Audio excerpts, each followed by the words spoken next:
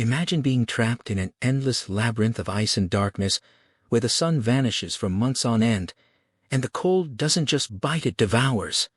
This is the nightmare at the heart of Dan Simmons' masterpiece, The Terror. A Hugo and World Fantasy Award-winning author, Simmons was inspired by one of history's most haunting mysteries, the real-life disappearance of Sir John Franklin's Arctic expedition in 1845. Published in 2007, the novel became an instant global phenomenon, selling millions of copies and chilling readers to the bone. It's a testament to his unparalleled ability to weave together historical fact and visceral horror, a skill he honed in works like the Hyperion Saga. This story is so powerful, it was brought to life as a gripping AMC television series in 2018 from the mind of Ridley Scott. As you listen to this retelling, know that while we explore the fate of the HMS Terror, this is our interpretation of the story. The visuals in this video are created using today's technology. They may not always perfectly match every scene from the story, but they are designed to help you visualize the world and atmosphere as you listen. So settle in. We'll explore the true history behind the fiction, the cast of the adaptation, and the secrets that lurk in the frozen wasteland. This is a journey into the heart of human endurance and the things that wait beyond the edge of the map. The story begins.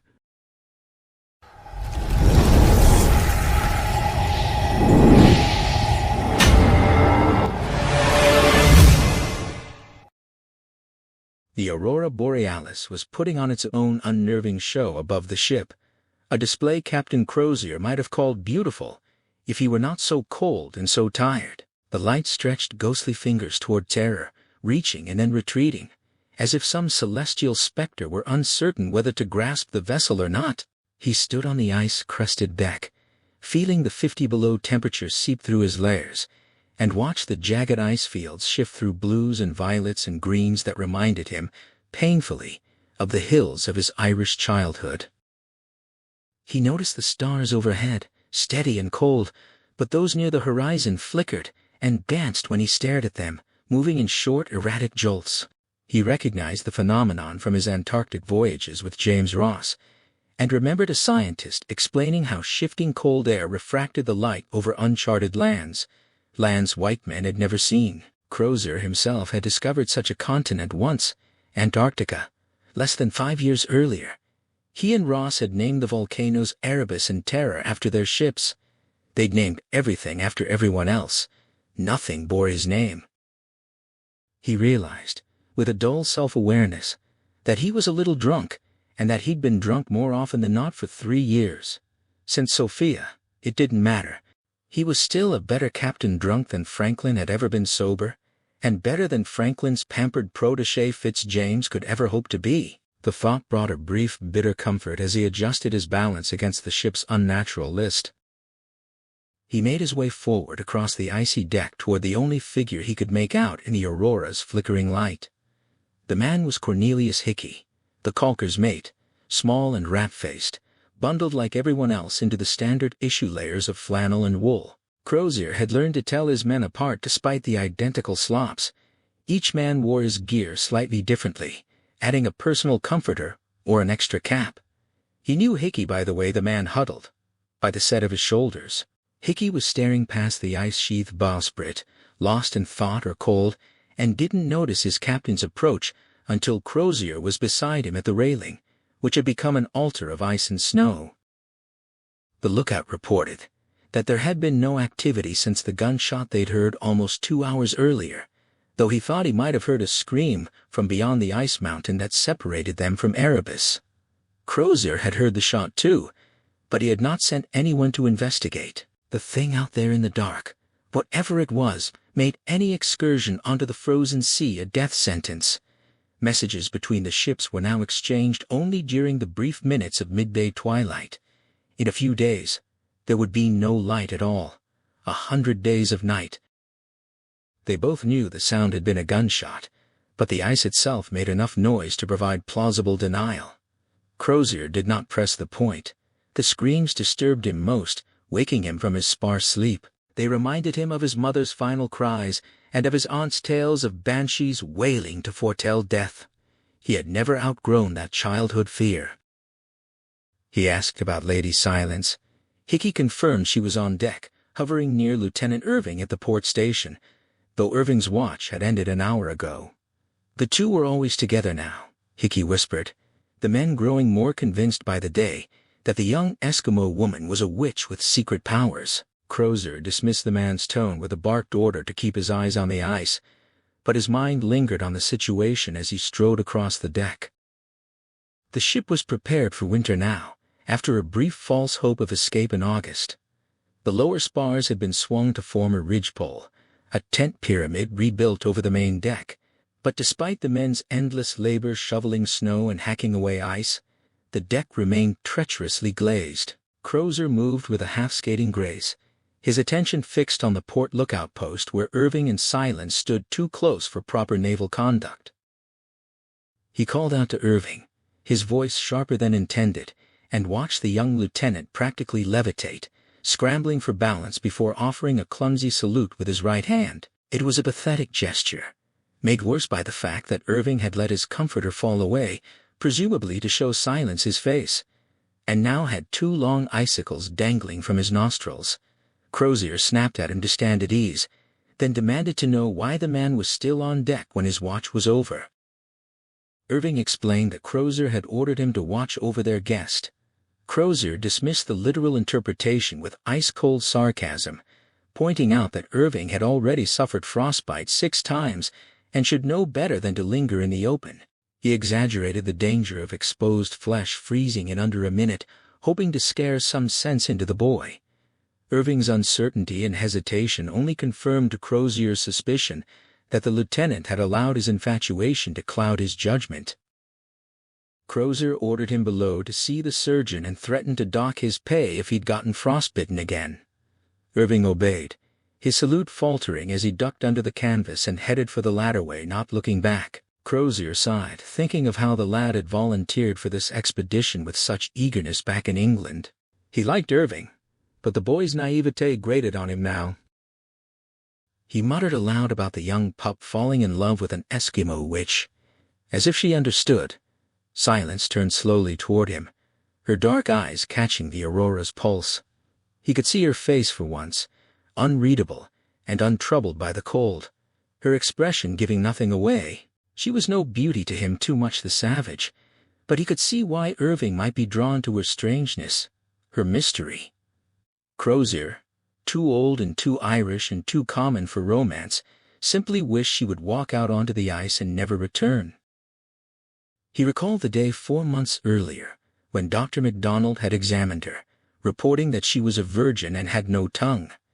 It had been chewed off near the root, he'd said, either by herself or by something else. Crozier had been astonished not by the mutilation, but by the virginity. The natives he knew were casual about sex, offering their women to explorers for trinkets. They were animals to him, their furs, their own skins. He raised his gloved hand in a mock salute and suggested she consider going below. She only stared, unblinking, her lashes free of ice. He turned and continued his tour of the deck, climbing to the stern and down the starboard side, pausing to speak to the other men on watch. He had just finished his rounds when Marine Private Wilkes rushed out from under the canvas with alarming news. Seaman Manson was refusing to carry coal past the dead room, claiming he heard ghosts. Wilkes himself had heard scratching and banging from inside the ship, and believed it was the corpses in the dead room, clawing to get out. Crozier knew the facts behind the fear. The scratching was almost certainly rats feasting on the frozen bodies of their dead comrades. The vermin were nocturnal and active during the endless Arctic winter, their constantly growing teeth requiring them to chew through anything. But he also suspected something else was making the clawing and banging noises down on the hold deck. Something had tunneled through the tons of snow and ice piled against the hull, found the weak spot of the dead room, and was trying to get in. There was only one thing on earth with that kind of malevolent intelligence and deadly persistence. The monster on the ice was trying to get at them from below. Without another word to Wilkes, Crozier went below to sort things out. Even in the shifting auroral light, Crozier could see her face clearly for once. The small nose, the wide dark eyes reflecting the colored pulses in the sky, the full lips that never spoke. He found her unattractive, too savage to be fully human in his estimation, and his mind was still clouded with memories of Sophia Cracroft. But he understood why Irving, so far from home and starved for any kind of feminine presence, might be drawn to her. Her strangeness, and the grim mystery of her arrival intertwined with the first attacks from the monster on the ice, would naturally attract a romantic young man like a moth to a flame. Crozier, however, had learned in Van Diemen's Land and again in England just before the expedition sailed that he was too old for such follies, too Irish, too common. He found himself wishing she would simply walk out onto the dark ice and never return. His thoughts drifted back to the day 4 months earlier when Dr. MacDonald had examined her. The surgeon had reported that the girl was somewhere between 15 and 20, had reached menarche, and was, to all indications, a virgin. More disturbingly, her tongue had been chewed off near the root, not sliced either by her own hand or by something else. Crozier had been astonished by the virginity more than the mutilation. His years in the Arctic had taught him that the native women were casual about sex, offering themselves to explorers for the cheapest trinkets or simply for amusement. To him, they were little more than animals, their furs, their own skins. He raised his gloved hand in a formal gesture he couldn't complete, his cap too securely wrapped to doff, and suggested she consider going below where it was warmer. She only stared at him, unblinking, her lashes free of ice, her silence absolute.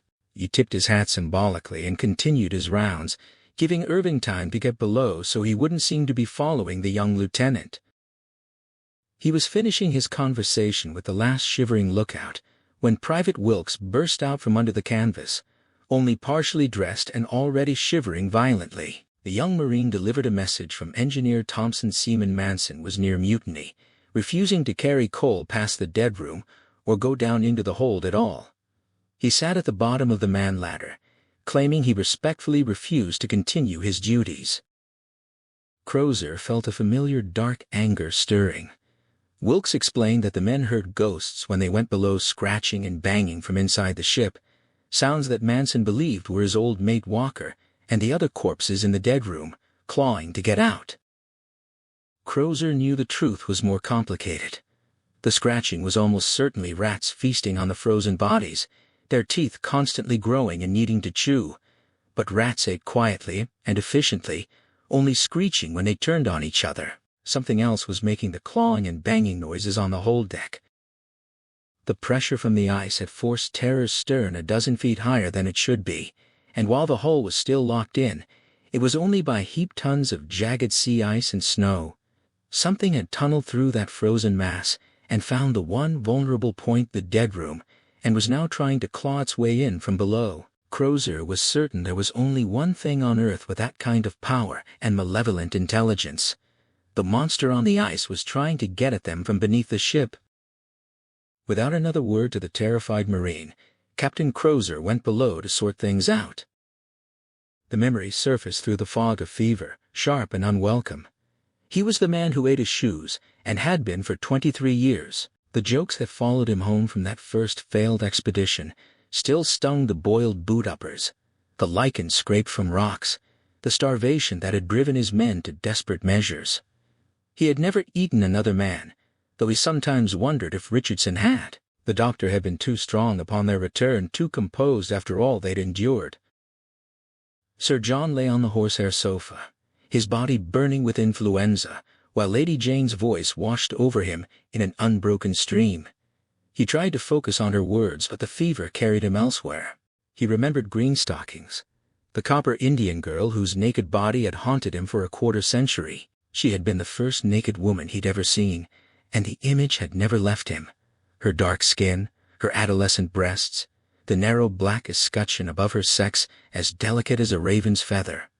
Robert Hood and George Back had both loved her, had nearly killed each other over her. Franklin had done nothing to stop them, hiding in his cabin while the duel was forestalled by an old seaman's intervention. He thought of Eleanor, his first wife, who had been dying of consumption when he left for his second expedition. She had told him to go, and he had obeyed, knowing she would not survive his absence. He had written to her from the journey, learned of her death by letter. Now he was married to Jane Griffin, who had been Eleanor's friend, a woman of formidable energy and will. He loved her, he supposed, but he had never been able to tell her anything. She never paused in her monologue long enough for him to speak. The fever surged again, and with it came memories of that first disastrous expedition, the birch-bark canoes that had fallen apart in the ice-choked waters, the starving men, the murder of Robert Hood by a half-mad Iroquois, Richardson's cold-blooded execution of the killer. 9 dead out of 21, only 1 Englishman, only 1 real white man. The rest were mere voyagers and Indians, and that had made it a success of sorts. Even though all the others had been reduced to gibbering skeletons, even though George Back had snowshoed 1,200 miles to bring rescue. That confounded Back, arrogant, oversexed, not a true gentleman, he'd been knighted after his own failed expedition, the same HMS Terror that Franklin now commanded, flung 50 feet into the air by ice, its crew riddled with scurvy and madness. They gave you a title and a parade for surviving failure. Franklin knew that well enough. He'd been knighted by the king after his second mapping expedition, awarded medals and a captaincy, proposed marriage to Jane Griffin. Everyone liked him. No one respected him, not after Van Diemen's Land, not after the Tasmanian prison and the botch he had made of that. Jane was still talking, her voice a constant undercurrent. She had explained to Sir James over tea that her husband's credit and reputation were dearer to her than any selfish enjoyment, even if he must be gone for 4 years or 5. Franklin tried to respond, but the fever had stolen his voice. He was sweating through his undershirt, his collar still fixed, his head pounding. The servants had removed his boots at some point, he didn't remember when, and now he lay helpless as the past and present swirled together. He thought of the duel he had failed to prevent, the 2 midshipmen stepping off their paces outside the cabin, the call to fire, and then the clicks of unloaded pistols. The voyagers and Indians had laughed, Hood and Back had stalked off, their rivalry unresolved, their absurd passion for greenstockings left to fester. Franklin had ordered Back to return to the forts for provisions, and the man had been gone most of the winter. Then there was Richardson, who had shot the Iroquois in cold blood after the man had murdered Hood, and almost certainly eaten one of the dead voyagers. Richardson had admitted only to eating Hood's buffalo robe, but Franklin had always suspected more. He had eaten his shoes, but he had never partaken of human flesh. He clung to that distinction as if it were his last claim to decency. The fever spiked again, and Jane's voice receded into a distant murmur. He thought of his daughter, young Eleanor, and of the legacy he would leave her if he did not return from this expedition. He thought of the mocking laughter that had greeted his return from that first journey, the whispers that still followed him. The man who ate his shoes, the man who would not hurt a fly, the man in petticoats. Everyone liked him. No one respected him. He closed his eyes against the burning pain, and the fever carried him away on its uncertain tide. The fever dreams had carried him back to his first wife Eleanor, who had told him to go on his second expedition, even as she coughed up blood, knowing she was dying. He had believed her when she said it would be better for her if he were elsewhere, or perhaps he had simply believed it would be better for himself. He had prayed that she would die before his departure, and she had not. He left on February 16, 1825, wrote to her from the journey, and learned of her passing on April 24, shortly after his ship had left England. When he returned 2 years later, her friend Jane Griffin was waiting for him. The memory of the Admiralty reception, just a week before this influenza struck, surfaced through the haze of fever. He had looked dashing in his new uniform, and Fitzjames had charmed everyone with his striking humility. Francis Crozier, as always, had seemed stiff and melancholic, slightly inebriated. Franklin had mingled with the legendary Arctic Council, those gray ghosts of exploration who had all returned from the ice alive, yet not fully alive. He wondered if anyone truly returned from wintering in the Arctic regions. The elder Ross had pulled him aside, barking questions through the cigar smoke. Why was he taking so many men? His ships were too deep drafted for those shallow ice-filled waters. The steam engines were inadequate, mere railway engines converted for marine use, producing a fraction of the power of the ship towing them. Franklin had tried to charm the old Scotsman with talk of central heating and reinforced hulls, but Ross had pressed on, demanding to know how much coal he was carrying, how many days of steam that would give him. Franklin had not known the answer. He had smiled and waved a dismissive hand, saying something vague about 200 tons. Ross had corrected him with precise figures, 90 tons each, and calculated that even with careful rationing, he would have only a dozen days of steam under normal conditions. And then Ross had asked the question that truly unsettled him. What were the Admiralty's plans for rescue? The idea had seemed absurd to Franklin. These were the most modern ships in the world, reinforced for ice, powered by steam, provisioned for years. They would not require rescue. But Ross had pressed on, asking about cache depots along the way, a plan to retreat to safety if needed. Franklin had been baffled. Why would they walk back toward Baffin Bay? Their objective was to complete the transit of the Northwest Passage. Ross had gripped both his arms, leaned close with whiskey on his breath, and made a solemn vow, if they had not heard from him by 1848, he would come looking for him himself. Franklin slammed awake, drenched in sweat, his heart pounding against his skull.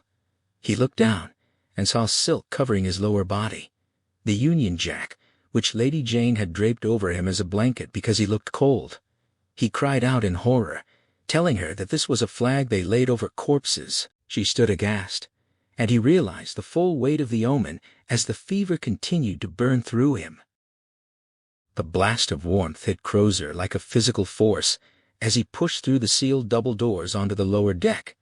It was just below freezing here, almost 80 degrees warmer than the deck above, and the effect on his chilled body was almost overwhelming, like stepping into a sauna fully clothed. He paused, as any captain would, to survey his domain before continuing down to the unheated depths below. The lower deck was the ship's living heart, dark and cramped, despite the relative warmth. Whale oil lamps cast small cones of light through the gloom, but most men navigated by memory, gauging the innumerable heaps of stored goods and the sleeping forms in their hammocks. The din of conversation, laughter, and Mr. Diggle's constant cursing from the galley drowned out the groaning of the ice outside. Crozier noted with a captain's eye that all seemed well, officers relaxing aft in the great cabin, the regular crew forward, the huge Fraser's patent stove dominating the center of the space. He glanced toward the forepeak, where the carpenters had created a sick bay, and, in the crates beyond it, a small cave for Lady Silence. He remembered the discussion about where to berth her, the absurdity of trying to accommodate a native woman in the cramped quarters of a Royal Navy ship. They'd settled on the forepeak near the stove, and the heat had been so intense that she'd taken to sleeping naked on her furs. Crozier had discovered this by accident, and the image stayed with him. He lit a lantern and descended to the orlop deck, where the temperature dropped 60 degrees and 6 feet. The darkness here was almost absolute, the lantern's feeble glow illuminating only his breath in the air and the labyrinth of crates, casks, and coal sacks crammed deck to beams. He knew every inch of this ship, had memorized its layout over the long years of their imprisonment. It had become his wife, his mother, his bride, his whore, the only true marriage he would ever know. The thought of Sophia Cracroft brought a familiar ache, but he pushed it away. The orlop deck was the ship's belly, where food and resources were stored. The whole deck below, where he was headed, was the deep guts and kidneys, the water tanks, the coal, the remaining provisions. But it was the mind analogy that troubled him most. The lower deck was the sane part of himself. The orlop was where he spent too much time listening to the ice scream and waiting for the metal to explode from the cold. The whole deck below, with its terrible smells and the waiting dead room, was madness. He shook the thought away and looked down the narrow aisle between the piled casks. Rats fled lethargically from his light. The padlock on the spirit room was secure, holding the rum, wine, brandy, and weapons that would be crucial in case of mutiny. Beyond it were the gunner's storeroom, the sail room, the slop room, and his own private storeroom almost empty now, but still holding a decent wine cellar and, more importantly, his whiskey. The Erebus officers had done without spirits for 2 years under the teetotaling Franklin. A lantern bobbed toward him, and Crozier recognized the bulky form of Mr. Wilson, the carpenter's mate. The man was carrying tools under one arm, his rotund figure squeezed between the coal sleeves and the bread-room bulkhead. Crozier sent him to fetch Mr. Honey, the carpenter, and ordered him to bring a pry-bar to the dead room. He suspected he might be rousing the man for nothing, but he had a hunch and would rather disturb him now than later. When Wilson had squeezed his bulk up through the upper hatch, Crozier lifted the lower hatch and descended to the hold deck. The hold deck was a frozen dungeon, the air thick with coal dust and the stench of sewage and bilge. Crozier watched black particles curl around his lantern like a banshee's claw as he descended the ladder, his boots splashing through 3 inches of filthy water that the boiler's residual heat kept from freezing solid. Forward, where the bow dipped deeper into the ice, the water reached almost a foot, despite the men working the pumps 6 hours a day. The 21 iron water tanks lining the hull were now armored icebergs, their flat black sides radiating cold that could strip skin from flesh. Magnus Manson waited at the bottom of the ladder, standing rather than sitting as Private Wilkes had reported. The huge seaman hunched beneath the low beams, his pale, lumpy face reminding Crozier of a rotten potato stuffed under a Welsh wig. The man would not meet his captain's gaze. Crozier's voice was flat and calm, carrying the weight of command. He asked what was going on. Manson answered in a child's high, soft voice, "Ghosts." Crozier reminded him there were no ghosts on the ship. When the big man wouldn't meet his eyes, Crozier pressed him about disobeying orders. Manson's face brightened as he recited the punishment for insubordination: flogging, hanging, but Crozier informed him that the captain could inflict any punishment he saw fit, including locking a man in the dead room for 20 hours with no light. Manson's face lost what little color it had. He stammered, his voice quavering.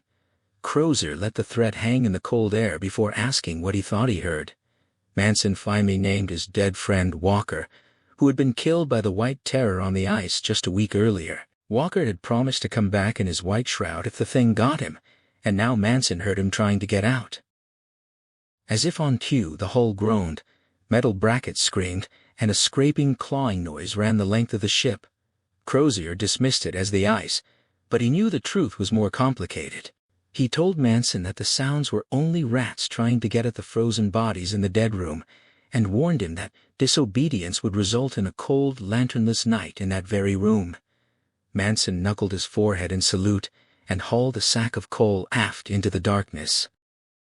Crozier found Engineer Thompson stripped to his undershirt, shoveling coal alongside the ancient stoker Johnson. The heat made Crozier slightly nauseated after the cold everywhere else. He dismissed Johnson and asked Thompson about his visit to Erebus. Thompson reported that the flagship's damaged drive shaft could not be repaired in the winter, and that Erebus had only enough coal for 4 months of heating, with none left for steaming next summer. Crozier was pessimistic about the prospect of escaping the ice after the relentless summer they'd endured. Thompson estimated that Terror had enough coal for 6 months of heating if they cut back to 1 hour a day, a change Crozier would have to implement by the 1st of November. Crozier asked about steaming. If the ice relented, he planned to cram all the surviving men aboard Terror and make a desperate run for open water, burning the last coal and even extra spars to escape south, through Lancaster Sound and into Baffin Bay. But steaming against the south-flowing ice would require weeks of fighting the current and the pack. Thompson shook his head. If they cut off heating on New Year's Day, they might get 6 days of steaming without ice, at most. Crozier nodded. It was a death sentence for his ship, but not necessarily for the men. A sound in the darkened corridor drew his attention, and he thanked Thompson before leaving the boiler room. If the ice relented the following summer, Crozier planned to pack every surviving man from Erebus onto Terror and make a desperate dash back the way they'd come. They would sail north up the unnamed strait between Boothia and Prince of Wales Island, past Walker Point and Barrow Strait, then burst out through Lancaster Sound like a cork from a bottle before rushing south into Baffin Bay. They would burn the last coal, extra spars, even furniture if necessary, to get the steam they needed to reach open water where whalers might find them. But Crozier knew he would need steam to fight the south-flowing ice just to reach Lancaster Sound. He and James Ross had once sailed Terror and Erebus out of the Antarctic ice, but they had been traveling with the currents there. Here in the Arctic, the ships would have to sail for weeks against the ice flowing down from the pole. Thompson shrugged, exhausted, and estimated that even if they survived until summer by cutting off heat on New Year's Day, they might have only 5 or 6 days of steaming without ice. Crozier nodded, accepting that it was a death sentence for his ship but not necessarily for the men. A sound came from the darkened corridor. Crozier left the boiler room and found Thomas Honey waiting with his pry bar, the carpenter's candle lantern sputtering in the bad air. Crozier thanked him and threw back the bolts on the dead room door without explanation. Inside, the freezing storage room was a horror. The 6 men's bodies, stacked in their canvas shroud, were covered by a solid cube of writhing rats, hundreds of them, jostling for position to get at the frozen dead. More rats scuttled underfoot, showing no fear of the lantern light. Crozier turned his attention to the hull, pacing along the curved tilted wall until he found what he was looking for. Hull planks had been bent inward, bulging almost a foot from their original curve. The innermost layers of wood had splintered, and at least 2 planks hung free. Honey gasped in disbelief, swearing at the monstrous ice. Crozier asked if anything but the ice could have done this damage. Honey laughed, then stopped abruptly as he realized the captain wasn't joking. He insisted it was impossible. The hull was 10 inches of the strongest wood on Earth, 5 belts of timber reinforced with diagonal African oak and Canadian elm. But Crozier was inspecting the loose planks, ignoring the river of rats and the chewing sounds from the direction of the aft bulkhead. The captain told Honey to lever the planks loose with his pry bar. The carpenter complied, his grunts and the squealing of the iron almost drowned out by the frenzied gnawing. The bent Canadian elm tore back and fell away. The shattered African oak was leveraged out. Only the inward bent original oak remained, and Crozier stepped closer, holding his lantern so both men could see. Through the foot-long holes in the hull, shards and spears of ice reflected the light. But in the center was something far more disturbing. A black void, a tunnel bored through the ice. Honey bent a piece of splintered oak farther in so Crozier could shine his lantern on it. The carpenter gasped in shock, forgetting all formality, as he saw what lay beyond huge claw marks in the splintered oak, streaked with frozen smears of impossibly bright blood. The freezing air from outside rushed in, almost extinguishing the lantern, and Crozier had to shield it with his free hand as the 2 long boards from the outer hull revealed the evidence of some inconceivable, irresistible force. In his private diary, Dr. Harry D.S. Goodsir recorded his hopes and observations as the expedition prepared to depart. He had written to his brother that all the officers were optimistic about making the passage and reaching the Pacific by the following summer. Privately, Goodsir confessed that he hoped the voyage would take longer, allowing him time to pursue his interest in natural history, particularly the white bear, whose accounts from whalers seemed too fabulous to credit. He recognized that his personal diary was unusual, separate from the official log he would keep as assistant surgeon, but he felt a duty to record something more personal. The expedition already promised to be the experience of a lifetime. On the Sunday before departure, Sir John conducted a lengthy divine service aboard Erebus, which Goodsir found deeply moving. He noted that Terror's captain, an Irishman named Crozier, was not in attendance. The departure itself was glorious. More than 10,000 well-wishers crowded the docks at Greenhithe, bands played, and Lady Jane Franklin received a rousing cheer as she went down the gangplank. Goodsir stood with the officers, trying to restrain his emotions while the seamen shouted and waved handkerchiefs. Sir John himself waved a bright handkerchief at his wife, daughter and niece, Sophia Cracroft. A dove landed on the main mast as they pushed off, which Goodsir took as the best possible omen. The crossing of the North Atlantic was terrible.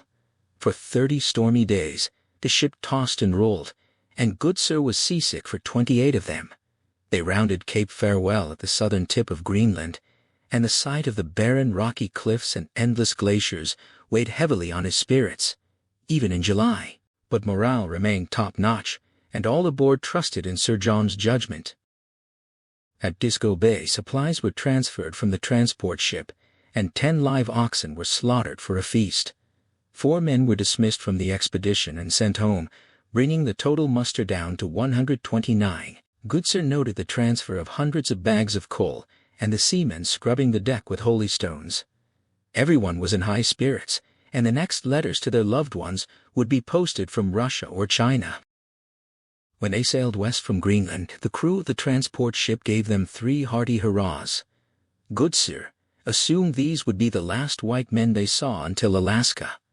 Later, at a floating iceberg where they moored, he had the distinct terror of climbing the giant mountain of ice, hundreds of feet above the sea. The view of both ships moored below was exhilarating, though his reverie was shattered by constant shotgun blasts as men shot hundreds of Arctic terns. The birds would be salted and stored, though Dr. MacDonald worried that heavily salted food was not as effective against scurvy as fresh victuals. Chief Surgeon Stanley dismissed these concerns, pointing to the vast quantities of tinned provisions and lemon juice. Goodsir observed that hunting was done almost exclusively with shotguns, even when larger game was the target.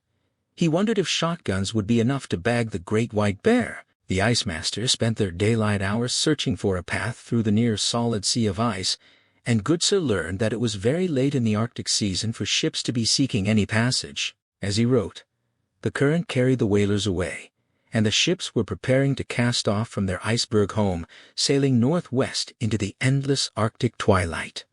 Beyond this point, they would be beyond the reach of even the hardiest whalers. As Hamlet said, the rest is silence. The dream was vivid and warm. Sophia Cracroft at the Platypus Pond, her hand moving beneath the water, when the sound of a gunshot shattered it. Crozier came crashing awake, his heart pounding, unsure of the time or even whether it was day or night. The sun had disappeared that very day, not to return until February, and the ship was quiet, except for the usual creaks and groans of tortured wood and ice, the snores and mumbles of sleeping men, and the banshee screech of wind. But the shot had been real, unmistakably a shotgun blast muffled through layers of oak and snow. He was already pulling on his layers when his steward, Thomas Jobson, knocked with his distinctive soft triple rap. Crozier slid the door open and learned there was trouble on deck. The watch consisted of Billy Strong and Private Heather. Crozier lifted a pistol from his cupboard, checked the priming, and squeezed past the steward through the officer's dining cubicle toward the main ladderway.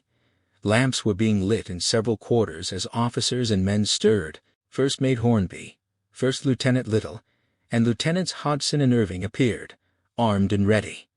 A work party was being turned out forward. Crozier asked if anyone had been up top yet. Reuben Mayle, captain of the forecastle, had gone up as soon as he'd sent for the captain. Crozier slipped the pistol into his outer coat pocket, accepted a lantern, wrapped a comforter around his face, and led the way up the tilted ladder.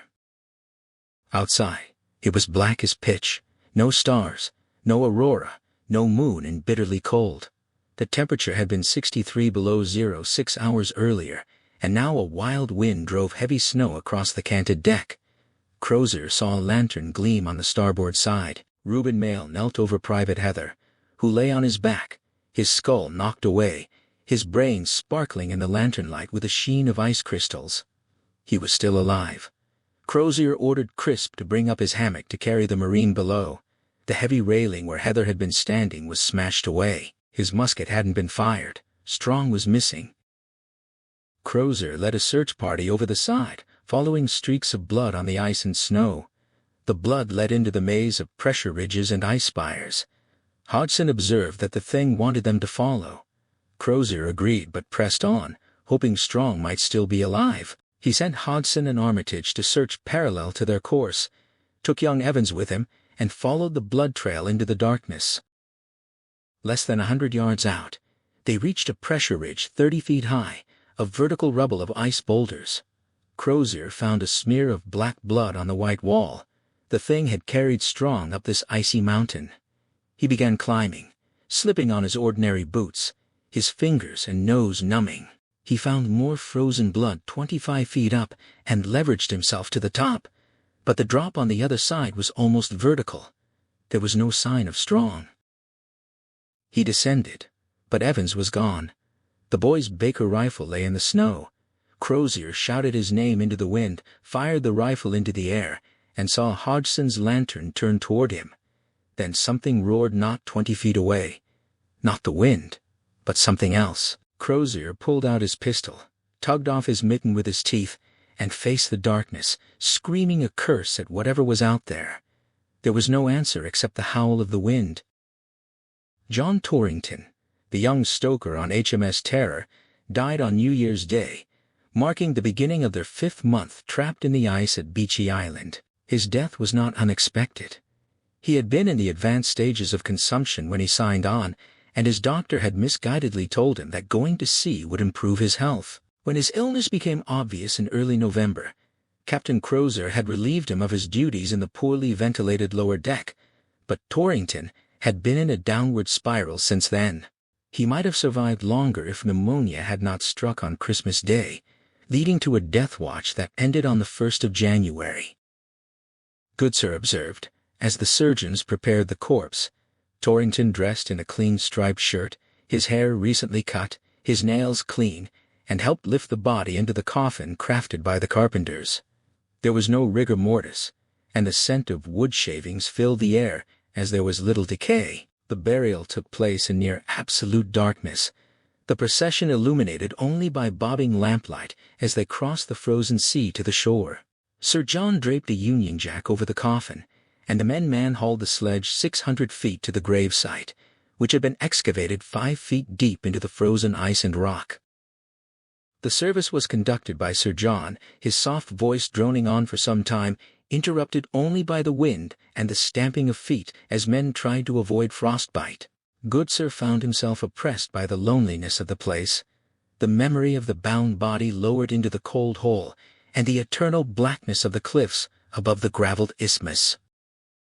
Just 3 days later, another man died, John Hartnell, an able seaman on Erebus. He stumbled against his brother, fell to the deck, coughed blood, and was dead within 5 minutes. This death stunned the crew, as Hartnell had shown no symptoms of scurvy or consumption. Commander Fitzjames was present, and could not hide his consternation, fearing some plague or early scurvy moving through the crew. It was decided to perform a post-mortem examination immediately. Goodsir, trained as an anatomist, was chosen to do the work by Chief Surgeon Stanley. He began the incision, realizing in his haste that he had used an inverted Y cut rather than the more common Y. Stanley commented on it, and Goodsir was embarrassed, but they pressed on quickly, aware that the men hated knowing their crewmates' bodies were being opened. Hartnell's brother shouted angrily from just beyond the curtain, held in check only by Fitzjames's authority. Goodsir removed the heart and found it healthy. He dissected the lungs and found signs of consumption and pneumonia. Hartnell, like Torrington, had been tubercular, but had concealed the symptoms until his sudden collapse. The liver showed indications of heavy drinking. There was no sign of scurvy, so they concluded they had nothing to fear from a plague-like disease. The noise from the crew grew louder, so Goodsir quickly thrust the organs back into the abdominal cavity, returned the chest plate roughly in place, later realizing he had set it upside down, and Stanley closed the incision with a large needle and heavy sail thread. They dressed the body and assured the men that they had only washed the corpse to prepare it for burial. The second burial service weighed even more heavily on Goodsir than the first. Only Erebus and her crew were involved this time, though Dr. MacDonald, Surgeon Petty, and Captain Crozier joined from Terror. The flag-covered coffin had been prepared with Hartnell's upper body dressed in 3 layers, including his brother Thomas's best shirt, while his lower body was wrapped in only a shroud. The top half of the coffin had been left open for hours in the black crepe sick bay before the nails were hammered in. Again, there was the slow sledge procession across the frozen sea to the frozen shore, lanterns bobbing in the black night, though this time the stars were out and no snow fell.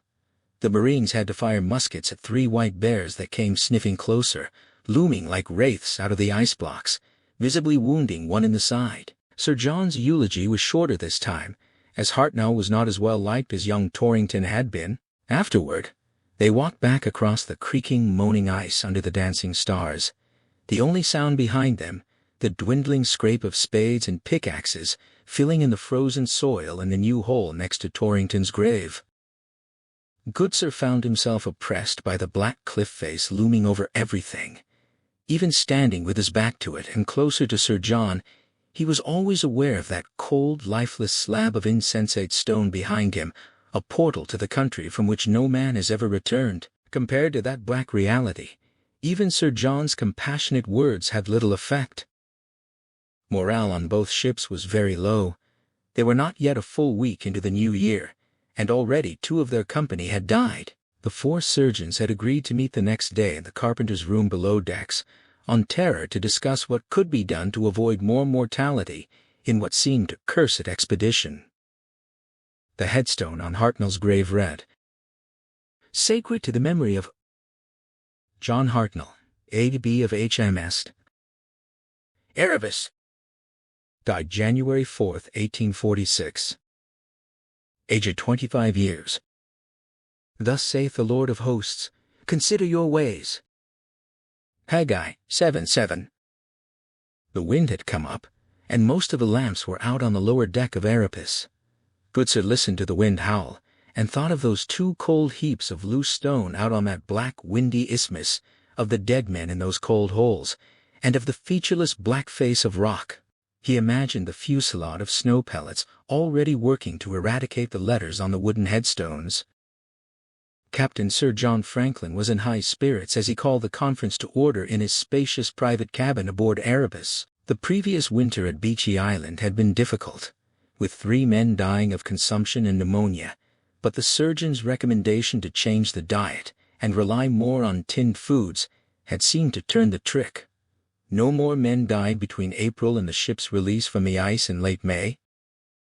The summer had been a triumph. Following the leads chosen by his ice masters, Franklin had steamed and sailed south and west, going like smoke in oakum.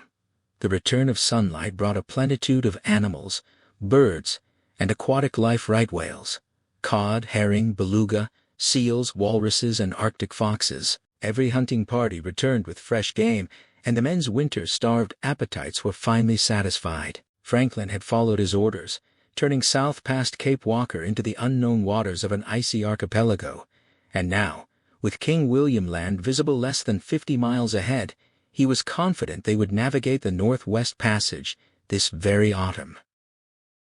But the ice to the west was increasing, and their coal supplies were dwindling. Franklin had called the conference to decide their course of action. He invited his captains, top officers, engineers, and ice masters to speak. Ice Master Reed reported that they had been lucky with ice conditions so far, but they were now running into thicker pack ice, hummocky floes, and the possibility of being frozen in. Blanky, the Ice Master of Terror, warned that the pack ice coming down from the northwest was like a series of giant glaciers, and that forging ahead meant certain death. Crozier supported Blanky's assessment, explaining that the bulk of Prince of Wales Island had been blocking the ice stream until they came out of Peel Sound. Now they faced full pack ice being forced south, and whatever open water lay along the coast to the south would not last long. Franklin acknowledged Crozier's opinion but pressed for a decision. Fitzjames, looking relaxed and confident, smiled at everyone along the table, his rosy cheeks and longer curls a stark contrast to the grim discussion. The tension in Sir John's cabin had broken for a moment with Edward Little's absurd suggestion about sending a party ashore for firewood, drawing laughter from all but the expedition's commander. As the mirth subsided, Crozier saw his opening and spoke softly into the silence, proposing a radical consolidation transfer, every man and every lump of coal from Erebus onto Terror, then make a desperate dash through the ice or along the eastern coast of the landmass they could not yet confirm was an island. The proposal landed like a physical blow. Even Blanky, the weathered ice master, could only mutter his stunned agreement before Sir John found his voice, thick with disbelief, that anyone would seriously suggest abandoning the flagship. Franklin's gaze swept his own opulent cabin, the bookshelves, the crystal, the light streaming through the overhead illuminators, as if the very solidity of his surroundings could refute Crozier's logic. When he repeated the question, his tone carried the baffled edge of a man waiting for the punchline. Crozier pressed on, laying out the engineering facts. The main shaft was irreparably bent, the coal reserves were critically low, and remaining in 2 ships meant almost certain entrapment and destruction when the pack ice closed around them. But if they consolidated their resources, he argued, they might reach Point Turnagain in familiar coastal waters within a week, completing the passage this year instead of next. Fitzjames, to his credit, seemed to weigh the cramped conditions aboard Terror as a manageable sacrifice. Sir John's smile turned cold, the expression of a man realizing he might be the object of the joke rather than its appreciator. Crozier continued, anticipating objections. The transfer would take less than 3 days with both crews working around the clock, and the old bomb ships had surprising space below decks once the interior bulkheads were dismantled. The officers could make do, the men would be crowded but functional, and they would essentially be starting the expedition fresh with topped-off coal reserves and a fully operational ship. When Sir John finally shook his head, chuckling as if dismissing an amusing but impractical fancy, he made his position clear. Erebus would not be abandoned, nor would Terror suffer any such fate. Retreat to Baffin Bay was not on the table, and no one at the table suggested otherwise. Franklin declared the matter settled and ordered the 2 captains to inform their crews. The decision was final. As the officers filed out, Surgeon Stanley tried to pull Fitzjames aside, his voice low and urgent, pressing the commander about the alarming number of putrid tins they had been discovering, a problem he had already raised with Sir John privately. Fitzjames smiled, promised to arrange another audience, and gently disengaged himself. Stanley's persistence trailed after him, but Crozier, already moving toward the deck, heard none of it. He waved his boatswain to prepare the gig, and as he rowed back through the narrow lead toward Terror's ice-locked bow, black smoke still streaming from her funnel, he knew they would press southwest into the thickening ice regardless. The ship struggled forward for 4 more days, burning coal at an alarming rate, the promise of open water to the south fading until even sunny days showed no glint of hope. Then on September 9th, the temperature plummeted, and the thin line of open water behind Erebus congealed into pancake ice and froze solid. The sea around them became a static, surging mass of growlers, bergs, and pressure ridges. Franklin threw everything he had at the ice over the next 6 days. Black powder on the surface, sawing parties working day and night, men with chisels and picks, kedging anchors and winching the ships yard by yard. Finally, he ordered every able-bodied man onto the ice, rigging lines and sledge harnesses, heaving the ships forward, an agonizing inch at a time. Somewhere ahead, he promised, lay open coastal water just 20 or 30 or 50 miles away. But the open water might as well have been on the moon. On the night of September 15th, the temperature dropped below 0, and the ice began groaning against the hulls. When dawn came, the men on deck saw an unbroken white plain stretching to every horizon. Crozier and Fitzjames took their sun sightings and fixed their position roughly 70 degrees 5 minutes north, 98 degrees 23 minutes west, some 25 miles off the northwest shore of King William Land. Whether island or peninsula no longer mattered. They were trapped in open pack ice, directly in the path of Blanky's moving glacier, bearing down from the polar regions. There was no sheltering harbor within 100 miles. That afternoon, Franklin ordered the boiler fires drawn on both ships. Steam was let down, just enough pressure maintained to move warmed water through the heating pipes. He made no announcement. None was needed. That night, as the men settled into their hammocks on Erebus, Thomas Hartnell whispered his prayer for his dead brother. In the hammock next to him, Abraham Seeley hissed, "A grim truth, prayers wouldn't get them out of this, not for another 10 months at least." On the evening of November 11, 1847, Captain Crozier trudged back aboard Terror after a long, futile day of searching the ice for William Strong and Thomas Evans. 2 men almost certainly dead, but the crew would not abandon the hunt. 4 rotating search parties had combed the frozen jumble in 4-hour shifts, their lanterns winking in and out of visibility through the mist and darkness, while Crozier moved among them, checking progress and returning to the ship to monitor conditions. After 12 hours, the last team straggled in at 6 o'clock, empty-handed and exhausted, a few seamen sheepish about having fired at wind-shifted seracs they mistook for the White Bear. Crozier followed them below, where Jobson and Little met him at the ladder, helping him shed his ice-crusted outer layers. Jobson urged him to eat, warning that his skin was white with frostbite, but Crozier shook him off. He needed to walk to Erebus to speak with Fitzjames. Jobson reluctantly wrapped biscuits for him to chew along the way, and Crozier dismissed Little's offer of an armed escort. He would go alone, compass in hand, though the joke was wearing thin this close to the magnetic pole. As he prepared to leave, Lieutenant Irving approached with news that Silence was missing from her berth behind the sickbay, and no one had seen her since before the attack that had taken Heather and Strong.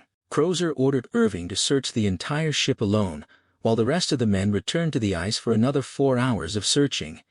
Then he pushed forward through the men's mess, past the exhausted, silent faces of the crew, and into the sickbay. Surgeon Petty was stitching Seaman Can's forearm where a frozen shotgun barrel had torn away 6 inches of flesh when it touched bare skin.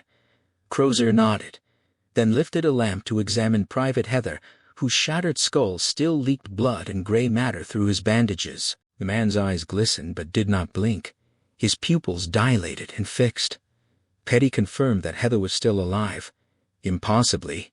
A vegetable who might survive for years in a civilized setting with a metal plate screwed into his skull, but here, pneumonia, scurvy or starvation would take him soon. Crozier asked how soon, and Petty could only shrug. The surgeon pressed him on the futility of further searching for Strong and Evans, pointing out the certainty of more frostbite, more injuries, and the real danger of panicked men shooting each other in the dark. Crozier's jaw tightened, but he held his temper, reminding Petty that he would worry about the risks of searching while the surgeon worried about stitching up men stupid enough to press bare metal to their skin in 60 below cold. Besides, he added, if that thing out there carried you off into the night, wouldn't you want us to search for you? Petty laughed hollowly, and said he would hope to have his scalpel close, to put through his own eye.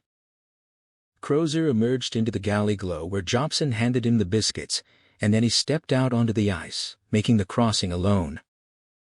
The walk was brutal, but strangely pleasurable.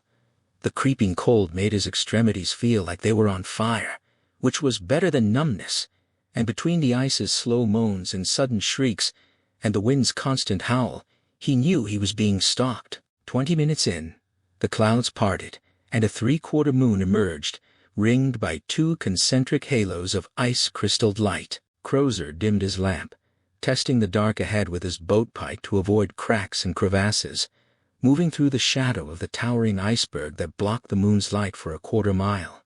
He had refused a shotgun. He didn't believe it would be any use against the foe they faced.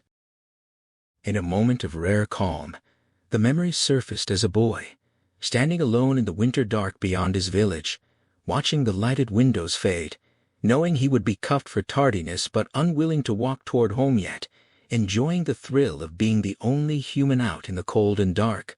He felt that same alienated pleasure now, as he had many times during his Arctic service. Then the sound came, something moving down the high ridge behind him. Crozier turned up his lantern, set it on the ice, drew his pistol, and cocked it. The rustle of sliding snow grew louder. A furry shape moved along an ice ledge above him, close enough to leap. He raised the pistol and called out, demanding identification. The shape made no sound. It moved again. He almost fired, but checked himself. The shape slid lower, moving quickly and surely onto the ice. He lowered the hammer and crouched to retrieve his mitten as the shape stepped into the light. It was Lady Silence, her fur parka and sealskin pants making her look like a short, rounded beast, her hood pulled forward against the wind. He swore at her, half in relief, half in frustration, demanding to know where she had been. She stepped closer, her face still hidden in the darkness of her hood, and he felt a chill down his spine, remembering his grandmother Moira's description of a banshee's transparent skull face in its black hood. He raised the lantern between them. The lantern light revealed a human face, not a banshee's skull with dark, wide eyes reflecting the flame.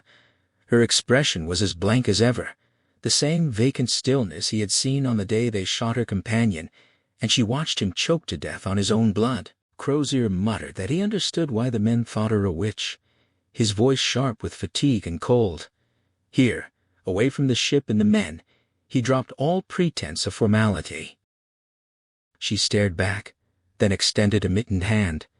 He lowered the lamp and saw it a limp gray offering, the unmistakable shape of a crewman's wool stocking. He took it, feeling a lump at the toe, and for a sickening second he was certain it would be part of a man's foot, still pink and warm. His mind raced through tales of werewolves, or tigers, and the Tasmanian devils Sophia had described in Van Diemen's Land. He shook the stocking and looked into Silence's black eyes, cold as the holes in the ice where they had lowered their dead. It was just a lump of ice, but the wool itself was not frozen hard. It hadn't been out in the 60 below cold for long. Logic said she had brought it from the ship, but he sensed otherwise. He asked if it belonged to Strong or Evans. She showed no recognition. He sighed, stuffed the stocking in his pocket, and told her she would have to come with him to Erebus.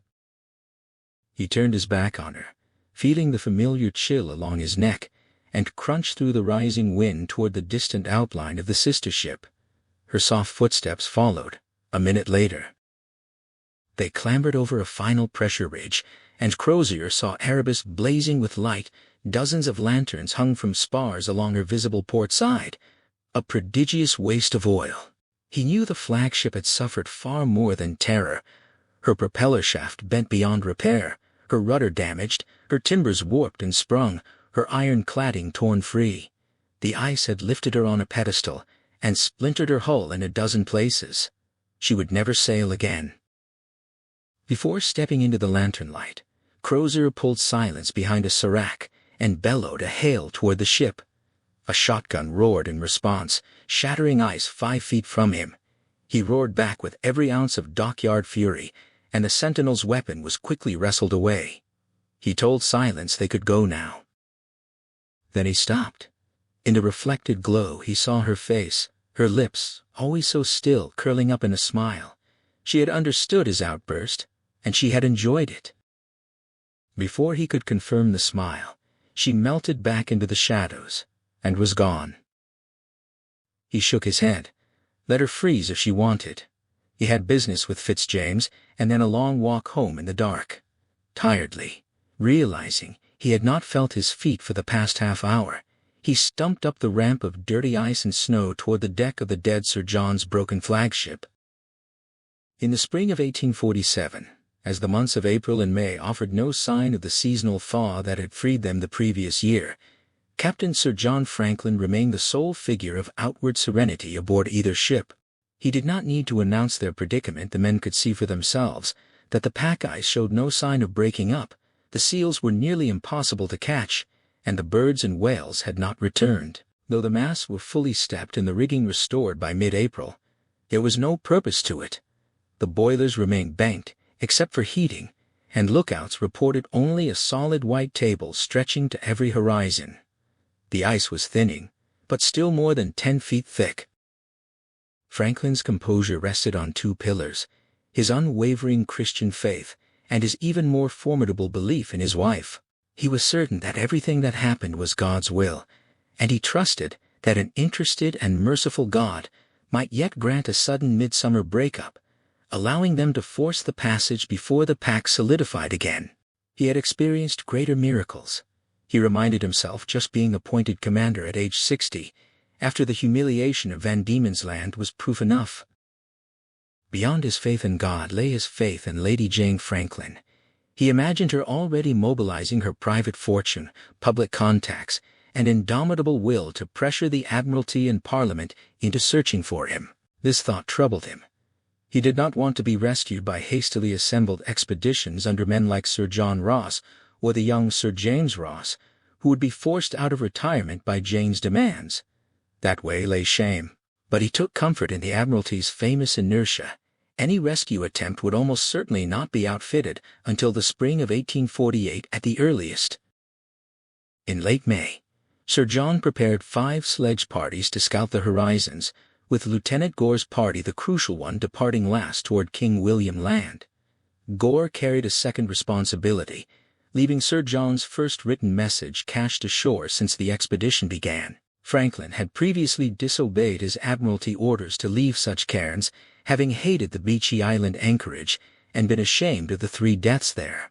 But after nearly 2 years without dispatches, he dictated an update to Gore, sealing it in a brass cylinder. Franklin instructed Gore and second mate Vauveau to place the message in the 6-foot cairn left by Sir James Ross 17 years earlier at Victory Point, the first place the Navy would look. As he studied his map, he noted with satisfaction that Ross had named the promontory Victory Point and the nearby highlands Cape Jane Franklin and Franklin Point. It seemed like destiny. The dictated message in Gore's handwriting was succinct, though Franklin had inadvertently given the wrong dates for their beachy island winter. He dismissed the error. This was merely a minor message to posterity, not a report to be read any time soon. On the morning of Gore's departure, Franklin walked down onto the ice to wish them well. He bantered with Gore about woolies, and the seamen laughed, their affection for him evident. Charles Best boasted of their Holland tent and wolfskin robes. Franklin looked southeast toward the darkening horizon that might be King William Land or Island, if Crozier's theory held, and prayed that Gore would find open water. He was prepared to do everything in his power to force the ships through the softening ice. If necessary, he would even follow Crozier's distressing plan to abandon Erebus and concentrate resources on Terror. At the last moment, Assistant Surgeon Goodsir implored to join the party, arguing he needed to study edible wildlife and the white bear's behavior. Neither Gore nor Devoe were enthusiastic. Goodsir was unpopular, but Franklin allowed it. As the diminutive pale surgeon approached to thank him, Franklin responded coolly, deliberately using the title Mr. rather than Dr. Goodsir blushed and stammered, and Franklin added a pointed apology that the message had listed only 2 officers and 6 men, not including him. Goodsir backed away, confused but grateful. As the sledge party disappeared across the ice, Sir John's serene expression hid a dark contemplation. Another winter could undo them all. They would be out of food, coal, oil, and rum, and mutiny might follow. If the summer of 1848 was as cold as this one, they would be fleeing for their lives across 800 miles of featureless rock and ice, navigating rapids and hostile natives. He watched Gore's party fade into the glare, and wondered idly if he should have brought dogs on this trip. Sir John had never warmed to the idea of dogs on Arctic expeditions. He found them dirty, loud, and aggressive creatures whose morale-boosting value lasted only until they had to be shot and eaten. A ship crowded with enough dogs to pull sledges would be a deck of incessant barking and stench. He shook his head, smiling at the thought. They had brought only 1 dog, a mutt named Neptune, and a small monkey called Jocko, quite enough of a menagerie for this particular arc. The week after Gore's departure dragged interminably. One by one, the other sledge parties returned, their men exhausted, their wool layers soaked with sweat, their reports uniformly grim.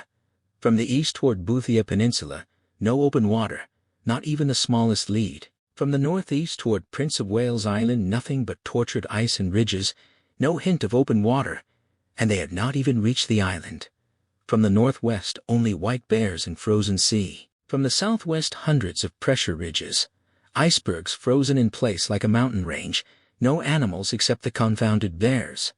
Lieutenant Little, commanding the Terror Party, had been completely snowblind for 5 days, suffering terrible headaches, and had to be hauled back on the sledge. At the outermost point, a boatswain's mate had climbed the tallest iceberg and reported nothing but ice and seracs to the distant horizon, no land, no open water. Sir John waited most anxiously for Gore's return. Their last best hope lay to the southeast, toward King William Land. On the 3rd of June, 10 days after Gore's departure, Lookouts called down that a sledge party was approaching from the southeast. Franklin finished his tea, dressed and joined the men rushing on deck. He lifted his brass telescope, a gift from a frigate he had commanded in the Mediterranean 15 years earlier, and one glance explained the lookout's confusion.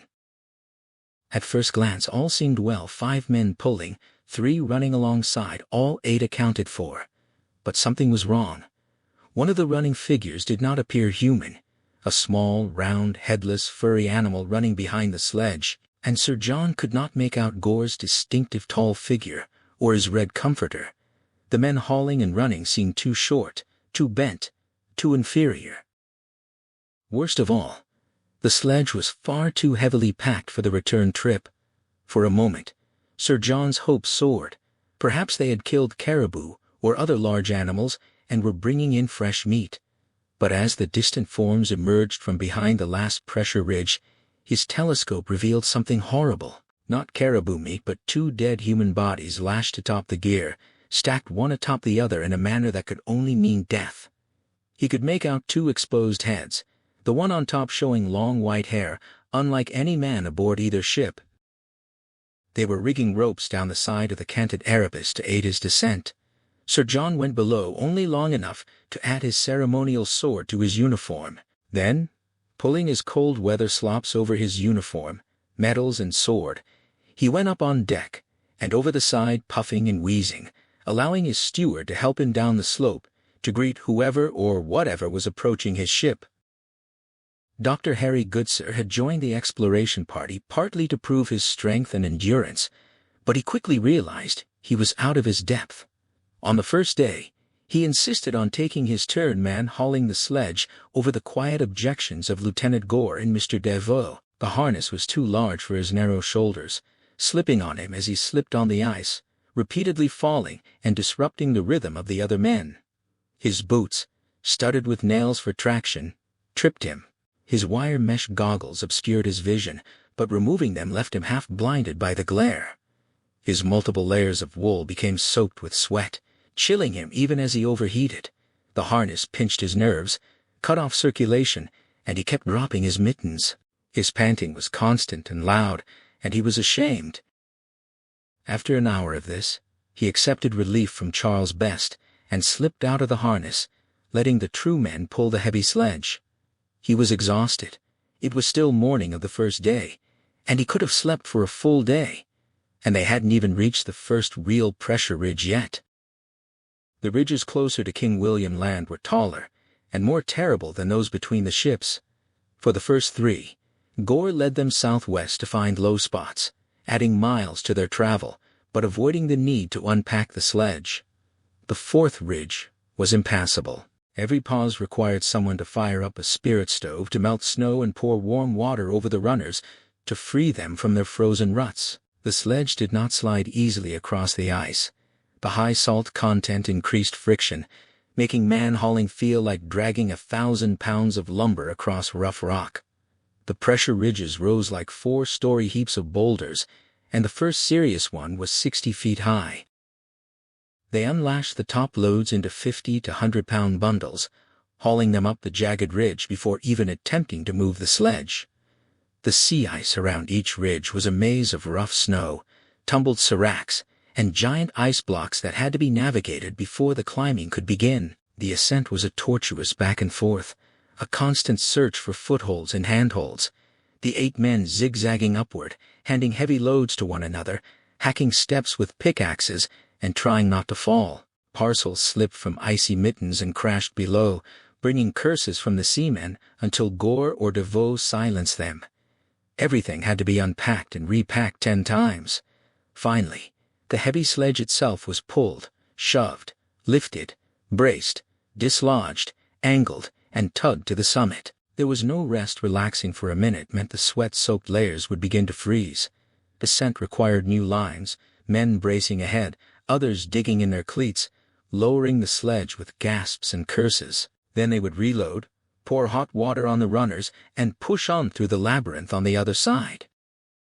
30 minutes later, they reached the next ridge. The first night on the ice was unforgettable. Goodsir had never camped in his life, and everything took 5 times longer than expected. Unpacking, firing the spirit lamps, laying out the Holland tent, unrolling the sleeping bags, heating the tin soup, and all the while, one had to keep moving to avoid freezing. The temperature at Wanshan Shidianzheng was 8 degrees Fahrenheit at midday. It had been Jialiu. Devo and the sailors chose to sleep outside on their wolfskins under the clear sky, and Goodsir, after a moment's debate, decided to join them rather than share the cramped tent with Gore. The endless daylight was maddening. He was more tired than ever in his life, yet he could not sleep. The aches and pains from the day's exertions kept him awake, and he wished he had brought laudanum. The cold crept through his sleeping bag, and he began to shake, his teeth chattering. The men around him snored loudly, and Goodsir wondered if the men on the ships miles away could hear them. He curled deeper into his bag, inhaling his own sour sweat, trying to escape the cold that seemed to seep up from the ice itself. The noise of the ice groaning and shifting beneath him was terrible, like sleeping on the belly of a living beast, giving him vertigo. Around 2 a.m., he was jolted awake by 2 deafening explosions. He struggled out of his frozen bag, gasping, and saw Devu and 3 seamen standing with knives, Gore bursting from the tent with a pistol in his bare hand. The sentries reported 2 bears, big bastards, that had been circling all night. They had fired shotguns to drive them away, but at 30 paces the shot had only wounded them. Gore climbed the ice hill to search, but the bears were gone. Bess suggested. They came out of the small holes in the ice holes that had been treacherous during the day, too large for seal-breathing holes, too small and far apart for white bears. Ferrier had almost fallen through one earlier. Gore ordered Ferrier and Pilkington to take the next watch, and instructed Pilkington to fetch a musket rather than a shotgun. Peppering the bears with pellets would only anger them. Goodsir, still shaking from the cold and the shock, watched as the men settled back into their sleeping bags, the tension of the night settling over them like the freezing air. Best and Morphin, still shaking from their 2-hour watch in the brutal cold, crawled back into their sleeping bags, their movements slow and clumsy. Private Pilkington and Bobby Ferrier forced their swollen feet into boots retrieved from the bags and shuffled off toward the ice ridges to begin their watch. Goodsir, now shivering worse than ever, his nose and cheeks joining his fingers and toes in numbness, curled as deep as he could into his bag and prayed for sleep that refused to come. A little more than 2 hours later, Devo's voice cut through the gray light, calling everyone up. "We have a long day ahead of us, boys," he announced in a tone of forced joviality. Goodsir knew they were still more than 22 miles from the shore of King William Land. The day ahead promised more of the same grinding effort, and he wondered if he would survive it. Crozier stepped into the common room, his body still aching from the cold, and Fitzjames immediately noted he was frozen through. Brandy was offered, and though Crozier would have preferred whiskey, he accepted. He followed Fitzjames down the dark, narrow companionway toward what had once been Sir John Franklin's personal cabin, now refitted as a common area and occasional sick bay. Crozier noted with approval that Fitzjames had kept his own small cubicle, surrendering the spacious aft chamber for the use of the officers. The ship canted steeply to port, opposite to Terror's List, and the air carried a distinct stench beyond the usual filth and coal dust. Erebus smelled more of fear and hopelessness. The Visconti and Fairholme withdrew, leaving the 2 captains alone. Fitzjames unlocked a heavy cabinet and poured brandy into Sir John's crystal glasses. No snifters, as Franklin had been a teetotaler. Crozier drank his down in 3 gulps and accepted a refill. Fitzjames expressed surprise that Crozier had come in person rather than sending a message. Crozier admitted he had received no message. Private Reed, sent 5 hours earlier, had apparently not arrived. Crozier pulled a woolen stocking from his pocket and set it on the table found during his walk, closer to Erebus and to Terror. Fitzjames studied it sadly, promising to ask his men if they recognized it, though Crozier noted it could belong to one of his own. Crozier recounted the day's losses. Private Heather mortally wounded, Strong and Evans disappeared. 4 men in one day. Fitzjames explained that his own message had been about sightings of something large moving through the ice jumbles, just beyond the lantern's glow. The men had fired repeatedly but found no blood. He apologized for the sentinel who had fired at Crozier, blaming the men's stretched nerves. Crozier dismissed the apology, suggesting that taking away rum rations would only worsen the surly mood, and revealed that Lady Silence had been with him. The sentinel might have glimpsed her parka. Fitzjames noted the men considered her a Jonah. Crozier acknowledged that he understood their reasoning. She had appeared on the day the horror began, and something had chewed out her tongue. But he didn't believe in witches or Jonahs. He kept her aboard because abandoning her to the ice would mean the creature would devour her, as it had devoured Evans and Strong. He mentioned Private Reed, the red-headed Marine, and Fitzjames confirmed that Reed had been fast on foot, but his speed had not saved him. Crozier pointed out that day and night no longer mattered, and search parties only played into the creature's game. They talked of Evans' Tommy, who had turned 20 that May, who had gone to sea at 13, whose first birthday aboard had been celebrated by shaving his head.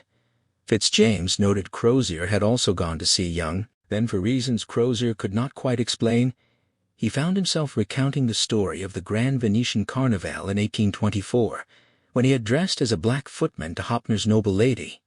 Perry had played a peg-legged Marine, and the men had laughed. Crozier's voice grew bitter, as he recalled the mockery young Crozier, the aging midshipman who thought he might become an admiral, forgetting he was just another black Irish nigger. Fitzjames listened in silence, then asked when Fury and Hecla had escaped. Crozier told him late July, but Fury had been lost, driven aground by icebergs, smashed to splinters. The men had worked the pumps day and night, but in the end they had abandoned her. Hoppner was court-martialed, Perry considered it his own, and though both were acquitted, neither was promoted. "But you all survived," Fitzjames observed. Crozier nodded. Fitzjames stated his determination to survive this expedition. Crozier nodded again. Fitzjames admitted they should have followed Perry's example and consolidated on Terror a year ago, sailing east around King William Land. Crozier raised his brows, not at Fitzjames agreeing it was an island, but at his agreement that they should have abandoned Sir John's ship. Crozier knew that giving up a ship was the hardest thing a captain could do, especially in the Royal Navy. But Fitzjames had been Erebus's true captain. Crozier acknowledged it was too late now, but Fitzjames praised him for having sledged gear and provisions to King William Land in August. Crozier dismissed this. It had been only a fraction of what they would need. Weeks of laborious sledging had left barely a ton of cache tents, extra slops, tools, and a few weeks of canned food. Nothing more. Crozier's voice dropped as he explained that the creature had made it impossible to establish a shore camp. Even with the ground prepared for 24 tents in September, the campsite would not have been as defensible as the ships. Fitzjames agreed, adding the grim caveat if the ships lasted the winter. Then he revealed that the men, on both ships, had begun calling the creature the Terror. Crozier was offended. He did not want the name of his ship used for evil purposes, but Fitzjames's serious expression confirmed the men were not jesting. Fitzjames elaborated. They believed the creature was no animal, that its cunning was preternatural, supernatural, a demon out on the ice in the dark. Crozier almost spat with disgust, dismissing the men as superstitious fools who believed in ghosts and sea monsters. Fitzjames countered with a smile that he had seen Crozier scratch the sail to summon wind. Crozier said nothing. Fitzjames tried to lighten the mood, noting that Crozier had lived long enough and traveled far enough to see things that no man knew existed. Crozier barked a laugh. Penguins were the only strange beasts in the south, and he wished they were the largest creature up here. Fitzjames asked about white bears in the south. Crozier confirmed there were none, that no explorer or whaler had ever seen one in 70 years of sailing around that frozen volcanic continent. He and James Ross had been the first men to see it, and it had done Ross much good. He was married, knighted, happy, retired. Crozier, on the other hand, was here. Fitzjames shifted the subject, admitting that until this voyage he had believed in the open polar sea, trusting the predictions of polar experts and the times. Crozier laughed with genuine humor, at the absurdity prisoners sent to shovel coal for hotels and refueling stations by the 1860s. He joked that he would rather be one of those prisoners in Southgate, whose cells were twice the size of their cabins, enjoying a warm and secure future. The laughter was interrupted by thumping on the deck above running footsteps, voices, the sound of the main hatch opening and feet clattering down the ladder. Both captains fell silent. A soft knock came on the common room door, and Fitzjames called out to enter. An Erebus crewman led in 3rd Lieutenant Irving and a seaman named Shanks. Irving's long nose was white with cold, but his teeth were only slightly chattering. He apologized for disturbing them and reported that Lieutenant Little had sent him to fetch Crozier. Crozier asked if he was still hunting for Lady Silence. Irving said they had seen her on the ice when the search parties came in, but no, there was something else. Fitzjames dismissed the mate on duty, closing the door against the sudden silence from the crew's berthing space. Too many ears were listening. Irving delivered the news. William Strawn and Tommy Evans were back. Crozier blinked, a surge of hope rising. Were they alive? Irving corrected him. Just one body, really, propped against the stern rail when the search parties came in about an hour ago. The guards hadn't seen anything. On Little's orders, Irving and Shanks had made the crossing as quickly as possible. Crozier was confused. One body? He had thought both were back. Irving's face, already white with frostbite, grew paler. When they had gone to look at the body propped at the stern, it had fallen over and come apart. As best they could tell, it was Billy Strong from the waist up and Tommy Evans from the waist down. Crozier and Fitzjames could only stare at each other. Lieutenant Gore's cash party reached Sir James Ross's cairn on King William Land late on the evening of May 28th, after 5 grueling days crossing the ice. As they approached, Goodsir felt a brief lift of hope. There were pools of salt-free drinking water near the shore, but that hope was swiftly dashed by the sight of an almost unbroken series of towering icebergs, some over 100 feet tall, swept up against the shallows, and stretching like a white castle wall along the curve of the land. It took them a full day to cross this barrier, and they had to leave robes, fuel, and provisions cached on the sea ice to lighten the load.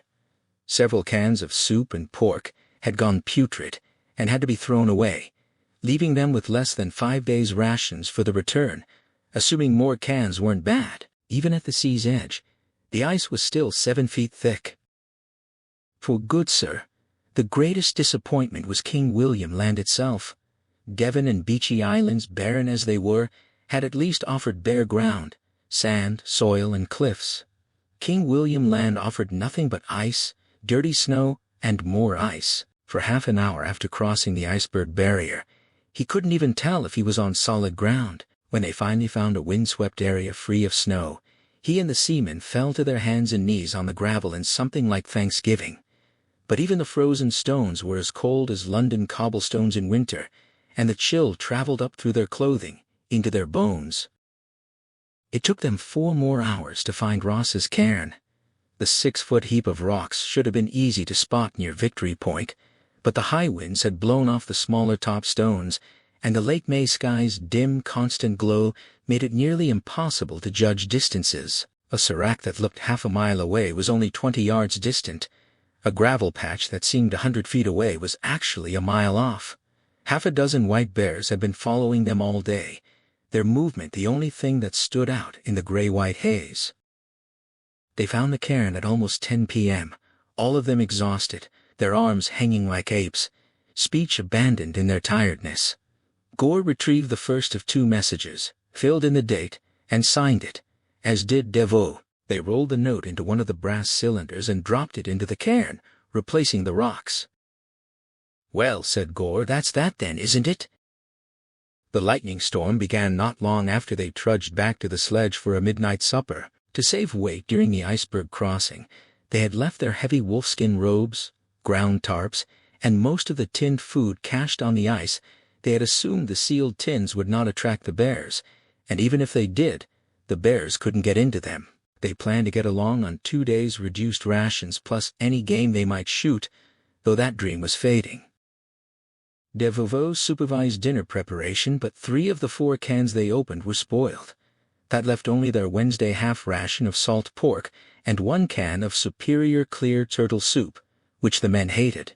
Goodsir remembered Dr. MacDonald's obsession with the quality of their preserved foods and his suspicion that Stephen Goldner, the expedition's provisioner, had cheated the government by providing inadequate and possibly poisonous victuals. The men cursed upon learning the cans were rotten. Gore calmed them down, suggesting they open tomorrow's rations to find enough for a good meal and simply plan to get back to their ice cache by supper time tomorrow, even if that meant midnight. The men agreed. 2 of the next 4 cans were not spoiled, the meatless Irish stew and ox cheeks and vegetables, both barely edible but better than nothing. No sooner was the tent up and the food heated than the lightning began to strike. The first blast hit less than 50 feet away, spilling their meals. The second was closer. They ran for the tent, piling inside as cricket ball-sized hail crashed down, sending ice chips 30 feet into the air. The midnight twilight was shattered by overlapping explosions of lightning that left blinding retinal echoes. Gore grabbed Ferrier back from the entrance, shouting to throw the metal cord tent poles away and stay under the canvas, lying flat in their bags. The hail pounded them through the canvas and blankets like fists, battering them black and blue. Goodsir moaned aloud, more from fear than pain. Hartnell cried out in terror as the storm grew worse. The tent canvas threatened to suffocate them, and the thin canvas beneath them did nothing to stop the cold from seeping up. Goodsir asked how there could be a lightning storm when it was so cold. Gore shouted back that it happened, and if they ever moved from the ships to a land camp, they would need a god-awful heap of lightning rods. This was the first time Goodsir had heard any hint of abandoning the ships. Morphin, his head near the collapsed tent opening, shouted that something was moving around out there. Gore asked if it was a bear. Morphin said it was too large to be a bear, but before he could finish, another lightning strike hit close enough to make the tent fabric leap, and everyone pressed their faces to the cold canvas and abandoned speech for prayer. The attack, Goodsir could only think of it as an attack, as if from Greek gods furious at their hubris, went on for almost an hour, until the thunder finally moved east. Gore was the first to emerge, but even he did not rise for a full minute. Others crawled out on their knees, staring in stupefaction. The hail had ceased, leaving smashed white spheres piled 2 feet high all around. The midnight twilight was dimmed enough by thick clouds to the south that it almost seemed like real darkness. Bess called out for them to look.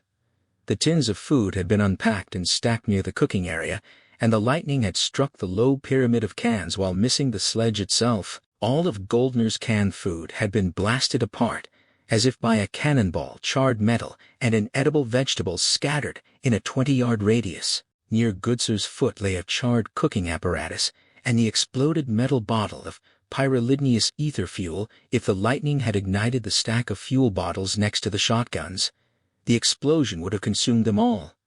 Goodsir felt the urge to laugh, but suppressed it, afraid he might weep instead. Morphin, who had climbed the low ridge above their campsite, called for them to come see. Along the backside of the ridge, pressed into the fresh layer of hailstones, were tracks larger than any tracks of any living animal on Earth, more than half again larger than the 12-inch paw prints of the white bears they had seen. Some appeared to be as long as a man's arm. Whatever had walked past their camp had done so during the height of the storm, just as Morphin had reported. Gore said it couldn't be, but he sent Desvaux for a shotgun. The men followed him as he tracked the impossible prints northwest. The Marine noted that the tracks were too large, and Gore acknowledged that. Desvaux suggested they might be the tracks of an Arctic hare hopping through the slush, but Gore's reply was absent. Goodsir knew they were paw prints, and every man walking near him knew it. They were footprints of something that had walked on 4 legs. And then, if the tracks were to be believed, on 2 legs for almost 100 yards, with feet the length of a man's forearm and claw striations instead of toe impressions. They reached the windswept area of stones where Goodsir had thrown himself to his knees.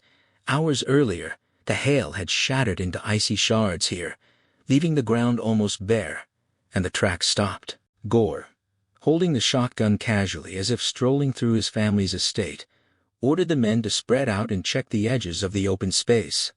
The rocky area was no larger than a cricket pitch. There were no tracks leading away. The men shuffled back and forth, checking and double-checking, careful not to disturb the unbroken snow beyond the rocks with their own footprints. They stood in an almost perfect circle, staring at one another. No tracks led away. Best began to speak, but Gore silenced him sharply, pacing the perimeter as if searching for some trick. The light grew stronger as the storm moved east. It was nearly 2 a.m, and the snow and hail beyond the stones remained untouched.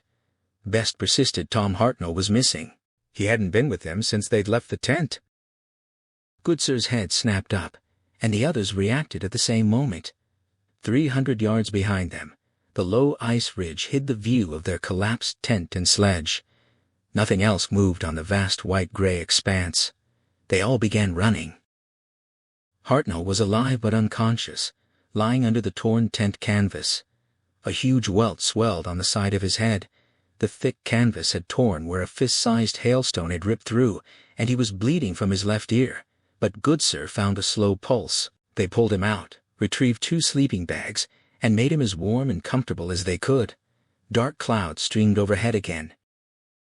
Gore asked how serious it was. Goodsir shook his head. They wouldn't know until Hartnell woke. If he woke. He was surprised more of them hadn't been knocked unconscious. Gore nodded grimly, saying he would hate to lose Tommy after the death of his brother John the previous year. Goodsir remembered preparing John Hartnell for burial in his brother's best flannel shirt, and shivered at the memory of that cold grave so far to the north.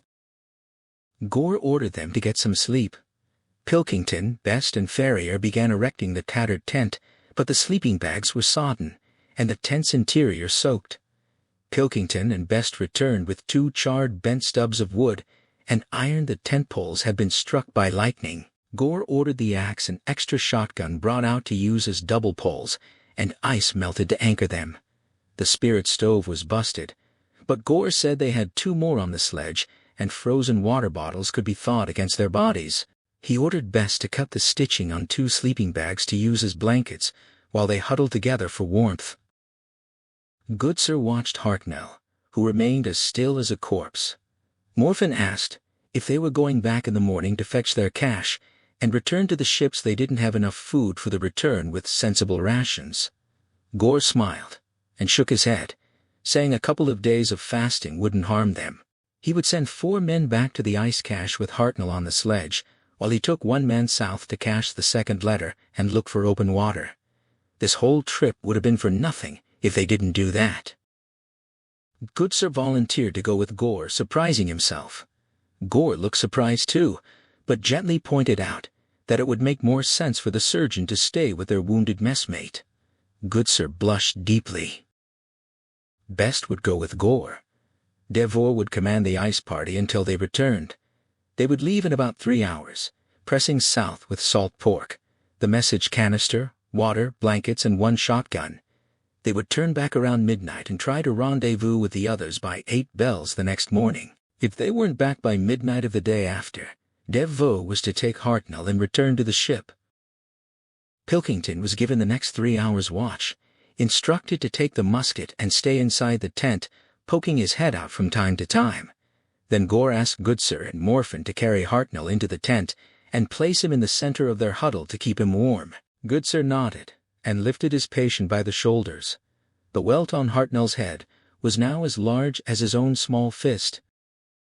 Gore, teeth chattering, told the rest of them to spread the blankets and huddle together like orphans and try to get an hour or 2 of sleep. The shock of what he was seeing rooted Sir John Franklin to the ice.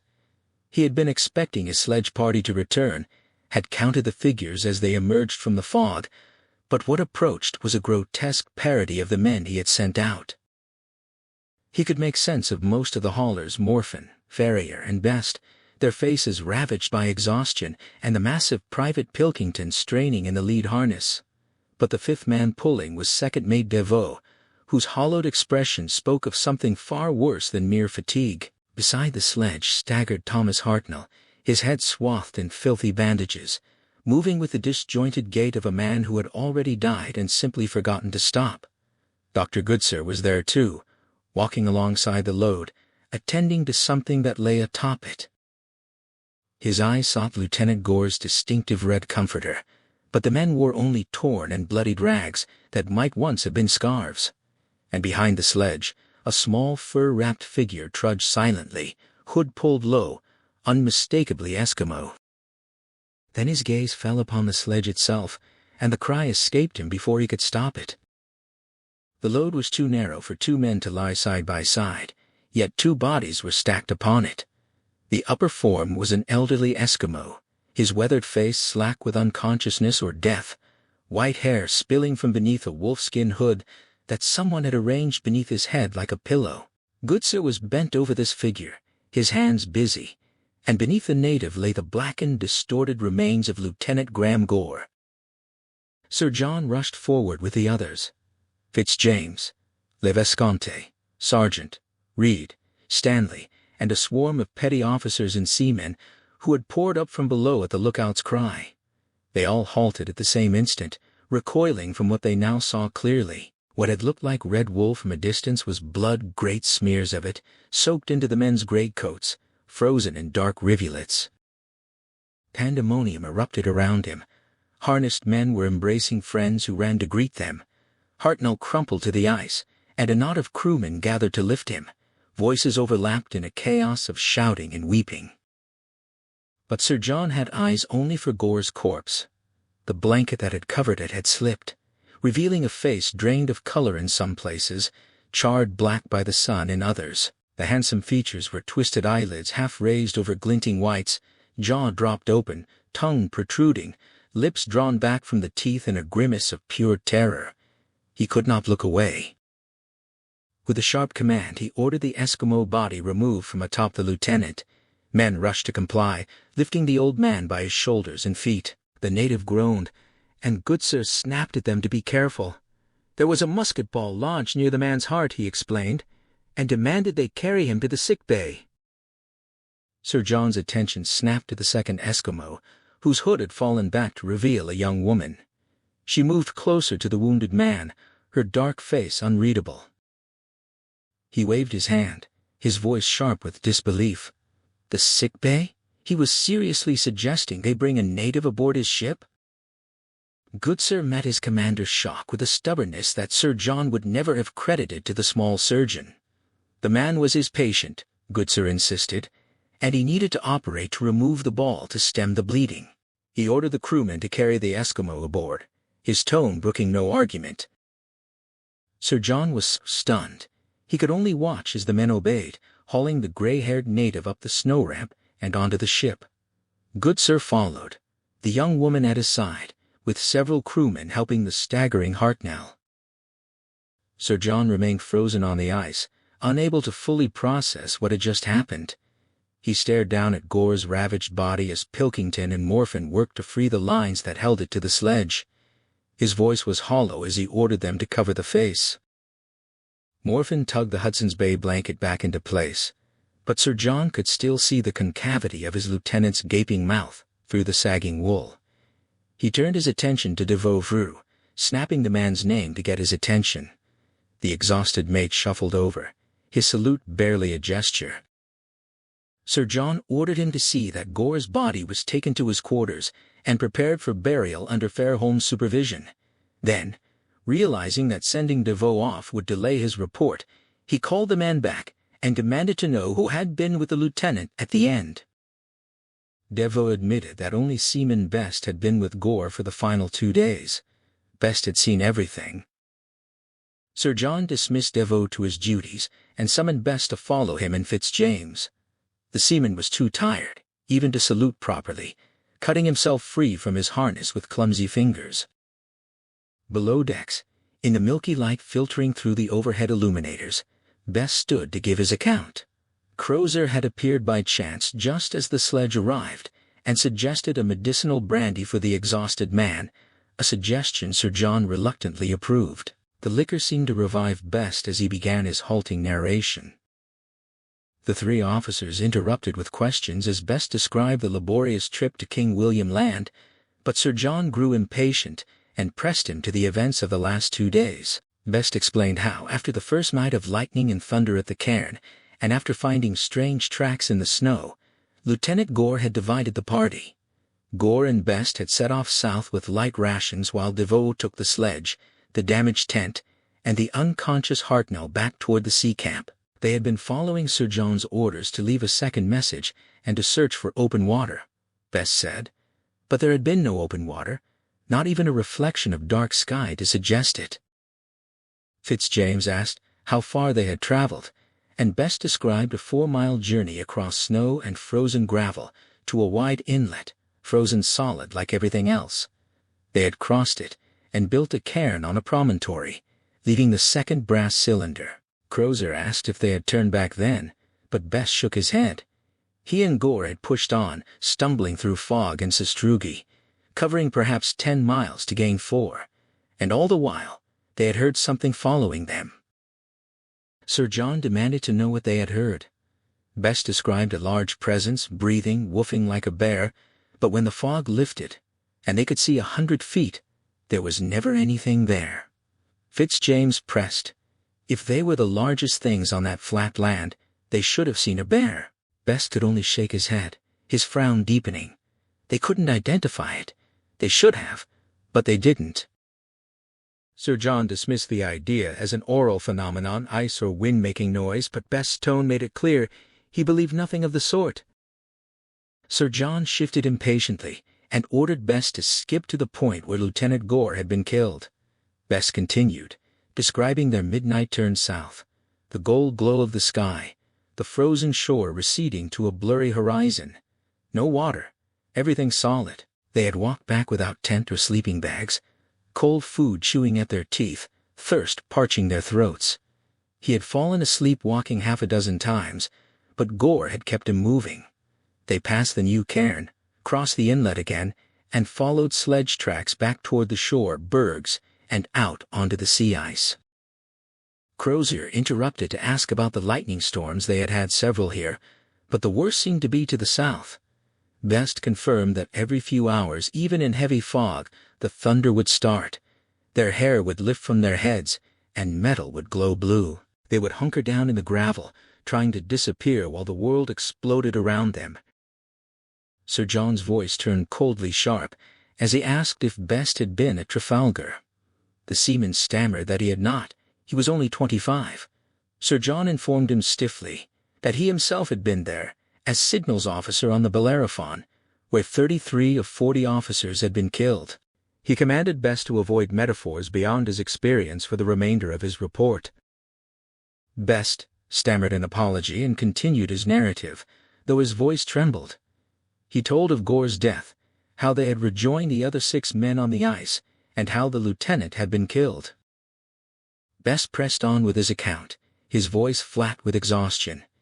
He and Lieutenant Gore had managed to cross the iceberg barrier only with Gore's help, but once they reached open ice, with sea camp just a mile or 2 ahead, they had become hopelessly lost. Fitzjames pressed him on how that could happen if they were following the sledge tracks, but Best could only explain that the fog had been so thick, the sunlight so glare-blind and flattening, that they had climbed the same ice ridge 3 or 4 times, their sense of direction crumbling with each repetition. Patches of blown clean ice showed no marks at all. The truth, Best admitted, was that he and Gore had been marching along half asleep and simply lost the trail without realizing it. Sir John urged him to continue, and Best described hearing shots, both musket and shotgun, somewhere ahead in the fog. The sound bounced off bergs and ridges, seeming to come from every direction at once, but they shouted into the mist and eventually heard Devoe calling back. Half an hour later, after the fog lifted enough to let them stumble forward, they reached sea camp, where the men had patched the tent and set it up beside the sledge. Crozier asked if the shots had been meant to guide them in, but Best shook his head. They had been shooting at bears and at the old Eskimo man. He explained that Devoe and Goodsir had returned to find their tins of food broken into and spoiled the work of bears. They assumed so. They decided to shoot the white bears that kept circling the camp. They had killed a sow and her cubs and were dressing the meat when they heard movement in the fog. The two Eskimos, the old man and the young woman, had come over a pressure ridge, their white furs blending with the mist, and the men had fired. Ferrier missed, but Pilkington's musket ball brought down the old man. When Best and Gore arrived, the Eskimo and some bear meat had been brought to camp, leaving bloody swaths on the ice that served as a trail for the last 100 yards. Goodsir was already working to save the old man. Sir John asked why, but Best had no answer. No one spoke. Sir John pressed on, asking how long after the reunion at sea camp Lieutenant Gore had been attacked. Best estimated no more than 30 minutes. When Sir John demanded to know what had provoked the attack, Best's eyes grew unfocused, his mouth opening as if searching for words. He described a moment of near normalcy. Hartnell, bandaged but awake, in the tent de veau supervising the stoves to heat bear meat. Goodsir, probing the old Eskimo's wound, the young woman watching from somewhere in the thickening fog. Pilkington standing guard. Then Gore had shouted for silence, and everyone had frozen. The only sounds were the hiss of the stoves and the bubbling of melting snow. Gore had drawn his pistol, primed and cocked it, and taken a few steps away from the tent, and then Best's words failed him. When Crozier gently prompted him to continue, Best's gaze remained fixed on something far away. The ice had risen up, he said. It had simply risen up and surrounded Lieutenant Gore. Sir John snapped at him, insisting that ice couldn't do that, demanding to know what he had actually seen. Best didn't turn his head. He described a form, a white shape, that rose up like a pressure ridge building, only this was no ridge. There were claws, he said. No arms at first, but claws and teeth. Sir John suggested a bear, but Best shook his head. It was too tall, he insisted, twice Gore's height, 12 feet at least. It had risen up around the lieutenant, and all they could see was Gore's head and shoulders and boots, his pistol firing uselessly into the ice. They had all been screaming, men scrambling for weapons, but no one could fire, because the thing and the lieutenant had become one. Then came the crunching and snapping. Fitzjames asked if the bear was biting Gore, but Best turned to him with a strange, dazed expression. The thing hadn't bitten, he said. He couldn't even see its head, just two black spots floating 12 or 13 feet in the air, red tinged like a wolf's eyes catching the sun. The snapping had been Gore's ribs and arms and chest breaking. Sir John asked if Gore had cried out. He had not. Crozier asked if Morphin and Pilkington had fired. They had not. When Crozier asked why, Best smiled a disturbing, unfocused grin. There had been nothing to shoot at, he explained. 1 second the thing was crushing Gore like a rat in a palm, and the next second it was gone. Not retreating, simply gone, sinking back down into the ice like a shadow vanishing when the sun passes behind a cloud. By the time they reached Gore, he was already dead, mouth agape, chest caved in, arms broken, bleeding from ears, eyes, and mouth. Goodsir had pushed them aside, but there was nothing to be done. Gore was dead, and growing cold on the ice. Best's grin wavered, his torn lips trembling but still pulled back from his teeth, his eyes more unfocused than ever. Sir John began to speak, but Best collapsed to the deck before he could finish the question. The surgeon and his chief, Stanley, had stripped the wounded Eskimo man to examine him, and Goodsir noticed the amulet, immediately a flat, smooth stone smaller than a fist, shaped naturally like a white bear in mid-stride. He had seen it earlier on the ice, but had paid it little attention. Now, as they probed the wound, he could trace the musket ball's path. It had entered just below the amulet, pierced between the ribs, passed through the left lung, and lodged in the spine, severing nerves. Removal would kill the man. Instantly internal bleeding was unstoppable, yet the gray-haired native refused to die quietly, forcing breaths through his torn lung, coughing blood, and watching them with disturbingly pale eyes as they worked. MacDonald arrived from Terror and, at Stanley's suggestion, took the young Eskimo woman into a rear alcove for examination. Goodsir suspected Stanley was more interested in removing her from the grisly surgery than in any medical need, though neither native seemed disturbed by the blood and probing that would have felled the London lady. They had just finished when Sir John arrived with 2 crewmen, half carrying Charles Best, who had collapsed during his report. Goodsir quickly diagnosed the cause, the same exhaustion and hunger that had plagued all of Gore's party. compounded by dehydration from chewing snow and the shocking transition from the ice to the ship's warmth. Beast had been made to stand through his interview wearing 7 layers of wool, and the heat had been too much for him. A dose of smelling salts brought him around, and Goodsir assured Sir John he would recover. Sir John turned his attention to the Eskimo patient, his distaste plain. He asked if the man would live, and Stanley delivered the prognosis bluntly. Goodsir winced at the frankness in front of the patient, though he doubted the native understood English. Sir John ordered them to roll the man over, and they did, carefully. Despite the excruciating pain of the movement, the Eskimo made no sound, his gaze fixed on Sir John's face. Sir John leaned over him and shouted slowly, as if addressing a deaf child, demanding to know who he was, his name, his tribe. The dying man only stared back.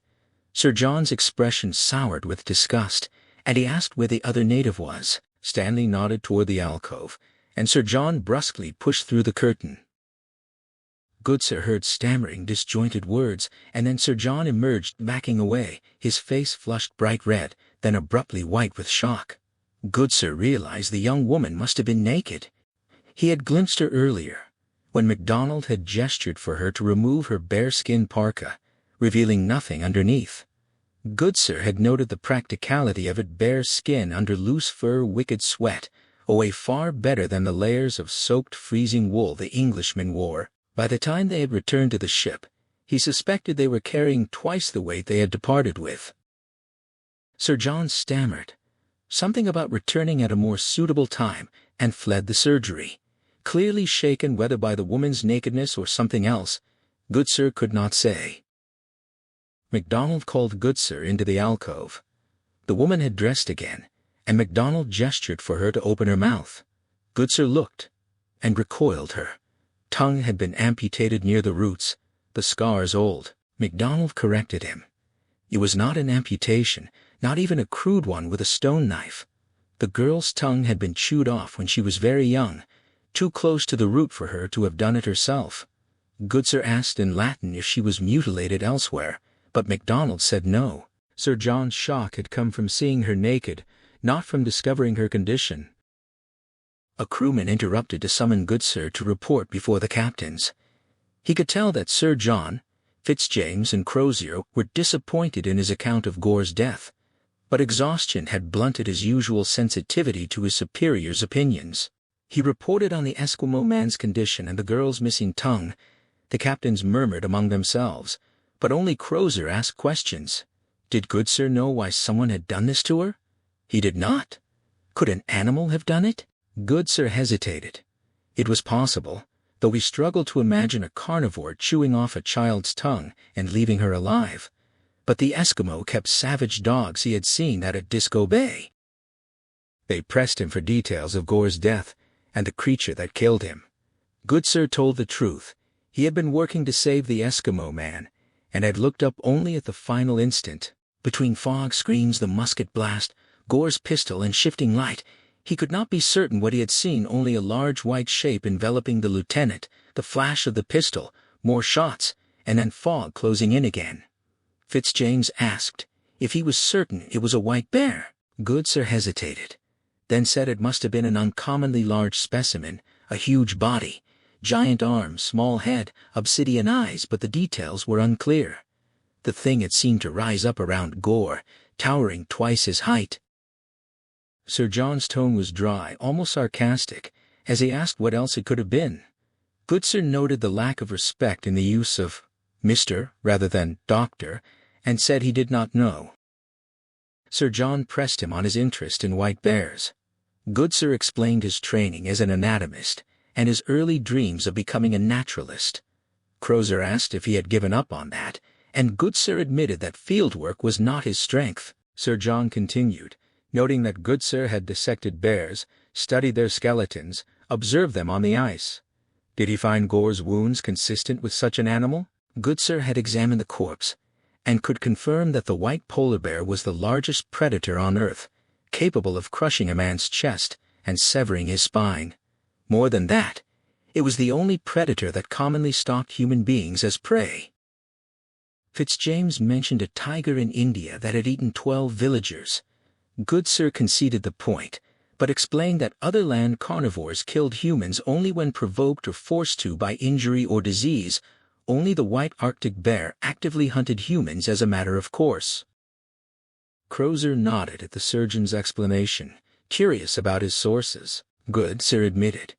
He had gathered much of his knowledge not from books, but from conversations at Disco Bay with the locals, with Captain Martin of the Enterprise and Captain Dannert of the Prince of Wales, and especially with 2 elderly American whalers who had spent decades in the ice. One of them, an old man named Connors, had told a story about losing 2 cooks to bears on his ship in '28, one snatched from the lower deck while the men slept. Crozier smiled at that, suggesting that not every sailor's tale should be taken at face value, and Goodsir quickly agreed. Sir John dismissed him, but Fitzjames called him back with a question, admitting his ignorance. Why was the white bear called Ursus maritimus? Goodsir explained that it was named for the sea. The bear was more a marine mammal than a land animal, capable of swimming 70 miles without rest, and had been sighted hundreds of miles from shore. Captain Dannert had once seen 2 white bears keep pace with his ship for 10 nautical miles at 8 knots, then swim away toward distant ice floes with the ease of a beluga whale. Sir John thanked him with the usual "Mr." and Goodsir left. The Eskimo man died just after midnight. Goodsir had been dozing against the bulkhead when Stanley woke him. The gray-haired native was struggling on the surgical bench, his arms flailing as if trying to swim upward, blood pouring from his mouth and chest. As Goodsir raised the lantern, the young woman rose from her corner, and all 3 leaned in as the dying man gasped out words, a stream of Inuktitut that Goodsir scribbled on his slate, catching fragments: Angakut, Tunbak, Nanook. Then the hemorrhage became uncontrollable, blood geysering from his throat until he choked on it, his chest finally stilling as he fell back into their arms, his stare fixed and glassy. Stanley cried a warning, and Goodsir turned to see the Eskimo woman with a scalpel in her hand, advancing toward the dead man. For a moment, he feared some terrible ritual heart cutting, eye removal, but she only used the blade with surgical precision to sever the rawhide cord holding the white bear amulet around the old man's neck. She caught the blood-spattered stone and secreted it under her parka, then returned the scalpel to the table. Stanley sent the sickbay mate to inform the captain of the native's death. They buried the old Eskimo just after 1:30, shoving his canvas-wrapped body through the narrow firehole in the ice, the only one they had managed to keep open, sailors being terrified of fire. Even as they struggled with boat pikes to press the body down, they could hear the distant chopping of a party hacking out a proper burial hole for Lieutenant Gore. The dim midnight light was still bright enough to read by, and Goodsir, Stanley, 2 crewmen, and the silent Eskimo woman formed the burial party. She watched without expression as they finally slammed the body into the black water, her black hair lifting in the wind like raven feathers. Captain Crozier and a tall lieutenant arrived just in time to see the last of it. Crozier explained that Sir John had ordered the woman not to spend the night on Erebus. She was to be taken back to Terror and placed under Lieutenant Irving's charge, out of sight of the men. Goodsir asked why they couldn't let her return to her people. Crozier pointed out that there were no known Eskimo settlements within 300 miles, and that the old man and girl had appeared in a summer devoid of game, no whales, walruses, seals, caribou, only white bears, and the murderous thing on the ice. It might come to the point where their lives depended on befriending the natives, Crozier said. Stanley noted that they had shot her husband or father, and she might not feel charitable toward them. Crozier agreed, adding that they had enough problems without her leading a war party back to murder them in their sleep. Sir John was right. She should stay until they decided what to do with her, and with themselves. Crozier smiled at Stanley, the first time Goodsir had seen him smile in 2 years, and dubbed the woman Lady Silence. Then he and Irving led her away through the snow.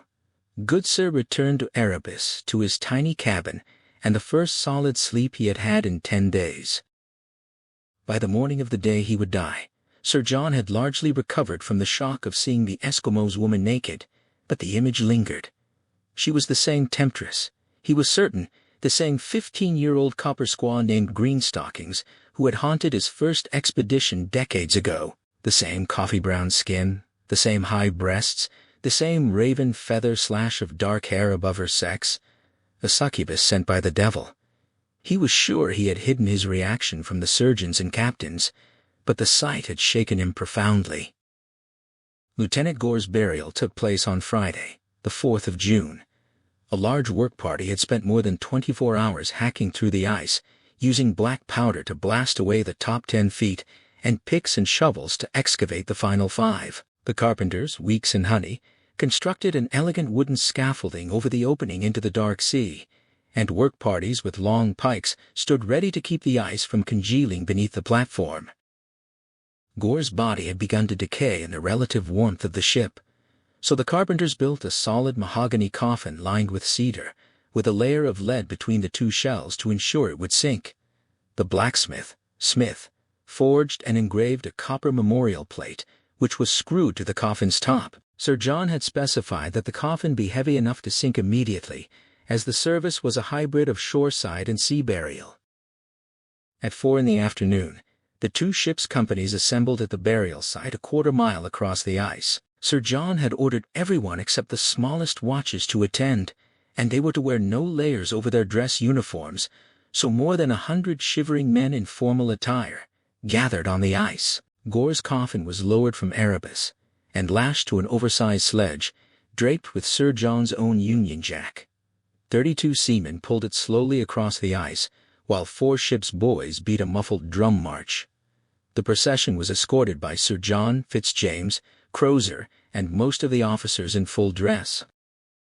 At the burial site, a firing party of red-coated Royal Marines stood at attention, led by Sergeant Bryant. As the sledge approached, the Marines parted to form a lane and stood at reverse arms as the procession passed between their ranks. Sir John led the captains to a temporary scaffolding at the east end of the crater. The 32 sledge pullers carefully unlaced the coffin and lowered it down angled boards to its resting place on the wooden superstructure above the black water, held by 3 hawsers. When the muffled drums stopped, all hats came off. The cold wind ruffled the men's long hair, washed and tied back for the occasion. The temperature was only 5 degrees, but the Arctic sky was a solid dome of golden light filled with ice crystals. In honor of Gore, the sun had been joined by 3 sundogs connected by a rainbow prismed halo, and many men bowed their heads at the aptness of the sight. Sir John conducted the service for the dead, his voice carrying clearly to the assembled men. The familiar words were reassuring, and by the end, most had ignored the cold. The 12 Marines fired 3 volleys. At the first, the planks were slid from under the coffin. At the second, it was lowered until it touched the black water. At the final volley, the hawsers were let slip, and the heavy casket with Gore's medals and sword now atop it disappeared beneath the surface. The water roiled briefly, then stilled. The sundogs and halo had vanished, leaving only a sullen red sun. The men dispersed silently. It was time for their evening meal and second portion of grog. The next day, Saturday, a lightning storm exploded above them. Lookouts were called down from the top mains, and those on watch kept away from metal as lightning crashed through fog and St. Elmo's fire slithered through the rigging. Haggard lookouts reported spheres of ball lightning rolling across the ice, and later, as the displays grew more violent, something large, far too large to be a white bear, prowled along the ridges in the fog. Sometimes it walked on 4 legs, sometimes on 2, like a man. It was circling the ship. Sunday dawned clear and 30 degrees colder, the temperature at noon 9 below zero. Sir John announced that divine service would be compulsory on Erebus. Crozier usually held his own abbreviated service, but this Sunday there was no option. He led his men across the ice, surprised to find the service taking place on deck, with Sir John preaching from the quarterdeck. Despite the pale blue sky, the wind was bitter, and the seamen huddled together for warmth below the quarterdeck, while the officers stood behind Sir John like a wall of great-coated acolytes. The Marines were drawn up in rank on the lee side, and the petty officers massed before the mainmast. Sir John stood at the binnacle, covered with the same Union Jack that had draped Gore's casket. He preached for about an hour. As an Old Testament man, he led them through Isaiah's judgment upon the earth, and even the dimmest seamen understood that their commander was speaking of their own frozen predicament. The land would be emptied and spoiled. He warned fear, and the pit and the snare were upon them. The earth would reel to and fro like a drunkard. As if in proof, a great groaning came up from the ice, and the deck shifted beneath them, the ice-rimmed masts vibrating against the weak sky. No one broke formation.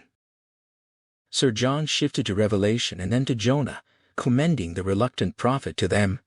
Jonah had fled his commission, Sir John reminded them, taking a berth on a ship bound for Tarshish beyond the edge of the world, thinking he could sail beyond the kingdom of the Lord. But the Lord sent a great wind, and the sailors cast lots, and the lot fell upon Jonah. They rowed hard to reach land, but finally they cast him overboard. And the Lord prepared a great fish to swallow him not. A whale, Sir John emphasized, but a monster of the deep, sometimes called Leviathan. And just so had they been sent beyond the known world, to a place where lightning crashed from frozen skies, and cold never relented, and white beasts walked the frozen sea. But they were not beyond God's kingdom, Sir John insisted. Like Jonah, they must not protest but accept God's will, praying from the belly of the ice, and the Lord would hear them. Salvation was of the Lord. Sir John continued his sermon, quoting the moment when the Lord spoke to the fish and had vomited Jonah onto dry land. He urged his shipmates to give sacrifice with thanksgiving, to pay what they had vowed. Their brother in Christ, Lieutenant Gore, had seen that there would be no release from the belly of this Leviathan winter this summer, and that was the message he would have brought back had he survived. But they still had their ships intact, food for this winter and longer, coal for warmth, and the deeper warmth of companionship, and the deepest warmth of knowing that the Lord had not abandoned them.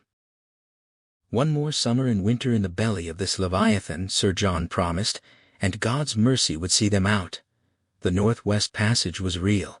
Only miles over that horizon to the southwest, Gore had almost seen it with his own eyes. They would sail through it in a few months, when this extended winter ended. In the meantime, they were afflicted by a malevolent white bear, but only a dumb beast. However, it served the enemy. They would pray, and the Lord would hear them. And on the day they killed it, Sir John vowed to pay every man 10 gold sovereigns out of his own purse. A murmur ran through the crowded waist of the ship. Sir John repeated the promise, 10 sovereigns. A man, not just a bounty to the slayer, but a bonus for everyone, share and share alike. On top of that, they would continue to receive their Discovery Service pay and the equal of their advance pay and bonuses. The men stared at one another, pale-faced and near frostbitten, but smiles flickered as they stamped their boots to keep from losing toes. The sums were staggering, 23 pounds for most seamen.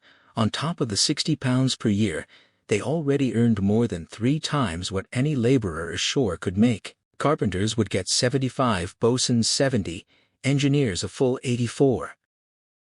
Sir John announced that he had ordered holiday dinners on both ships, with extra rations of rum, a shocking allowance on a Sunday, especially from the teetotaling Sir John. The men could barely believe it. He led them in a final prayer, asking God to turn his face toward them, to satisfy them with mercy, to prosper the work of their hands. 115 voices answered, Amen. For 4 days and nights after the sermon, despite a June snowstorm, the frozen sea echoed with shotguns and musketry. Every man who could find a reason to be on the ice-hunting parties, fire-hole crews, messengers, carpenters, even men walking the dog brought a weapon and fired at anything that moved or seemed to move in the blowing snow. No men were killed, but 3 had pellets removed from their thighs, calves, and buttocks.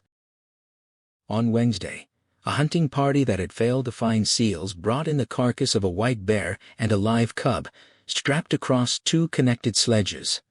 There was some clamor for the 10 sovereigns, but even the killers admitted the bear was too small, less than 8 feet long, thin and female. It had taken more than 12 shots to bring her down, and she would have escaped if she hadn't stayed to protect her cub. Sir John inspected the carcass, praised the men for finding meat, but pointed out that this was not the monster that had killed Gore. The witnesses were sure Gore had fired his pistol into the beast's breast. This sow had no old pistol wound. Thus would the true monster be identified. Some men wanted to make a pet of the cub, others to butcher it. On Sergeant Bryant's advice, Sir John ordered it kept alive, chained to a stake in the ice. That Wednesday evening, Sergeants Bryant and Tozer, along with mate Edward Couch and the old sailmaker John Murray, asked to speak with Sir John in his cabin. Bryant explained that they were going about the hunting wrong. The men weren't serious hunters, and the white bear was a formidable foe. Its skull thick enough to stop a musket ball, its body armored with fat and muscle. Even the smaller bears required multiple shots at short range. Bryant proposed a blind like duck hunting, and Murray had an idea how to build it. Murray described a low, long canvas booth, painted white to blend against a pressure ridge, with a firing slit, and benches to keep the shooters off the ice. Sir John asked if the bear wouldn't notice such a structure, but Murray assured him it would be invisible. Tozer added that with the wind out of the northwest, they could position the blind near Gore's burial site, with 100 yards of open ice as a killing zone. Volleys of mini-A balls into the heart and lungs would bring the beast down. Sir John thought about it. Couch pointed out they would have to call off the men, whose constant firing would scare any bear away. Sir John asked about bait. Bryant smiled and suggested the cub butcher it, spread the blood, leave the meat 25 yards from the blind. Sir John asked if they thought the animal was a cannibal. Tozer assured him it would eat anything that bled or smelled of meat.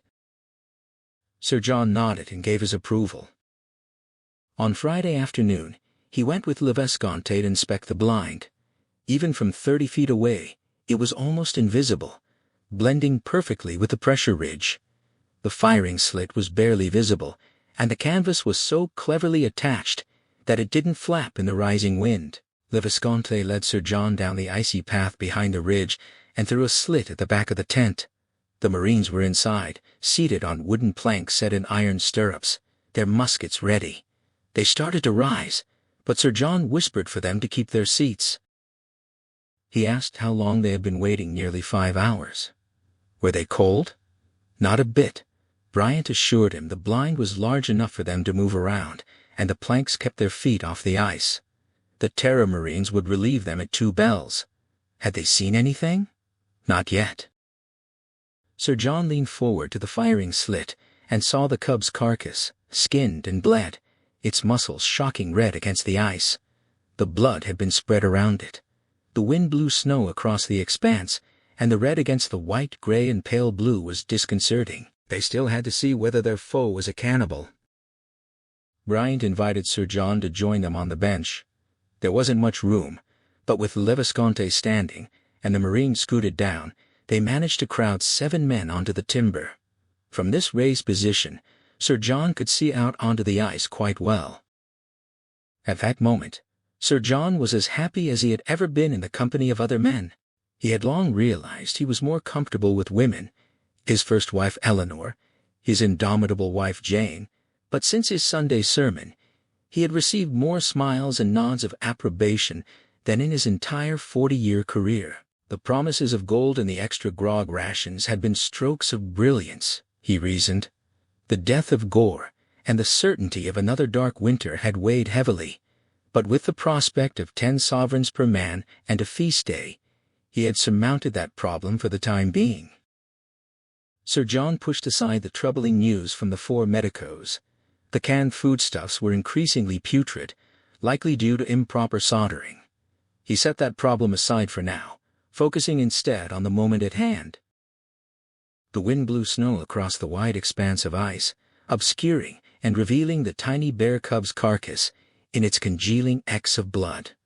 Nothing moved from the surrounding pressure ridges. The men sat easily, one chewing tobacco, the others resting their mittened hands on their muskets, ready to strip them off in an instant should their nemesis appear. Sir John smiled to himself, memorizing the scene as a future anecdote for Jane, Eleanor, and Sophia. He did that often now, observing their predicament as a series of stories for future use. This day the absurd blind, the crowded men, the good feeling, the smells of gun oil and wool and tobacco, the gray clouds and blowing snow and mild tension would serve him well in the years to come. His gaze drifted to the left, past Levescant's shoulder, to the burial pit not 20 feet away. The sight of the depression made his heart ache for young Gore, though it had been a fine burial service, conducted with dignity and proud military bearing. He noticed 2 black objects lying close together in the lowest part of the icy depression. Dark stones? Buttons? Coins left in remembrance?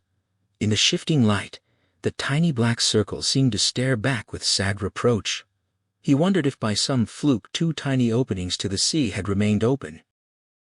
The black circles blinked. Sir John began to speak, but the entire floor of the burial crater erupted.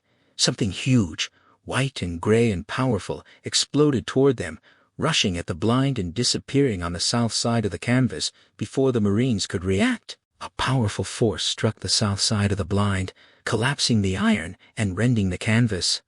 The Marines and Sir John leapt to their feet as black claws the length of bowie knives tore through the thick sail. Everyone shouted at once. A terrible carrion reek filled the air. Sergeant Bryan raised his musket, but before he could fire, his head flew off his shoulders and skittered across the ice. The Visconti screamed. Someone fired a musket, the ball striking only the Marine next to him.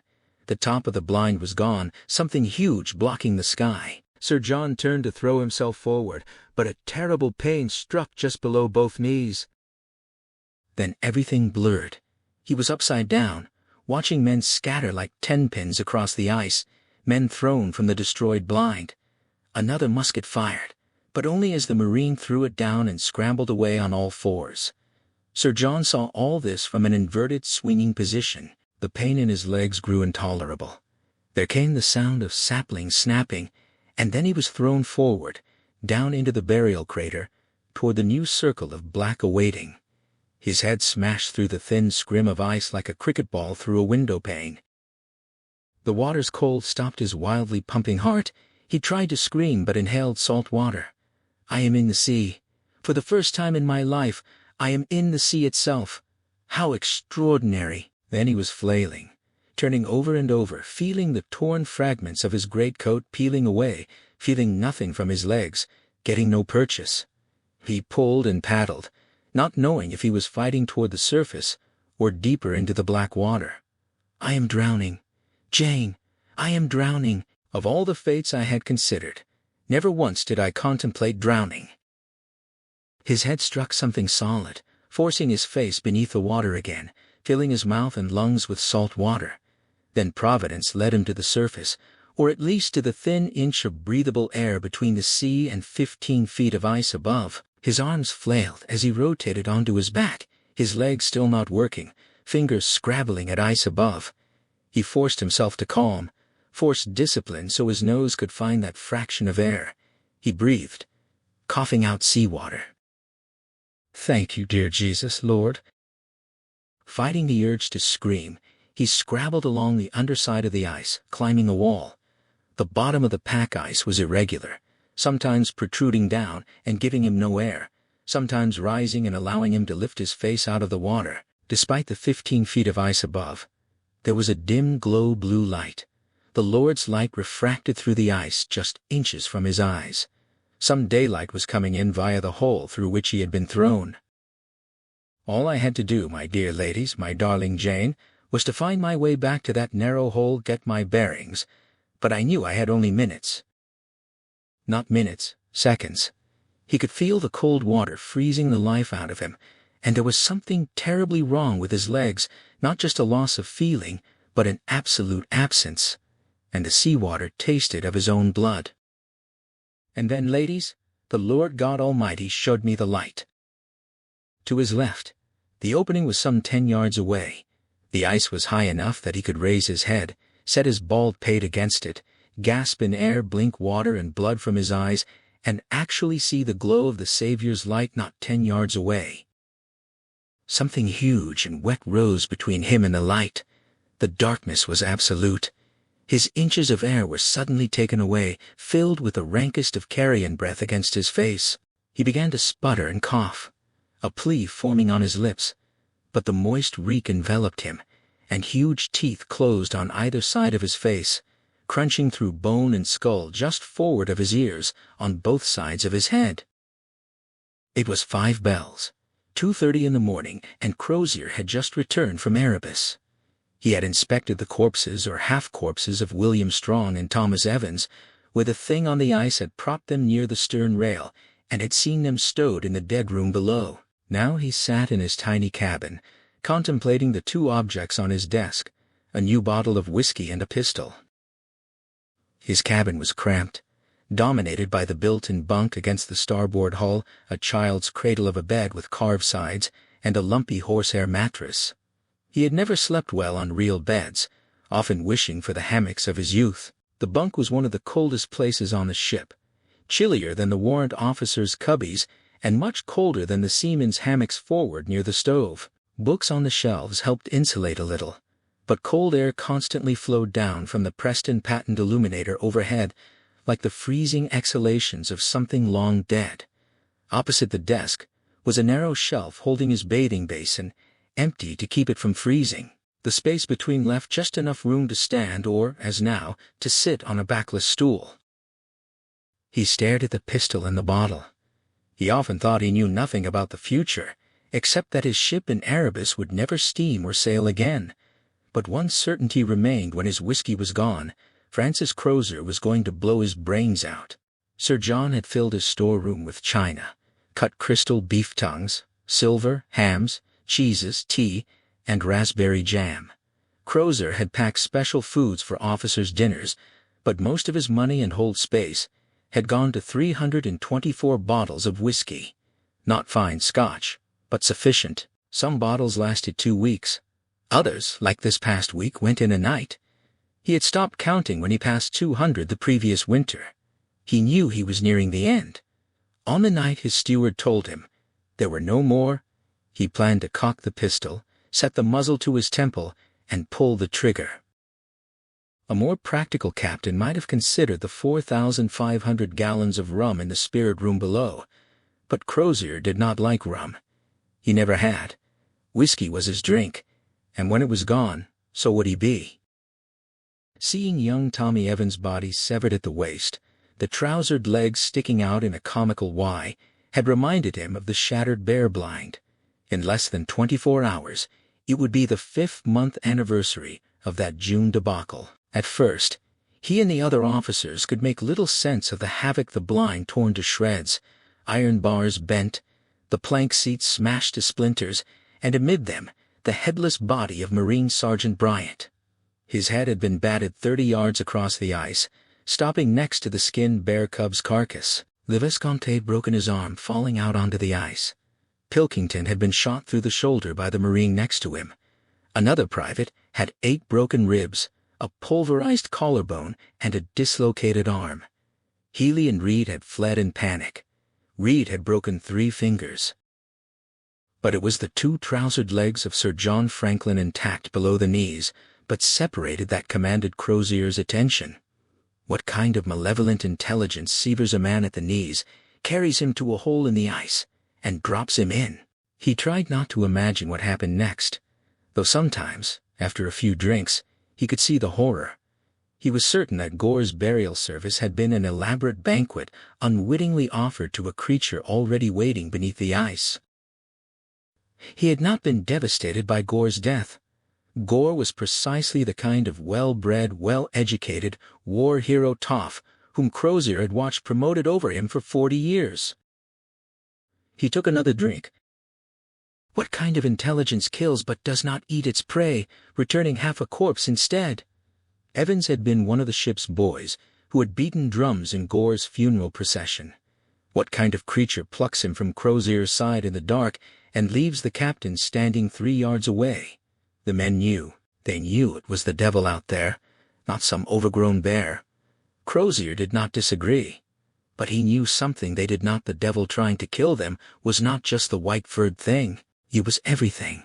The cold, the squeezing ice, the electrical storms, the lack of game, the encroaching pack ice, the pressure ridges, the dancing stars, the poison-tinned food, the summers that did not come. The monster was just another manifestation. He took another drink. He understood the Arctic's motivation better than his own. The ancient Greeks had been right.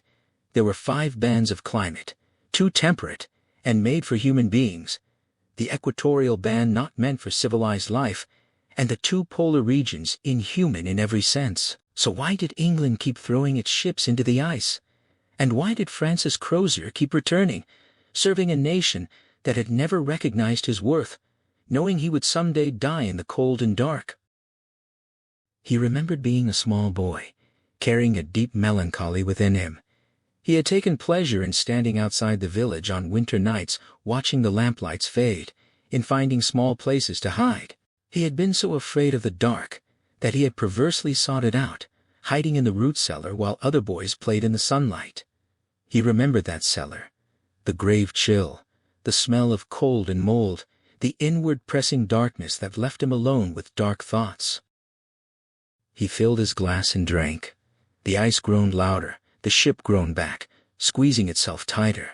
Metal brackets contracted, cracking like pistol shots. The men snored on, used to the night noises. On deck above, the officer on watch stamped his feet, the sharp sounds like a weary parent telling the ship to hush. It was hard to believe that Sophia Cracroft had visited this ship, stood in this cabin, exclaimed how neat and tidy and cozy it was, how pleasant the light from the illuminator. It had been 7 years ago, in the southern spring of 1840, when Crozier had arrived in Van Diemen's Land in these very ships on the way to Antarctica. The expedition was under the command of his friend and social superior, Captain James Ross. They had stopped at Hobart Town to provision, and Governor Sir John Franklin insisted they stay at Government House. It had been an enchanting time. On the second day, while Ross hosted the Franklins, Crozier found himself escorting the governor's niece, Sophia Cracroft. He fell in love that day, and carried that love into the darkness of 2 southern winters, where it became an obsession. The long dinners were filled with lively conversation. Governor Franklin was worn out and dispirited, but he and Lady Jane came alive during the visit. Sophia, on the other hand, showed no signs of unhappiness. She was witty, vivacious, sometimes shocking, and seemed interested in everything about the 44-year-old bachelor commander. She laughed at his hesitant jokes and answered his bon mots with higher levels of wit. By the 8th day, Crozier felt the equal of any proper Englishman, the superior of most men in Miss Cracroft's amazing blue eyes. When the ships left Hobart, he was still calling her Miss Cracroft, but there were secret connections, glances, silences, shared jokes, and private moments. He was in love for the first time in a life that had consisted of dockyard doxies and native girls. He now understood that the most erotic thing a woman could wear were the modest layers that concealed her body, allowing him to concentrate on the loveliness of her wit.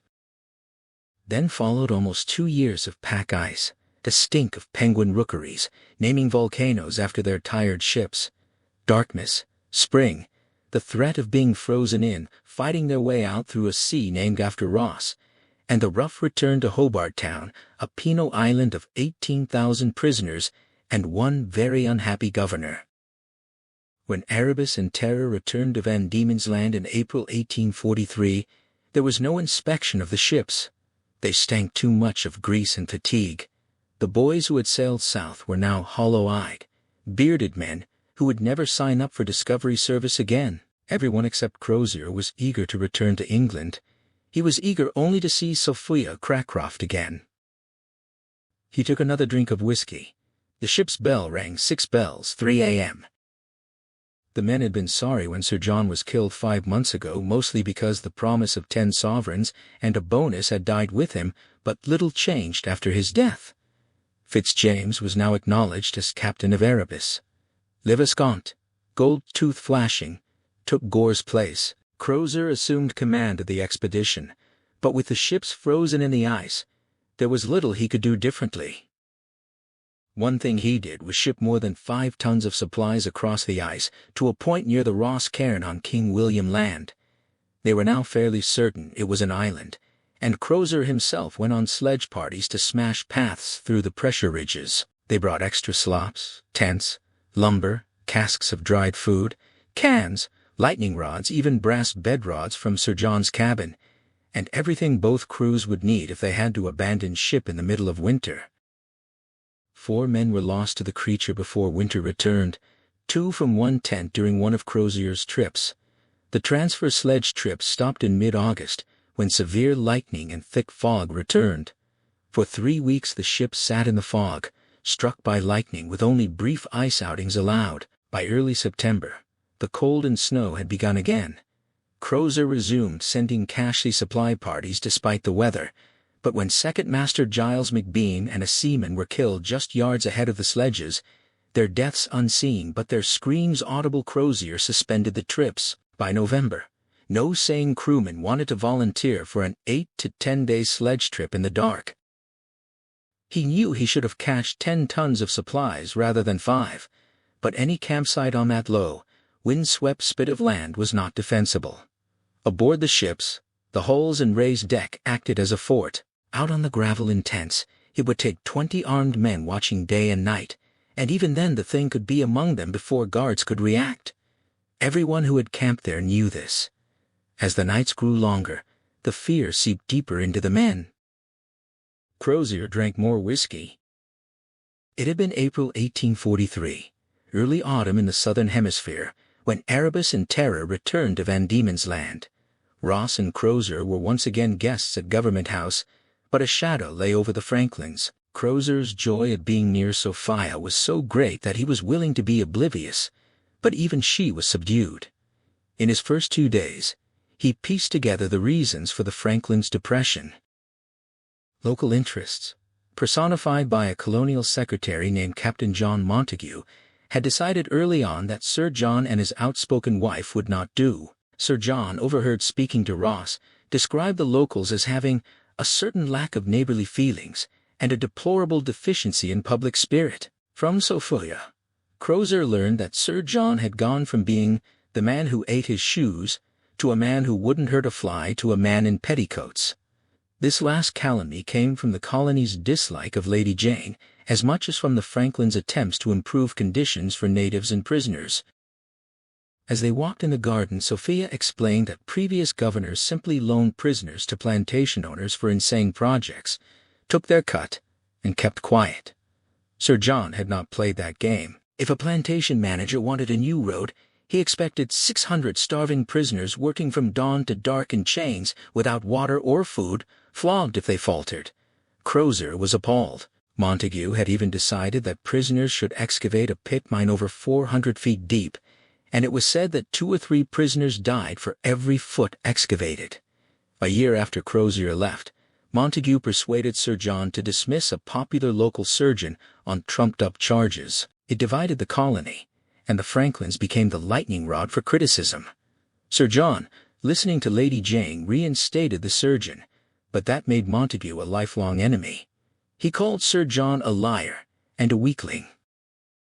Crozier thought that if he were in Franklin's place, he would have called Montague out and put a bullet in each of his testicles.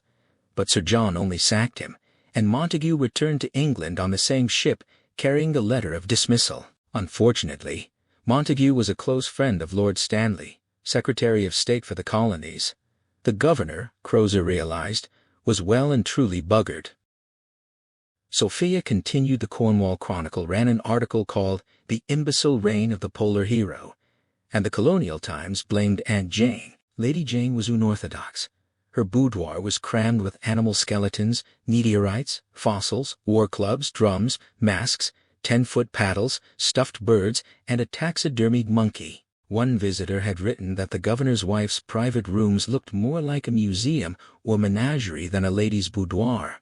Montague was still making trouble. Lord Stanley backed him, reinstated him, and sent Sir John a reprimand so terrible that Lady Jane said it was the equivalent of a horsewhipping. Worse, Stanley gave a copy of the rebuke to Montague before sending it to Sir John, and Montague rushed it to Hobart by the fastest postship. Copies were passed around to all of Sir John's enemies months before he received the official letter.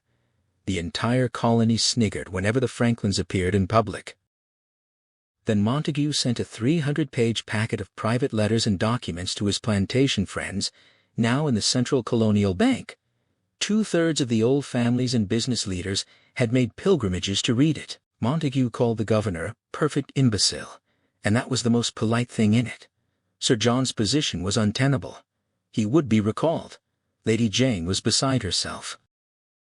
Crozier sighed. He had looked forward to this reunion for 2 years, but their visit would be lost in the shadow of politics. He was 46 years old and acting like a fool. Then Sophia asked if he would like to see the Platypus Pond tomorrow. He poured another glass of whiskey. A scream of banshees came from above, only the wind in the rigging. He pitied the men on watch. The bottle was almost empty.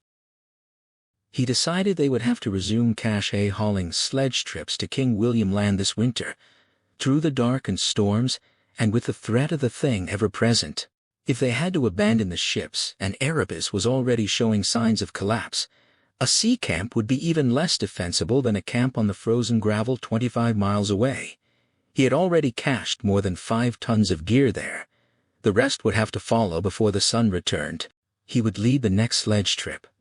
Hot food was the greatest morale builder, so he would strip the 4 whaler boats of their cook stoves. The Fraser's patent stoves were too massive to move the boat stoves would have to do. They were iron, and heavy as Satan's hooves, but they'd be safe on shore. There was no wood on King William Land, so the coal itself would have to be hauled across 25 miles of sea ice. The stoves would go next, and he would go with them. They would sledge through absolute darkness and unbelievable cold, and let the devil take the hindmost. The next morning, Crozier and Sophia rode out to see the Platypus Pond. He had expected a buggy, but she had 2 horses saddled and a pack mule loaded with picnic things. She rode like a man. Her dark skirt was actually gaucho trousers, her white canvas blouse feminine and rugged. She wore a broad-brimmed hat and high-polished boots that must have cost a year of his salary. They rode north, through plantation fields, past penal colony pens, through rainforest, and into open higher country. Crozier had trouble finding a comfortable position in the saddle. He'd never had much reason to ride, and his voice vibrated as he jounced. Sophia seemed completely at home. She and the horse moved as one. Sophia explained that platypuses were found all across Van Diemen's Land, though they were shy and rarely seen near Hobart. Crozier's cheeks warmed at her use of "my dear," and he asked if they were dangerous. She laughed, and told him the males had a venomous spur on their hind legs during mating season, painful enough that survivors said they would have preferred death. He asked if it was breeding season, and she assured him it was not, but warned of another danger, the Tasmanian devil. He had heard of them, jaws wide as a ship's hatch, ferocious, able to swallow a horse whole. She confirmed it, describing their terrifying noise, the gibbers and snarls of a burning asylum, and how they hunted at night. She had heard an entire flock of sheep devoured, one by one. He asked if she was joking. She replied that she never joked about the devil. They rode on, and she warned that if they were caught in the forest after dark, it would not be the devil she feared, but her reputation. Then she laughed and galloped ahead.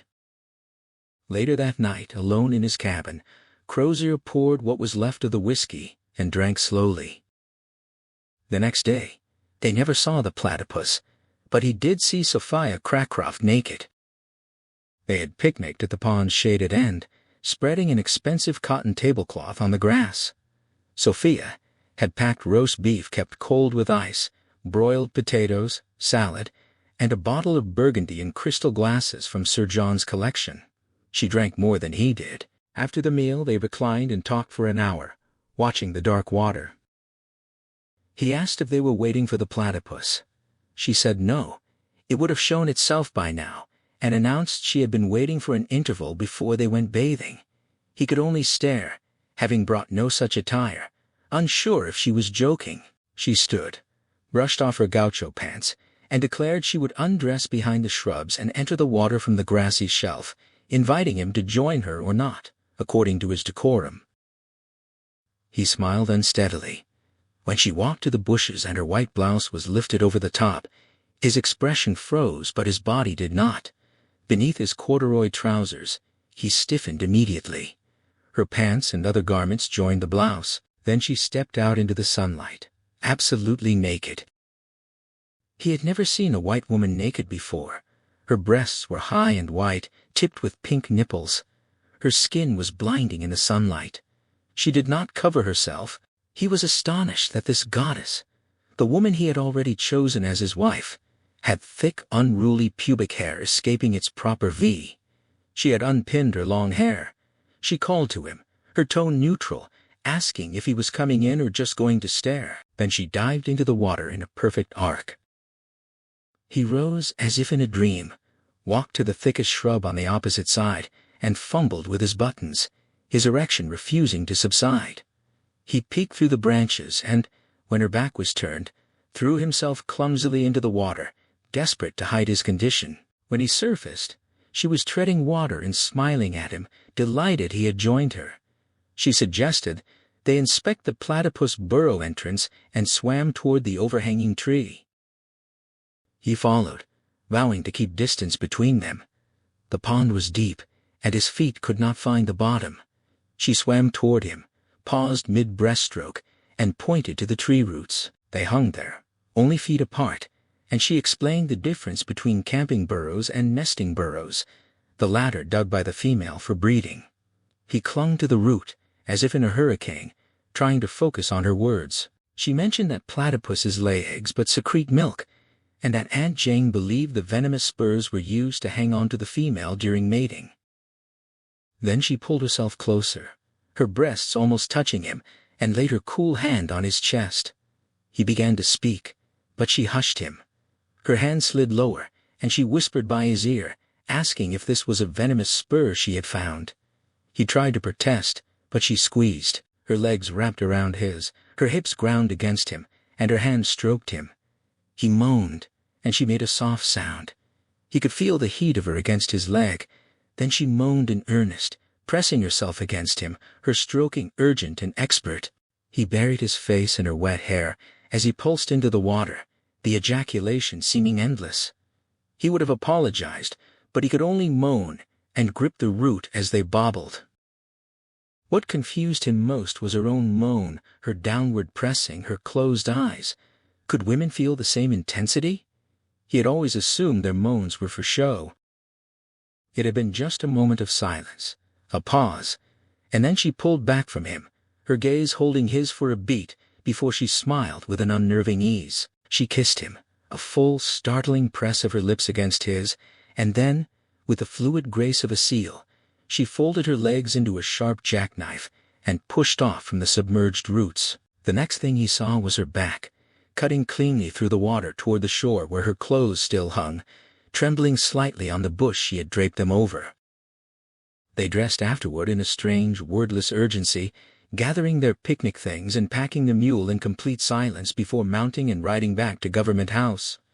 The entire journey was a mute, echoing void, his mind reeling in a fog of disbelief. Dinner that evening was a master class in composure. Her composure, not his. He sat largely mute, staring at the tablecloth, as if it held the answers to questions he hadn't yet formed, while she charmed her aunt, Sir John, and even the usually verbose Captain James Clark Ross. He was scattered, his sense of self as fragmented as he'd felt in the water while she was a monument to sang-froid. And yet, she offered him no coldness, no reproach. Her smiles, her comments directed his way, were warm. He convinced himself they were warmer than before, that a new, affectionate current ran beneath them. It had to be so. After the meal, he suggested a walk in the garden, but she declined with a light excuse about cards with Captain Ross. Would he care to join them? He would not. He told himself. He understood the necessity of appearances, that they both needed to wait for a proper moment to discuss their future. He announced he had a headache and would retire early. He was awake before dawn, dressed in his best uniform, pacing the halls of the mansion like a caged animal, certain she would share his impulse to meet early. She did not. He endured a long, tedious breakfast, first with Sir John and his insufferable small talk, then with Lady Jane, and finally Ross. By the time Sophia appeared, he was on his sixth cup of coffee, his nerves frayed. He waited for her to finish a leisurely meal before he dared to ask, "Would you like to walk in the garden?" Her reply of "so early?" suggested the heat was already oppressive. He tried to convey the urgency in his gaze. She smiled and agreed. They walked slowly, circuitously, waiting for a prisoner gardener to finish his work. Finally, at the far end of the formal garden, he steered her to a shaded stone bench. He helped her sit, then loomed over her, too agitated to remain still, imagining he saw expectation in her eyes. He dropped to one knee. He began to speak, a stumbling, grandiose speech about his lowly rank and her deserving far more an admiral, royalty, while trying to convey the depth of his feelings. She cut him off sharply, asking if he was actually proposing. He was frozen, on his knees, hands clasped like a supplicant, voiceless. She touched his arm and explained, with a pat, that he was a wonderful gentleman, but she would never be a mere commander's wife. It was a fact, a limitation of the universe. He tried to find words, but the prepared speech in his head was a tangled knot he could not unravel. She laughed softly, casting a furtive glance around to ensure they were alone, and dismissed the entire incident at the pond. It had been pleasant, she said, a function of her nature, and a fleeting moment of mutual closeness, but it carried no burden, no compulsion for him to act on her behalf. She smiled, but it was a cooler, more distant expression now. He wasn't a man who had compromised her honor, she added. The familiar stabbing pain of recognition began to rise in his chest. She spoke of the future, her voice light as she opened her parasol. If she were to marry, she suggested, it would be to the dashing Captain Ross, though he would have to be knighted first. Crozier stared at her, searching for the joke. He finally forced out a croaking note about Ross being engaged.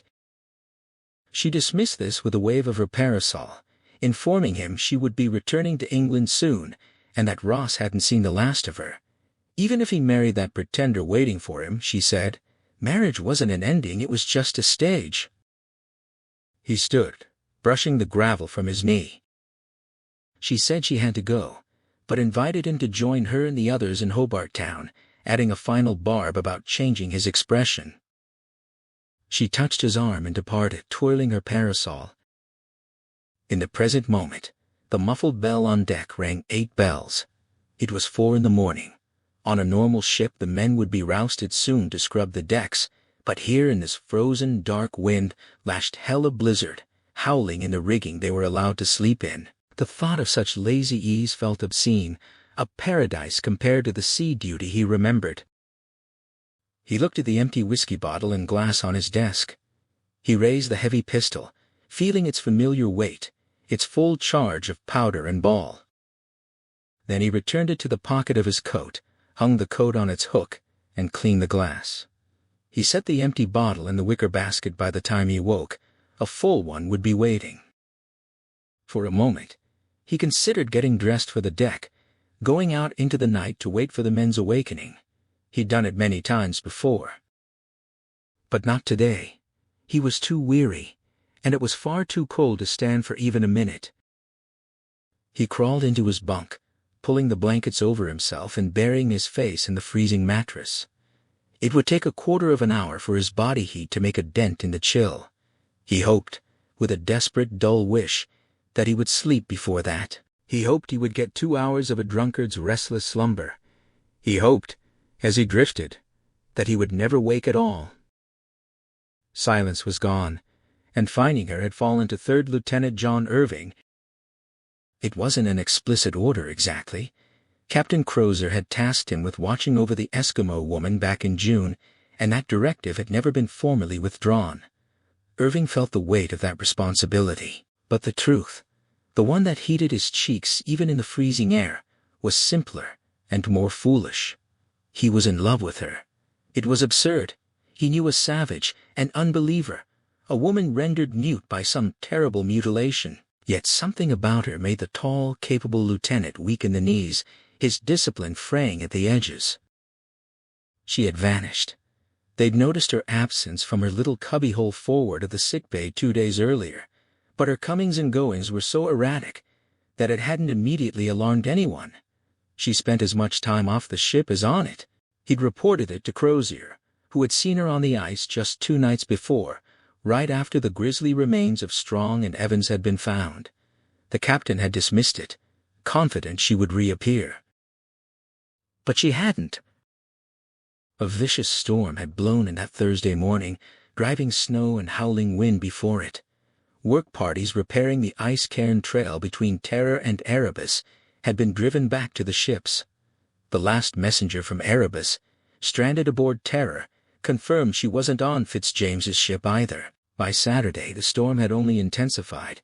Men came below from their watches crusted in ice and shaking with cold. Work parties were sent topside with axes every 3 hours to hack the accumulating ice from the spars and rigging to prevent the ship from capsizing under the weight.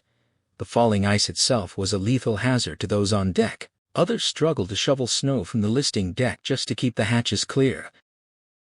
When Irving reported again that Saturday night after supper that Silence was still missing, Crozier's response was grim. If she was out in this, she might not be coming back. But he gave Irving permission to search the entire ship that night, if only to confirm she was truly gone. His officer on deck watch had ended hours ago, but Irving donned his cold weather gear again, lit a lantern and climbed to the deck. The conditions were appalling, worse than when he'd gone below for supper. The wind raged from the northwest, reducing visibility to a mere 10 feet. Ice had encrusted everything despite the frantic efforts of a 5-man axe party somewhere forward. He struggled through a foot of fresh snow under the sagging canvas, his lantern flame streaming back toward his face, searching for a man not swinging an axe.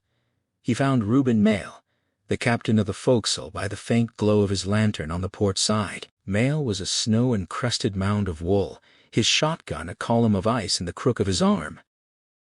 Shouting over the wind, Irving asked Mayle if he'd seen anything. The man's nose was icicle white, and he reported he couldn't see the ice parties once they climbed above the spars. He was just listening, filling in for a man still thawing out from a previous watch. Irving pressed him, shouting about Silence. The man leaned closer, his reply muffled and dismissive. No one had seen the Eskimo woman for days. She was gone, dead out there, and good riddance, as far as he was concerned. Irving patted his shoulder and moved on, skirting the mainmast where ice was crashing down like artillery shells, to speak to John Bates on the starboard side. Bates had seen nothing, not even the axe party in their work. The man confessed he couldn't hear the watch bell over the chaos. Irving assured him he'd hear it, then continued his circuit, dodging a heavy fall of ice as he ducked under the frozen canvas and descended the ladderway. He'd already searched the lower decks multiple times, especially the forward area where Silence had made her den. Now he walked aft, through the quiet of the ship punctuated only by the crash of ice overhead, the snores of exhausted men, and the ever-present groaning of the wind and grinding ice. Officers' country was silent and dark. None of the sleeping cubicles were empty, unlike on the unfortunate Erebus. The great cabin was frigid and deserted, the musical instruments silent. He noted the glow of Captain Crozier's lamp behind his partition before pushing forward. The orlop deck below was a world of deep cold and deeper dark. Rationing and dwindling coal meant fewer men came down here now, and Irving was alone. He searched the bow area, the storerooms, the bread room, and the midship section, but she was nowhere. He used the captain's key to enter the spirit room, noting the low level of rum in the cask and the grim portent it held for the men's morale. He moved through the gunner's storeroom, the captain's private stores, the sail room, and the slop room, where a tall, silent figure in the gloom startled him before resolving into a greatcoat on a peg. He locked the doors behind him and descended to the hold. Irving, despite his boyish looks and quick blush, was no lovesick virgin. He'd had extensive experience with women, both in polite society and in the dockside establishments his uncle had introduced him to. He'd courted, he'd consoled, and he'd even found himself engaged to a demanding young lady named Miss Abigail Elizabeth Lindstrom Hyde Barry. The engagement was a convenient fiction he'd used to escape to the Discovery Service, promising adventure and a book deal after a week of consoling her that might have left her with child. He'd waved goodbye without a shred of regret, already planning his future in Shanghai or Russia. The hold was darker and colder than the orlop deck, a place he hated. It felt like a grave. He only came here to supervise the stowing of dead bodies or parts of them in the locked dead room. He always wondered if his own corpse would be stowed here soon. He lifted his lantern and headed aft, the thick air and slush melt sucking at his boots. He was unarmed, and for a single shaming instant, the thought of dropping the lantern and fleeing back toward the midship ladderway flashed through his mind. He quashed it immediately, stepping forward instead, and demanding in a voice that sounded far more commanding than he felt that whoever was there identify themselves. The lantern might reveal them Magnus Manson, the expedition's hulking idiot, fumbling with the buttons of his trousers, his grimy fingers clumsy with haste. A few feet away, Cornelius Hickey, the caulker's mate, a ferret-faced, beady-eyed man barely 5 feet tall, was tugging his suspenders back into place. Irving's mouth fell open. The realization struck him with the force of a physical blow. Sodomites. He'd heard tales, joked about them, even witnessed a flogging for such an offense, but the idea that he was serving on a ship with men who practiced such things, that he was confronting them in the act, was almost too much to process. Manson took a menacing step forward, his massive form hunched in the low-ceiling space. In the lamplight, his huge hand seemed to glow, and he looked less like a man than an executioner approaching a condemned prisoner. Hickey spoke, his voice a sharp, fluting whisper, ordering Manson to stop. He offered a flimsy excuse about a rat running up the seaman's leg. Irving knew it was a lie. Diggle wasn't baking, and there was flour on the deck above. The little man's eyes, beady and calculating, watched him like a rat assessing a threat. Hickey then asked, with a tone that was more command than plea, that Irving keep what he'd seen to himself. He framed it as protecting Manson from mockery, but the insolence in his voice was unmistakable. Manson stood beside him, empty-eyed, a dumb beast of burden awaiting his master's next command. The silence stretched, thick and cold, broken only by the moan of the ice and the skittering of rats. Irving finally ordered them out. Hickey thanked him, and the two men scrambled up the ladder into the darkness. Irving stood frozen, his mind reeling. Reporting this to Crozier would mean a trial. Manson, though an idiot, was well liked, and did the work of 3 men. Hickey, while disliked by the officers, had a certain sway with the men for procuring extras. The captain's recent foul mood might mean a harsh punishment, perhaps even locking Manson in the dead room with the rotting corpse of his friend Walker, a threat Crozier had made only weeks ago. But what had he actually seen? He hadn't witnessed the act itself, only the aftermath, the hasty dressing, the guilty looks. It would be enough to hang them under normal circumstances, but here, trapped in the ice with years ahead of them, the consequences were too dire to contemplate. If he reported them, he'd be a pariah. If he didn't, he'd be opening himself up to Hickey's endless insolence and potential blackmail. He'd never sleep easy, always waiting for Manson's white hands to close around his throat.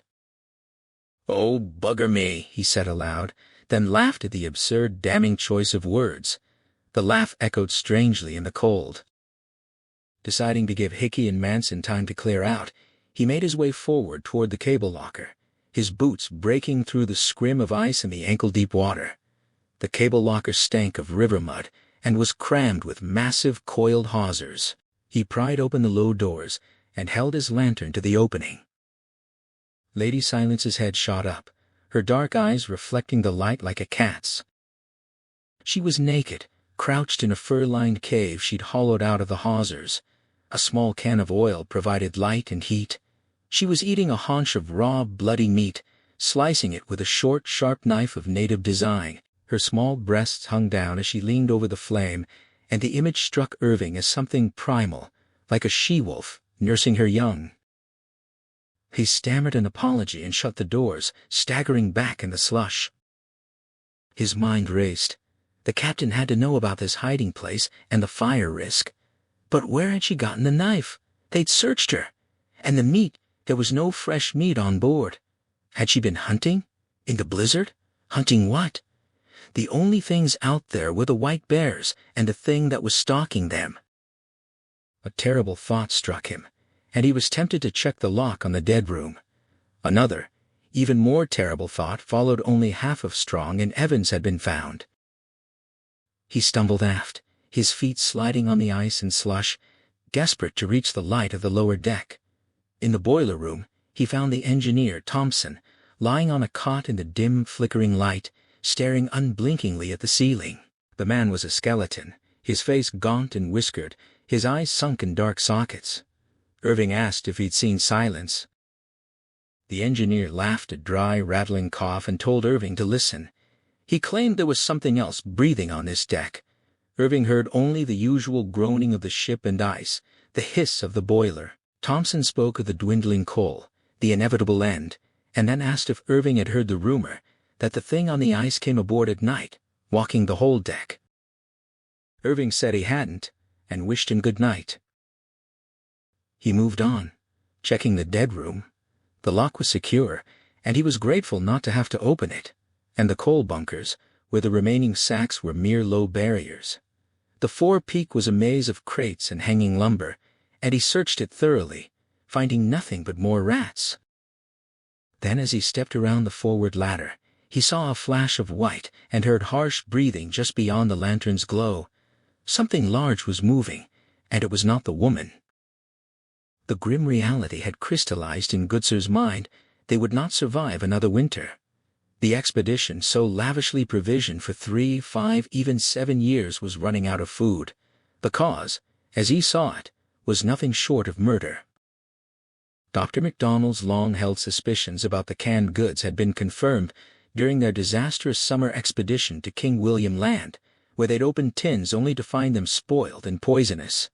In October, the 4 surgeons had petitioned for a full inventory. With the help of crewmen, they had shifted and opened countless crates, barrels, and heavy cans across the lower decks, orlop decks, and holds, performing the count twice to ensure accuracy. The verdict was devastating. More than half of the canned food on both ships was worthless. Reporting their findings to Captains Crozier and Fitzjames in Sir John's freezing former cabin had been a tense affair. Crozier, livid, demanded an explanation as if the surgeons themselves were responsible. Fitzjames, however, had always harbored doubts about the victualler, Goldner. MacDonald explained the sordid details. Goldner's bid was half that of his competitors, and he had promised immediate delivery, an impossibility that should have raised alarms. Only Fitzjames, it seemed, had paid attention. The Admiralty, ignoring the comptroller of the Deptford victualling yard, had accepted the offer, paying over £3,800 for a vast consignment that included 9,500 cans of meats and vegetables and 20,000 cans of soup.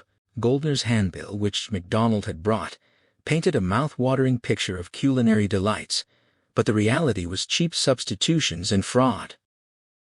The problem, MacDonald explained, wasn't just the substitution of cheap stewed beef for expensive rump steak.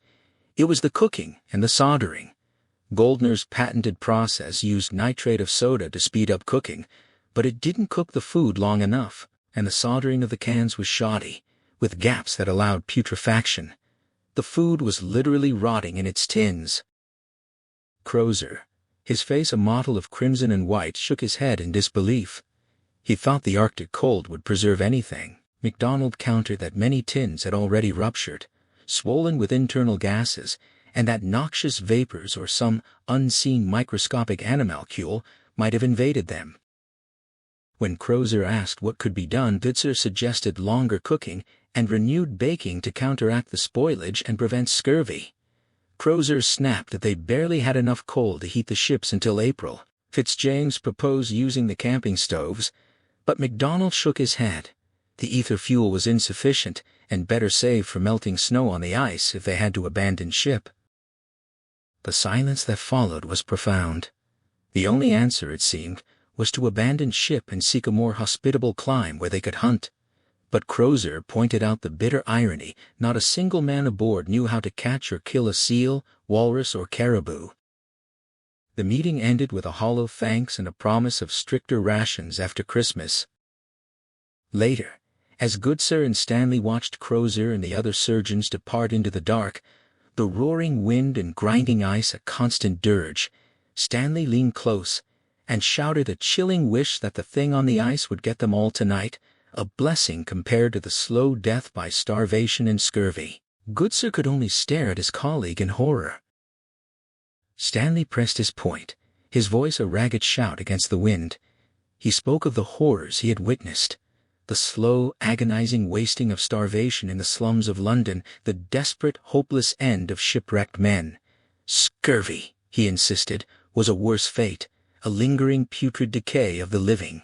It would be a mercy, he concluded, if the creature on the ice claimed them all that very night. Goodsir could only gape at him, the words chilling him more than the wind. He found no response. Together, they descended into the lower deck, leaving the howling dark behind. The air inside was thick with the flickering, uncertain light of flames and the oppressive, bone-deep cold. It was a cold that seemed to Goodsir the very equal of Dante's Ninth Circle, a frozen hell from which there was no escape.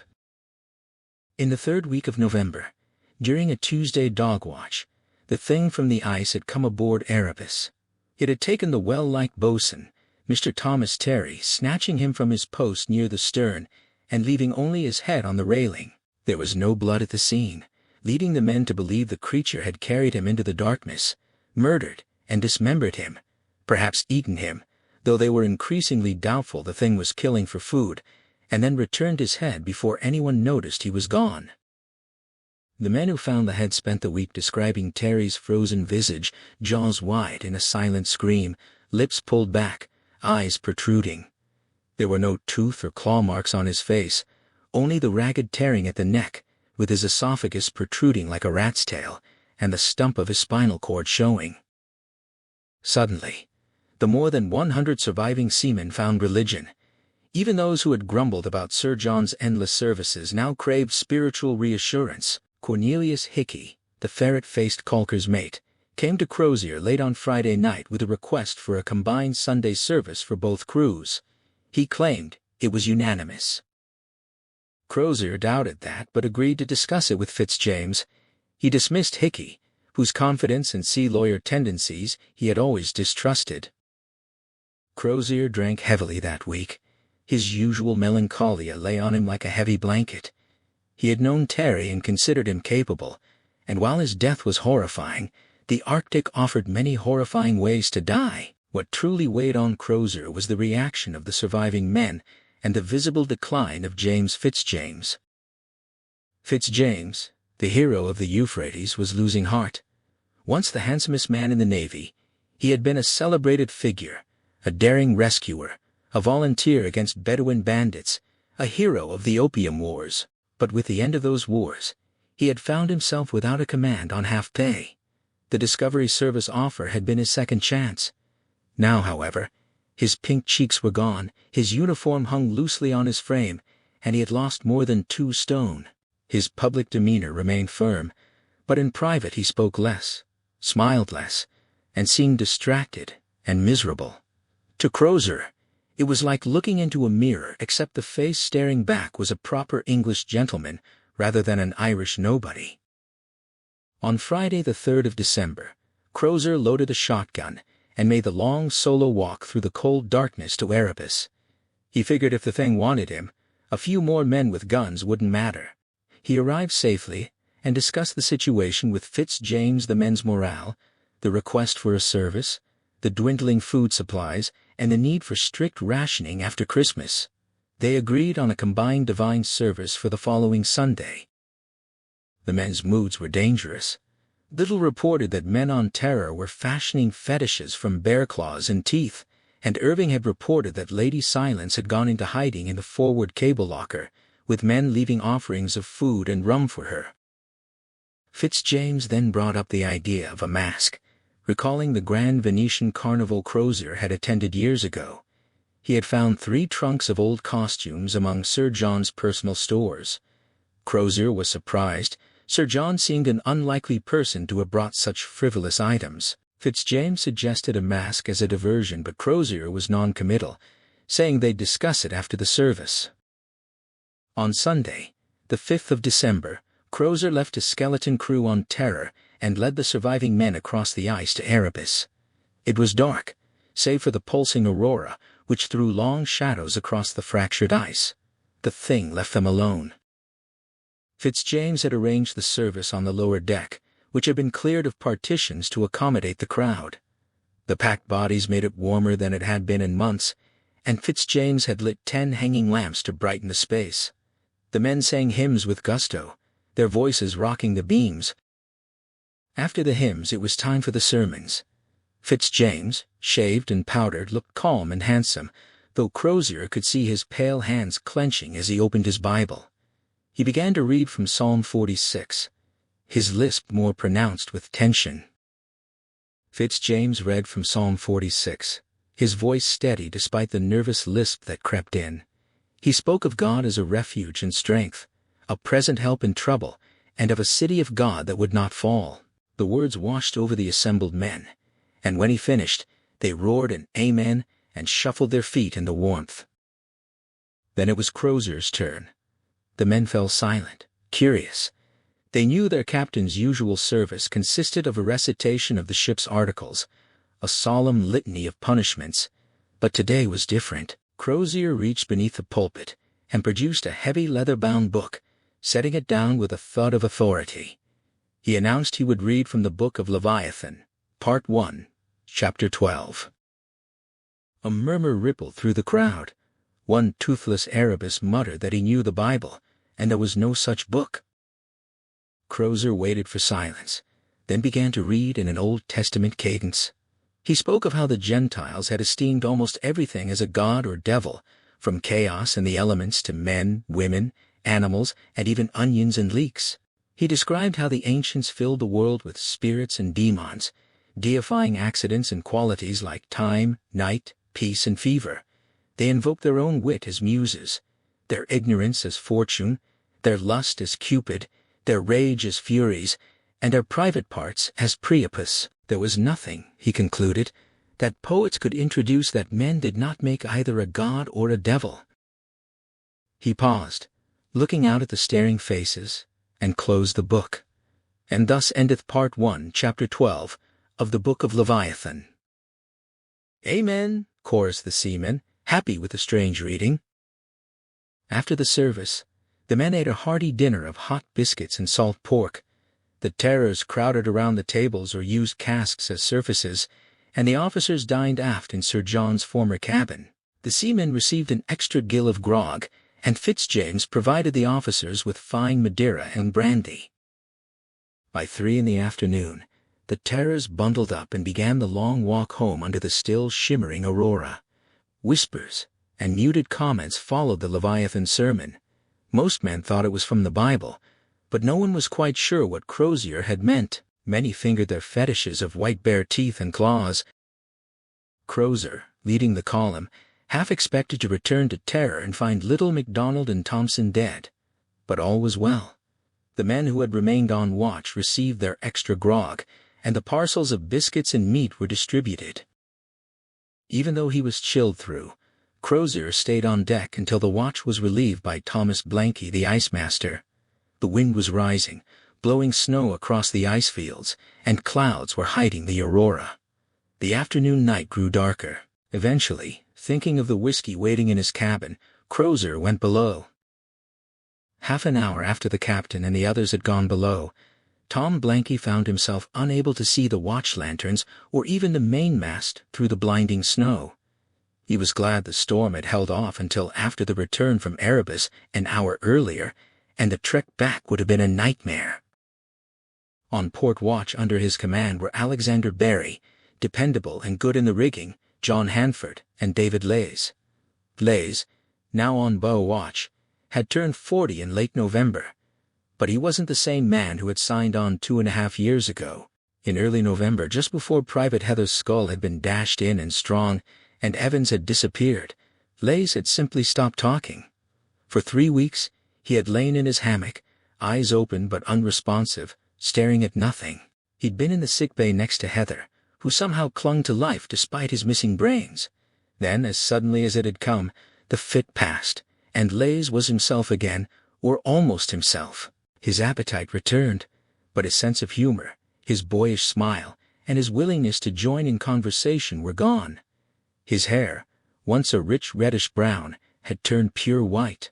Some men said Lady Silence had put a hex on him.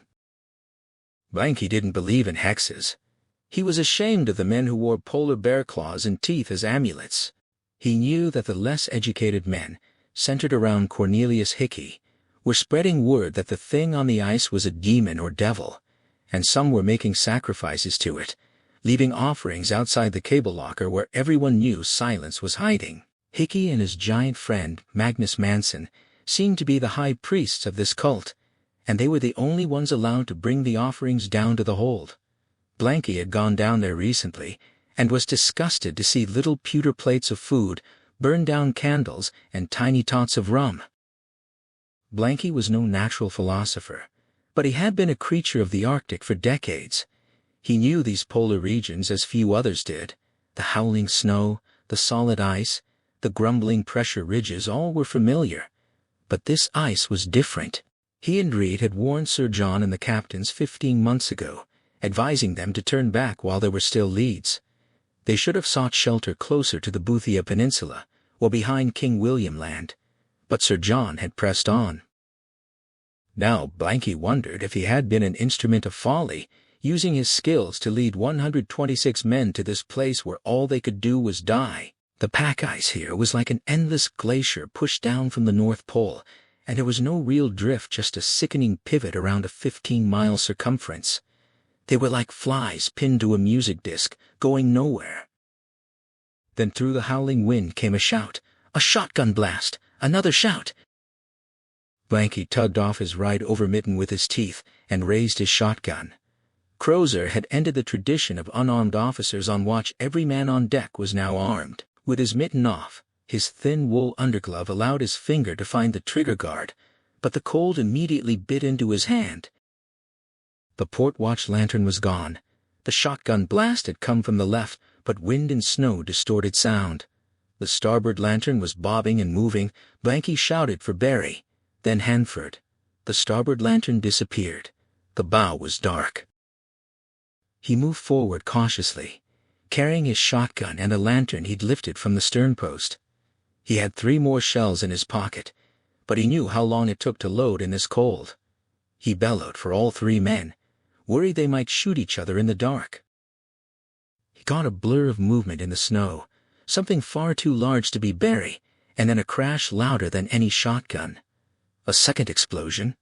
Blanky staggered back as casks, kegs, and boxes flew through the air. The frozen canvas pyramid had collapsed, sending thousands of pounds of snow and ice in all directions and crashing the mainmast's lower spars down onto the main hatch. There was no way for Blanky or the other men to get below, and no way for the men below to get up. They would try the forward hatch, but that would take time. "Will we be alive when they get up here?" Blanky made his way around the debris and found Hanford, whose lantern was out. The man was shaking violently, his hands bare. He huddled close to Blanky, saying he'd dropped the lantern when the thing knocked the spar down. "No living thing could knock the mainmast spar down," Blanky insisted. But Hanford was certain. He'd seen something large leap up onto the spar, and the collapse had followed. His shotgun had misfired. He'd left it at the rail. Blanky told him they had to find Barry, but Hanford refused to go near the port side. Blanky demanded to know where Lays was. The bow was dark. Hanford said his lantern had gone out too. Blanky roared at Hanford to retrieve his weapon. The man moved, and Blanky followed, keeping his back to the collapsed canvas. They found the shotgun in the snow. Blanky loaded it for Hanford, tucking it under the man's arm, and warned him to shoot anything that came out of the pile. Then Blanky headed toward the bow, leaving the lantern with Hanford. The snow was blinding, the wind howling. He felt his way along the railing, seeing that the forward spar had also collapsed. He shouted for Lays. Something large and white lumbered out of the debris, blocking his path. It reared up on its hind legs, a massive shape with a tiny triangular head rising higher than the spars had been. Its eyes, if they were eyes, were at least 14 feet above the deck. "Impossible!" It moved toward him. Blanky fired. The flash gave him a half-second glimpse of black, dead, malevolent eyes, not a shark's, but something far more frightening. The thing surged forward. Blanky threw the useless shotgun and leapt for the man-lines. Decades of experience let him find them in the dark. He caught them, flung his legs up and began climbing, moving like the monkey he'd been as a boy. The thing swiped beneath him, tearing ropes. He hung on, climbing higher. He reached the level of the second spar, 20 feet up, when the thing hit the base of the rigging again, tearing it free. The web of rope swung inward. Blanky leapt for the shrouds, catching the spar and heaving himself over it, clinging like a terrified rider. There was no upper rigging to flee to. The topmasts and yards had been struck down to prevent ice build-up. Blanky was on the second spar, with only one level higher to go. The mainmast was a column of ice. He peered down into the darkness. Hanford's lantern was gone. The bow was still dark. He could see nothing but the dark mass of the thing shuffling toward the mainmast, batting aside kegs of sand like china vases. "It can't climb the mainmast," he thought. "Nothing that size can climb." The thing began climbing the mainmast. Blanky felt the vibration as claws slammed into the wood, heard the smack and scrape and thick bass grunting as it hauled itself up. It had reached the snapped-off stubs of the first spar just by raising its forearms. Blanky could make out the haired mass hauling itself head first, gigantic forelegs already flung over the spar, clawing higher for leverage. Blanky inched out along the icy second spar, wrapping his arms and legs around it, in a desperate embrace. The thing reached his level. He could see its bulk only as a giant pale absence where the mainmast should be. Something struck the spar with tremendous force, launching him into the air. He dropped back hard, the impact knocking the wind out of him.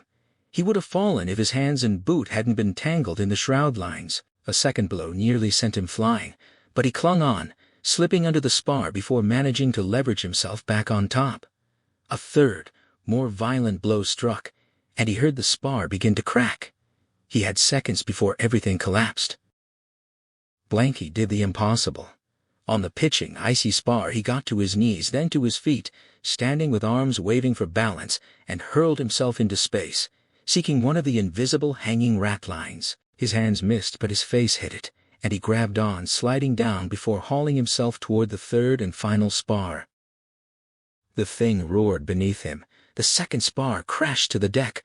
The louder roar had been from the monster. The ratline was meant for descending, not climbing, but Blanky climbed it, his fingers numb, moving like a boy larking in the upperworks. He couldn't pull himself onto the top spar. It was too icy, but he found the shroud lines and shifted to them, clinging like a spider. He looked down. The monster was climbing steadily toward his level, its shape massive on the mainmast. It looked like a large cat climbing a thin tree trunk, slamming claws deep into oak and iron that a cannonball could not have penetrated.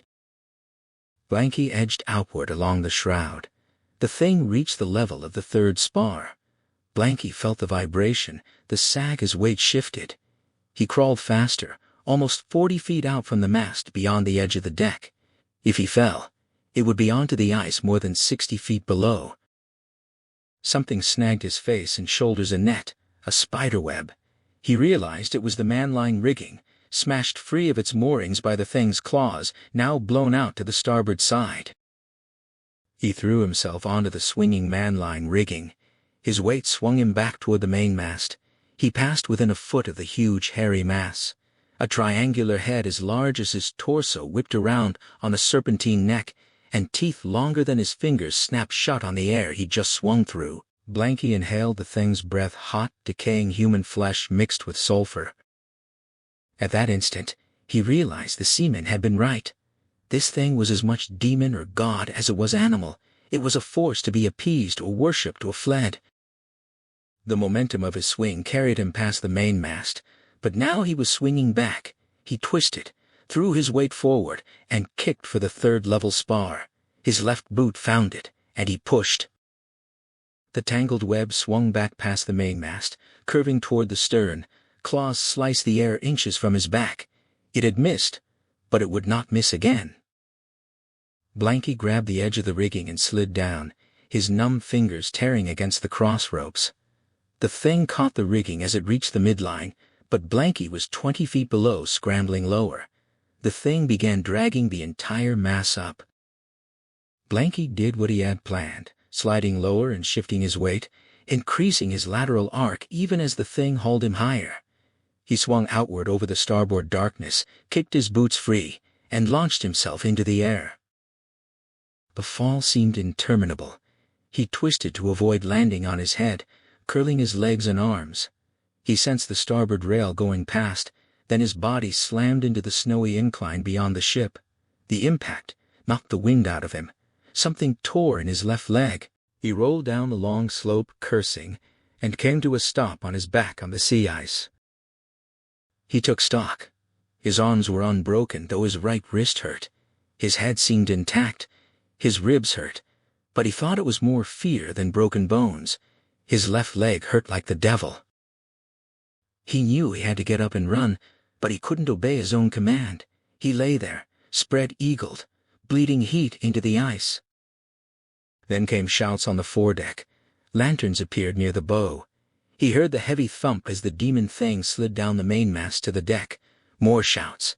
A shotgun roared. Blanky got to all fours. His undergloves were gone, his hands bare. He was bareheaded, his gray-streaked hair blowing in the wind. He could not feel his fingers, face, or extremities. The creature came hurtling over the starboard railing toward him. Blanky was on his feet and running out into the sea ice and serac darkness. Only after he'd gotten 50 yards from the ship did he realize he might have just signed his death warrant. He should have stayed close, but he would have been dead before he got through the rigging. Why did I run this direction? He'd had a plan. What was it? He could hear scraping and thudding behind him. The creature was loping along, dodging the same jagged seracs and pressure ridges that Blanky was clumsily navigating. He was panting like a torn bellows, while the thing behind him grunted only slightly, its forepaws thudding down with each stride that was the equal of 4 or 5 of his. That's why I ran this way. That was the plan. The ice field swallowed him 200 yards from the ship. He caromed off a boulder he hadn't seen until impact, his right shoulder going dead along with the rest of his half-frozen body, and in that jarring moment he understood that he'd been running blind the whole time. The lantern glow from Terror's deck was impossibly distant now, useless at this range, and a distraction he couldn't afford. He wasn't fleeing anymore. He was navigating the terrain he'd memorized over more than a year of staring at this frozen sea. Moonlight, starlight, aurora glow, the thin Arctic daylight of a few summer months, all of it had fed his ice master's eye, building a mental chart of every pressure ridge and serac and upthrust berg surrounding the trapped ship. Beyond the last pressure ridge he'd just scrambled over, he could hear the thing clearing it less than 10 yards behind him. He remembered a maze of bergy bits, small icebergs calved from larger ones, jumbled into a miniature mountain range of ice boulders. The unseen shape behind him grunted, reading his intention, and accelerated. But he was already through the last seracs, plunging into the labyrinth where his mental map failed. He'd only glimpsed this field from a distance. He bounced off a wall in the darkness, fell hard, and was scrabbling forward on all fours through the snow as the creature closed to within yards. The crevice between 2 carrot-sized bergs was barely 3 feet across. He scuttled into it just as the thing reached the opening and swept a massive forepaw after him. Chips of ice exploded not 10 inches from his boots, and he rejected the image of a cat and mouse as absurd. This was simply survival, pure and desperate. He found his feet in the narrow gap, stumbled, rose again, and pushed forward into near total blackness. The alley was too short, less than 8 feet, and it spat him out into an open gap beyond. He could already hear the thing circling the ice block to his right. The crevice itself, its walls more snow than ice, offered only a temporary tomb, a place to wait a minute or two before the monster enlarged the opening and reached in. The wind-sculpted little bergs he remembered through his glass were somewhere to the left. He staggered that way, ricocheting off useless seracs and pinnacles, stumbling over a shallow crevasse, scrambling up a low ridge only to slide back down. The thing hurtled around the ice block and skidded to a stop less than 10 feet behind him. The larger berg started just beyond this boulder, the one with the hole he'd spotted through his telescope would be. But these things shifted every day, every night, collapsing and regrowing as pressure shoved them. Shadows, crevices, dead-end alleys, nothing large enough to hold him. Then he sawed a hole about 4 feet high in the face of an upended berg on his right. Clouds parted, giving him 5 seconds of starlight, enough to see the irregular dark circle. He lunged and threw himself into it, not knowing if the tunnel went 10 yards or 10 inches. He didn't fit. His outer layers slops, and greatcoat made him too bulky. He ripped at his clothing. The thing had clawed its way up the final slope and was behind him, rearing onto its hind legs. He couldn't see it, but he could feel it rising, the weight and mass of it. Without turning, he flung his greatcoat and other outer layers backward, hurling them as fast as his numbed hands could manage. A woof of surprise, a gust of sulphurous stench, then the tearing of cloth being ripped apart and scattered into the ice maze. The distraction bought him perhaps 5 seconds. He threw himself into the hole again. His shoulders barely fit, his boots flailed, found purchase. Knees and fingers clawed at the ice. 4 feet in, the thing reached after him. First it tore off his right boot, and part of his foot, the shock of claws against flesh. The hope that it was only his heel, but no way to be sure. Gasping, fighting through pain that cut even past the numbness, he clawed and wriggled deeper. The tunnel narrowed. Claws raked ice and tore down his left leg, ripping flesh exactly where he'd already injured himself in the fall from the rigging. He smelled his own blood, and the thing must have too, because it paused. Then it roared a deafening blast in the ice tunnel. His shoulders were jammed. He couldn't go farther forward, and the rear half of his body was still within reach. It roared again. The sound froze his heart and testicles, but it didn't paralyze him. Using the few seconds of reprieve, he wriggled backward into the slightly wider space he'd just passed through, forced his arms forward, and kicked and kneed ice with the last of his strength, ripping clothing and skin from his shoulders and sides as he tore through an aperture never meant for a man his size. Beyond that narrow point, the tunnel widened and dropped lower. He slid forward on his belly, his own blood lubricating the passage. His remaining clothes were shredded. He felt the cold of the ice pressing against his belly and groin. A third roar, but the horrible noise seemed farther away now. At the last instant, just before he dropped over the edge into open space, he was certain it had all been for nothing. The tunnel had simply cut through the edge of the berg and dumped him outside. He lay on his back under the stars, smelling and feeling his blood soaking into fresh snow. He could hear the thing loping around the berg, first left, then right, following the maddening scent. He was too injured, too exhausted to crawl. Let it come. His last prayer was that one of his bones would lodge in the thing's throat. A full minute passed. 6 more roars, each growing in volume and frustration, each coming from another point on the dark compass. Then he understood the thing couldn't reach him. He was lying in a box of ice no larger than 5 feet by 8, created by 3 bergs jostled together. One tilted berg hung over him like a falling wall, but he could still see the stars through 2 vertical apertures on opposite sides, and he could see the predator's massive shape blocking starlight at the ends of those cracks, less than 15 feet away. But the gaps were no more than 6 inches wide. The melt tunnel he'd crawled through was the only real entrance. The monster paced for another 10 minutes. Blanky forced himself to a sitting position, setting his lacerated back against the ice. His coats were gone.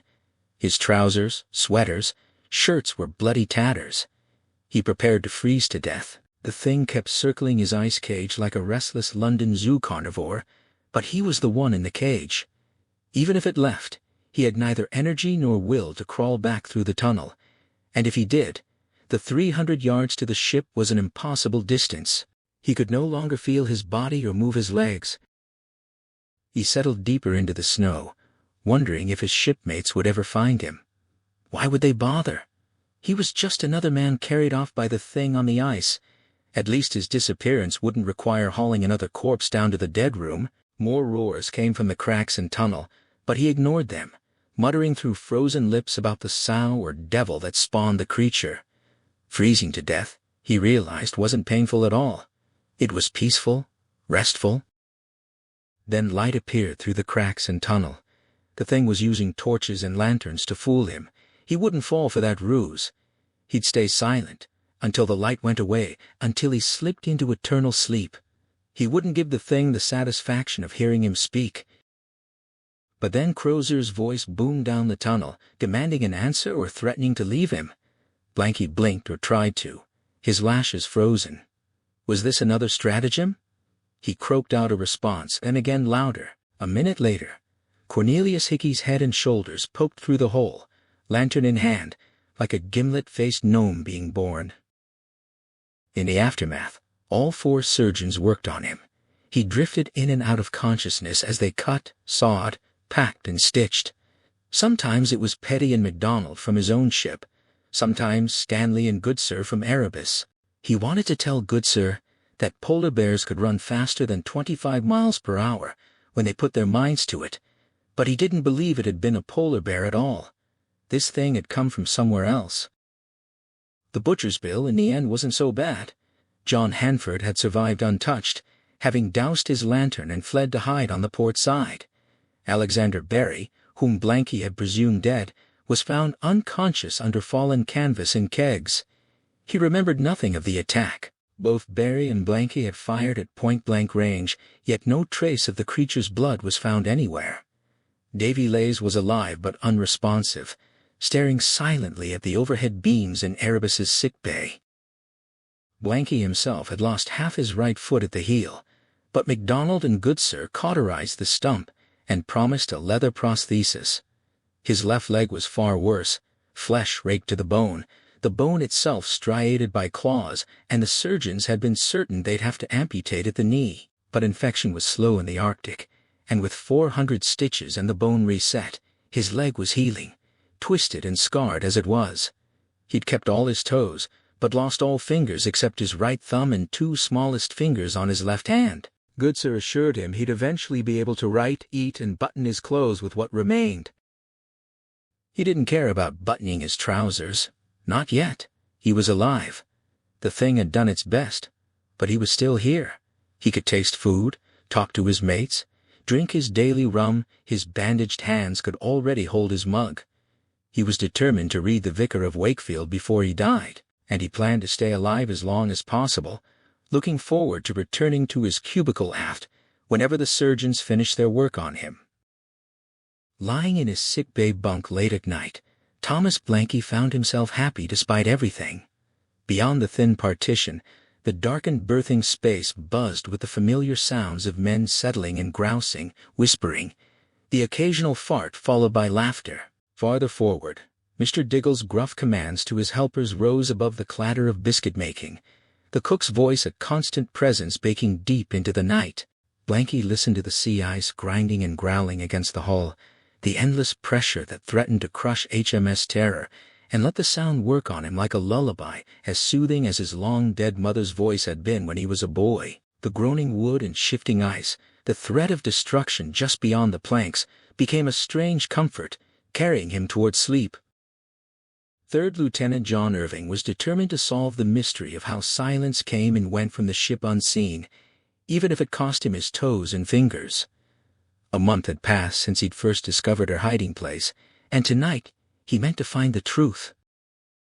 He'd reported her new den in the forward cable locker to Captain Crozier, but had kept silent about the fresh meat he'd glimpsed. He could barely trust his own memory of that terrifying moment, and he'd said nothing about what he'd interrupted between Calker's mate Hickey and Seaman Manson in the hold.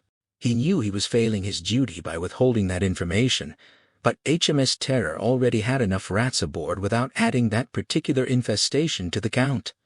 The more urgent question was how the Eskimo woman moved so freely through the ship, appearing and disappearing like a ghost. The crew called it witchcraft. The officers dismissed it as superstition. Irving knew better. Now, Crouched on a crate above the freezing slush in the hold, he'd been keeping watch for 3 hours. The stench was worsening by the day. At least the offerings of food and rum had stopped. Captain Crozier had put an end to that pagan nonsense with threats of cutting off rations permanently. The captain had also banned white bear fetishes, though Irving had heard from friends on Erebus that the practice still flourished there. Tonight he'd followed Silence after her meager supper of cod and biscuit, posted men to watch both ladders, and waited. The cable locker doors had been shut tight for hours, a faint glow leaking around their edges, proof she had some source of flame in there, a fire hazard that would have the captain dragging her out instantly. Then the light vanished. She'd gone to sleep, he assumed, imagining her naked and wrapped in furs. A sudden draft of icy air moved through the hold, raising the hairs on his neck. Then he understood it was just a draft, like someone opening a door. That had to be the secret. He lit his lantern, splashed through the slush, and tugged at the locker doors. Secured from inside impossible since there was no interior lock. He'd prepared for this, carrying a pry bar. Jamming it into the crack, he forced the doors open an inch or two, then drew his boat knife to slash through a web of sinew and nails the woman had rigged across the interior. The strands resisted the blade stubbornly, but eventually they fell away. He extended the lantern into the space. The cave den was just as he remembered. Hawsers pushed aside to create a shelter. A few pewter plates, a grog mug, a storage bag stitched from sail canvas. A small oil lantern sat on the deck, its flue still warm. But Silence was gone. He moved the lantern carefully, noting where the flame danced to a draft. Moving hawsers aside, he found a clever deception, a coiled section of rope arranged to look like a solid stack, easily pulled back. Behind it, the curve of wide hull timbers. He probed with freezing fingers and knife blade until he found it, a 3-foot section of hull timber, its aft end held by 2 nails acting as a hinge, its forward end merely pressed into place. Working it loose with a pry bar, he exposed an 18-inch by 3-foot gap in the hull. It was impossible. The bow was armored with inch-thick iron plates, but the cold blew in from a dark cave beyond the dislodged plank. This part of the bow had been forced under the ice by the ship's constant tilt. If Terror were miraculously refloated, she would sink. Could Silence have done this? Could she have ripped iron plates and dislodged timbers? The thought terrified him more than any witchcraft. He had to believe the damage had been done during their 2 summers of ice battling, the displacement occurring only after the ice seized the ship. But something else nagged at him, something trying to get in. It didn't matter now. Silence had been gone only minutes, and Irving was determined to follow her, to see where she went, and how she found fresh food. If she was hunting, it might save them all. He'd heard the whispers about spoiled Goldner stores. They'd be out of provisions before summer. He couldn't fit through the hole. Even after stripping off his oilskin slops, greatcoat, comforter, cap, and Welsh wig, he was still too bulky. He unbuttoned his waistcoat and sweater, shoving them through ahead of him. If he couldn't get out, he'd have a devil of a time explaining why he'd shed all his outer layers. But he did fit, barely, squeezing through and tearing buttons from his wool shirt. He was outside the ship, under the ice. The narrow ice cave around the bowsprit gave him no room to dress. He pushed his clothes ahead, took the metal pry bar instead of the lantern. There was a full moon, and crawled forward. The cave extended the length of the bowsprit, perhaps created by its movement during the previous summer's thaw and freeze cycles. Emerging from the tunnel, he realized the bowsprit's mass of rigging and frozen jib shrouds blocked the view from the ship's watch. Beyond, Terror loomed as a black silhouette. The way forward led into a jumble of ice blocks and seracs. Shaking violently, Irving struggled into his layers of clothing. His hands trembled too much to manage the waistcoat buttons. He abandoned that effort, and the greatcoat, with its larger fastenings, was only slightly easier. By the time he'd pulled on his oil slops, he was frozen through, but he forced himself to move. The ice jumble beyond the bow was a forest of boulders and wind-carved seracs. Silence could have gone anywhere, but the ice showed a worn path leading roughly straight out from the tunnel, offering both the easiest route and the most concealment. He stood, lifted the pry bar and followed the slippery trough westward. He would never have found her without the sound. Hundreds of yards from the ship now, lost in the maze, he'd seen no movement or footprints under the brilliant moon and stars. Then came the wailing. But no, it wasn't wailing. It was something else entirely. The amelodic playing of an infinitely strange instrument, part bagpipe, part horn, part oboe, part flute, part human chant, all blended into one sound. It began suddenly, its rhythm building with almost sexual urgency, then stopping abruptly in what felt like physical climax. The sound came from a xeric field near a high-pressure ridge, less than 30 yards north of the cairn path between the ships. No one was working the cairns tonight. Irving had the frozen ocean to himself, and whoever or whatever was making that music. He crept through the blue-lit maze of ice, using the full moon as his guide. The yellow orb seemed more like a looming planet, and ice crystals in the upper air had created a huge double halo around it, with 3 bright crosses set like diamonds on the outer ring. He'd seen this phenomenon before. Blanky had explained it as simple refraction, but tonight it added to his sense of religious awe. The instrument began again, its hooting just behind the next xeric, rising to the loudest, fastest, most frenzied pitch yet. To his amazement, Irving felt an erection stirring, something about the deep, primal sound reaching into his very loins. He peered around the last xeric. Lady Silence knelt naked about 20 feet away on thick furs, her back in 3/4 profile, moonlight silvering her long black hair and the curves of her body. But she was not alone. Something else filled the dark gap between ice boulders beyond her. The thing from the ice, white bear or white demon, looming almost atop her. The triangular head on its serpentine neck wove and bobbed like a snake's 6 feet above her. Irving knew he should cry out, rush forward with his pry bar, but his muscles refused to obey. He could only watch in sexually charged horror. Silence had extended her arms, palms up, like a priest at mass. Her eyes were closed, her head thrown back, her mouth open wide in supplication. The creature's neck struck forward like a cobra, jaws opening wide and seeming to snap shut on her lower face. But it hadn't devoured her.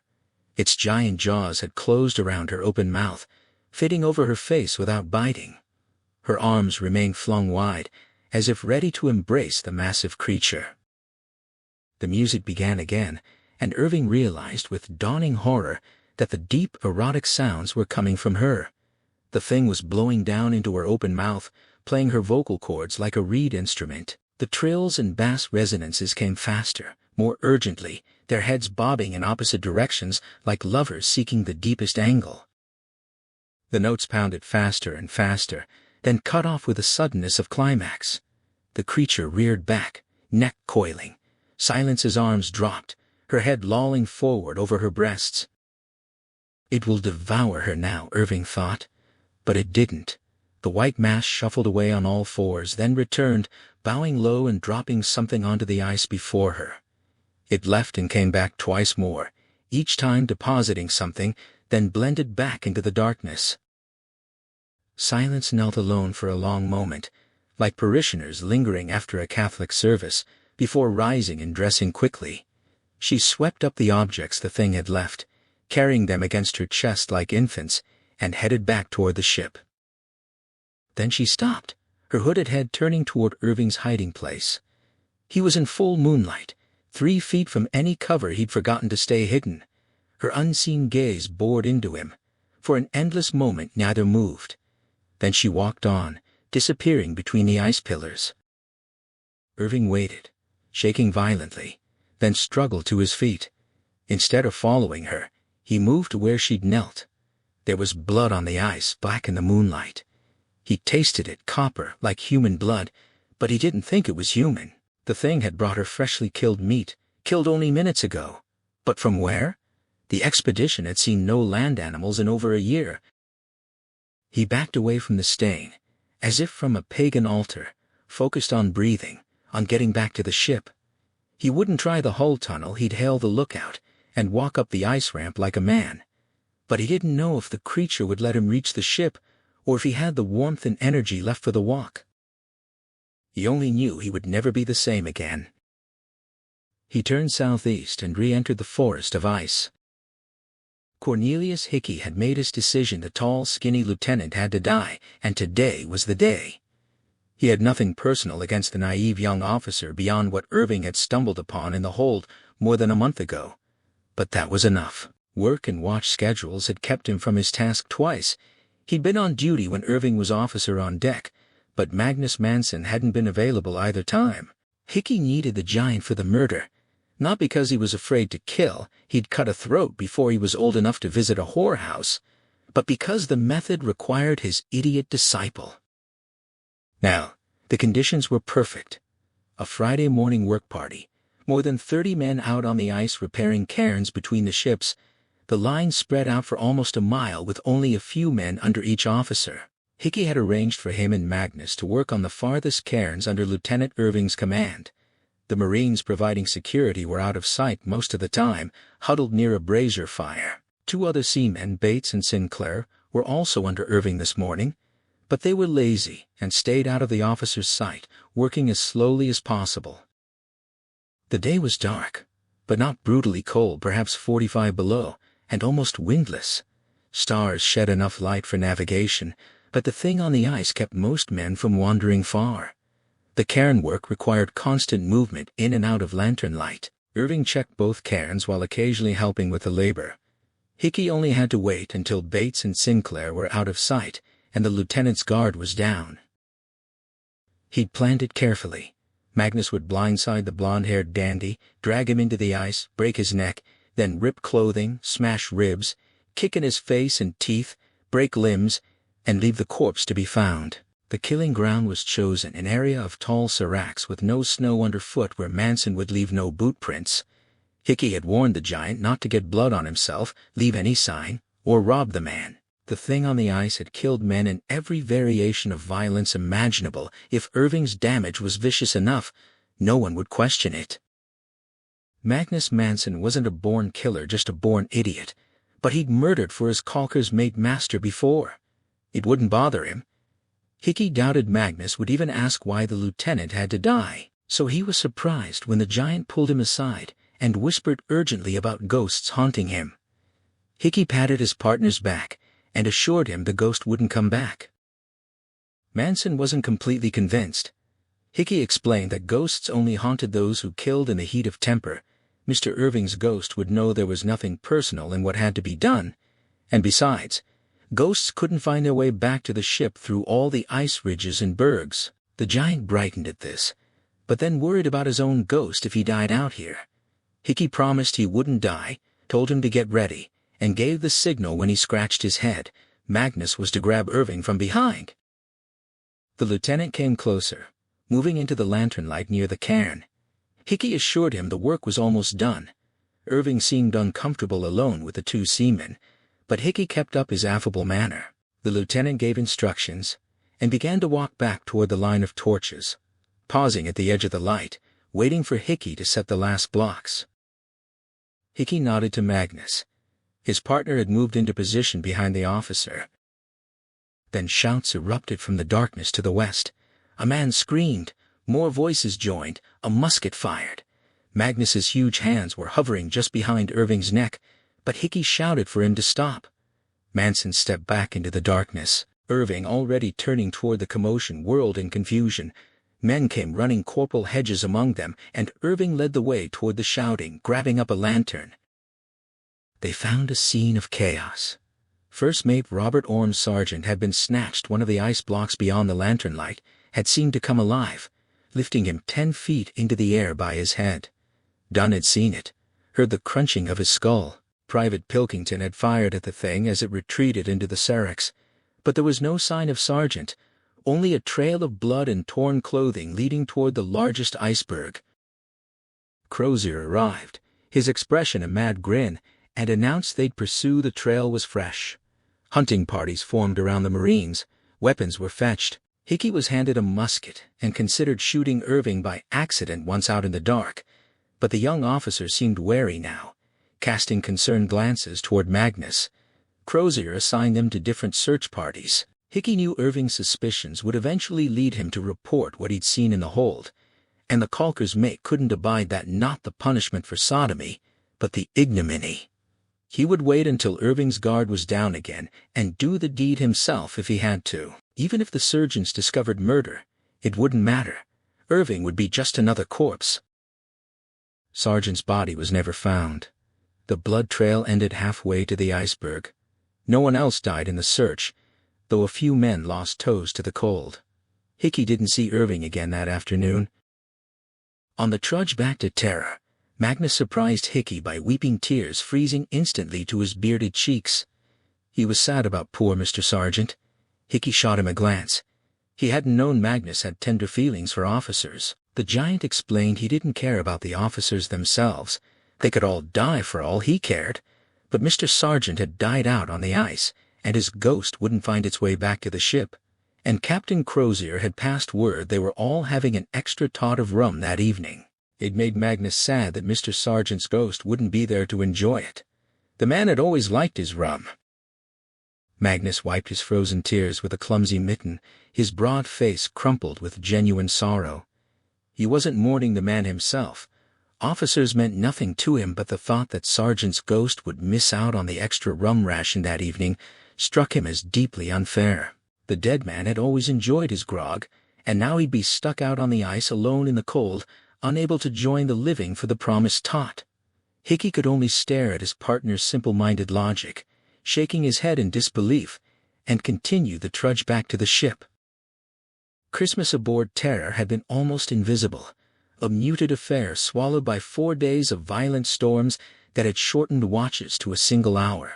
Mr. Diggle had done his best with special dinners, the last of the salt pork prepared in various ways, jugged hares from their briny casks, and selected Goldner tins like turtle soup and truffled pheasant. For dessert, the mold was scraped from the remaining cheeses, and Crozier contributed the last 5 bottles of brandy from the spirit room. But the mood stayed sepulchral. Songs died after a few rounds, lamp oil was conserved, ice covered every surface, and rats scuttled everywhere. The brandy raised spirits somewhat, but not enough to dispel the gloom. Crozier made his rounds forward, accepting small gifts from the men: tobacco, a carved bear, a mended undershirt, a chess set, then returned to the officers' mess, where little surprise donation of 2 hidden bottles of whiskey brought a little more life.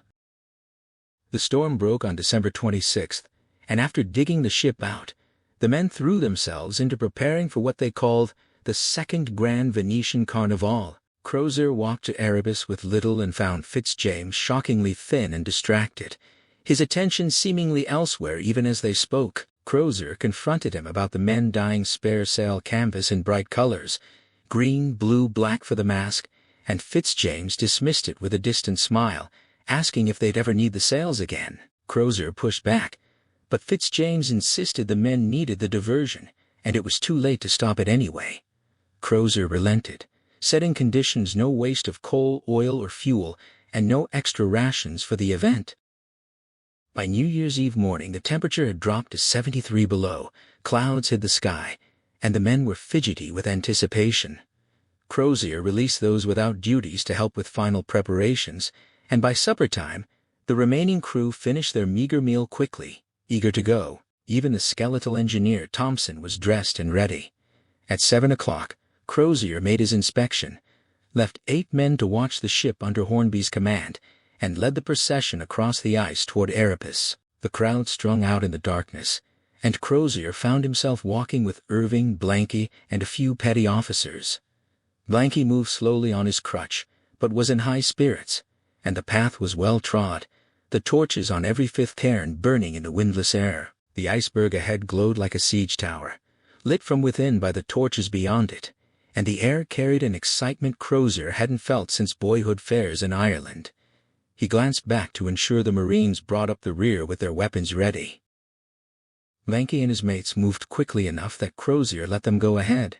He touched Irving's arm, drawing him aside to ask about Lady Silence. She'd gone missing again, having slipped out through her hidden passage as she always did. Crozier had never followed through on his instinct to seal the tunnel and evict her, reasoning that her skill at finding fresh food might become essential as the men starved. He discounted Irving's account of her meeting with the creature on the ice, finding it absurd to believe she'd trained a white bear to hunt for her, but she'd chosen today to disappear again. As they passed through the last pressure ridges and emerged onto the flat ice near Erebus, the scene before Crozier made his jaw drop. The men had transformed the area into something extraordinary, a phantasmagorical city of colored canvas and torches rising against the towering iceberg, a carnival of light in the perpetual darkness. Crozier had expected the mass to unfold on the flat ice beside Erebus, just as Hoppner and Perry had done decades ago. Instead, Erebus sat dark and forlorn on its pedestal of ice, while all the light and motion came from a quarter-mile away, where the largest iceberg glowed like a beacon. Irving breathed out in astonishment, and Crozier could only stare. The riggers had been astonishingly busy. They'd ascended the berg itself, driving ice screws 60 feet up its face, rigging a spiderweb of lines and blocks that would have outfitted a man of war. Dyed canvas walls some 30 feet high stretched from the ice to the berg, staked and pulled taut, creating a series of roofless chambers that snaked through the Serac forest. Each room was angled, turning sharply every 20 yards or so. The first chamber opened eastward. Its canvas dyed a rich, aching blue that made Crozier's throat tighten with longing for skies long unseen. Torches and braziers outside made the walls pulse with color. He walked past Blanky and his mates, heard the ice master mutter in wonder, and stepped into the blue space. Figures swirled around him in a riot of costume rad pickers with trailing comet tails, chimney sweeps in sooty top hats, exotic birds with gold beaks, sheikhs in red turbans, pirates with death masks chasing a unicorn, Napoleon's generals in white Greek masks. A green-clad wood sprite darted up, chirped about a costume trunk to his left, and vanished into the crowd. He moved deeper into the maze. Beyond the blue chamber, a sharp turn right led to a long purple room with rugs and tapestries, tables and casks all dyed or painted the same hue. Another sharp turn left brought him to a green chamber packed with revelers' birds, a horse-faced princess, segmented insect-like creatures. None of these costumes matched Perry's old trunks, but Fitzjames had insisted Franklin brought precisely those artifacts. The fourth chamber was orange, the torchlight warm enough to taste, with a huge punch bowl at its center, where costumed figures dipped beaked and fanged faces to drink. Music spilled from the fifth chamber, a white room where the mechanical music player from Terra cranked out hall favorites, its sound amplified by the ice. Crozier passed through, took the sharp left into a violet room, and admired the rigging that rose from spare spars to anchors on the iceberg wall. But the violet room felt oppressive, its few occupants quickly retreating to the outer chambers. The final room beyond was black, almost absolute blackness. Crozier stopped, letting his eyes adjust, and saw the soot-covered ice underfoot. The men had spread boiler soot to create the illusion of open water. At the far end stood Sir John Franklin's tall ebony clock, ticking heavily, and above it, protruding from the ice as if struggling to escape, was the mounted head and neck of a white bear, mouth open, black eyes reflecting the faint torchlight, its fur and teeth the brightest things in the room. Fury surged through Crozier. He marched back to the white room and bellowed for an officer.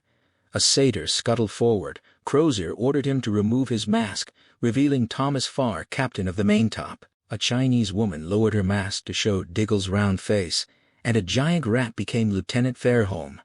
Crozier roared his outrage at the whole spectacle, demanding to know its meaning. Farr answered simply that it was carnival. Fairholme admitted he'd shot the bear himself, a mother and cub, and they planned to roast the meat at midnight. Diggle assured him the liver would be avoided. Crozier demanded why he hadn't been told of the bears, and Fairholme apologized, blaming the lack of messengers from Erebus. Crozier knew Fitzjames had been negligent, and the men knew it too. He let them carry on but warned them not to damage Sir John's clock. Then he walked back through the chambers, out onto the open ice, only then able to breathe properly. Fitzjames stood alone near Erebus's railing, smoking his pipe. Crozier gestured helplessly at the lighted city behind him, and Fitzjames acknowledged the men's ingenuity, then wondered aloud whether their labor served the expedition or the devil. Crozier growled about the waste of oil and coal, and Fitzjames assured him they'd used only what they'd saved by not heating Erebus. The maze, Fitzjames explained, was the idea of young Richard Aylmore, the gunroom steward, who'd read an American story about a masked ball with colored chambers, something about a Prince Prospero. The men had loved it. Fitzjames offered his last bottle of whiskey, and Crozier accepted, following him into the ship to wait for the feast. Crozier and Fitzjames emerged from Erebus shortly before midnight, the bitter cold hitting them like a physical blow after the freezing great cabin. The wind had picked up, and the torches and braziers they'd authorized extra coal and oil sent out to keep the revelers from freezing rippled and crackled in the 100 below darkness. They'd talked little in the cabin, lost in their separate melancholies, interrupted constantly by reports and requests from officers and men in absurd costumes. Now, bundled in their outer slops, they made their way across the ice after their stewards, and the Visconti and Little came to announce the bear meat was ready. Crozier was very drunk. He hadn't slept in nights, and the whiskey burned in his belly and brain as they walked toward the glowing canvas city. The main grilling area was in the White Room. They traversed the compartments in silence, and Crozier realized most of the men were also drunk. How? He couldn't fathom, since the spirit rooms were secure, and Erebuses had been empty since they'd sailed. But British sailors always found a way. The smell of grilling bear meat was incredible. Huge haunches and racks sizzled over open fires, and Diggle and Wall served steaming plates to a queue that parted for the captains. Diggle himself, still in his Chinese woman costume, cut prime pieces for them. The Visconti provided proper cutlery, and Fairholme poured ale with a warning to drink quickly before their lips froze to the cups. They sat at the head of a white-shrouded table, and Crozier tried the meat carefully. It burned his tongue, but when he chewed and swallowed, it was the most delicious steak he'd ever eaten. Far better than the gamey, rancid bear meat they'd tried months ago. Around him, men wolfed down the steaks with bare-mittened hands, 100 predators reveling in their kill. Crozier ate ravenously, wanting more, while Fitzjames looked on the verge of happy tears. Then the music started, the mechanical disc player from Terror, and the men rose to their feet singing, "Rule Britannia!" The voices roared through the colored chambers, and even Crozier joined in, grinning despite himself. But as they sang, a commotion grew near the entrance to the Blue Room. A procession entered the White Room first, a headless admiral in absurdly broad epaulets, obviously meant to be Sir John Franklin, carrying his papier-mâché head under his arm. Behind him ambled a 10 or 12-foot monster, a white bear walking on its hind legs, twice the height of a real bear, with hanging paws larger than men's heads. Devoe laughed, and explained it was Manson on the bottom, with Hickey riding on his shoulders, the two hides sewn into a single costume. Crozier quit singing, frozen with anger and horror. The procession moved through the White Room into the Violet Chamber, and he knew he had to stop this travesty. No naval discipline could tolerate lampooning the expedition's dead commander. But it was too late. Shouting orders now would be as absurd as the ritual itself. Fitzjames swore he hadn't known. Crozier began following the procession, fury and helplessness warring in his chest as the drunken singing roared around him. The headless admiral and the towering bear monster led the procession into the Ebony Room as Sir John's clock began striking midnight. Crozier, pushing through the mob, felt a blast of cold air as he entered the darkness, as if a door had opened in the iceberg itself. The singing continued, the rear ranks pressing forward while those at the front hesitated at the threshold of the soot-covered, black-walled space. Then Crozier saw a second large white shape in the room, standing on its hind legs, far larger and taller than Manson and Hickey's bear costume. As the clock struck its final chimes, something roared, a sound so deep and ferocious that it made Crozier want to lose control of his bladder right there. The thing charged forward through the darkness. Costumed men screamed and scattered, running into the invisible black canvas walls. Crozier stood his ground, unarmed, feeling the mass of the creature brush past him, sensing it in his mind as well as his body, catching the sudden stench of old blood and carrion. Men were slashing at the walls with knives, trying to escape.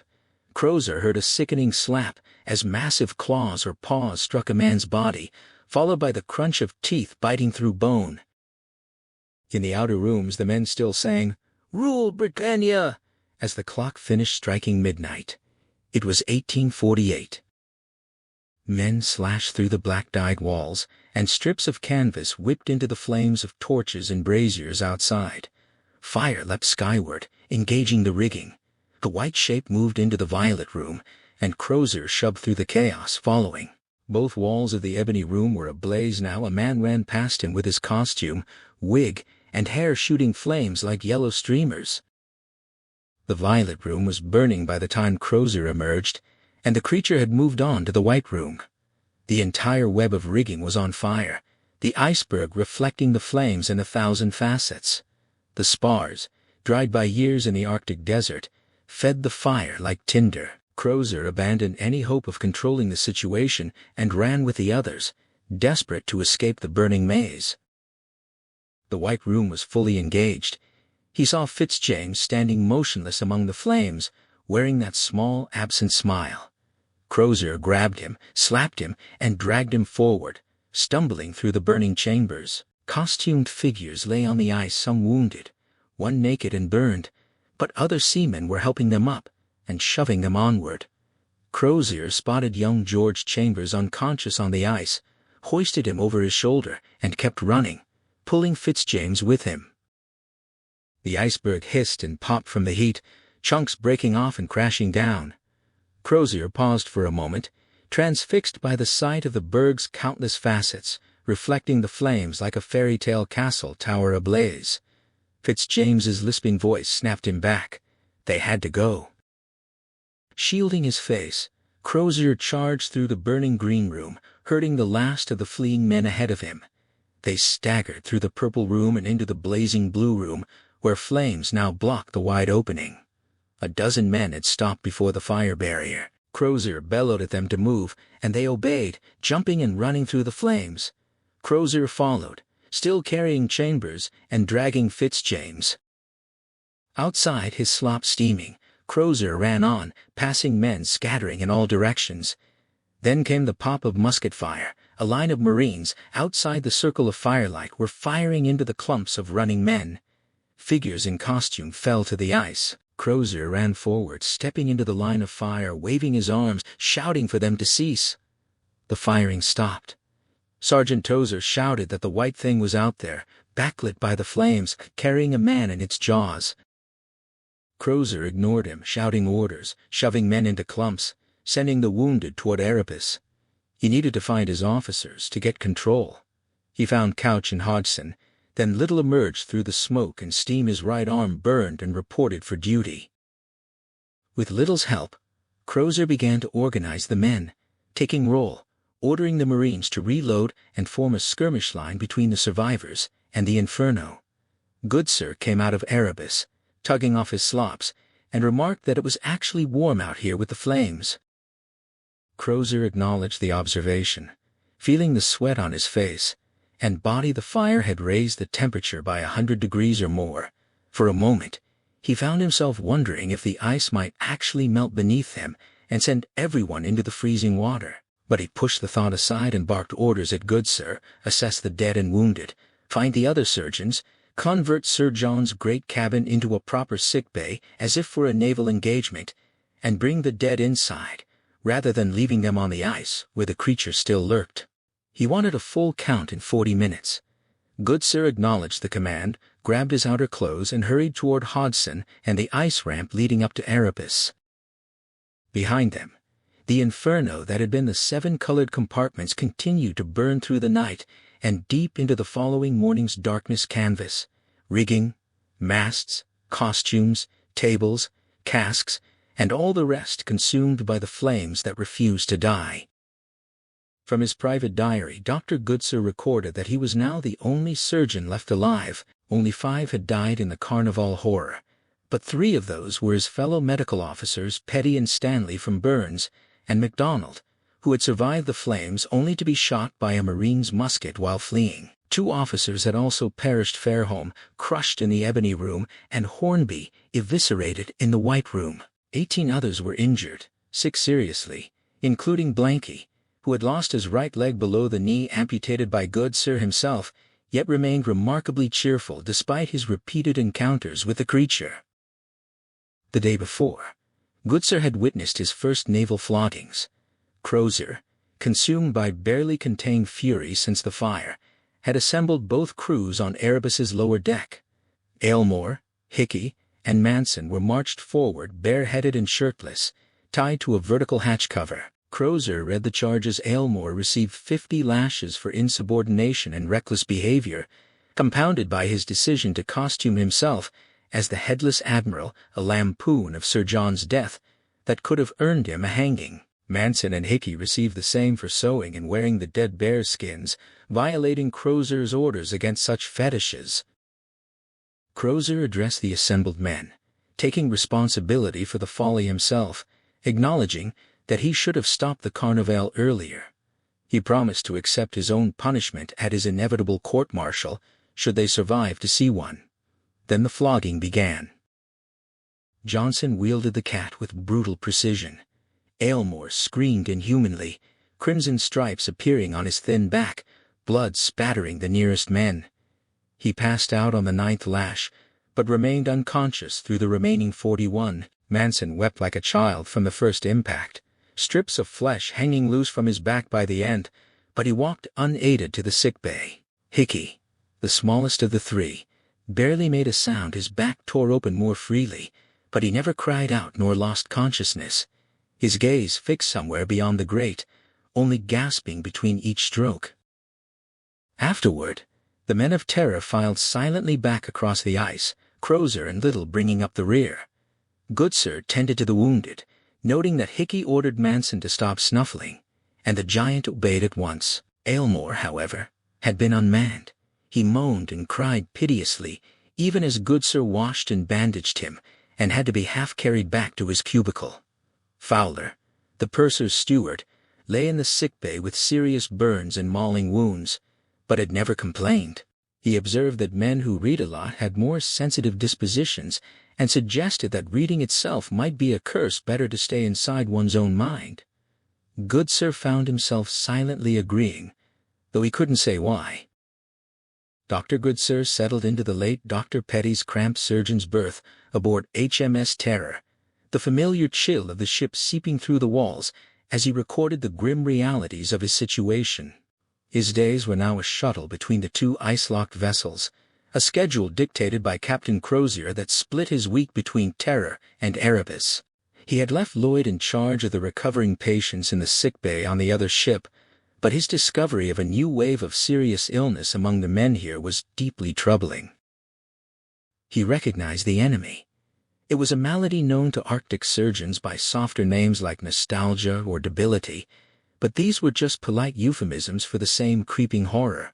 He could see it in the men's bleeding gums, their confused, vacant stares, the strange and overwhelming yearning for home that struck them alongside their physical deterioration. The weakness and confusion were the first steps of a descent towards complete collapse, a sickness of both body and mind that he knew by its true, dreaded name, though he could not yet bring himself to speak it aloud. It was scurvy. But it was not just the men who were failing. Through the thin partition that separated his berth from the captain's cabin, Goodsir could hear the constant muffled sounds of Crozier's suffering. The captain had locked himself away, claiming a recurrence of malaria, but Goodsir knew this was a lie, a thin fiction to cover a far more desperate personal battle.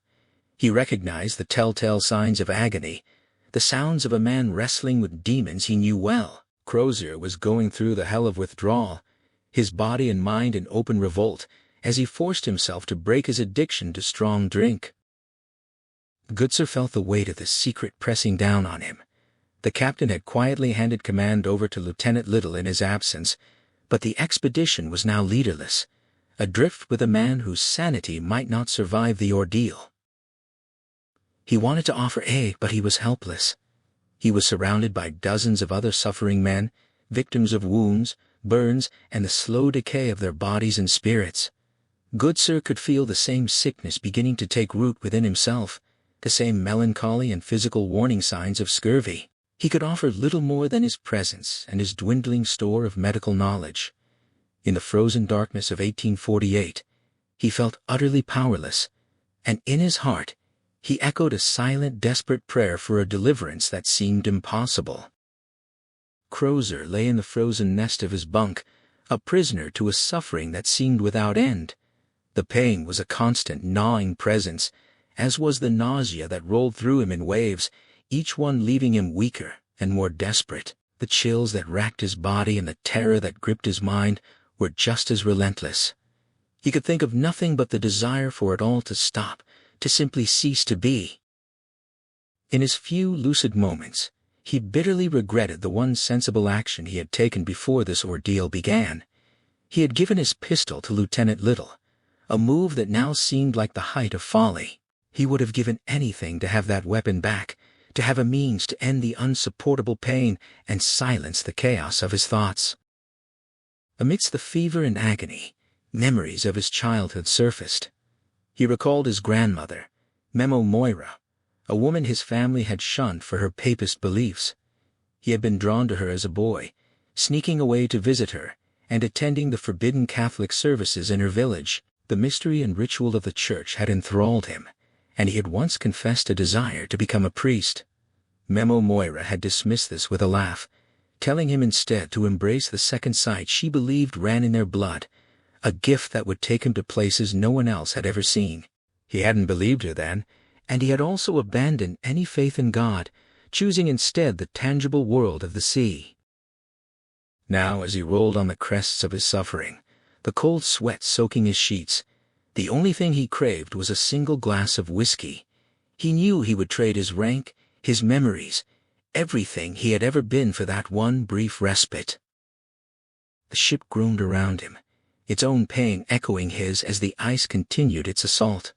He bit down hard on the leather strap he had cut, trying to stifle his own moans, but the sound still escaped him. In his fevered state, visions came unbidden, clear and sharp. He saw Lady Jane Franklin, resolute and indomitable. In his mind she was thriving on the crisis, refusing to accept her husband's death and galvanizing the Navy and Parliament into action. He saw her writing endless letters, her conviction unshaken, certain that Sir John was still alive and that the expedition would be found. He could see her sending these letters off with the first rescue ships. He tried to sit up, to shake off the vision, but the chills were too strong, and he was sick again into the frozen pail. Collapsing back, he let the visions take him, wondering who would be sent to find them. He knew Sir John Ross would want to lead the search, but Lady Jane would dismiss him. She would choose his nephew, James Clark Ross, the man Crozier had sailed with. He could see the younger Ross setting out, but the ice would stop him, just as it had stopped them. The rescue would fail, the ships returning to England by autumn. Crozier saw more expeditions, a flotilla of ships from both England and America, gathering in the ice, their efforts doomed to failure. He saw the reward money, a princely sum, offered for their rescue, a gesture that seemed ludicrous to him, trapped and freezing. He laughed at the absurdity, which only made him sick again. He could no longer tell the ship's groans from his own. The visions continued, a chaotic jumble of images. He saw a fleet of 8 ships, clustered near Devon and Cornwallis Islands, their search parties heading in the wrong direction. He saw Beechy Island, and the graves discovered there, a find that would only lead the rescuers further astray. They would never think to look south, the direction Franklin had actually sailed. The fever reached a new peak, and the images became a terrifying blur. He saw a strange boy in an asylum, felt a brief moment of another mind's terror, and then, in a searing flash, the vision of Sophia Cracroft returned to him, a memory that cut through his delirium with the sharpness of a blade. The hallucination of Sophia Cracroft shifted, and Crozier was no longer an observer, but a participant, reliving a memory sharpened by fever and regret. He was back at the platypus pond, feeling the shock of cold water, and the impossible heat of her naked body pressed against his own, A moment of fleeting, desperate intimacy. Then the scene dissolved, and he was on the stone bench at Government House, kneeling before her, the words of his proposal dying in his throat, as she dismissed him with a cool, patronizing smile. The final image was of her on the dock at Greenhithe, waving her handkerchief, her eyes and attention fixed not on him, but on the fading ships, on the legend of Sir John Franklin. A new vision of her took shape, not a memory, but a terrible premonition. He saw her, as she would become Sophia Cracroft, the devoted niece, the indefatigable companion to the indomitable Lady Jane. She would be a figure of public sympathy, always earnest and hopeful, a constant presence at her aunt's side, as they petitioned the world for news of the lost expedition. She would be celebrated for her devotion, her unwavering faith, but in Crozier's fevered sight, he saw the truth beneath the performance. This was her perfect role, a life of privileged purpose that excused her from any real commitment. He saw that she would never mention him, not even in private, and that she would never marry, content to trade on the reflected glory of her uncle's tragedy. The hope she projected would become a permanent fixture, a shield against the world, long after any real hope had died. The realization was a bitter poison, and he retched, his stomach long empty. He could only curl up and endure the cramps, the pain now a familiar companion. The fever dragged him into another vision, a scene alien and grotesque. He was in a cramped American parlor, watching as a mother and her two young daughters conducted a séance. The girls, Margaret and Katie, were the instigators, their mother a reluctant participant. As a storm raged outside, they called out to a spirit, their questions met with a series of sharp raps. He saw through the illusion, perceiving the girls cracking their toe joints to produce the sounds, a cheap trick they used to convince their gullible mother. He heard them ask about the Franklin expedition, the spirit reporting that Sir John and his men were alive and well, trapped in the ice. It was a lie, a cruel fabrication to comfort a frightened woman. Crozier bit down on his leather strap, his body racked with pain. The vision shifted again, and he was in a theater, watching a man dressed as an Eskimo deliver a speech. The man spoke of his mission to rescue Franklin, invoking Lady Jane's blessing, but Crozier saw the truth behind the performance. Later, he saw the same man, Dr. Kane, in a hotel room, with a naked young woman, the older Margaret Fox. He listened to their intimate conversation, hearing the man's cruel rejection of her, his declaration that he was sold to different destinies. Crozier realized the man was a charlatan, a fraud who used the Franklin tragedy for his own advancement. He woke with a gasp, shivering in the damp, frozen darkness of his cabin. The visions were relentless. He felt utterly hollow, his body a prison of pain and weakness. The faces of other men he had known or heard of swam before his eyes. Robert McClure, ambitious and untrustworthy John Ross, heading home in defeat. James Clark Ross, older and broken. He saw Francis Leopold McClintock, a man destined to search for them long after they were gone. Then the vision sharpened, and he saw McClintock at a cairn, pulling out the very note that had been left on King William Land. Crozier recognized the place, the scene from a future he would never see. The image was a grim confirmation of his fears. The world would search for them, but they would look in all the wrong directions. The vision solidified into a scene of stark, haunting finality. Crozier, observing through the eyes of the future explorer McClintock, saw a colossal sledge of iron and oak, a vessel of immense weight and careful construction. Lashed atop it was one of Terra's own pinnaces, its rigging prepared for river travel. He looked into the boat and saw the remnants of his expedition's final desperate act. 2 skeletons lay within, one a pitiful pile of gnawed, devoured bones in the bow, the other more intact, a clothed officer's corpse, sprawled in the stern. Scattered between them were the relics of a doomed attempt at survival: shotguns, blankets, and a trove of valuables, gold watches, silverware bearing the crests of Franklin, Fitzjames, and Crozier himself, and 6 books, including The Vicar of Wakefield, a volume he knew was still aboard Terror. He saw the fine china and the personal effects, the detritus of a civilization that had been stripped down to its barest, most absurd essentials. The vision refused to release him, McClintock's face dissolved and reformed into that of a younger man, Lieutenant Hobson, who looked upon the same scene of horror with the same sickened disbelief. Then, in a disorienting lurch, the nightmare of the boat vanished. He was no longer an observer, but a participant, lying in a cave of ice and furs next to a naked woman. He blinked, his fevered mind struggling to reconcile the image. It was Sophia Cracroft. And then it wasn't. Her face shifted, became that of Lady Silence. She was looking at him with an earnest, questioning gaze, and though her lips did not move, he felt her voice inside his mind, a silent question that resonated through him. "Do you dream my dreams? Am I dreaming yours?" The sensation was like a jolt of the purest whiskey, a searing clarity in the midst of his delirium. But the respite was brief. The vision twisted again, and he was plunged into the most terrible nightmare of all. He saw himself as a child, kneeling at the altar rail of a forbidden Catholic church. His papist grandmother, Memo Moira, somewhere behind him, a faceless observer, a blend of McClintock and Hobson, watched as young Francis approached the Eucharist. The priest, a monstrous, dripping figure with an inhuman visage, loomed over him.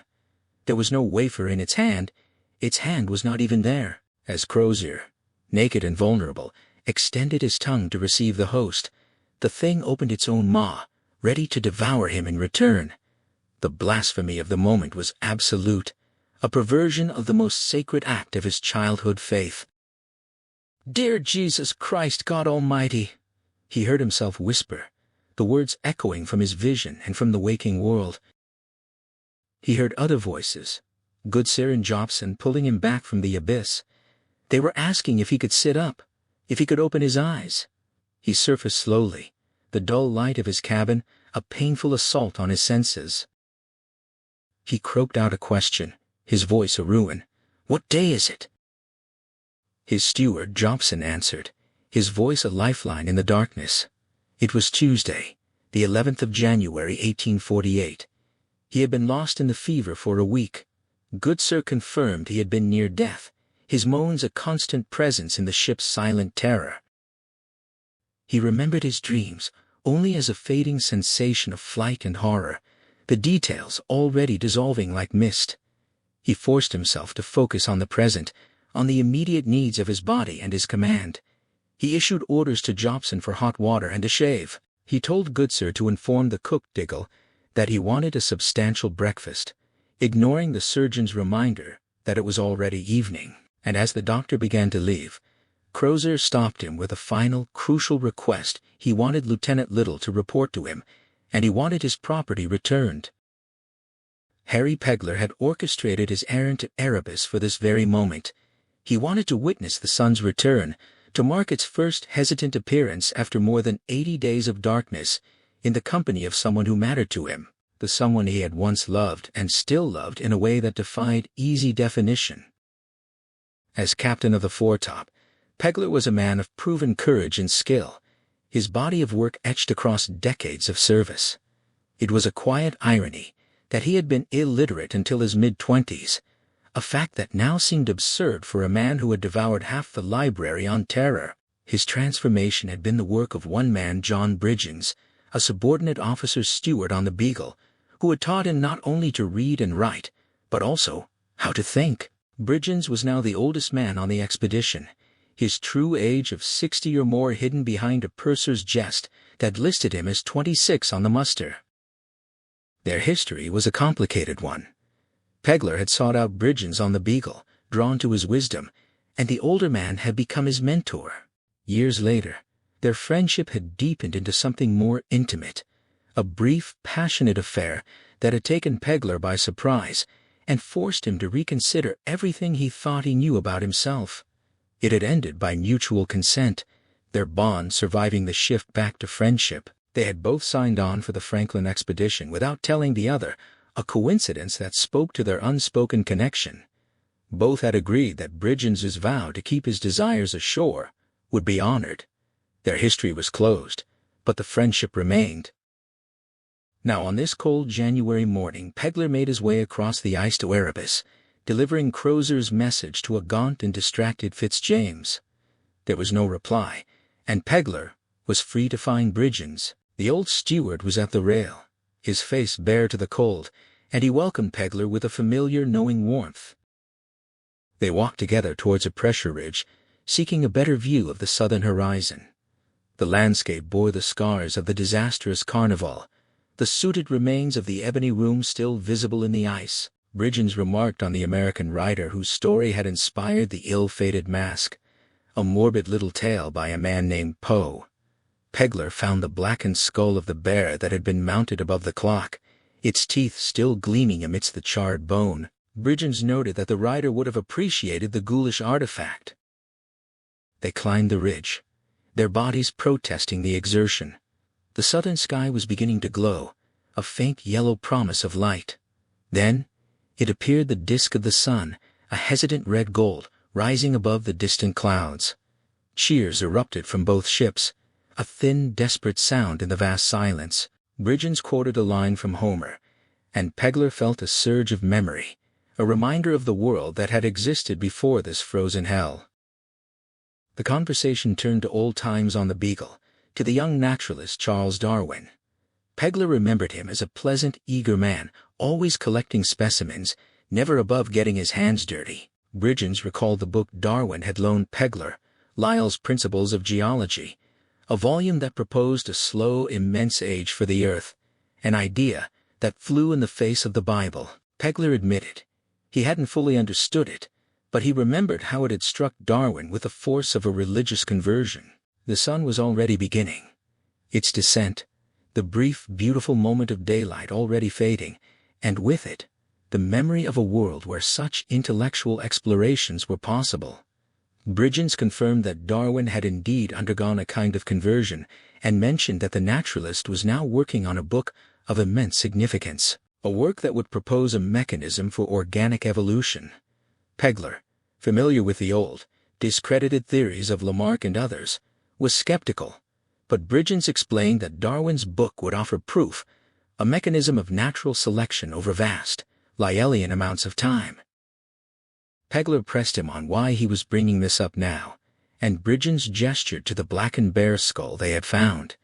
He speculated that the creature stalking them might not be a modern white bear at all, but a remnant of some far older, more formidable species. It was a sobering thought, that they might be facing a predator from a time so ancient it had left no fossil record, a being that had somehow survived into the present age.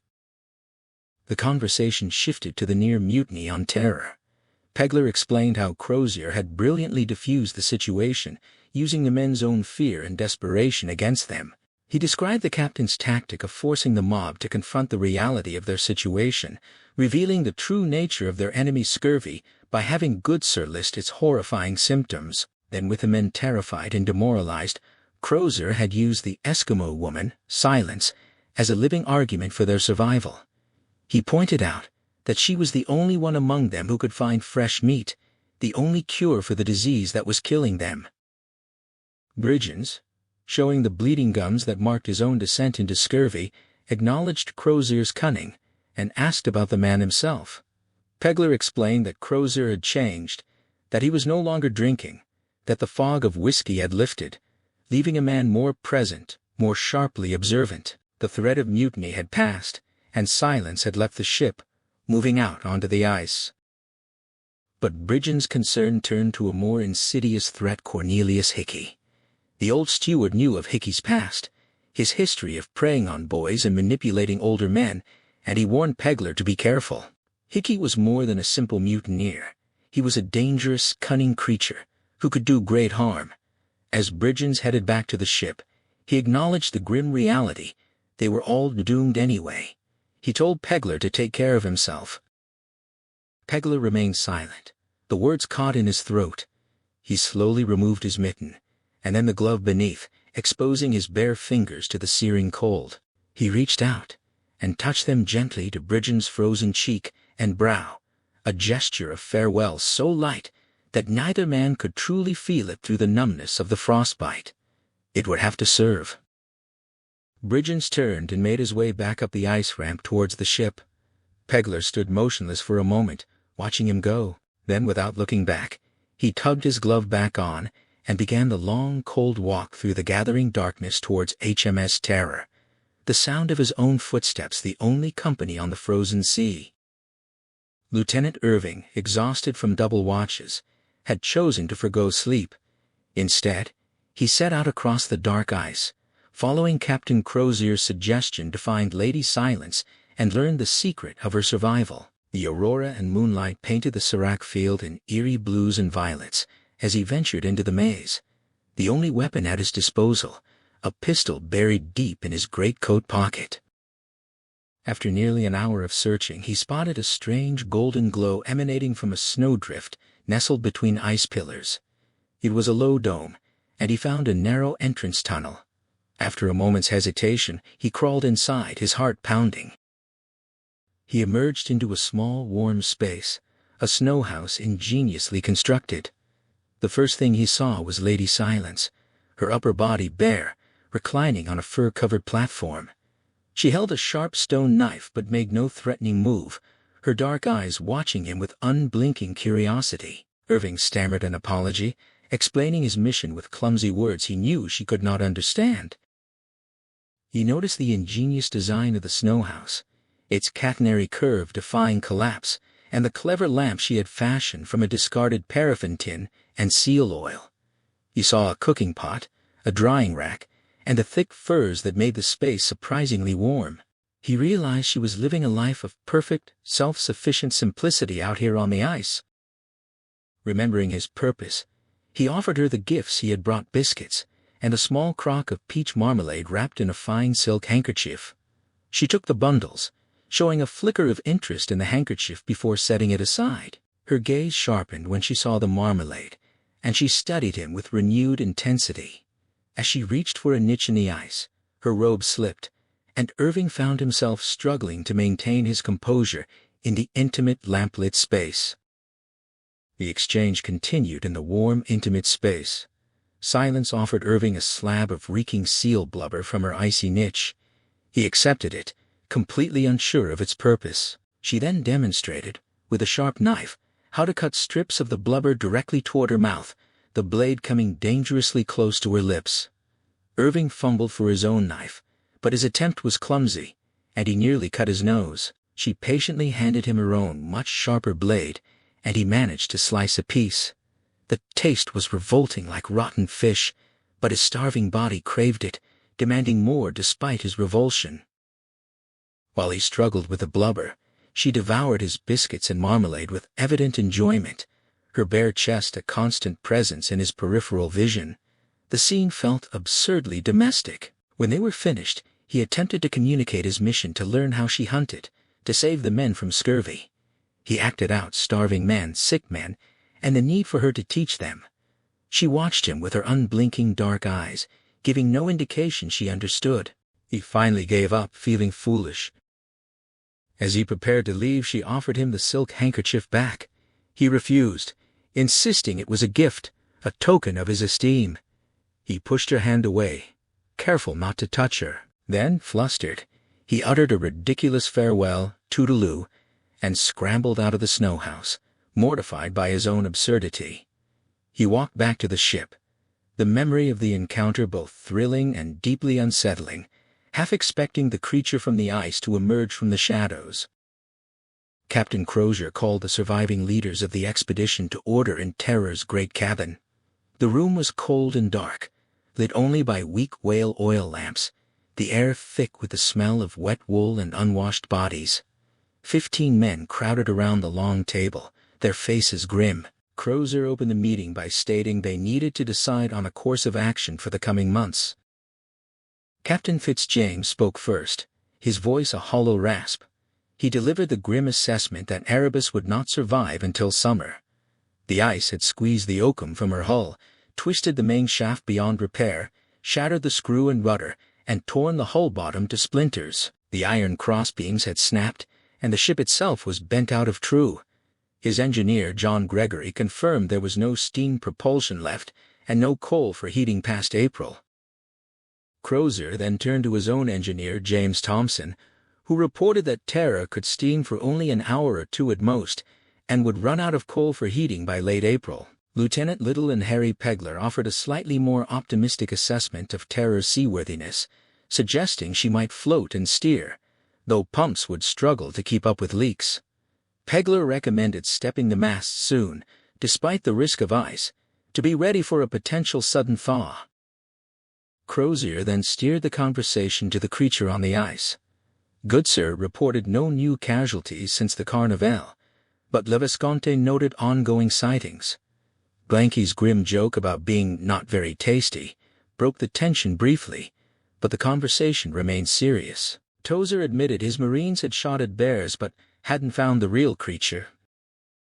The discussion then turned to the critical question, could they afford to wait until summer to abandon ship? Goodsir answered emphatically, no. The tinned food was spoiling, scurvy was spreading, and the men were losing weight and energy. If they waited, only a few would have the strength to haul sledges, leaving the majority to starve. Blanky outlined the bleak options, heading south to the Great Fish River, and then 850 miles upstream to Great Slave Lake would take too long. Any rescue party sent back would arrive too late. Heading east to Baffin Bay meant man-hauling sledges across hundreds of miles of ice and pressure ridges, a journey of over 1,200 miles with no guarantee of open water. The situation was dire, and the men around the table were left to contemplate the grim reality of their choices. The officers huddled in the ship's freezing gray cabin, debating their dwindling options. Lieutenant Hodgson suggested they abandon the heavy boats, reducing their load to only sledges for a dash across the ice toward Boothia. Crozier quietly corrected the weight of the pinnaces, and Blanky laid out the brutal arithmetic. Even without supplies, each party would be dragging nearly 1,500 pounds of weight. No expedition had ever hauled over such a distance. Le Visconti argued the ice would be easier to traverse in March or April, before it softened into sticky slush.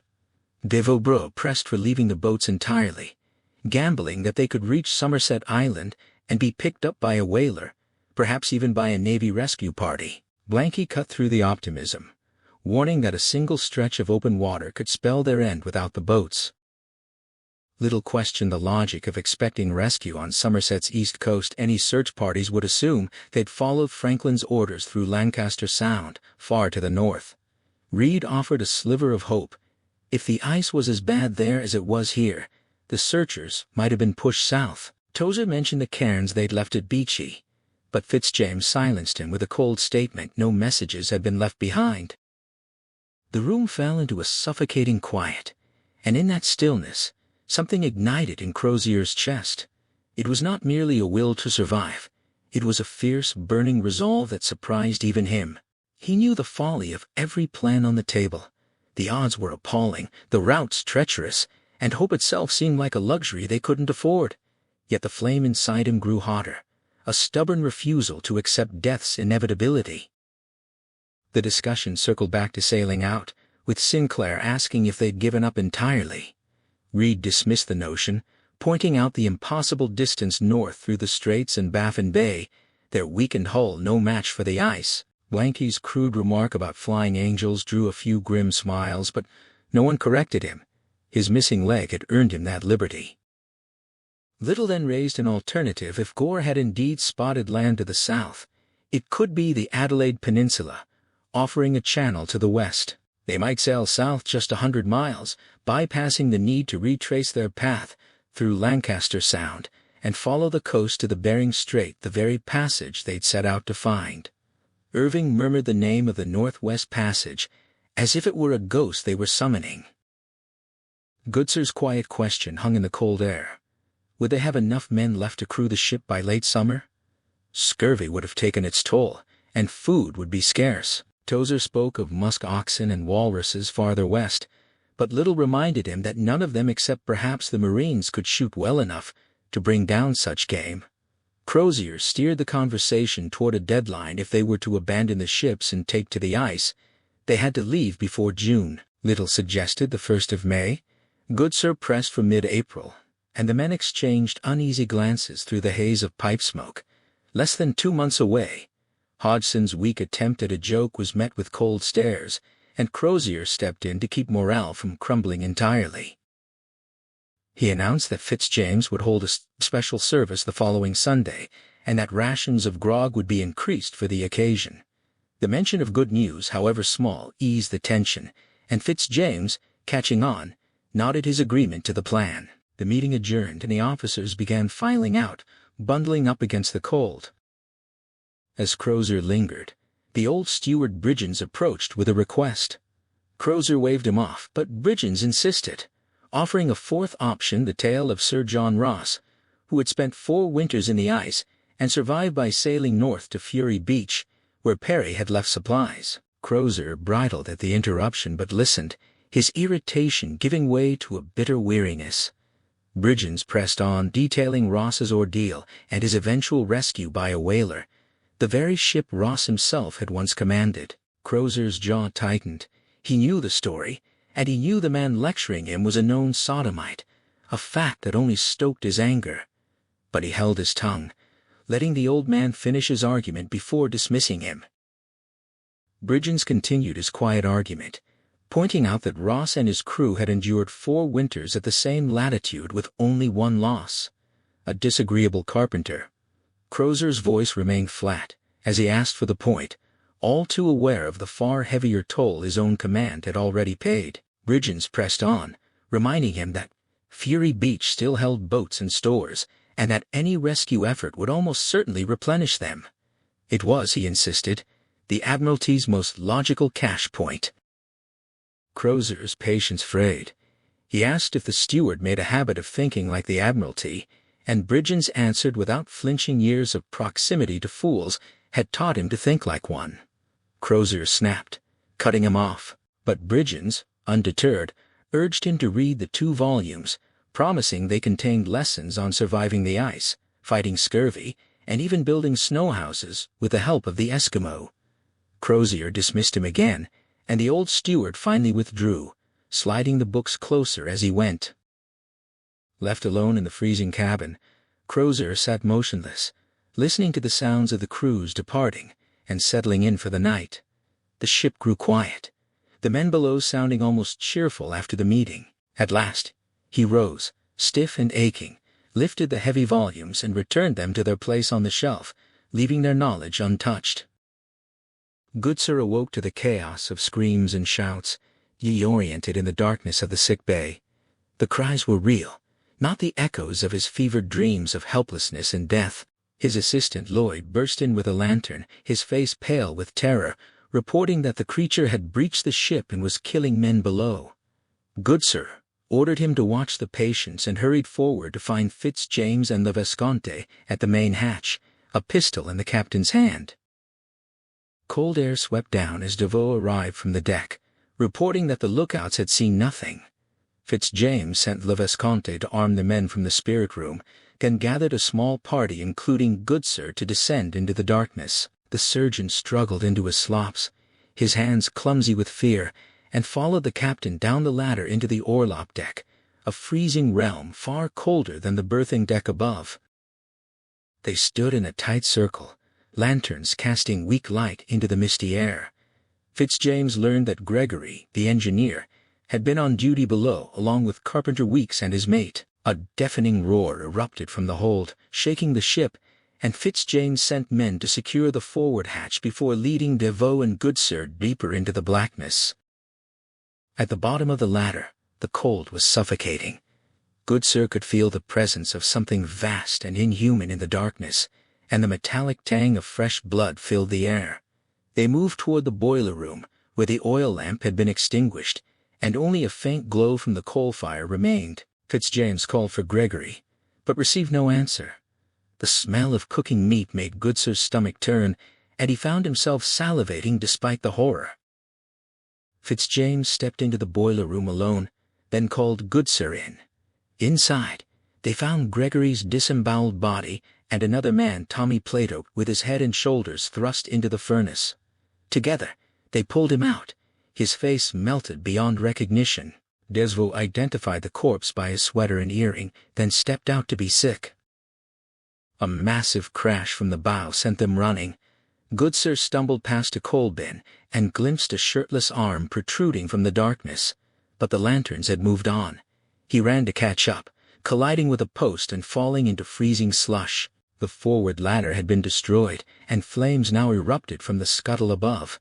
Fitzjames fell back, and the group scrambled toward the main ladderway as the fire spread, and the creature roared somewhere in the smoke and darkness. Goodsir wanted to check on the man whose arm he'd glimpsed in the coal bunker, but the darkness and the chaos forced him onward. He scrambled up the ladder to the orlop deck, choking on thick smoke, unable to see more than bobbing lanterns. Dropping to all fours, he crawled toward the bow, where men were beating at flames with blankets that only caught fire themselves. Fitzjames shouted for bucket brigades, ordering the men to use frozen piss buckets and snow to douse the blaze. Goodsir's mind flickered back to the severed arm he'd left behind, but he pushed forward, pressing himself against the bulkhead as men shoved past him. Muskets fired nearby, and he dropped to his knees, covering his ears, remembering his own warning that scurvy victims could die from the shock of gunfire. Fitzjames yelled at the Marines to hold their fire, and Goodsir saw Le Viscount and the others silhouetted against the flames.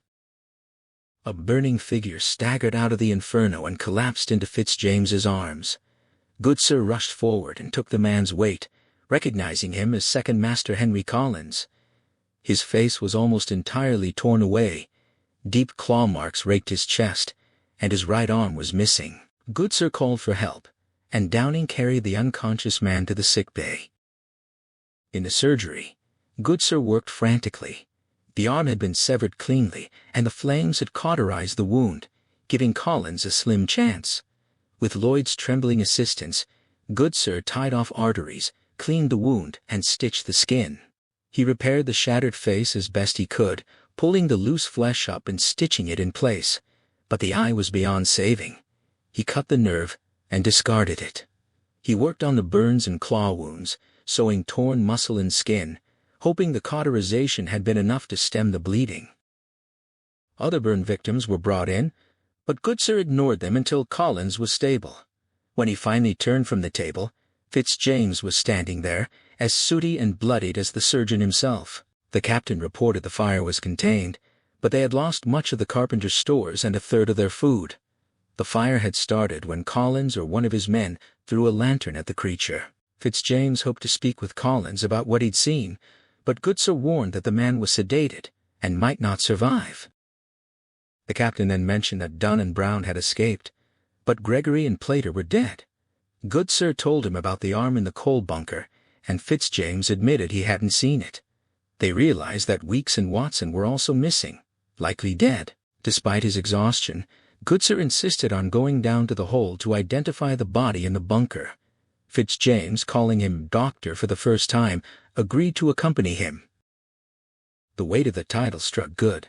Sir Doctor respect Franklin and Fitzjames had never granted him before. It felt strange, almost disorienting, but he pushed the thought aside. He insisted they had to go down, that one of the missing men might still be alive, though the captain reminded him the creature could be waiting in the darkness. Goodsir nodded, exhaustion pulling at his limbs, and asked if Downing could accompany them. Fitzjames instead lifted an extra lamp and told the surgeon to lead the way. Crozier gave the order to abandon ship, his voice steady as Lieutenant Little related through the crowded decks. The men had been expecting this, and they filed down the ice ramp without hesitation, leaving the ship behind. Only Crozier and Little remained on deck, watching the column of men gather below, their faces hidden beneath layers of wool and caps against the thin April sunlight.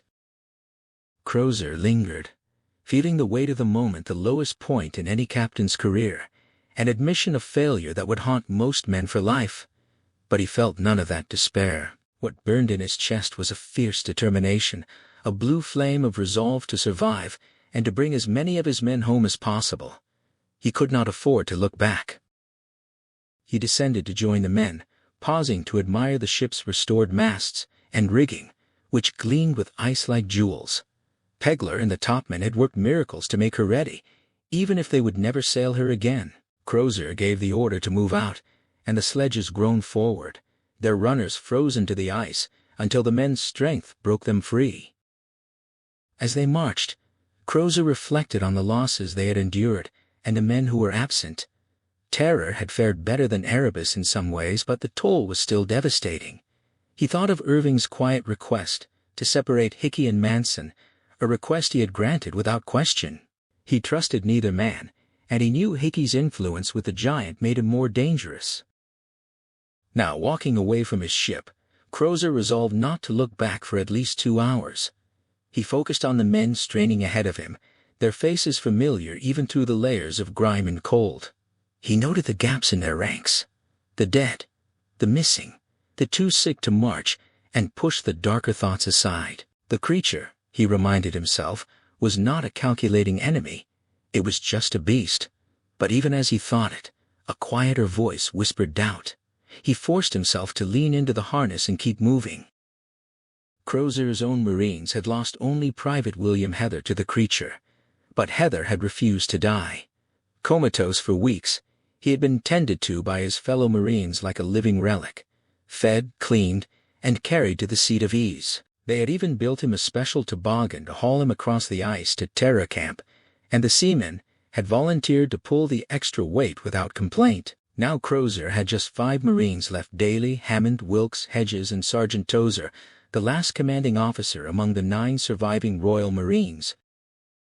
As Crozier fell into the rhythm of the harness, he mentally tallied the dead 6 officers from Erebus, 4 from Terror, all 3 warrant officers from Erebus, none from Terror, petty officers and seamen lost on both sides. 24 men gone, a terrible toll. But what mattered now was the living 105 souls still under his care, including himself.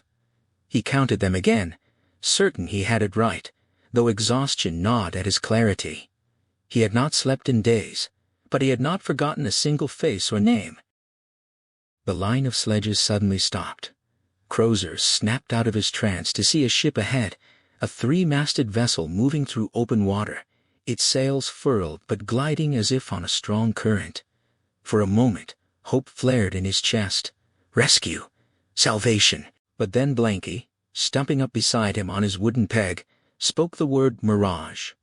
Crozier recognized the illusion immediately: the masts of Terror, inverted and shimmering against the sky, a cruel trick of the Arctic light. He had seen such phantoms before, from smoking volcanoes in Antarctica to floating black spheres in the spring of '47. 2 seamen dropped to their knees in despair, one weeping, the other cursing. Crozier's voice cut through their breakdown, sharp and merciless, demanding they act like men. He reminded them they had seen mirages before, and threatened to make them haul the sledge alone while he rode atop it. They scrambled to their feet, and the line resumed its grinding progress toward the pressure ridge ahead. Blanky's cheerful observation about a dark god tormenting them went unanswered. Crozier stepped out of the harness after 5 hours of pulling, realizing with a hollow finality that his career as a captain was over. He had lost his ships, and too many men the Admiralty would never trust him again. But he fixed his gaze on the ridge ahead and trudged forward, refusing to let the weight of that knowledge stop him. There were still 2 hard days of man-hauling before they reached Terror Camp, and he would not falter. Goodsir's diary entries painted a bleak picture of Terror Camp. He had been there for 4 days, and the place lived up to its name. The camp was situated along a wide inlet, sheltered somewhat from the wind, but the sight of it had first reminded him of Homer's Iliad: 18 longboats pulled up in a row, 20 tents of various sizes, and a glow of coal fires and braziers that gave the camp a strangely festive air. Yet after days there he decided it resembled a pirate encampment more than anything heroic. The men were ragged, their clothes frayed and patched, many of them ill or limping, their faces pale and eyes sunken. Scurvy was rampant. Goodsir had been busy in the sick bay, tending to 20 men, 8 of them on blanket pallets. Sergeant Heather was back in his care, the gold sovereign still screwed into his skull where the creature had bashed his brains out, but pneumonia had set in during the crossing, and Goodsir did not expect him to last much longer. David Lays, catatonic for months, had stopped keeping down even thin gruel. Goodsir doubted he would see Wednesday. Bill Shanks had a compound fracture, and Goodsir had set the bones but feared infection. The real killer, however, was scurvy. Edmund Hoare, Fitzjames's steward, was a prime example. Once a strong, athletic man, he now lay bloated and jaundiced, his hair soaked with blood, his legs swollen to twice their size. His skin had lost all elasticity. Bed sores had become suppurating ulcers. He had lost all but 2 of his teeth, and his gums had blackened and receded. The stench was unbearable. Hor might linger for weeks in agony, but Goodsir knew there was no hope for him. 12 men in the sickbay were dying of scurvy, and more than 2/3 of the survivors, including Goodsir himself, had symptoms. Their lemon juice supply would run out in less than a week, leaving only vinegar as defense, a remedy the men despised. Goodsir noted that officers who had eaten more of Goldner's canned foods seemed to suffer worse than the seamen, confirming Dr. MacDonald's theory that something in the canned goods was either lacking or poisonous. But without fresh meat, there was little he could do. That night, Fitzjames stopped by the sickbay, and Goodsir asked him why they had brought all 18 boats. The captain led him down to the beach and explained. The first 4 boats were whaleboats 30 feet long, light and strong, with no fixed rudder, making them easy to drag across the ice. They could be launched directly into open water. If they had 10 such boats, Fitzjames said, everything would have been perfect.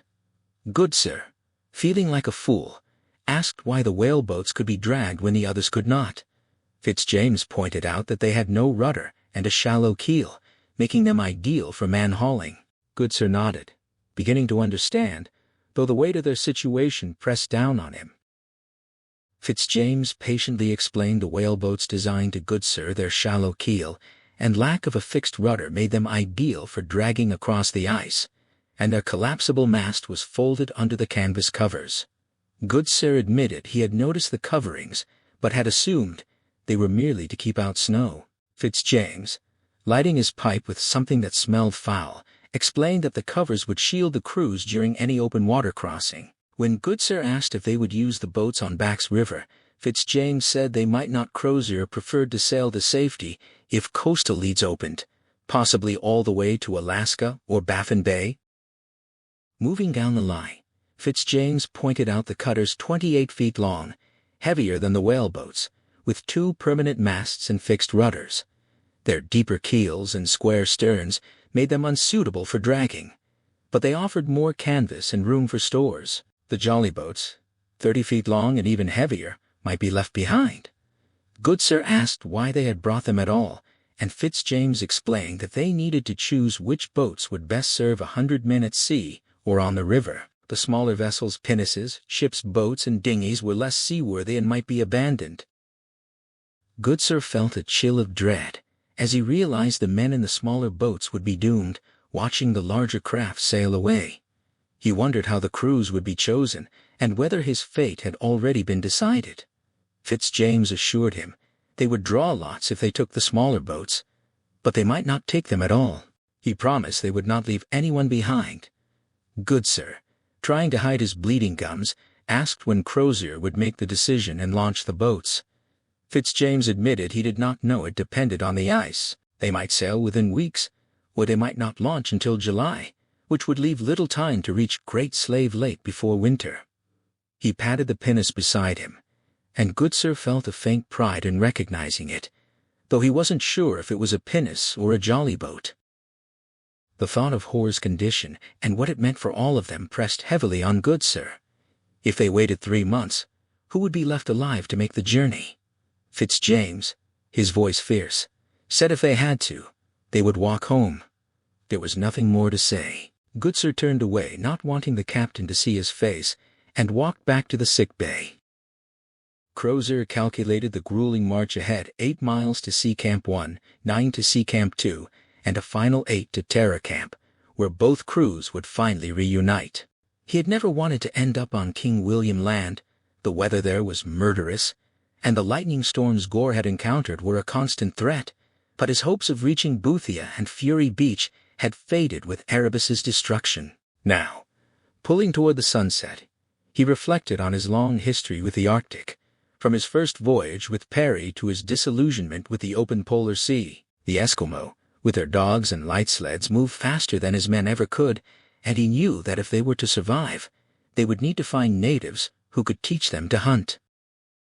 Crozier had considered threatening Lady Silence to force her to reveal her hunting secrets, but he knew such a threat would fail.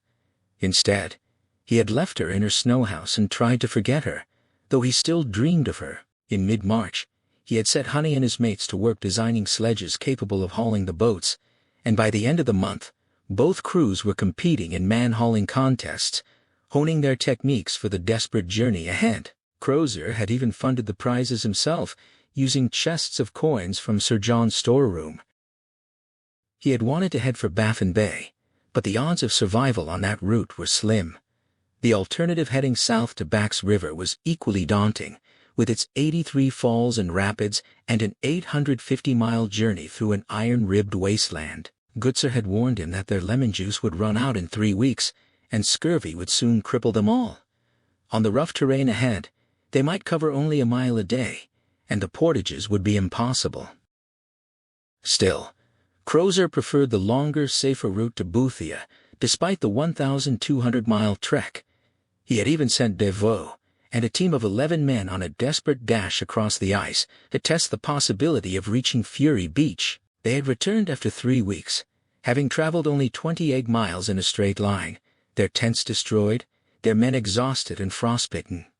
Devoe had kept them moving through impossible conditions, but the ice had been too active, and they had nearly been lost. The attempt had failed, and Crozier knew that if they were to survive, they would have to find another way.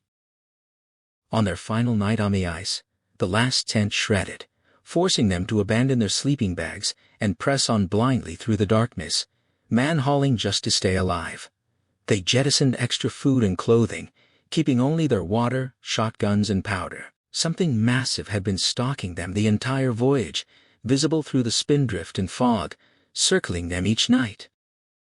On the 21st morning, an Erebus lookout spotted them from a high iceberg, though the ship itself had been crushed and sunk. Reed, Le Vesconte, Goodsir, and Pegler led a rescue party, bringing the exhausted men back past the wreckage of their destroyed home. 5 of them could not walk the last mile and had to be sledged. The Erebuses among the team wept at the sight. The dashed attempt to reach Boothia meant the only choices left were to stay with the ships or set up camp on King William Land and prepare for a desperate run south to Bax River. Crozier began planning the evacuation the next day. Just before sunset, the procession came across a perfectly round hole in the ice, the first open water they had seen in 20 months. It was not a natural polynya. It looked as if someone had cut it with a giant saw, but no ship's ice saw could cut so cleanly through 10 feet of ice. Blanky joked about dining there, but the men shook their heads, uneasy. Crozier ordered them to keep moving. 20 minutes later, the rear guard reported something following them. Crozier saw it through his telescope, a massive shape, moving on all fours, taller at the shoulder than Magnus Manson. It moved with a fox-like grace, then rose on 2 legs, towering over the seracs. It was still faster than the men hauling their sledges. Darkness swallowed it, and Crozier led the Marines back to the procession, ordering the guards to stay close, keep their weapons primed, and use no lanterns. He sent Blanky forward with orders no supper stop, cold rations on the march, and the guards should prepare their weapons and remove their mittens. Within minutes, every man would know the creature was following them, closing the gap. John Irving was sick, half-starved, and so exhausted that the ground seemed to pull at his feet with each step. His gums bled freely, and 2 of his side teeth had come loose in their sockets, a fact he'd confirmed that morning by gently worrying them with his tongue. Yet despite all of this, the day felt like a gift. For the first time in 3 years of freezing and monotony, he was a genuine explorer. He and his old friend George Hodgson had each taken charge of a small team, sent out from their grim camp on King William Land to hunt and scout. Irving's party had found nothing. No tracks, no animals, nothing but wind-scoured gravel and snow, but the act of searching felt like purpose. He was walking where no white man had walked before, mapping the interior of this desolate place that Sir James Ross had only skirted decades earlier. The landscape was worthless, nothing but low frozen hills and howling emptiness, but Irving found himself entertaining the absurd notion of naming it after himself. Why not? Lady Jane Franklin had a point named for her merely for being married to an old man. This was his discovery. The man-hauling teams had begun to develop their own identities, their own loyalties. Yesterday, Irving had led his 6 men on a hunt, while Hodgson took another group to reconnoiter the coast, per Captain Crozier's orders. Irving had felt a small knot of unease, knowing that Cornelius Hickey, the caulker's mate, was among his men and armed with a shotgun. But with Magnus Manson Hickey's hulking shadow left behind at the ship, the little man had been almost deferential, even polite. The situation reminded Irving of his boyhood tutor, Mr. Condreu, who used to separate him from his brothers during their lessons. Separated, they became timid together. They were a handful. Irving was glad he'd asked Crozier to keep Manson away from this party, though he'd never explained why, he never would. Today, the tension was gone. Only one man besides Irving carried a weapon, Edwin Lawrence, a passable shot with a musket. The rest of them carried simple canvas packs, called mailbags after the inventive faux Cecil captain who designed them. Inside were water bottles, biscuits, dried pork, a single emergency tin of food, extra clothing, wire goggles to protect against snow blindness, ammunition, and a rolled blanket for sleeping. They had been walking inland for more than 5 hours, sticking to the gravel ridges where the footing was firmer, though the wind there was brutal. They had found nothing of use. Not even the green or orange lichen that Irving knew, from his reading in the ship's library, could be scraped from rocks and boiled into a thin, miserable soup. He was hungry, but the thought of food held little appeal. His body was failing him. When the group had stopped to rest and eat a cold meal, Irving had left them under the temporary command of Thomas Farr. He told himself, the men needed the break. They were exhausted from weeks of man-hauling sledges, but in truth, he needed solitude. He said he'd be back in an hour, leaving a trail of boot prints to follow across the snow patches. He walked east, chewing a hard biscuit. When he pulled it away from his mouth, it was spotted with blood. He climbed another rise and stopped. Below, in a wide snow-filled valley, black specks were moving. He tugged off his mittens with his teeth and fumbled for his brass telescope, his most prized possession, a gift from his uncle. He held it away from his face to keep the freezing metal from sticking to his skin. They were people. At first he thought it was Hodgson's party, but there were too many 10 figures in heavy fur parkas, their hoods framing dark faces, and they had a small sledge, something no one at Terror Camp possessed. Irving steadied the glass and saw the truth. The sledge was being pulled by a team of at least 6 dogs. These were either white men in native clothing or actual Eskimos. The realization hit him like a physical blow. He dropped to one knee, the horizon seeming to tilt, and lowered his head until the nausea passed.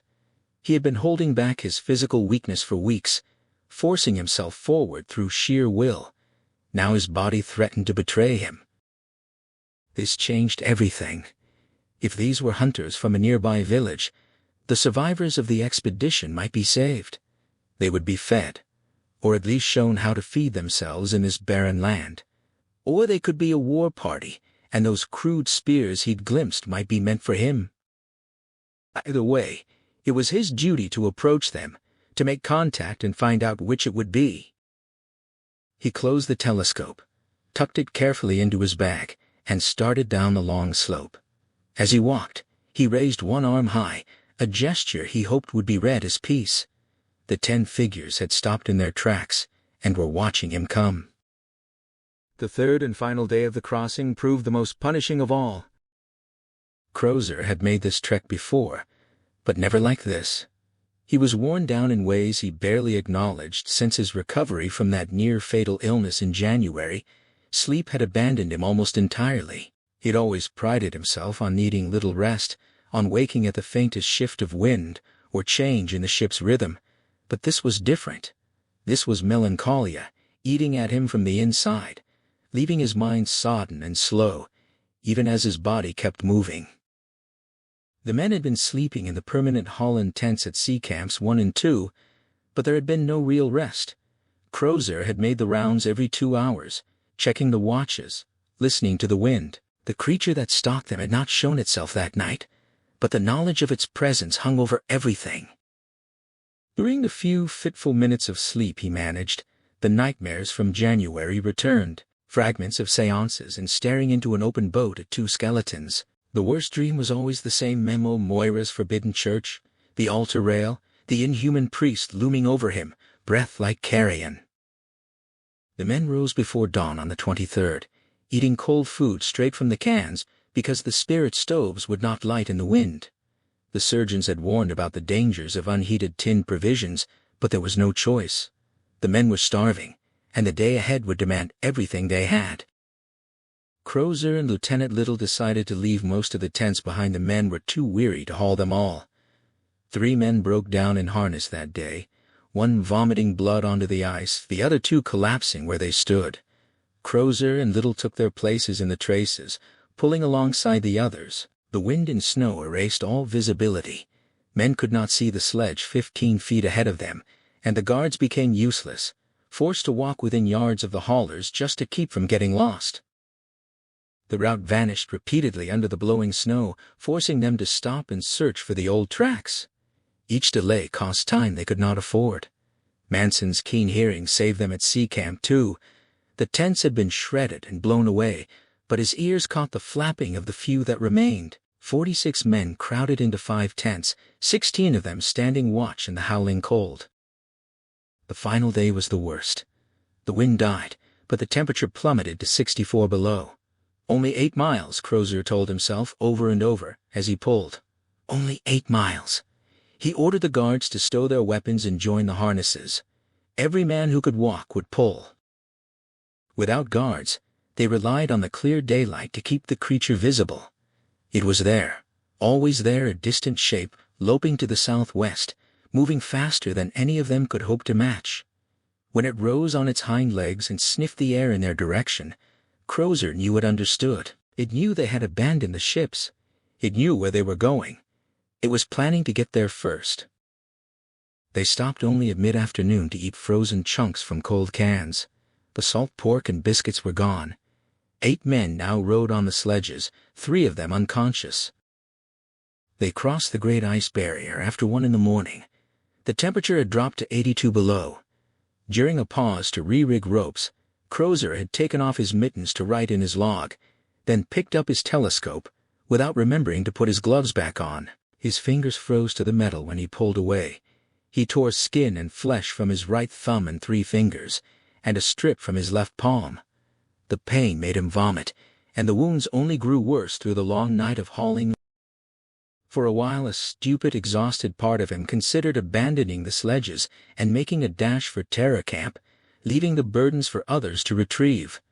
But he knew what that would cost him: the last shred of his authority, the respect of his men. So he kept pulling, kept giving orders, kept vomiting silently onto the ice as the lantern light caught the red of his blood. They reached the shore at last, gravel scraping under the runners. Terror Camp was lit with torches, men waiting outside the tents. Crozier pulled the lead sledge into the circle of light, the weight of the dead and dying behind him. He was touched by the welcome, but then he saw the faces, and he knew something had happened, something that would change everything. Crozier pulled the final 60 feet, the torchlight washing over him, his torn hands screaming with every jolt of the harness. He had been rehearsing a little quip in his mind, something about declaring it Christmas and ordering everyone to sleep for a week, a small attempt to lift the mood as they staggered into camp. But then Fitzjames stepped forward, and the other officers with him. Crozier saw their faces, read their eyes. Le Visconti, Deveau Couch, Hodgson, Goodsir, all of them wearing the same expression.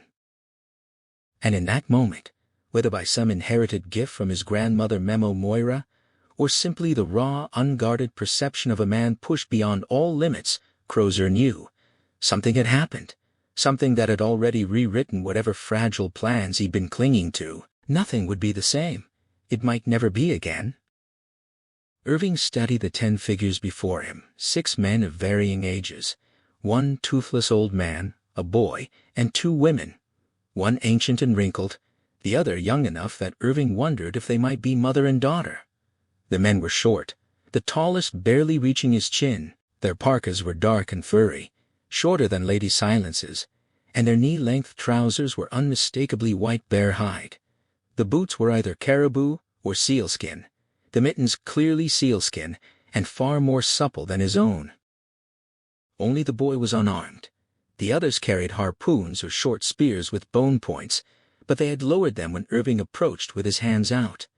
A man with a complicated white caribou headband and a pouch at his neck stood apart, not the obvious leader, but someone different. Irving tried to establish communication, touching his chest and giving his name. The men murmured words he couldn't parse: Kabluna, Kavak, Miagortok. One of them pointed at him and said something that sounded like P-Fixak. Several others shook their heads, which Irving hoped meant rejection of whatever term that was. He pointed at a barking dog, said "dog" clearly, and the man closest to him laughed and replied, "Kimik!" Irving felt a small thrill. He was making progress. He pointed at their sled, said "sled," and after some hesitation got the reply, "Kamatik." He grinned, even though for all he knew the man had just asked if he wanted to be harpooned. He tried English, then schoolboy French, then atrocious German. The Eskimo only stared, some grinning, some scowling. Irving crouched, and the men crouched with him. They knew better than to sit on the freezing ground. When Irving touched his chest and said his name again, the nearest man touched his own chest and said, "Inuk," then tugged off a mitten to show a hand missing 2 fingers. "Tiger cat," he said, grinning. Irving repeated the name and filed away the meaning. Inuk was the people. Turkakat was the man. 2 fingers. He pointed back toward the camp, trying to convey that he had many friends. 2 ships. The men looked where he pointed, and Tigercat frowned, murmuring, "Nanuk," then corrected himself. "Tornersuk." The others looked away, or lowered their heads at that word, as if in reverence or fear. Irving licked his bleeding lips and decided to try trading. He reached into his valise, found nothing useful. He'd already eaten his rations, and his heart sank as he remembered giving his prized silk handkerchief to Lady Silence. Then his fingers touched the curved brass of his telescope. His uncle's gift, his most treasured possession. He pulled it out slowly, watching the men grip their weapons tighter, but within minutes, he had the entire group clustered around him like schoolchildren, each taking a turn looking through the glass. Even the suspicious headbanded man looked. The old women chanted and laughed. Irving demonstrated how to reverse the lens to make things tiny, and the men howled with delight. He pressed the telescope into Tigercat's hands as a gift. The laughter stopped. The men exchanged serious looks, and Irving realized he had created a problem of protocol. He had given something precious, and they had nothing to give in return. Tigercat conferred with the others, then made unmistakable gestures hand to mouth, rubbing his belly. Irving thought they were asking for food, but when he tried to convey he had none, the man shook his head and repeated the gestures. They were asking if he was hungry. Tears pricked Irving's eyes from the wind or sheer relief. He nodded emphatically. Tigercat led him to the sled and swept back a fur to reveal stacked meat and fish.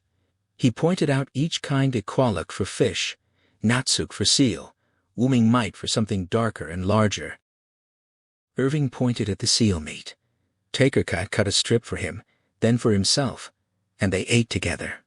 The old woman wailed for her share, and was tossed to piece like a dog, which she gummed happily. The others gathered around, cutting and eating, everyone except the head-banded man joining in the laughter at some joke Irving didn't understand. Tigercat pointed to the old woman, and said something that made the men laugh. The head-banded man pointed at Irving and said words that sounded harsh, accusatory. Tigercat and several others just shook their heads and kept eating. Everyone cut toward their mouths, the blades coming within a hair's breadth of their lips and tongues. Irving tried to copy them, but made a clumsy mess, though at least he didn't cut his nose this time. They ate in comfortable silence, broken only by belches and farts. Tigercat pounded his chest and said his name again. Irving repeated his. Tigercat made a wide sweep to indicate all 10 people. Inuk. Then he held up his mutilated hand. Tiger Cat. Irving understood Inuk was the people. Tiger Cat was just the man. There followed a round of introductions, each man acting out the meaning of his name. Tiger Cat pushed forward a barrel-chested man and squeezed his arm, comparing muscles. Eric tugged strong arm. Another tugged his hood back, flapped his hand like a bird. Tulukig Raven, perhaps. The introductions continued, a joyous game of naming and mime. The introductions continued. The fourth man thumped his chest and howled.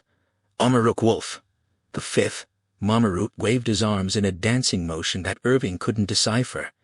The sixth, Ituksuk, offered only a silent, serious stare. Then came the headbanded man, Ajajuk, whose hostility was palpable. Irving offered a polite greeting and received only cold silence in return. Tiger Cat murmured, "A Faftkuk," in explanation some sort of medicine man, Irving guessed, and hoped the man's suspicion would remain passive.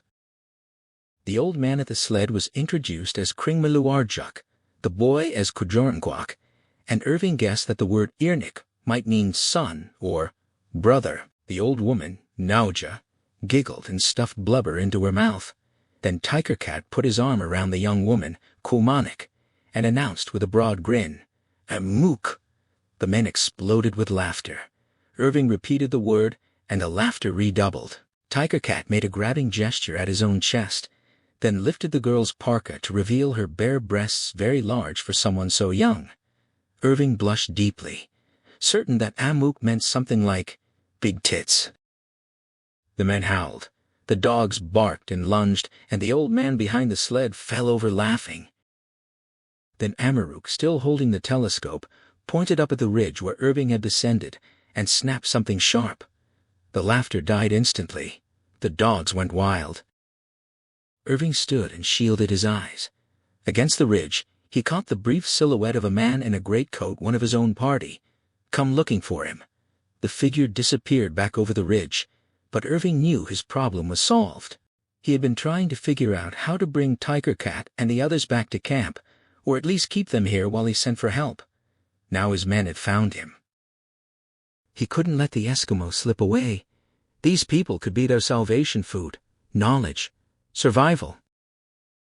He spoke to them in his calmest, most reassuring tone, telling them they were friends, good men, that they meant no harm. He knew they couldn't understand the words, but he hoped the tone would soothe them. Several hunters had raised their weapons again, but most were looking to Tiger Cat for guidance. Tiger Cat's eyes had gone dark and alien. He asked, "Cat seat?" in a soft voice. Irving showed open palms and smiled. "Just friends." He glanced up at the ridge. Empty now. He couldn't wait. He had to go after the man up there, send him back for Far and the others.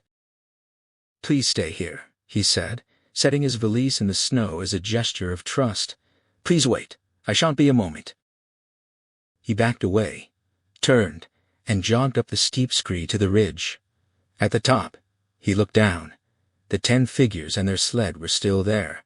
He waved, made reassuring gestures, then hurried over the ridge.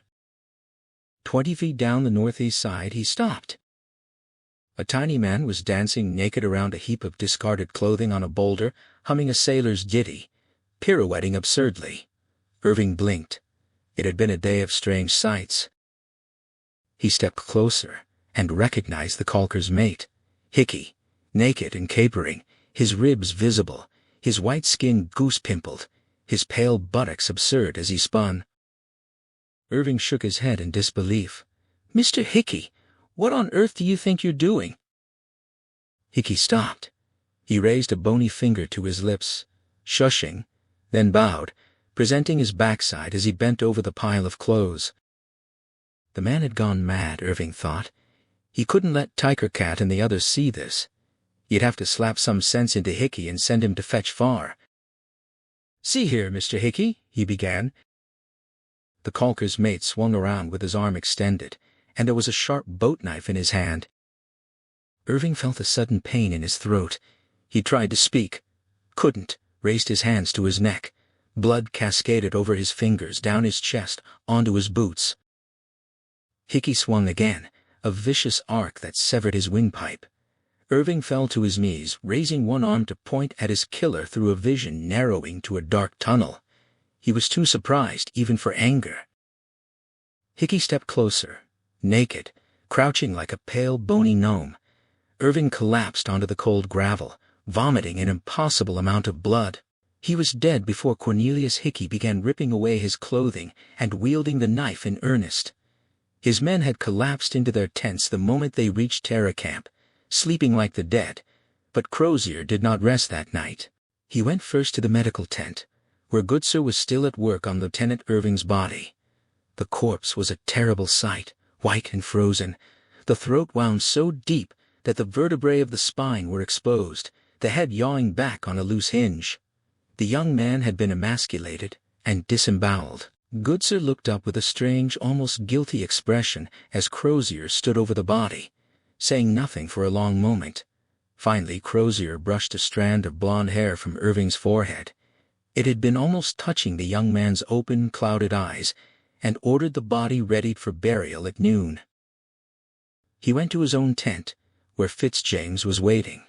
The younger captain looked like a walking corpse now, pale and hollow-cheeked, his beard streaked with dried blood from leaking follicles. Crozier arranged the heavy desk that had once belonged to Sir John between the tent entrance and the sleeping area, setting 2 chairs behind it and none in front, so that the lantern light harshly illuminated the empty space before them. It felt like a court-martial room. That was exactly what he wanted. Fitzjames suggested he get some sleep, but Crozier brushed it aside. He wanted to interrogate the men himself and be at the murder site by first light. Fitzjames had already questioned them, but he hadn't visited the site. Hickey had asked if he could sleep until it was his time to report Crozier, ordered him to stay awake like the rest of them. Put him on guard duty, Fitzjames said. The cold should keep him awake. Or, kill him, Crozier replied, his tone suggesting that wouldn't be a bad outcome. He summoned Sergeant Tozer first. The large, stupid Marine managed to stay beefy even on starvation rations. Tozer's impression of the attack was that it had gone very pretty, like clockwork. They had walked down the hill with weapons lowered, and the savages watched them come. They opened fire at less than 20 yards and raised pure holy Cain among them. Crozier pressed. Were they in ranks? No, just standing around. Did they put up any resistance? Not really. A couple threw harpoons, but they were already wounded, and one man nicked young Sammy Crisp, who blew him straight to hell. 2 had got away. Tozer admitted a small one, possibly a woman, and a little man with a headband. They'd run when the men were busy shooting the dogs. Why shoot the dogs? Fitzjames asked. They were more wolves than dogs, Tozer said. Did he consider they might have been useful? Yes, as meat. Crozier asked if Tozer had considered that the other Eskimo hunters' men who killed every day might take it personally that they'd killed 8 of their kindred. Tozer looked confused. Crozier dismissed him and called for Hodgson. The young lieutenant was distraught, sickened by the death of his closest friend and by the attack he had ordered. He explained how his hunting party had found tracks of about 10 people in soft-soled boots, with sledge and dog tracks, and followed them northwest instead of continuing to hunt. He had made that decision. He had also made the decision to attack after spying the natives from the ridge where Irving had been murdered, seeing them go through his belongings and preparing to leave. He hadn't given an order to take no prisoners. He was just angry. Crozier asked about the Eskimo leaving Irving's pistol in his pocket. Hodgson paused, as if he hadn't considered that. There had been theft of his telescope and valise, according to Hickey, who had seen the natives rob Irving before killing him. Hodgson remembered a thin line of tracks going down from the ridge to the valley. The natives must have gone up and down in a line.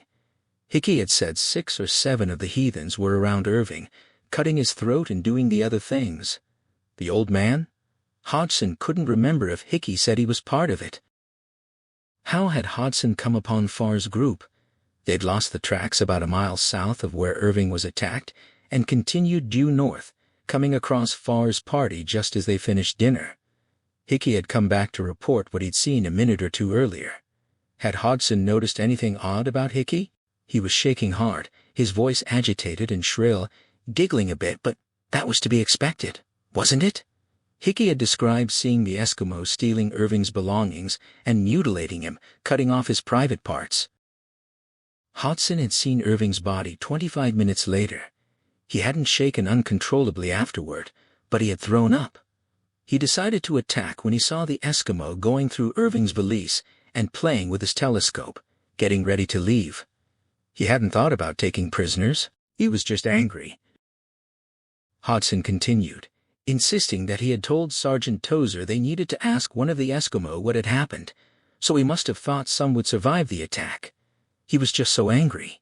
Crozier pressed him, who gave the actual order to fire. Hodgson blinked rapidly, unable to recall there might not have been an order at all.